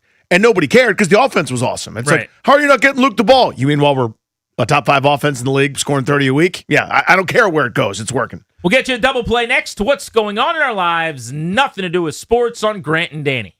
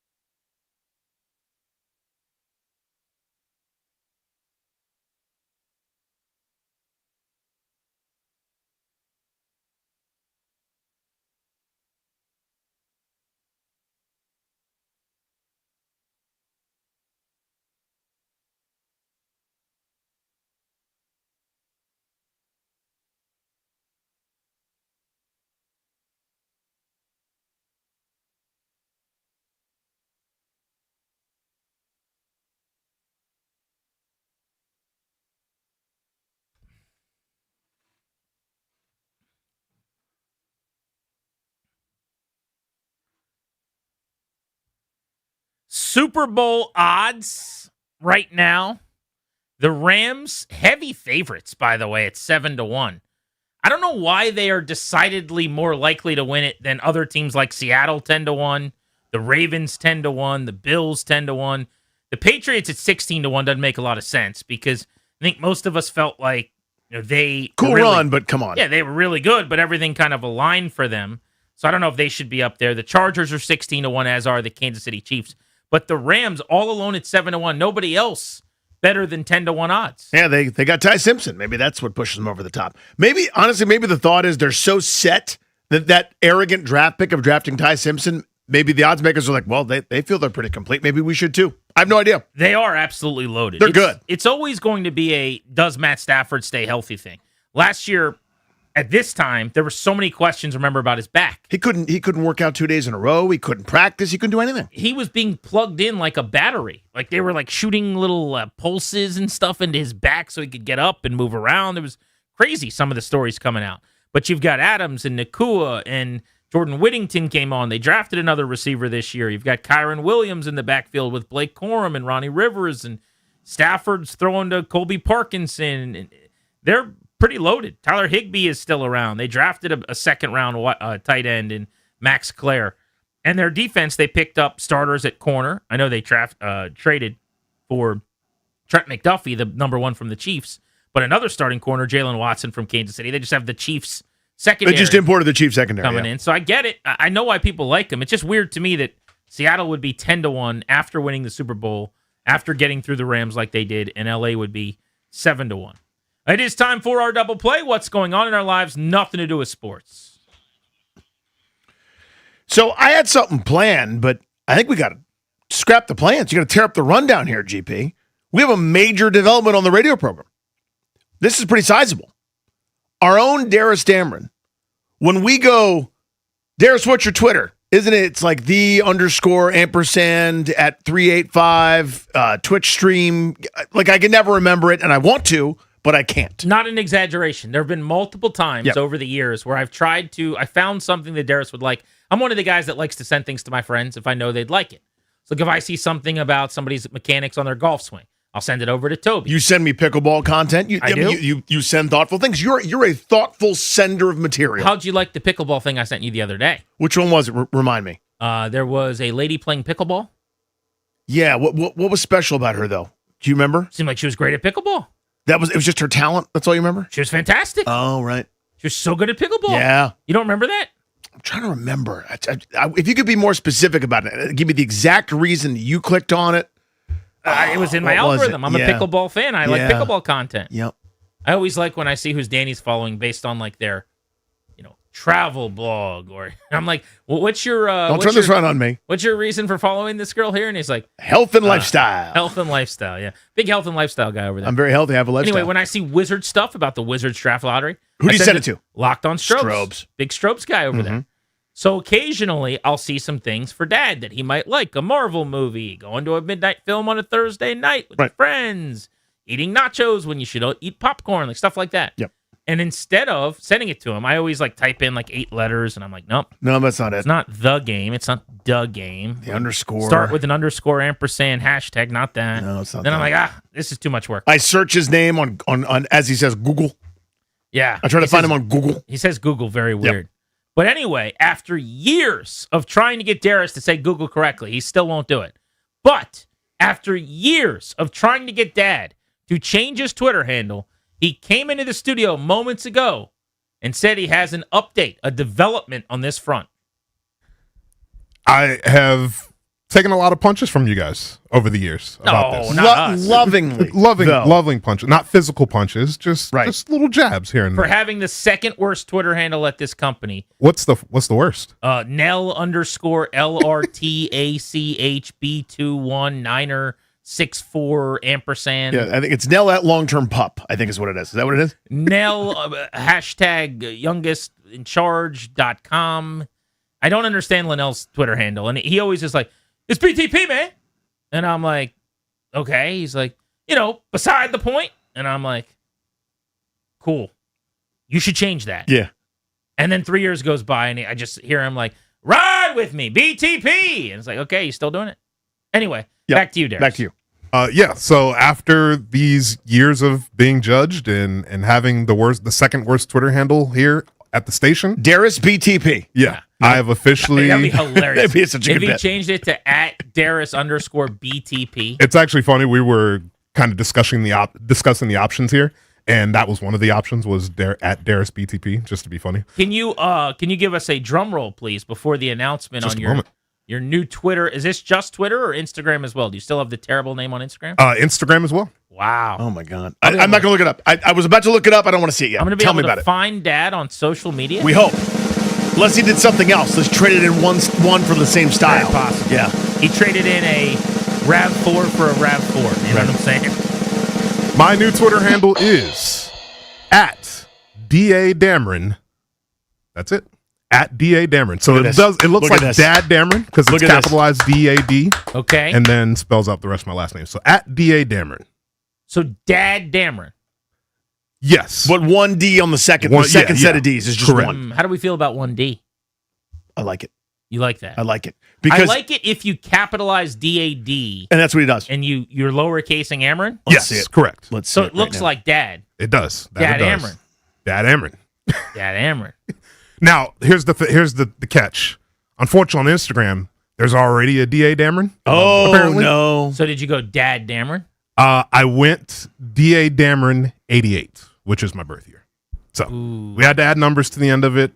Not the best look, but close. It's favorite better audible than where we echelon. came from with underscores and Twitch usernames. Sometimes you get and up to the whatnot. line and you got to do something you didn't want to do. Yep. Tobacco, tobacco, tobacco. 52 is Mike. 52 is Mike. But I will say it feels good. I feel like I'll be able to be searched much easier now. You know, you guys won't be scrambling No, to tag me and stuff. and send I've me known you stuff. for how long, honestly? Yeah, I mean, 15 years? Yeah, since 2015 is when I've started working here. Yeah, so I've known him for more than a decade. There are a couple things, and this is a me issue as well, right? Like I've worked with all you guys for a while. Grant, I've known since 2009. I generally know your birthdays soon. Yes. Like I don't know a lot of specifics about people. I know that it's coming up. I know that I should probably be on my P's and Q's. I should know Darius's. I should have written it down. When's Darius's birthday? It's also coming up soon. How soon? Pretty soon. This month? Yeah. What It's May. day? He's a May guy. You're May 25th? That'd be correct. Yep. Okay. You're both May guys. I think you're in the teens. If I had to guess, firearm to my temple, May 16th. Off by a day. Damn it! So you So will close. be dying in this hypothetical. Yeah, that's it. But I'm gonna let you live. Mm-hmm. So was this originally based on the rapper of the game who I was sized for? Do you remember the documentary? Danny has no clue, no file. The documentary about him? No. That was his album, the documentary. Oh no. Do you know who the game is? Did he do one also with 50 Cent, the Hate It or Love It song? That was him, yes. That's him. Sorry about it. Kind of shocked right now. Sorry about it. Hate It or Love It was his. I don't think he was a one-hit wonder, but that one was huge. That was his biggest hit. Nothing Smash else all made it huge. Let's Ride was really good. That was in 06. That's high school senior year for me. So Heavy no. rotation like a washing machine. Yeah. No, he was. I was a big fan of the game. He was definitely in heavy rotation as well in that mid 2000s era. Unfortunately, no. My username was based off of Triple H of WWE Wrestling. Oh. He went by the game. So when I was younger, my username was Lil Game. And then as I got older, I was like, okay, I can't be Lil anymore. So I became tough. the Were Game. you hardcore WWE guy? Oh, I was a huge wrestling guy. Yeah. Not as much anymore these days, but yeah, back I got back to then, get Dad to Raw so we could go see the Street Profits. Oh, dude, we would have a blast. Y'all don't know about the Street Profits. Literally no one does. They're not sure about. Do they exist still? Street Profits? Yeah. I've never heard their names since the night when I saw them come out and I hadn't heard of them and I lost my mind. You were so excited to see them. Well, it was the very start of Raw. I was in the front row. I had the craziest seats in the world. I was losing my mind already. It was so fun. And then like the opening credits of Raw hit and in the arena, they just start flashing. I'm like, who is this? And then there's this sign that says the Street Profits. And I'm like, oh, it's the Street Profits. That's my favorite. I was so excited. That's my favorite. I've never even heard of these guys. I don't know why that clip resonates with me so well, but it does. You How literally did we even have that audio? Was Russell was recording? Yeah, here or Russell something? was with you. Yeah. Because like you know how when Stone Cold comes out and it's like Yeah, glass breaks. Or like when The Rock comes out, if you smell, like they have their thing where Yes. it's just the whole screen lit up and it just said the Street Profits, and they come out like jumping around, and I'm like, oh, it's the Street Profits. Like, can you imagine? Can you believe that they're here tonight? The people that I've never heard of until that moment. Better song from the game, How We Do or West Side Story? The How We Do. How We Do. Come back with How We Do. Great choice, Danny. By the way, How We Do is a little bit fire. Grant and Danny with you on the Fan. Beltway Blitz coming your way next. If you want to find Darius on social media, You can just search his for name the finally. first time in history today, you can now do it. Oh, it's the Street Profits.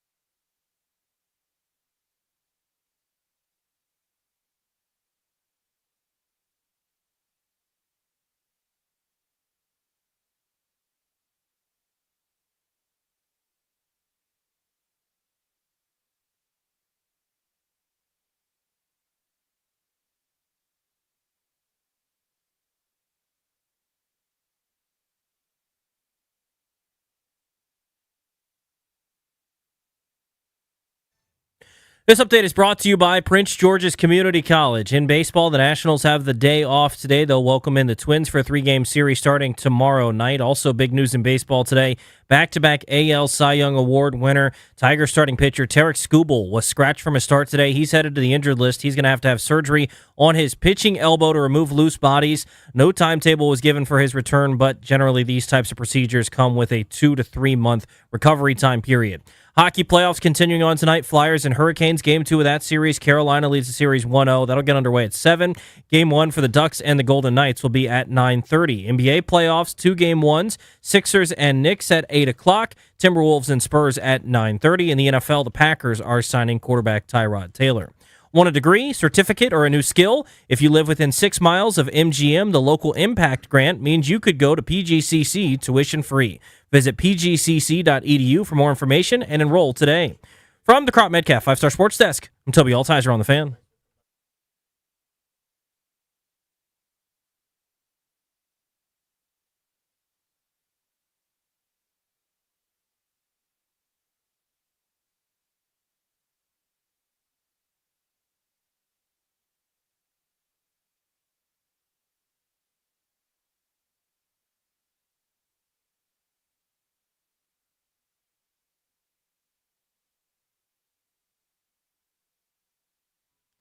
G&D on the Fan will take you up to 6:30. No Nats baseball. So we are live, we are local on the Fan, deep into the evening. Show's brought to you every day by the law firm Kondori and Murad. They can do so much for you. Estate planning, elder law, real estate transactions, probate administration. Their attorneys are always there to protect you and your family's assets. Schedule a free consultation with their team today by visiting kmlawyers.com and be sure to let them know that we sent you. That's kmlawyers.com. Spencer Nussbaum covers the Nationals for The Athletic, does an incredible job covering the team. Hopefully you're subscribing and reading all of his work. He's been cranking out a lot of good stories, including some stuff on the minor leagues and the system that I've really enjoyed the last couple of weeks. Let's kick off the Beltway Blitz with him. So, Spencer, I want to start with what is a reversal of trends here recently for the Nats.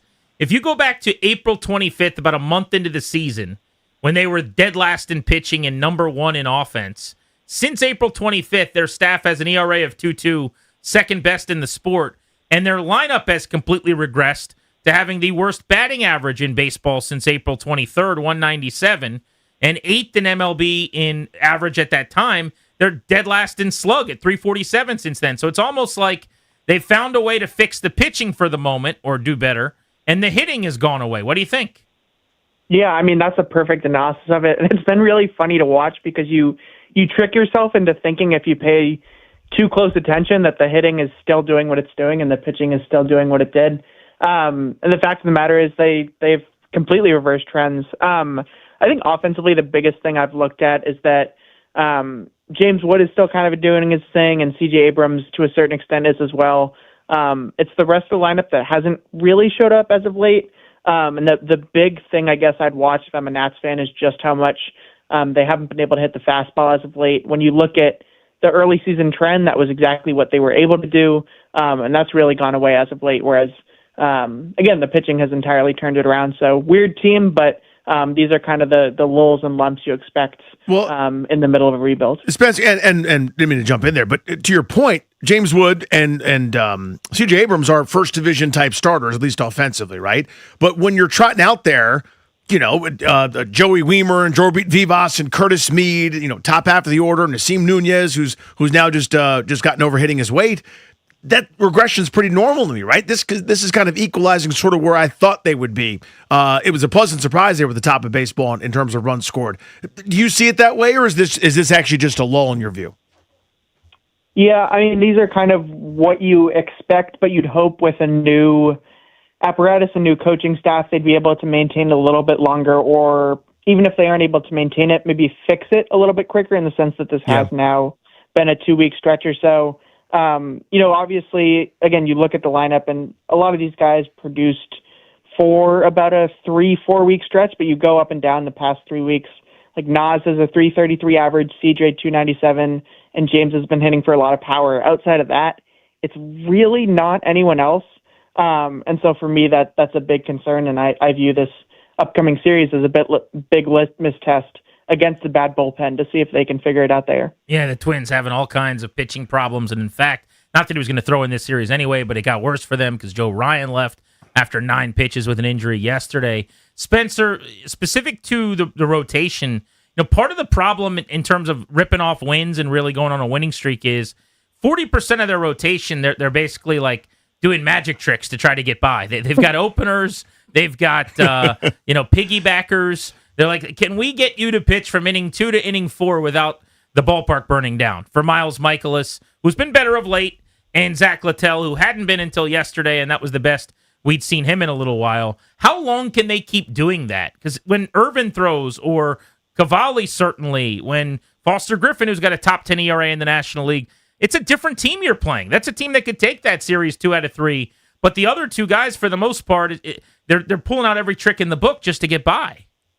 Yeah, I mean, I'm sorry to be blunt. It's not sustainable at all. And I think I've been trying to kind of read between the lines in talking to Blake and in talking to some people around the organization. I think they know that too. You ask about a guy like Mitchell Parker, for instance, throwing 3 innings. That's great, but you can't sustainably count on that to piggyback off of a Littell or piggyback off of a Michaelis. I think that's a big issue for the team, and while you've seen them turn it around the past couple of weeks, I think we could really be in for a reversal of trends in the next week or two, just because it isn't sustainable to put that on those arms and to play matchups the entire time, although I will give them credit for pushing the right buttons the past, couple of weeks. But if there were no alternatives, and again, it's not like you got Cy Young waiting in the wings here, but Brad Lord's got some, deposits in the bank, and we've seen every time he's been up, Andrew Alvarez has kind of shown well. You already mentioned Mitchell Parker. How much loyalty are they showing to the guys that were designed to be innings eaters? Riley Cornelio is ready. Yeah. Maybe Luis Perales is closing in, had a good outing last time. Yeah, this is, I'll say, largely speculation and reading between the lines.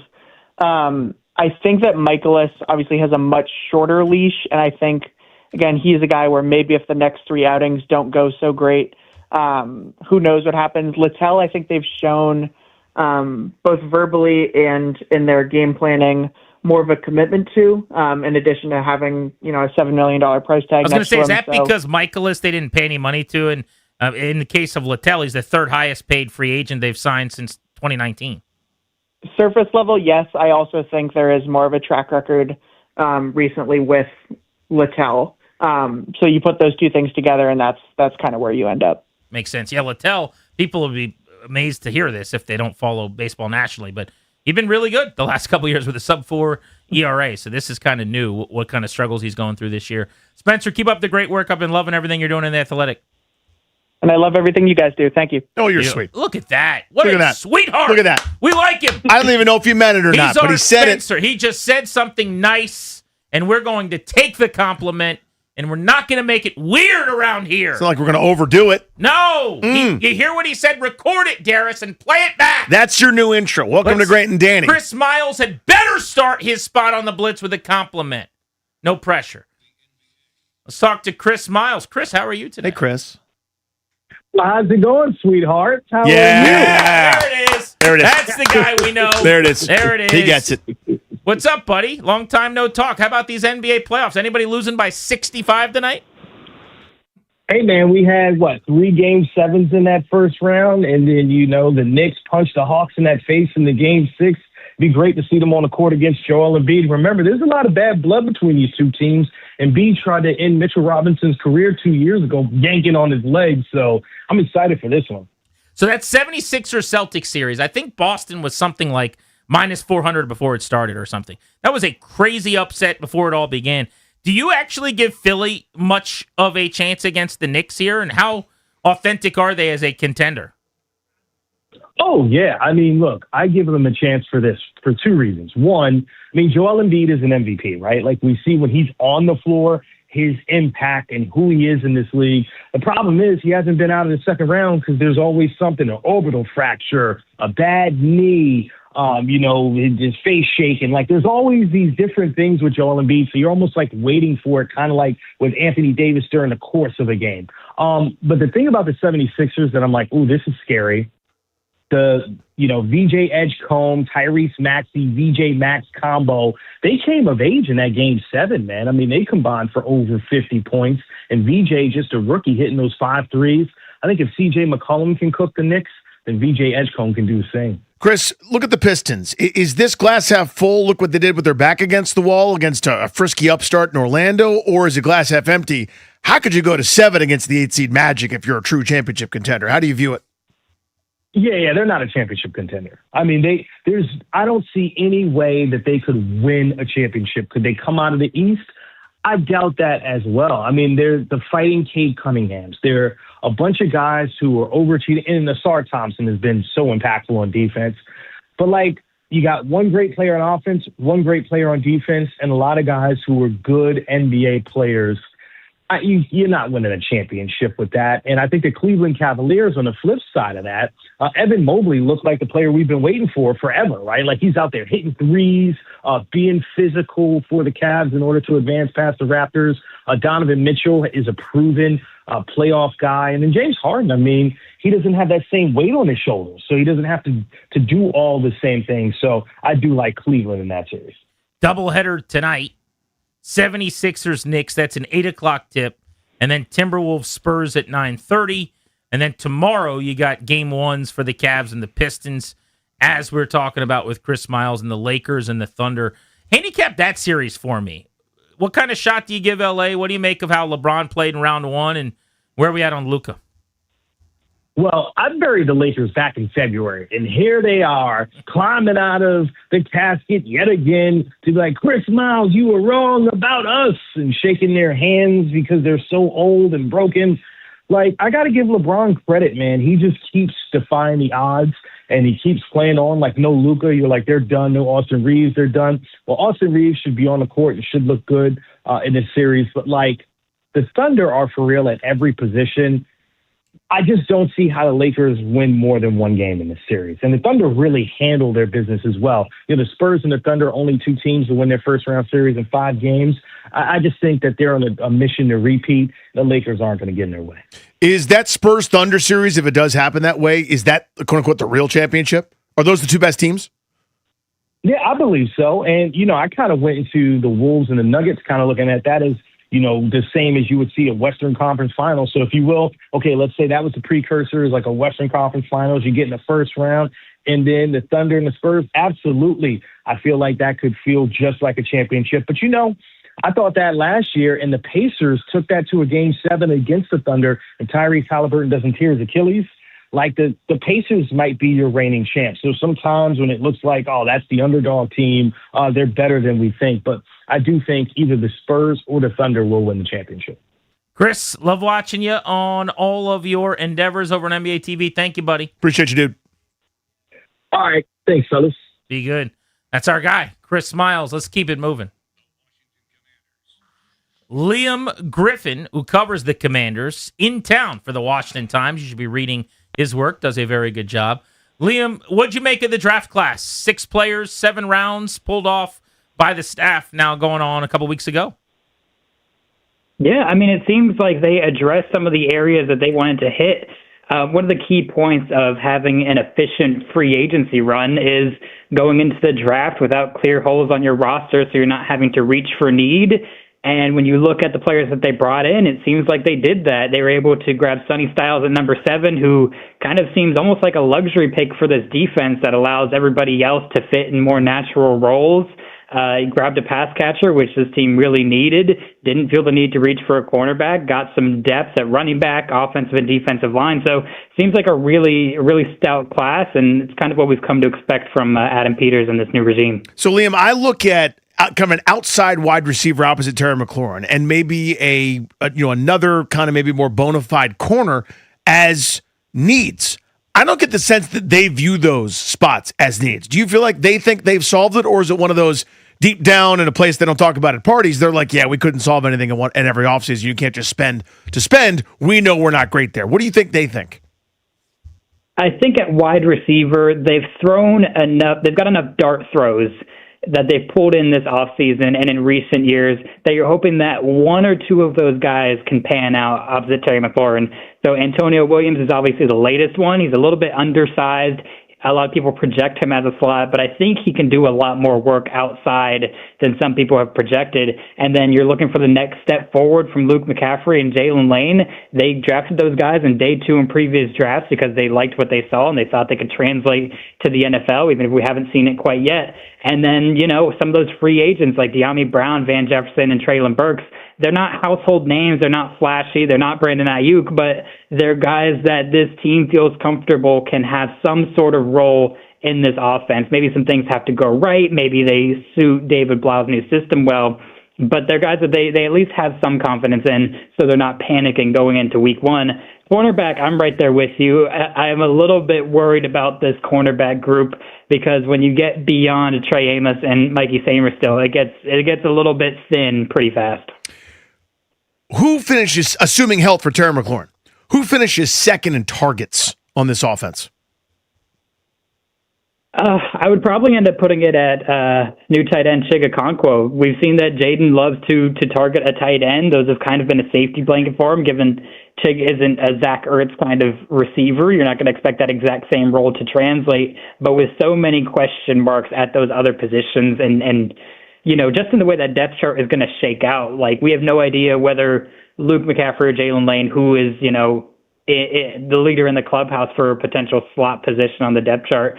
So I think Chig Okonkwo would be the safest bet because he's a really proven commodity in the NFL. David Blau appears to be coming from this Ben Johnson, Kevin O'Connell system where they really love to target the tight ends downfield.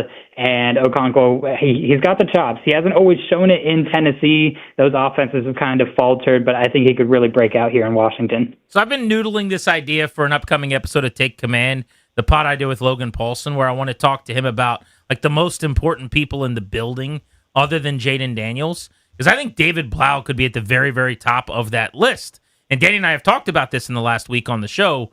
First, your thoughts on that, and then second, who else would be on your short list of, aside from the obvious and quarterback being great next year, who are the most important people to this thing getting right again? Yeah, I think you were spot on. I couldn't agree more with David Blau being kind of one of the rising voices within that building because they clearly have faith in him. They brought him in as the assistant quarterbacks coach, and they didn't really waste any time. All right, we need a new quarterbacks coach with Tavita Pritchard leaving for Stanford. You're going to take in midseason. We need an offensive coordinator. All right, we're gonna send you into the fire and let you call plays. And I feel like if things go well for him, he would probably have more job security than anybody else on that staff. They're really seeming to trust him, and you're getting buy-in from free agents and some of the returning guys. So I think that's spot on. Like, he seems to be the number one most important person in that facility. And then beyond that, if you're going to go onto the roster itself, Sonny Styles really kind of rockets up the leaderboard. It seems like kind of an obvious choice because, he's a top 10 pick, but he's going to come in as a rookie, and more likely than not, he's going to end up with the green dot as a signal caller in that defensive huddle. And so I could definitely see a future where the success of this defense kind of goes as Sonny Styles goes in the years to come. Liam, great as always, buddy. Have a great week. Corey, you too. Liam Griffin on our Beltway Blitz. Grant and Danny with you on the Fan. We're taking you all the way up to 6:30. Later in the show, we'll get into the Nationals a little over a month into the season as we turn the calendar into May and how they're meeting or surpassing our expectations. This is the Fan.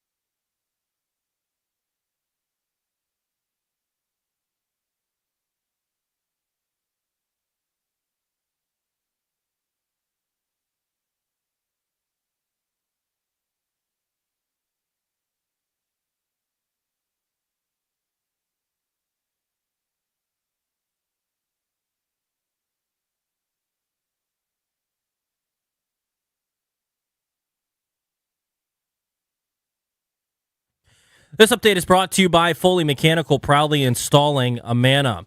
In baseball, Nationals have the day off today. They'll begin a 3-game series against the Twins tomorrow night at Nationals Park. But big news in baseball today, as Tigers starting pitcher Tarek Skubal, the back-to-back AL Cy Young Award winner, was scratched from his start today and headed to the injured list. He's going to have surgery on his pitching elbow to remove loose bodies. No timetable was given for his return. Generally, though, these types of procedures carry a 2 to 3 month recovery period. Hockey playoffs continuing on tonight. Flyers and Hurricanes game 2, 7 o'clock puck drop for that one. Carolina leads the series 1-0. Game 1 between the Ducks and the Golden Knights at 9:30. Basketball, Sixers and Knicks game 1 at 8 o'clock, and then the Timberwolves and the Spurs get their series underway at 9:30. Also in the NFL, the Packers are signing quarterback Tyrod Taylor.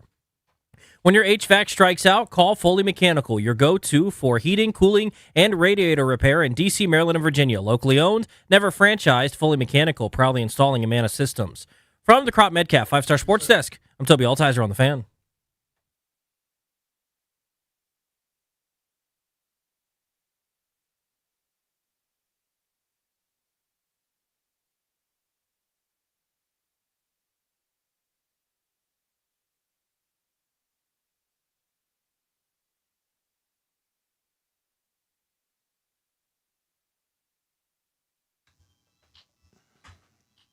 Jams. I love it. Well done. G&D on The Fan. Welcome back, and thank you for making the show part of your day. We'll take you up to 6:30. Every now and then, I just see that Mad Dog Chris Russo said something that's making the viral rounds. And I literally I heard this for the first time and belly laughed. So funny. So this is one of those botched cliches where he combines two things. But there's actually another hidden gem in there. Everyone's sending it around for this thing that he said, and there's even a funnier thing maybe that's also in there. This is the place that he lives with his verbiage. So, for example, like he's trying to say magnifying glass, and he calls it a microphone glass. Right. And we laugh and have a great old time with it. And then we put it in the sound machine, and months later, when we're talking about needing a magnifying glass, we still refer to it as a microphone glass. Microphone glass. So this was the most recent gem from the Mad Dog that is making the rounds today.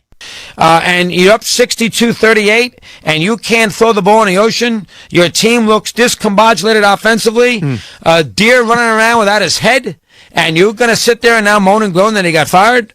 All right, Doesn't so work stop, that way. Go back. So there's a few things here, okay? What's that word, sir? Number one, discombobulated, which nobody's talking about in this clip. Everyone's laughing at the botched cliche of a chicken having its head cut off.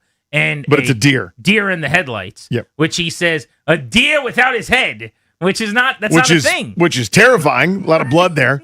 Why is this deer The headless deer running around. That's not a thing in any way. But before we even get to that one, he starts off with discombobulated. And you're up 62-38, and you can't throw the ball in the ocean. Your team looks discombobulated offensively. Why is it so much funnier when he does it? I don't know why. Because I'm sure I've combined these two things. We've all said we all botch stuff. All the time. But in New York, they're not playing that clip because it's not that funny. With his voice and the way he talks and the way this is just his default setting, there's just something better about it. This is going to sound critical. This is a legend, right? All time. You can do that because we're flies on his tuchus, right? We're nothing. Remember when he came on with us at the Super Bowl and he was a 15 out of 10? Yes. He couldn't have been cooler. He shot out of a cannon, and it's how he is. High energy, just brought the goods, remembered our names. Like, he could not have been better. So here's why it's funny in my view. He's throwing nothing but Molotov cocktails. It's never, the game was fine. This is okay. This is within reason. Hey, it's good and bad. That's how it goes. It's always up to 700 on a 10-point scale. Correct. And worst thing ever, most embarrassing thing ever, terrible. It's like the Stephen A. Smith school of whatever. And so when he's doing it was being so critical and hammering you with such authority and with such confidence, it's the swagger, if that's even the right word, or the sheer bravado where he can't say the word. That's why it's funny to me, right? It's not funny if some timid kid who's like stuttering tries to do it and can't say discombobulated. He's like, discom, like can't get it. Yeah. It's because he's telling you how pathetic it all is, and he can't say discombobulated. A headless deer, though. Yeah. The deer not with its head cut off. He's not using the same parlance. He's just saying, and the deer's got no head. Your team looks discombobulated offensively. Deer running around without his head. And you're going to sit there and now moan and groan that he got fired? The deer is running around. In addition to the deer, that's enough craziness. It has no head. It's a headless deer. It's a headless I don't deer. know why that gets me so much. A deer without his head? Our deer's heads are falling off. We got no food. We got no jobs. Deer running around without his head? Why? Deers don't have heads. Why is the deer running around without its head? But you agree with me. That's chicken with his head cut off. Oh, of course it is. And deer in the headlights. Yeah. I combined. I think I did one earlier today where I combined two things and botched There it. was a segment we did early on in G&D where we would occasionally take calls on botched cliches. And because we had a producer at the time, AJ, that would botch them all the time. If you could combine two cliches, he would do it. And it was super fun. He was undefeated. But that one is, I've never heard that one. Like, you don't have to be a rocket science. Yes. You know, it's not a book of worms. Well, that one's not that common. That was, somebody said that once. That was I think. AJ's. Was that his? I think it was AJ's. I thought it was like a caller, but yeah, crazy. One other thing here, Danny, before we get back to our regularly scheduled G&D program. All right. So you know how I'm always in between desperately wanting to go on a cruise and being petrified to go on a cruise, right? Yeah. And you know my thoughts on this. I think I would be amazing at a cruise. Because what do I want to do, really? I don't want to go to the beach. Right. On my vacation, I want to see movies. I want to see shows. I want to eat at restaurants. Like, what am I describing?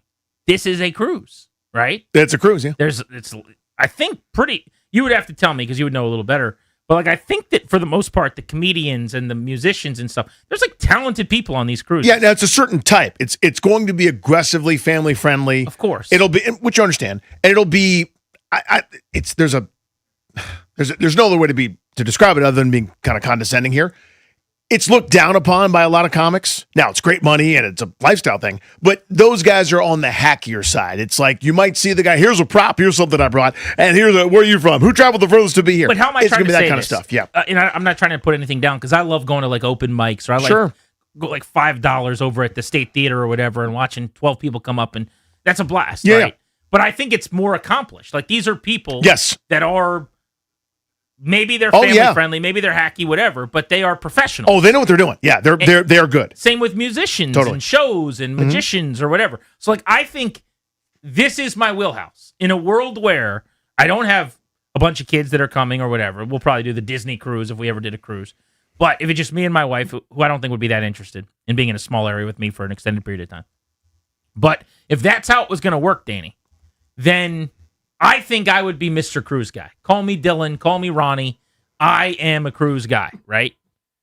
And then I see one of these stories, and they just happen enough. It's like playing golf. It's the really good shot that makes you think, maybe I could do this. Maybe I should play another round. When you hit that 7-iron and you crush it down the fairway it goes, now that all of a sudden you're close to the hole and everyone looks over, they're like, dude, that was a really good shot. Great play, man. Yeah. You're like looking over your shoulder like, me? I hit the good shot? Are you complimenting me? Like, maybe this is my game. Yeah. Every time I'm about to say, let's do a cruise, I'm in. This happens. A suspected hantavirus, I've never heard of that. Yep. Outbreak on a cruise ship in the Atlantic Ocean has killed 3 people and sickened at least 3 others, the World Health Organization says. I'm watching some video from some guy that's like, yeah, we're quarantined in my room. I can't leave. People are all like, everyone, I don't know if you're throwing up or going to the bathroom or doing both, but this is like a rodent-led illness. Isn't that fun? They're on the boat with you, I guess. Yeah. Somewhere. That's how they got to North America that time. They were hiding down there in the bottom, the baseboards. So they're around, and now you're just out there in this floating petri dish. I mean, COVID is like a country, and you're like, what if it comes to my state? What if it comes to my community? What if I pay money to get it? 6 feet apart, and now you're just all sitting there side by side, and this thing is like pillaging the ship and just wrecking everyone's time. And I just know that's going to be my ship. There's only one of these. It's like allowed to happen once a year, it feels like, where now you're just floating out there and no one can get to you. And for some reason, everyone's sick, but we're not allowed to go on the boat or whatever. And I just know it's going to be my time. The time that I chose.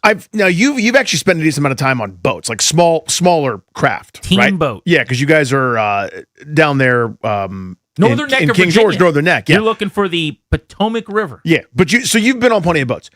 I don't know what the ratio is, or again, I'm not a seaman, so I don't know everything about it here, one way or the other.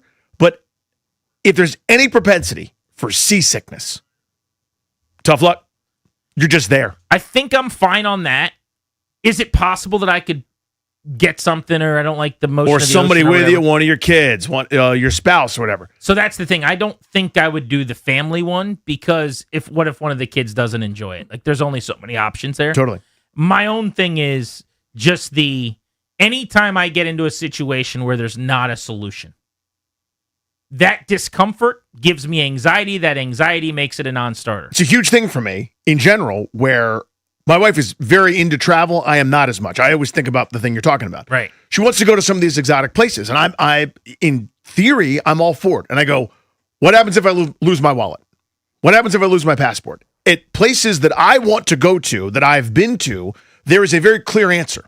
But when some of the spots that she's interested in, I go, I would have no recourse and no alternative. What happens if you get really sick? What happens if you get sick? You're going to get urgent care here in some place. There, what's that? We're just in some what do you weird do? hospital, and What what do you are do? we doing? Yeah. But don't you think I'm a cruise guy? No. You don't. No. Because I think you're reasonable. I think you're too smart.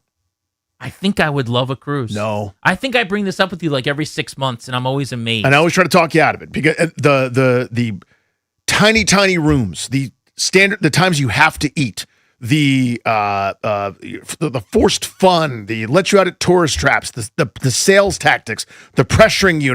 You want to buy this package now? You can get a great long-time discount. It's constant. It's in your face. You would like to be left alone. I don't think I would, though. I want the shows. I want the interaction. I like talking to strangers. I don't mean, in that regard, you'll be able to do that. Yeah. But I mean left alone in terms of not bothered. You're going to be bothered. They're there to bother you. I don't necessarily want to get off the boat. Okay. I think I'm fine not getting off the boat. Well, now you're stuck on the boat. What if you can't leave the boat? How do you feel about that? That's the problem. And that's why I've never done it. Little is norovirus, Right. little diarrhea. You know what I mean? From eating foods that are unusual for This you. is why I've never done it. And whenever it happens, everyone's like, why would anybody ever do this? These idiots are signing up to be on the floating petri dish. And I'm like, yeah, they're kind of right. Now, I know that there are different varying degrees, like anything. Like, there are cruise ships. I don't know the names of any of these, but some of them are like the Days Inn or whatever, of cruise ships, where you and I stayed in West Palm Beach. And then there are some that are like the Four Seasons of cruise ships. Do I want to just pay for the Four Seasons of cruise ships? Are they more unlikely to have this issue where the rodents are going crazy and dining with me and making me go to the bathroom? I don't know. This is from the New York Post. This is a passenger on the cruise ship talking about his experience. I normally wouldn't make a video like this, but I feel like I need to say something, so I wrote a few things down. I am currently on board the MV Hondius, and what's happening right now is very real for all of us here. We're not just a story. We're not just headlines. We're people. People with families, with lives, with people waiting for us at home. Sounds fun. Wait, time out. Pause this. I'm not laughing at him, I swear to God, but is this the right... This is the one currently, or is this one of the ones from like years ago where they were quarantined, where they couldn't get off the boat for months? Like, is that a hostage? Or is that a person who paid for a cruise? That's what it sounds I like. can't Is imagine. this based on the one right now with the 3 deaths and a couple people and I'm that not- have diarrhea? Yeah, obviously it's like tragic and awful, Yeah. but it's just, I'm sort of like, how can anybody hear that and go, yep, let me put my signature on it? There's a lot of uncertainty, and that's the hardest part. All we want right now is to feel safe, to have clarity, and to get home. So if you're seeing coverage about this, just remember that there are real people behind it, and that this isn't something happening somewhere far away. Wow. It's happening I mean, to that's us. petrifying. Yeah. That's petrifying. Yeah. This guy's like, I guess if you go back to the early days of COVID or something, like that's how everyone was living every hour of every day. And now you're just in this small area where they're saying, hey, people are dying of this thing. Yeah, now you just can't leave, like a Bronx Tale. Josh in Upper Marlboro, you're on G&D. What's up, buddy? Well, this is going to sound really tone deaf given what we just heard, but and I don't mean to laugh at that. That's very serious stuff.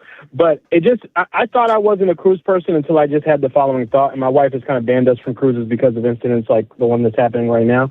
But what if there was a sports cruise with like analysts and living legends? You had like Fergie Jenkins and Nolan Ryan, and then you had like Eduardo Perez and Clayton Kershaw, and like you're eating all you can eat, drinking all you can drink, and talking sports all day at the pool. Wouldn't that be literally the definition of heaven, present issues notwithstanding? I mean, yes. Like, how much money do you want me to give you? Well, why does it have to be on a boat where you can't leave? But he brings up something. I mean, I hear what he's saying. But what would be your perfect cruise? So for me, what he's saying, like the sports legends cruise, it sounds like, or the baseball Hall of Famer cruise, that would be my wheelhouse. And like the performances at night are like sit downs on a stage, TED Talk style, with Bob Costas interviewing people, and just like my wheelhouse. There's a sabermetrics one on Wednesday night. There's a baseball savant session. Is the new GM, and he's like up there, and Paul Taboni's on the cruise for some reason. Like, just talking about prospects. Yeah, he's like, if you go at Wednesday at 8 p.m., you'll hear all about the Nat system with Paul Taboni. I mean, that sounds amazing. What is yours? Quiet. It is a solitude. It is maybe a couple of buddies that I could be able to see a couple times, but where our rooms are enormous and there's no pressure. I don't have to do anything. I want quiet, which is the opposite of what this is, right? This is just people, pool hogs, where they like show up and put a towel on the chair early in the morning so you can't get a pool chair anymore, all that stuff. I want silence. I want the silent cruise. What would be your perfect cruise? I'll ask that. 800-636-1067. What's going to get you to go on the cruise? But then also, should I become a cruise guy? That's my question to people. Should you become a Dylan? I want to be a Ronnie, who's the top bat in the Nat system named Cruz at this juncture. Yeah. Ronnie. By the way, it's May and we're not talking about it. You know, isn't that amazing? Dylan is heating up.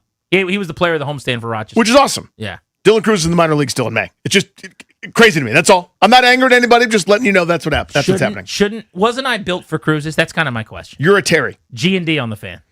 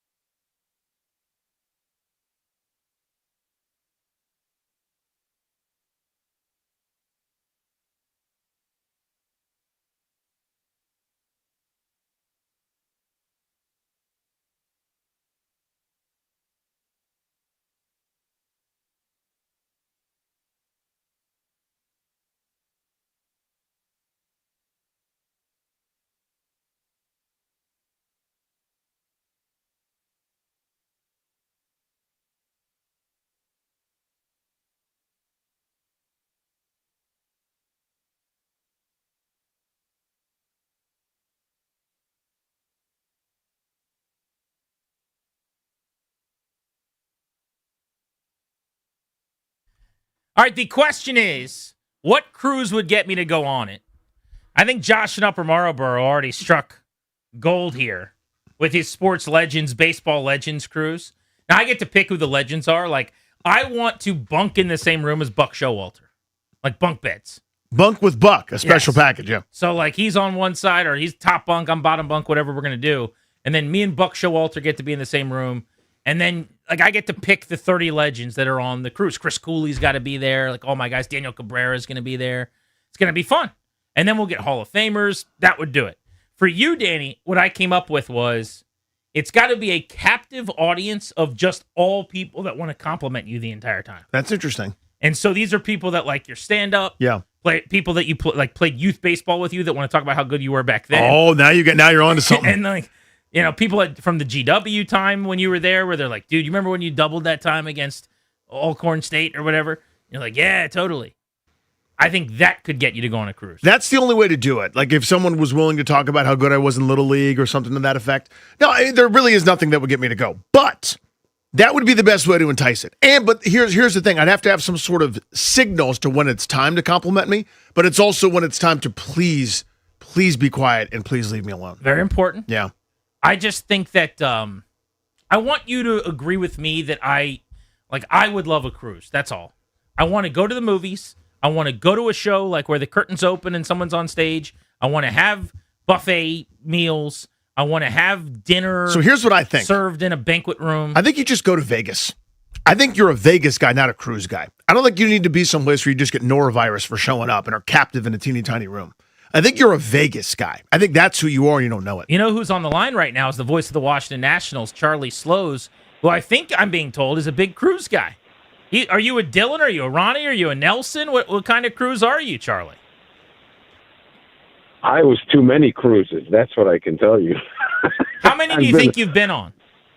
Oh, my God.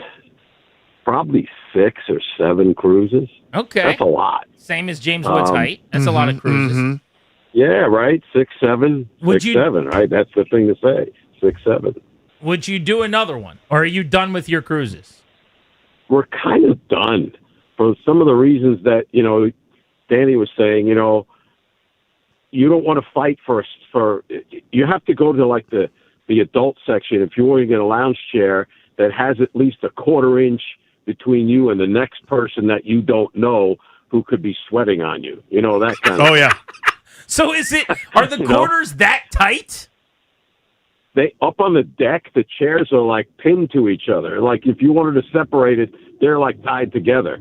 So you can't go like in between the chairs to sit down. You have to crawl in from the front. You know what I mean? Oh, that's disgusting. Yeah, I don't love that because it's strangers all around. I mean, these are people that you don't want to be like rubbing sunscreen with the dude next to you. Yes. It's like the whole airplane thing. You're too close together and you're fighting over the armrest kind of thing. But the airplane is not supposed to be the relaxing part. The airplane is the pain you go through to get to the relaxing part. That's not relaxing. But Charlie, when I tell you that I want to see movies, I want to go to dinners, I want to see shows, doesn't that sound like I could be a cruise guy? Well, are you taking your kids? Because you got a full family there. Is it a family cruise? I don't think I could take the kids. No. If you did, there's only one cruise you can do with your kids of their ages. Disney You'd cruise. have to do the Disney. I did the Disney cruise 3 times. That's 3 of my cruises. Well, the other ones are all. You're just about to be through paying that off probably after 21 baseball seasons. You know what I'm saying? Like, I don't know if I can do that, Charlie. It was a long time ago. Okay. We were living in Florida. We got the Florida resident discount, so we had a little help there. But the Disney cruise is great because the kids love it. They're entertained the entire. You may not even see them except take them, drop them off, and get them later. I love that. And then you and your wife have the whole day to do whatever you want. Go on an excursion when the ship is docked. Leave the ship. Do that. That part of it's great. No, I really would want to do the Disney cruise because my kids would love it. I think it'd be fun. It is, and I don't know if anyone's looked up prices. It is insane. It ain't cheap. The shows are great. They're top notch. It's like you're seeing shows at Disney World or Broadway type shows. They probably could use a few comedians though, Danny. I mean, right? You could probably you could maybe you could do like a work study thing cruise. You know? Oh, I love that. Like you take the cruise and you do the stand up act, And you're traveling for free. Yeah, that's how the people are there. Work on the ships. Yeah, exactly. Those are great gigs. I got to the this is actually true. When I was struggling like you wouldn't believe, I got to the finals of an audition to be a cruise line comedian. I didn't ended up getting it, but they liked the fact that I did impressions and voices and stuff like that. But they said I needed more polish. That was like 20 years ago, and it's still true today. I still could use some more polish. But it was one of those things where it's like I don't know if I want this gig, but the money's too good to say no. But what you said earlier, it's very similar. It's Vegas on water because you got the casino, you got the buffets, you got some shows. Just go to Vegas, Grant. Just go to Vegas. Consideration. Without being on a floating prison. Charlie, enjoy your day off, buddy. Glad you called in. We appreciate you. Yeah, we just did Vegas. See, that was the trend. We did the Eagles at the Sphere. You know, that was cool. Oh, we that's even did the awesome. Wizard of Oz at the Sphere. There you go. That was awesome. By the way, my you gotta parents see saw that. Wizard of Oz at the Sphere. They've been raving about it. Did you like it? Awesome. Yeah. Awesome. Totally awesome. One of the best experiences you'll ever have. The Sphere is out of this world. It's breathtaking. Listen to Charlie and Dave, Nats Baseball, each and every night right here on The Fan. Thank you, Charlie. See you tomorrow. See you, buddy. He'll be back on the airwaves tomorrow. Yeah, the Sphere, I saw you two there. Mm-hmm. And I think I told you this. It was game changing. It's amazing. I'll never see a show. I'm not even a big music guy, U2 guy, whatever. I'll never see anything as an experience that ranks with that. It was just a marvel the entire night. I mean, you were just lost for words from when you get in to when you leave. Zeke in Southeast. Am I a cruise guy? Absolutely, man. But first of all, I want to ask you, did you ever get your charger for your laptop, man? At MGM, remember? I did get my charger. So far, it's working great. All right. Hey, you would love cruising. I've been on 20 cruises in the last 3 years. I try to do 2 a month. 20. And I've never got sick. I've never been on a boat that it was quarantined. I mean, it's probably going to happen one out of every 100 trips. 2, but 3. You would love it, man. You're talking about you can go the show. It's like a big city on water. You got your shows. You got your different restaurants. You know, you got high quality restaurants. You got tons of entertainment. You got casino if you gamble. You will love it because I'm the kind of person I think you and Danny are never going to agree on anything. I've been listening to you guys for 2 years. That's right. So, Thank you, buddy. Zeke. By the way, my man's going on 2 cruises a month. By the way, 2 a month. This is an off week, so he's not on the cruise this month. Will he call us next week? No, he'll be on a Dylan. That is amazing. That's so many cruises. Enjoy your next Ronnie. I hope the Nelson treats you well. I mean, that Terry Crews, that budget for Zeke, God bless it. If his next Tom results in him getting sick, he's going to blame us. So I hope he keeps his streak alive. But statistically, his next blank missile should result in him being sick. Grant and Danny on The Fan. I want to get into the Commanders' improved defense and how much it'll help Jaden Daniels next hour on G&D.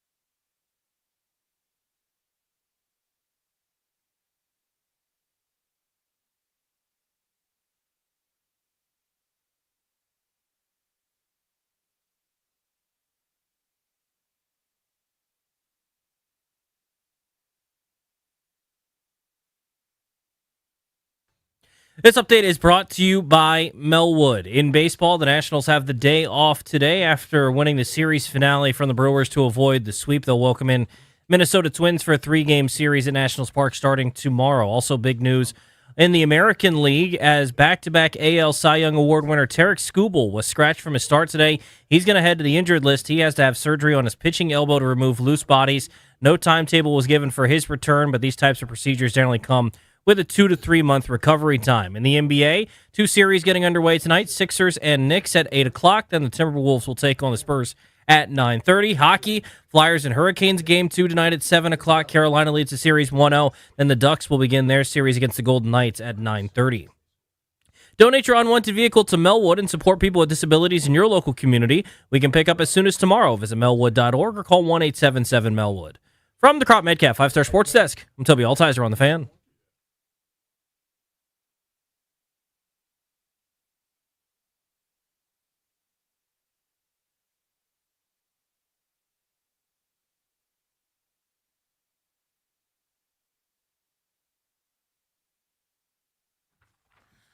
Thank you, Toby, for the update. Welcome back, Grant and Danny on The Fan, brought to you by the law firm Condori and Murad. Estate planning, elder law, real estate transactions, probate administration, whatever you need, they will do it. Their attorneys are there to protect you and your family. So schedule a free consultation with their team today at kmlawyers.com. Mention the show, get a discount. That's kmlawyers.com. They've taken care of my parents. I sent my mother-in-law their way for something she needs done. In fact, we were just talking about it yesterday, so she is contacting them. We trust them with our family and friends. We trust you guys in their hands. They do a really good job. They are the best. They're local guys, DC sports guys as well, and they get it. They are part of the community that they help serve, and they're wonderful. So is Tarek Skubal, the ace pitcher of the Detroit Tigers. Here's a total bummer. Tarek Skubal, who outside of Paul Skeens is maybe the best arm in Major League Baseball, the Cy Young Award winner perennially at this point as a lead candidate in the AL. He is being shut down with bone spurs and is going to miss months for a Tigers team that is off to a rough start, right around 500. But this is the equivalent, if you're not a national baseball fan, to one of the best quarterbacks in the NFL being shut down and going to miss months of an NFL season, or one of the 10 to 12 superstars in the NBA being out. And what's happening now is you've seen a couple of the pitchers that took part in the World Baseball Classic have issues where they've had to get some issue with their elbow cleaned up, where they've got some floating particles or spurs, whatever they're going to call it. And Skubal's the latest of these guys now, who was ramped up for the WBC a little earlier than normal. I always say that trying to suggest that if he didn't pitch in the WBC, he'd be fine, or that this is based on... It's impossible to know. ...the World Baseball Classic. I think that's crazy. Unless you're looking at the images from right before and they're perfectly clean, and then right after... and now all of a sudden they're not. You can't tell me that pitching when he did, to the extent that he did. Also, remember, he pitched one outing for a few innings. It wasn't like they were abusing his arm and he went 7 innings 3 times in February and March. Yeah, they didn't do like championship series, win or go home type stuff with him, And strategically, by the way, like even though Team USA was trying to win a championship, he knew, because he's a pending free agent, and this is why this is such a total setback and bummer for him, is he went to arbitration with the Tigers, where they wanted to pay him somewhere around like $19 million, I think it was. He wanted $32 million. Typically what happens is a team suggests an amount, a player suggests an amount, and then they meet in the middle, where neither would budge. So when you can't find an agreement in the middle of the two, you go to arbitration. And a third part, an arbiter, basically a judge, hears the team's case as to why you're only worth what they want to pay you. Then the player's agent makes the case of why the player's worth what the player wants, and they don't decide on a number between the two. They don't do the average. They do one or the other. One or the other. Either you only make the $19 million the team thinks is fair, or you get all the way up to the $32 million that he thought was fair. And he won because he is the back-to-back AL Cy Young award-winning pitcher, and arguably, as I said, the number one pitcher in all of baseball. So he's making $32 million this year, which will get his career earnings up to $48 million. He's barely made money in the past because he's on his rookie contract. But now, Danny, this guy who's probably the best arm in the sport, certainly the best from the left side, going into free agency, best case scenario, he's going to come back and pitch 6 to 8 weeks at the end of the season and then go into free agency if everything goes great, still with some questions about his arm. I wonder how much money he's been costed with this news today. Yeah, there's a number of considerations. First, it's the easiest thing to do is go, he pitched the WBC. That's what happened. As you said, nobody knows. Unless you're doing an examination, an MRI, and a sort of a thorough, exploratory procedure to figure out exactly what's going on in his elbow each and every day, there's a correlation. That's all we have at this point. The second thing is, the way I view it, especially now, with how far these pitchers have come in terms of maximizing what their bodies can do. You used to have to stay within yourself, and if you didn't throw 95, you had to figure out another way to get outs, right? You could throw 88 and have a slider and a two-seamer and pitch mix and all this other kind of stuff. There's no room for that anymore. You let it the radar gun or you don't get to play. Period, end of story. Well, it starts so early. I don't know if you've read The Arm, the passing book. But basically from when kids now are a little older than your sons, honestly, they are hunting velocity. Yep. And you will see this in all the videos that go around from any of these pitching labs. I've never understood this, where kids are like getting crow hopping into like trying to max out throwing, because all you want to do is be able to say at some age that you threw 60 and then 80 and then 90 and you're trying to see triple digits. But you can't get the scholarship anymore out of high school. That's right. If you're not throwing hard enough.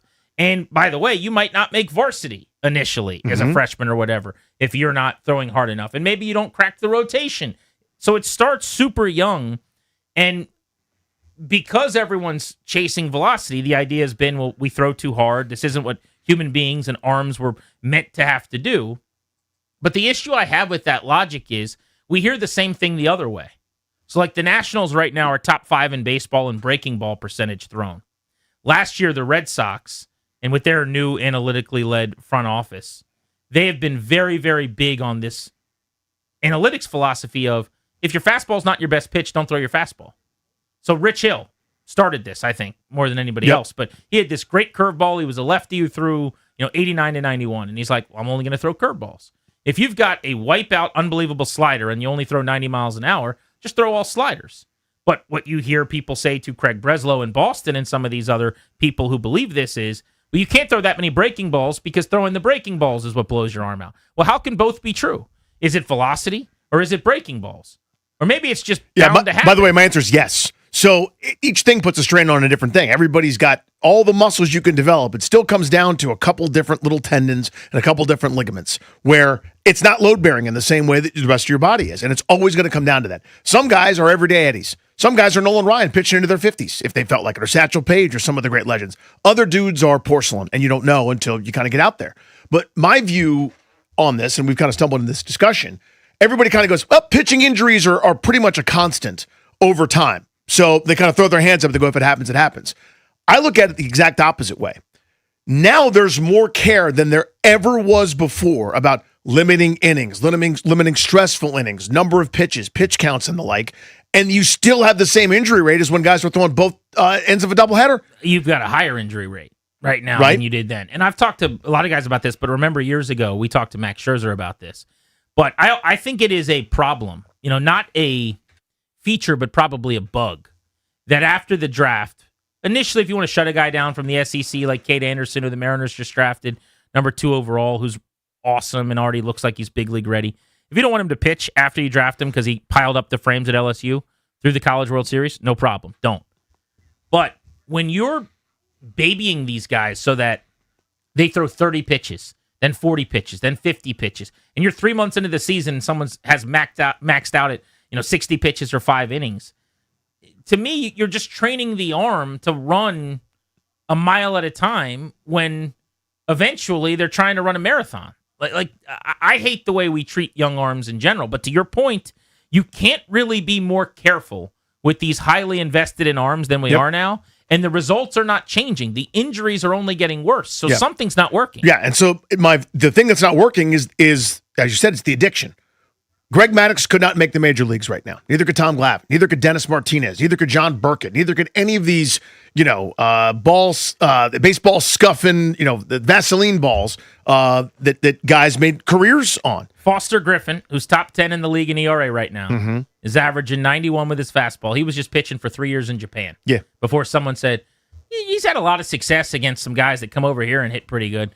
Why don't we give him a shot? Yeah, one team was like, we got space. But we by don't the want to way, spend much if money. I was to go watch a bullpen session of Cade Cavalli and then Foster Griffin and Zach Littell and whatever else, like, I'm not giving Foster Griffin a contract. He's throwing 7 pitches and mixing and matching. Like, nobody wants. He wouldn't get drafted today. Exactly right. No chance. And so the thing that I don't know how to fix, because you need it, you need the velocity, that's what's breaking everything, is the amount of stress and strain, whether it's velocity, whether it's the spin you're creating on your breaking ball, that stresses a slightly different part of your arm as you throw. Everything is hard. Everything is as max effort as you possibly can. The new philosophy, even the Nats are doing it. There's no pacing yourself. If you go 5 in a dive, you're better suited than trying to stretch yourself out over 6 or 7 innings. So here's the example: is Jake Irvin. Jake Irvin's the example. The last couple of years, the goal for Jake Irvin or his role was go out there and be our horse. You're big, you're built, you've got tree trunks for legs, you got an easy delivery. Get us through 7. Get me 18 outs on a minimum, and if you can get us through 21, do that. And because of that length that was needed, Jake Irvin, whether they told him to do this or just internally he decided this, I will not redline it, as I call it, which is like go max effort. Think about the car in front of you showing you that your RPMs are too high. He's going to take a little bit off because I got to go deeper into the start. But he doesn't have the stuff to do that. So instead of sitting 94, 95 where he was a few years ago, he was down last year to 91, 92. And the breaking ball velocities are down. They're not as sharp, and the RPMs on the spin rates are down. And guess what? Jake Irvin's getting his teeth kicked in. And so this staff comes in, and they're correct, by the way, if the goal is to have the most effective version of Jake Irvin possible. Yep. Hey, man, don't worry about 6 or 7 innings. That's for the birds. We need you to go 5 innings, and if you can only give us 4 some nights, that's fine too. Hang 4 zeros or 5 zeros. Go out there and strike out 10 per 9 if you can. We need the best stuff possible. Let's find your velocity again. Let's find your RPMs on your breaking ball again. So you just think about it, the equivalent, Danny, of like using a tank of gas. Like, you can go 100 miles an hour and slam the brakes and in and out of traffic, and you're cutting people off and you're starting and stopping, and you're going to run through your gas. Or you could just kind of set your speedometer at 50 miles an hour and you'll have more of it. And they basically want Jake Irvin, get there faster. You got to empty it. We need you to get through those outs. And that's, I don't blame this staff for getting the most out of the player, but that's the epidemic.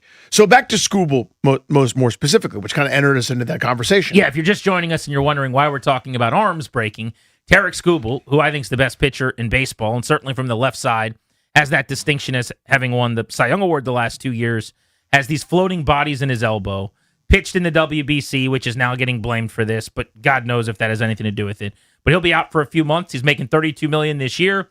He was set to make $300 million in free agency this offseason, and now everything's kind of up in the air for him. Yeah, it is. And it sucks. It's unfortunate, especially because he wanted to do something really cool for Team USA, which I'm usually in favor of, or always in favor of pretty much. The part that, or the way that I view this is there are going to be some exceptions, right? There are going to be the everyday Eddies that never break down, and it's incredible. But for the most part, it's a ticking time bomb. You just have no idea. That's what it is. With now, maybe somebody like a Skeens, who's such a big monster. Now, again, he's still putting a ton of strain, so I would hate to put this on him because I have no idea. But what happened to Mark Pryor so many years ago flipped my belief on this, because a guy with the most effortless, easy, perfect, seamless mechanics had nothing but arm trouble his entire time getting to the show. And I go, if he's going to break down, nobody's immune from this. And the velocities have only gone up since then. This was, kind of the early 2000s. He was a collegiate peer of mine, I think, right around the same time. As soon as I saw that, I said that changed it. It's inevitable for all these guys. So people who are blaming the WBC, I think that's irresponsible. If being slightly more ramped up 3 weeks earlier is going to be catastrophic, we got to drop the whole sport. Well, there's also just not enough, to me, data that suggests that. Like, people will point to Edwin Diaz, who actually got hurt in the WBC a few years ago, actually tore something. That's a direct injury from participating. That's bad luck and freak. But in his case this time around, like, he has these bodies and he's getting a cleanup procedure and he's going to be out a couple months as well. And so, the idea is like, well, that was a WBC pitcher and so is Tarek Skubal. Okay, but there are a lot of guys that pitched in the WBC. Some of them right now are saying that they're off to much faster starts because they ramped up faster or attribute some of their successes to being in the WBC. I just think there is no good way to answer why this is happening because it's not provable. There's no way to actually know why this is happening. And you definitely can't prove to me that if Skubal hadn't been in the WBC, he'd be perfectly fine. So those 5 innings, essentially, or that ramping up period that was a little earlier than normal is the reason. But the other 810 innings of his career with the Tigers to this point, and when he's gone 8-9 innings at a time in games and thrown 115 pitches to close complete games out, none of those were the issue. Like I have a hard time with that. Well, it's also, but this I saw one of the headlines. I can't remember who wrote it. So, but that's neither here nor there. It's second WBC pitcher goes down with injury, and I'm going. You didn't say that about Joan Duran. You didn't say it about Trevor Rogers, Sonny Gray, Nick Lodolo, Raisel Iglesias, Blake Snell, or a million other guys that may or may not have pitched in the WBC who are out. Garrett Crochet's out. Why is that? What's the correlation there? Did he play long toss in February against your wishes? People need to treat it as, unfortunately, a corollary. This is an inevitable thing for 90+% of these guys that are throwing harder than anybody ever has before. I think that the key reasons for the epidemic of these arm injuries, so I think max effort intensity and just redlining it is a factor, right? I think stuff, just the fact that you're throwing harder and the stuff is nastier. Like, there was a time when dudes went out there, you weren't going underhand Scuffy McGee, but you might as well have been. You're just kind of throwing the ball at 81 miles an hour, 59 miles an hour long enough ago. Long day at the factory, so now you got to pitch tonight. Fastball velocity, breaking balls being better. I think that's a big part of it. Fair? 100%. All right. I'm going to go reduced workloads and recovery. So this would be like the modernization, as you said, of you're not trained to do oftentimes what you're doing in the big leagues and or just generally, like when you do push it, you're not used to that because we baby you every step of the way. Where guys like Scherzer, I don't know if this is still his take, but it was when we talked to him about this on air. Yep. He feels like if we acted like it was 1985 again with the workload, he thinks we'd be in a better spot. I don't know if that's true or not, but that could certainly be a thing that you're not training for the marathon anymore, and you still sometimes run marathons. That one's much harder for me because, again, point one, and then I guess was that your third point? Point three? Yes. They're intertwined for me. In other words, if this was 1985, then you're not redlining in the first inning. You're not redlining the first time through the order. You're not redlining maybe except, bottom of the sixth, bases loaded, 3-2 count, best hitter at the plate. Now I'll max effort, right? It's a give and a take there. Now, this was one of the ones that's not provable at all. There's not enough data yet. Mm-hmm. And we had so many injuries before this. It certainly would not be one of the key reasons, but I wonder if it has exacerbated anything. The pitch clock. The lack of downtime between pitches. There are pitchers that will say that having more downtime between the pitches is just better for the arm. I think that's interesting. The other thing you hear people talk about is not using something sticky on the baseball anymore. They get their hands checked every time they come off. Used to be spider tack or something else. And you actually have to grip the ball harder.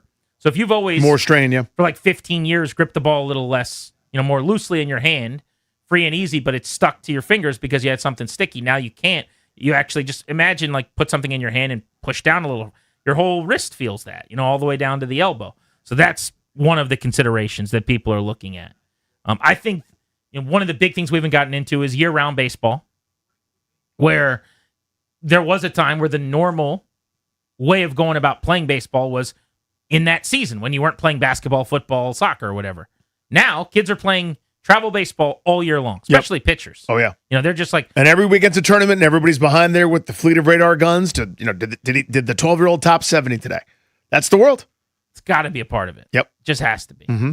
Nobody's got an answer, but I think everyone's intrigued by it. Yeah, it's one of those where, to me, I know what's causing the fire. It's the relentless pursuit of velocity. How are you going to tell a kid, don't throw hard? Who has any kind of aspirations to go to the next level beyond where they are? Hey, man, take a couple miles per hour off, save your arm. How do you do that? I don't think you do. But if you take away the relentless pursuit of velocity and you still play baseball year-round and all the other things we're talking about are still factors, I still think it's worse than the past. 100%. Of course it is. Yeah. I didn't mean to imply that. But it's to me, the number one culprit, 1,000 feet, then we get to the second thing, is these human bodies weren't meant to do this. Once a generation, there's a freak. Yeah. There's a guy that could throw 96 who just was a big orc with looks like he's throwing a pie, but he whips it in there at 96. Now, everybody does, even bodies that aren't supposed to be able to do that. Just look at the fastball velocity on average in the sport over a graph. It's just climbing like an escalator. They're scientifically manipulating and sort of like coming up with little tricks to get you beyond your capacity of what you're supposed to be able to handle load bearing wise. I mean, think of a wall. You can handle 1,000 pounds. Well, what if we put 5,000 pounds on it? It's going to break, and that's what's happening. 30-year anniversary being celebrated at the radio station today. Tell you about that next on Grant and Danny here on The Fan.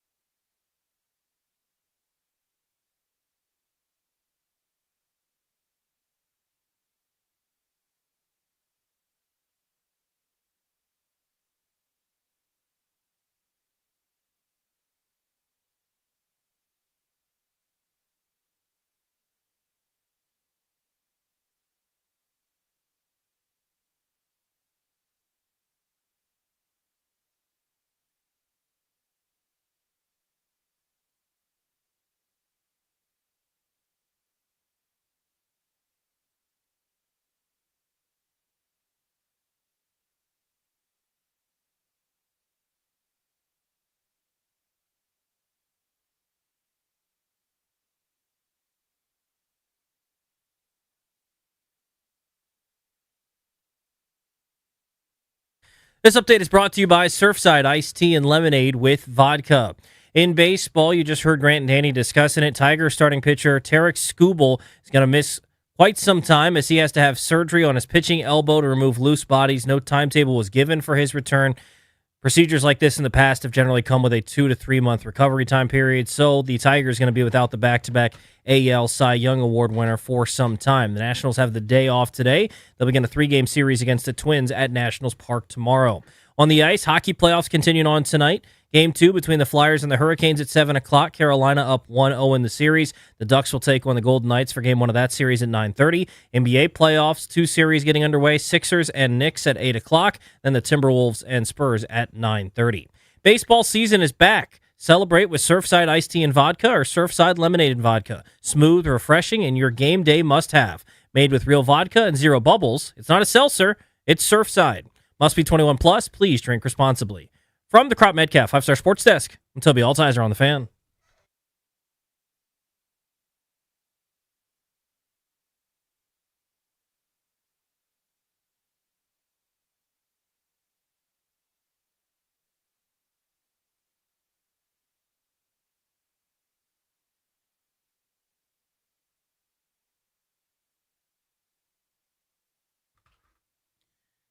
Big day at the radio station today. We started the show by telling you the Sports Junkies are celebrating 30 years as a radio show today.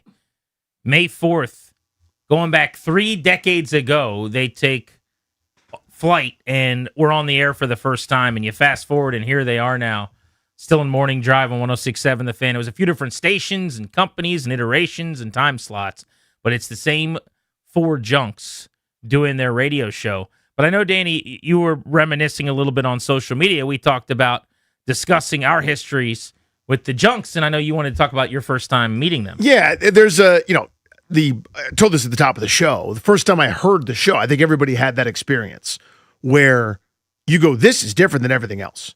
They were great. They're great radio shows. Don and Mike that I grew up listening to, Imus or Stern, and these are iconic hosts with different kind of shows, whatever. And they're all good. They've all got their place. Opie and Anthony, there's a million. You could go on forever. Ron and Fez. But the first time I'm driving around as a high school student on a weekend, and I heard this group of 4 guys, rip roaring, yelling at each other, laughing, joning. The instant there was weakness or somebody didn't know something, they're like piranhas in the water, the feeding frenzy that would occur. It's just like me and my buddies, just like you and your buddies, doing what they would do, hanging out normally, but translated into a radio format. I'd never heard anything like it, and still haven't since, by the way. We're all just trying to catch a small fraction of that lightning in a bottle that happened, 30 plus years ago, as those guys did cable access, then kind of translated to the airwaves over the years.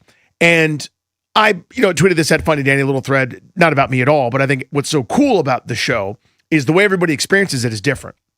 Like some people listen on podcasts as they're walking their dog or on their morning commute, or you're waiting for your kid to finish practice or whatever the million things that you're doing. You consume that and we all kind of share it, right? That shared experience of knowing kind of what they're going through and being obsessed and caring so much about the junks and that drug, that kind of energy that they have where it feels like you shouldn't be hearing this. Like we shouldn't be allowed to be privy to these conversations. And that's kind of the magic, right? That these 4 great friends are able to produce on a daily basis, even today, 30 years in. And the thing I reminisced about was my first time in studio with them. And they've launched a whole mess of careers. We're just barnacles on the good ship junks over here, dude. Like they give you kind of the blessing. Your foot's in the door. Next thing you know, I've been fortunate enough. It's amazing to say, but this is my 17th year at WJFK 106.7 The Fan in some capacity, whether it's part-time at night, filling in here and there, doing evenings, then middays, then, an afternoon drive with you, et cetera. It's an unbelievable experience. But that first time, the day before Thanksgiving, I got to go in there as a guest. What I said was, and I mean this, that appearance, if nothing else ever came from it, it made every stupid stand-up show, every open mic in front of 3 people, in front of 8 hipsters that didn't care, that I got ignored, every time there was a casino night where they didn't stop gambling, every charity show that I would do that nobody gave a baker's bleep, every time I got booed off stage, I had to go on in Canada during the hockey playoffs on a Wednesday night at a trucker bar in Moosehat. I mean, all those terrible things, all the grinds, all the bad stuff, it felt like if nothing else had happened, I got on the junks. I made it. That Eric Bickle, sitting right next to me, knew my name. Now, it's because Brett printed a sheet out that had my name on it and a couple little screens. They were, 2 feet out the door on their way to Thanksgiving, but even still, I'm sitting there for 2 different So segments. it's Fairfax? Yeah, Fairfax. And so it would have been like a Wednesday morning show? The day before Thanksgiving. And who were all 4 of them in? All 4 were there, which, by the way, remarkable. That Right is- around the holiday. They're only 13 years in at this point. Right, They- I was going to say. That's Bish wasn't doing the full Bish, right? But, I always joke, my running bit is I hope to meet him one day, Jason Bishop. He didn't look up once from his computer. He's doing the text machine. He's doing a million different things. He's checked out, didn't ask me a single Which question. studio over in Fairfax were they in? The bigger, newer one. Remember that? You know what I'm The one talking in the about? back or the one closer to the call screening room? Closer to the call screening room. Okay. Yeah. So they'd moved into those digs. When I first went in there just to observe the show. And was CKPD already, or was he? He, I think, had just gotten PD. This is within a matter of months. He'd been named the PD, if memory serves. And so I go in there because I've been doing these stupid YouTube videos that some people saw. I got a little notoriety, got written up in the Washington Post and a couple different spots. And so I go in there, and I'm so nervous about it, so excited about it. It was this I've made it moment. And they're asking me about myself, and I'm answering questions and do a couple impressions, get a few laughs here and there. Cakes is interested, and it is. I go over that. I've listened back to that 15,000 times. I get on the phone with my dad. You still have it? No, I have no idea where it is now, but it was some podcast, some data on 10 computers ago. Yeah. But I called my dad right after, and he goes, "Pretty good, son. You sounded nervous at first, but then you did this." And we're pouring over it like it's game film. Yeah. Because I was on the junks. You know what I mean? Just thinking about that, and now that it's a couple of decades later, basically, or a decade and a half later, even more so, and they are still this juggernaut. Amazing, dude. So that's all. It's my own little. I have nothing to do with it, but the fact that I got on there was just such a thrill. Yeah, it's the best. So the first time I ever met any of the junkies was, so this would have been around 99. I'd have to fact check a little bit with show historian JP Flame probably, but it would have been right around the turn of the millennium when they were doing post game for the Redskins on, whatever JFK was, the man station, super station, whatever they were calling it at the time. And I was at the game as a 10-year-old credentialed reporter with Channel 9 or whatever, and I'd go in the locker room and do interviews and what have you. And JP, and now if you connect the dots after, it's always funny that it makes sense because he was the one that would go in the locker room. The rest of them were just I'm probably not going to go in the locker room. I'm not going to do that. But JP was in the locker room, and he saw me interviewing a player or something like that.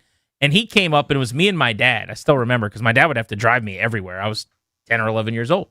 And JP came up, and he's like, "Hey, would you come on our post-game show today? We're with Sports Junkies. We go right upstairs in the club level or whatever." And I'm like, "Sure." As long as I don't have to go home right away. "Dad, can I go on?" Whatever. And so JP introduces himself to my father, and he tells us, where to walk or whatever. So then after the game, we're in the locker room doing interviews. And then I go up, and it's the way I remember it was that EB was definitely there. I think Cakes was there and JP. I don't remember Bish being there. So maybe they took turns or it was 2 or 3 at a time or whatever in the rotation. But it was after just a Nubs Redskins game. One of those. Probably a loss. Don't remember the game at all. But I went up and sat there, and they were just throwing the ball around and had me on. They were asking me "So what do you you're a kid, but you're here? What are you doing? Why are you doing these interviews at 10 years old or whatever?" So that's 27 years ago. So that means that was 3 years into the junks. That was a very young junkies group that was interviewing, if I was 10 or 11, me at then FedEx Field or still Jack Kent Cooke Stadium or whatever at that time. I would guess if I had to pin it, probably between 99 and 01 time frame. It sounds about right because they moved. If I got with JP on that, he could probably give me some deets on their actual schedule then. Because they moved to HFS in that 01-02 range. I forget the exact year. They were definitely still JFK. They were still JFK at that point. Because it was Larry Michael was, I think, pregame or something and involved. It was a Westwood 1 op.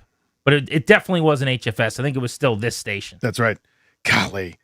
30 but isn't years, it funny dude. that JP would be the one, of course? Of course to, it was. Book you now that you know, of course, right? He's the one hustling in the locker room or whatever. Yeah. The whole thing was great. You imagine Cakes coming down there with, "Hey, you want to come on the show?" But they have been so good to us. It's unbelievable. And we really, I mean, speaking for myself, thanks to them, because it didn't have to be that way when I was just a 21-year-old beat reporter on point in time. They're having me on every day. Or obviously when we got our show, we were just the latest attempt at a midday show on the station. But they kind of right away gave us their support. And still to this day, JP and the guys will text us when they hear something they like or whatever, which is really cool. It really is. And now it's like commonplace, right? I know those guys. Of course, it's the Junks. That's Eric, and that's Cakes, and that's the idea that I crossed to that point is still something that, teenage me can't believe. College me can't believe. Guys, when I'm in my 20s, it's that first time they played one of my videos, the audio from it on the show. I have never to this day, even when I got married, even when I got inducted into my college's Hall of Fame, I've never been reached out to more than that morning when I'm laying in bed at 7:45 in New York City. I get 1,000 text messages, 100 emails, and people are reaching out. So did they, out of the blue, play one of your YouTube clips? Yeah, so It was the one that went the most viral, and it was called Redskins Anonymous. It was like a send up of like an AA meeting or whatever. Yeah, and so Brett's like trying to get them to understand it, and they're like, "What? So who is he? Is he on the team? Like what?" They didn't quite get it, and so whatever, it's fine. The video plays, and they didn't kill me. Like usually, like something like that's going to play, and Cake's going to make the fart sound on his sound machine, and they're going to like, "That's so stupid. I hate this guy. He's a nubber. He's dumb." And they didn't kill it. Bickle was like, "Yeah, seems like he's hustling. I don't know what I'm going to do with it, Brett." And Brett's like, "I want you to talk about it because this is what's going on in the fan base." And it was an unbelievable exchange. It was the Junks, and because they didn't blast it, I mean, nobody has ever. Everybody reached out to me to tell me about it. It's still one of the great thrills. And then I like weaseled my way in there to be able to go on and get my foot in the door. 30 years ago. 30 years, dude. Happy 30 years to the Junks. Congrats, boys. From your boys G&D here on The Fan. We're taking you up to 6:30 tonight.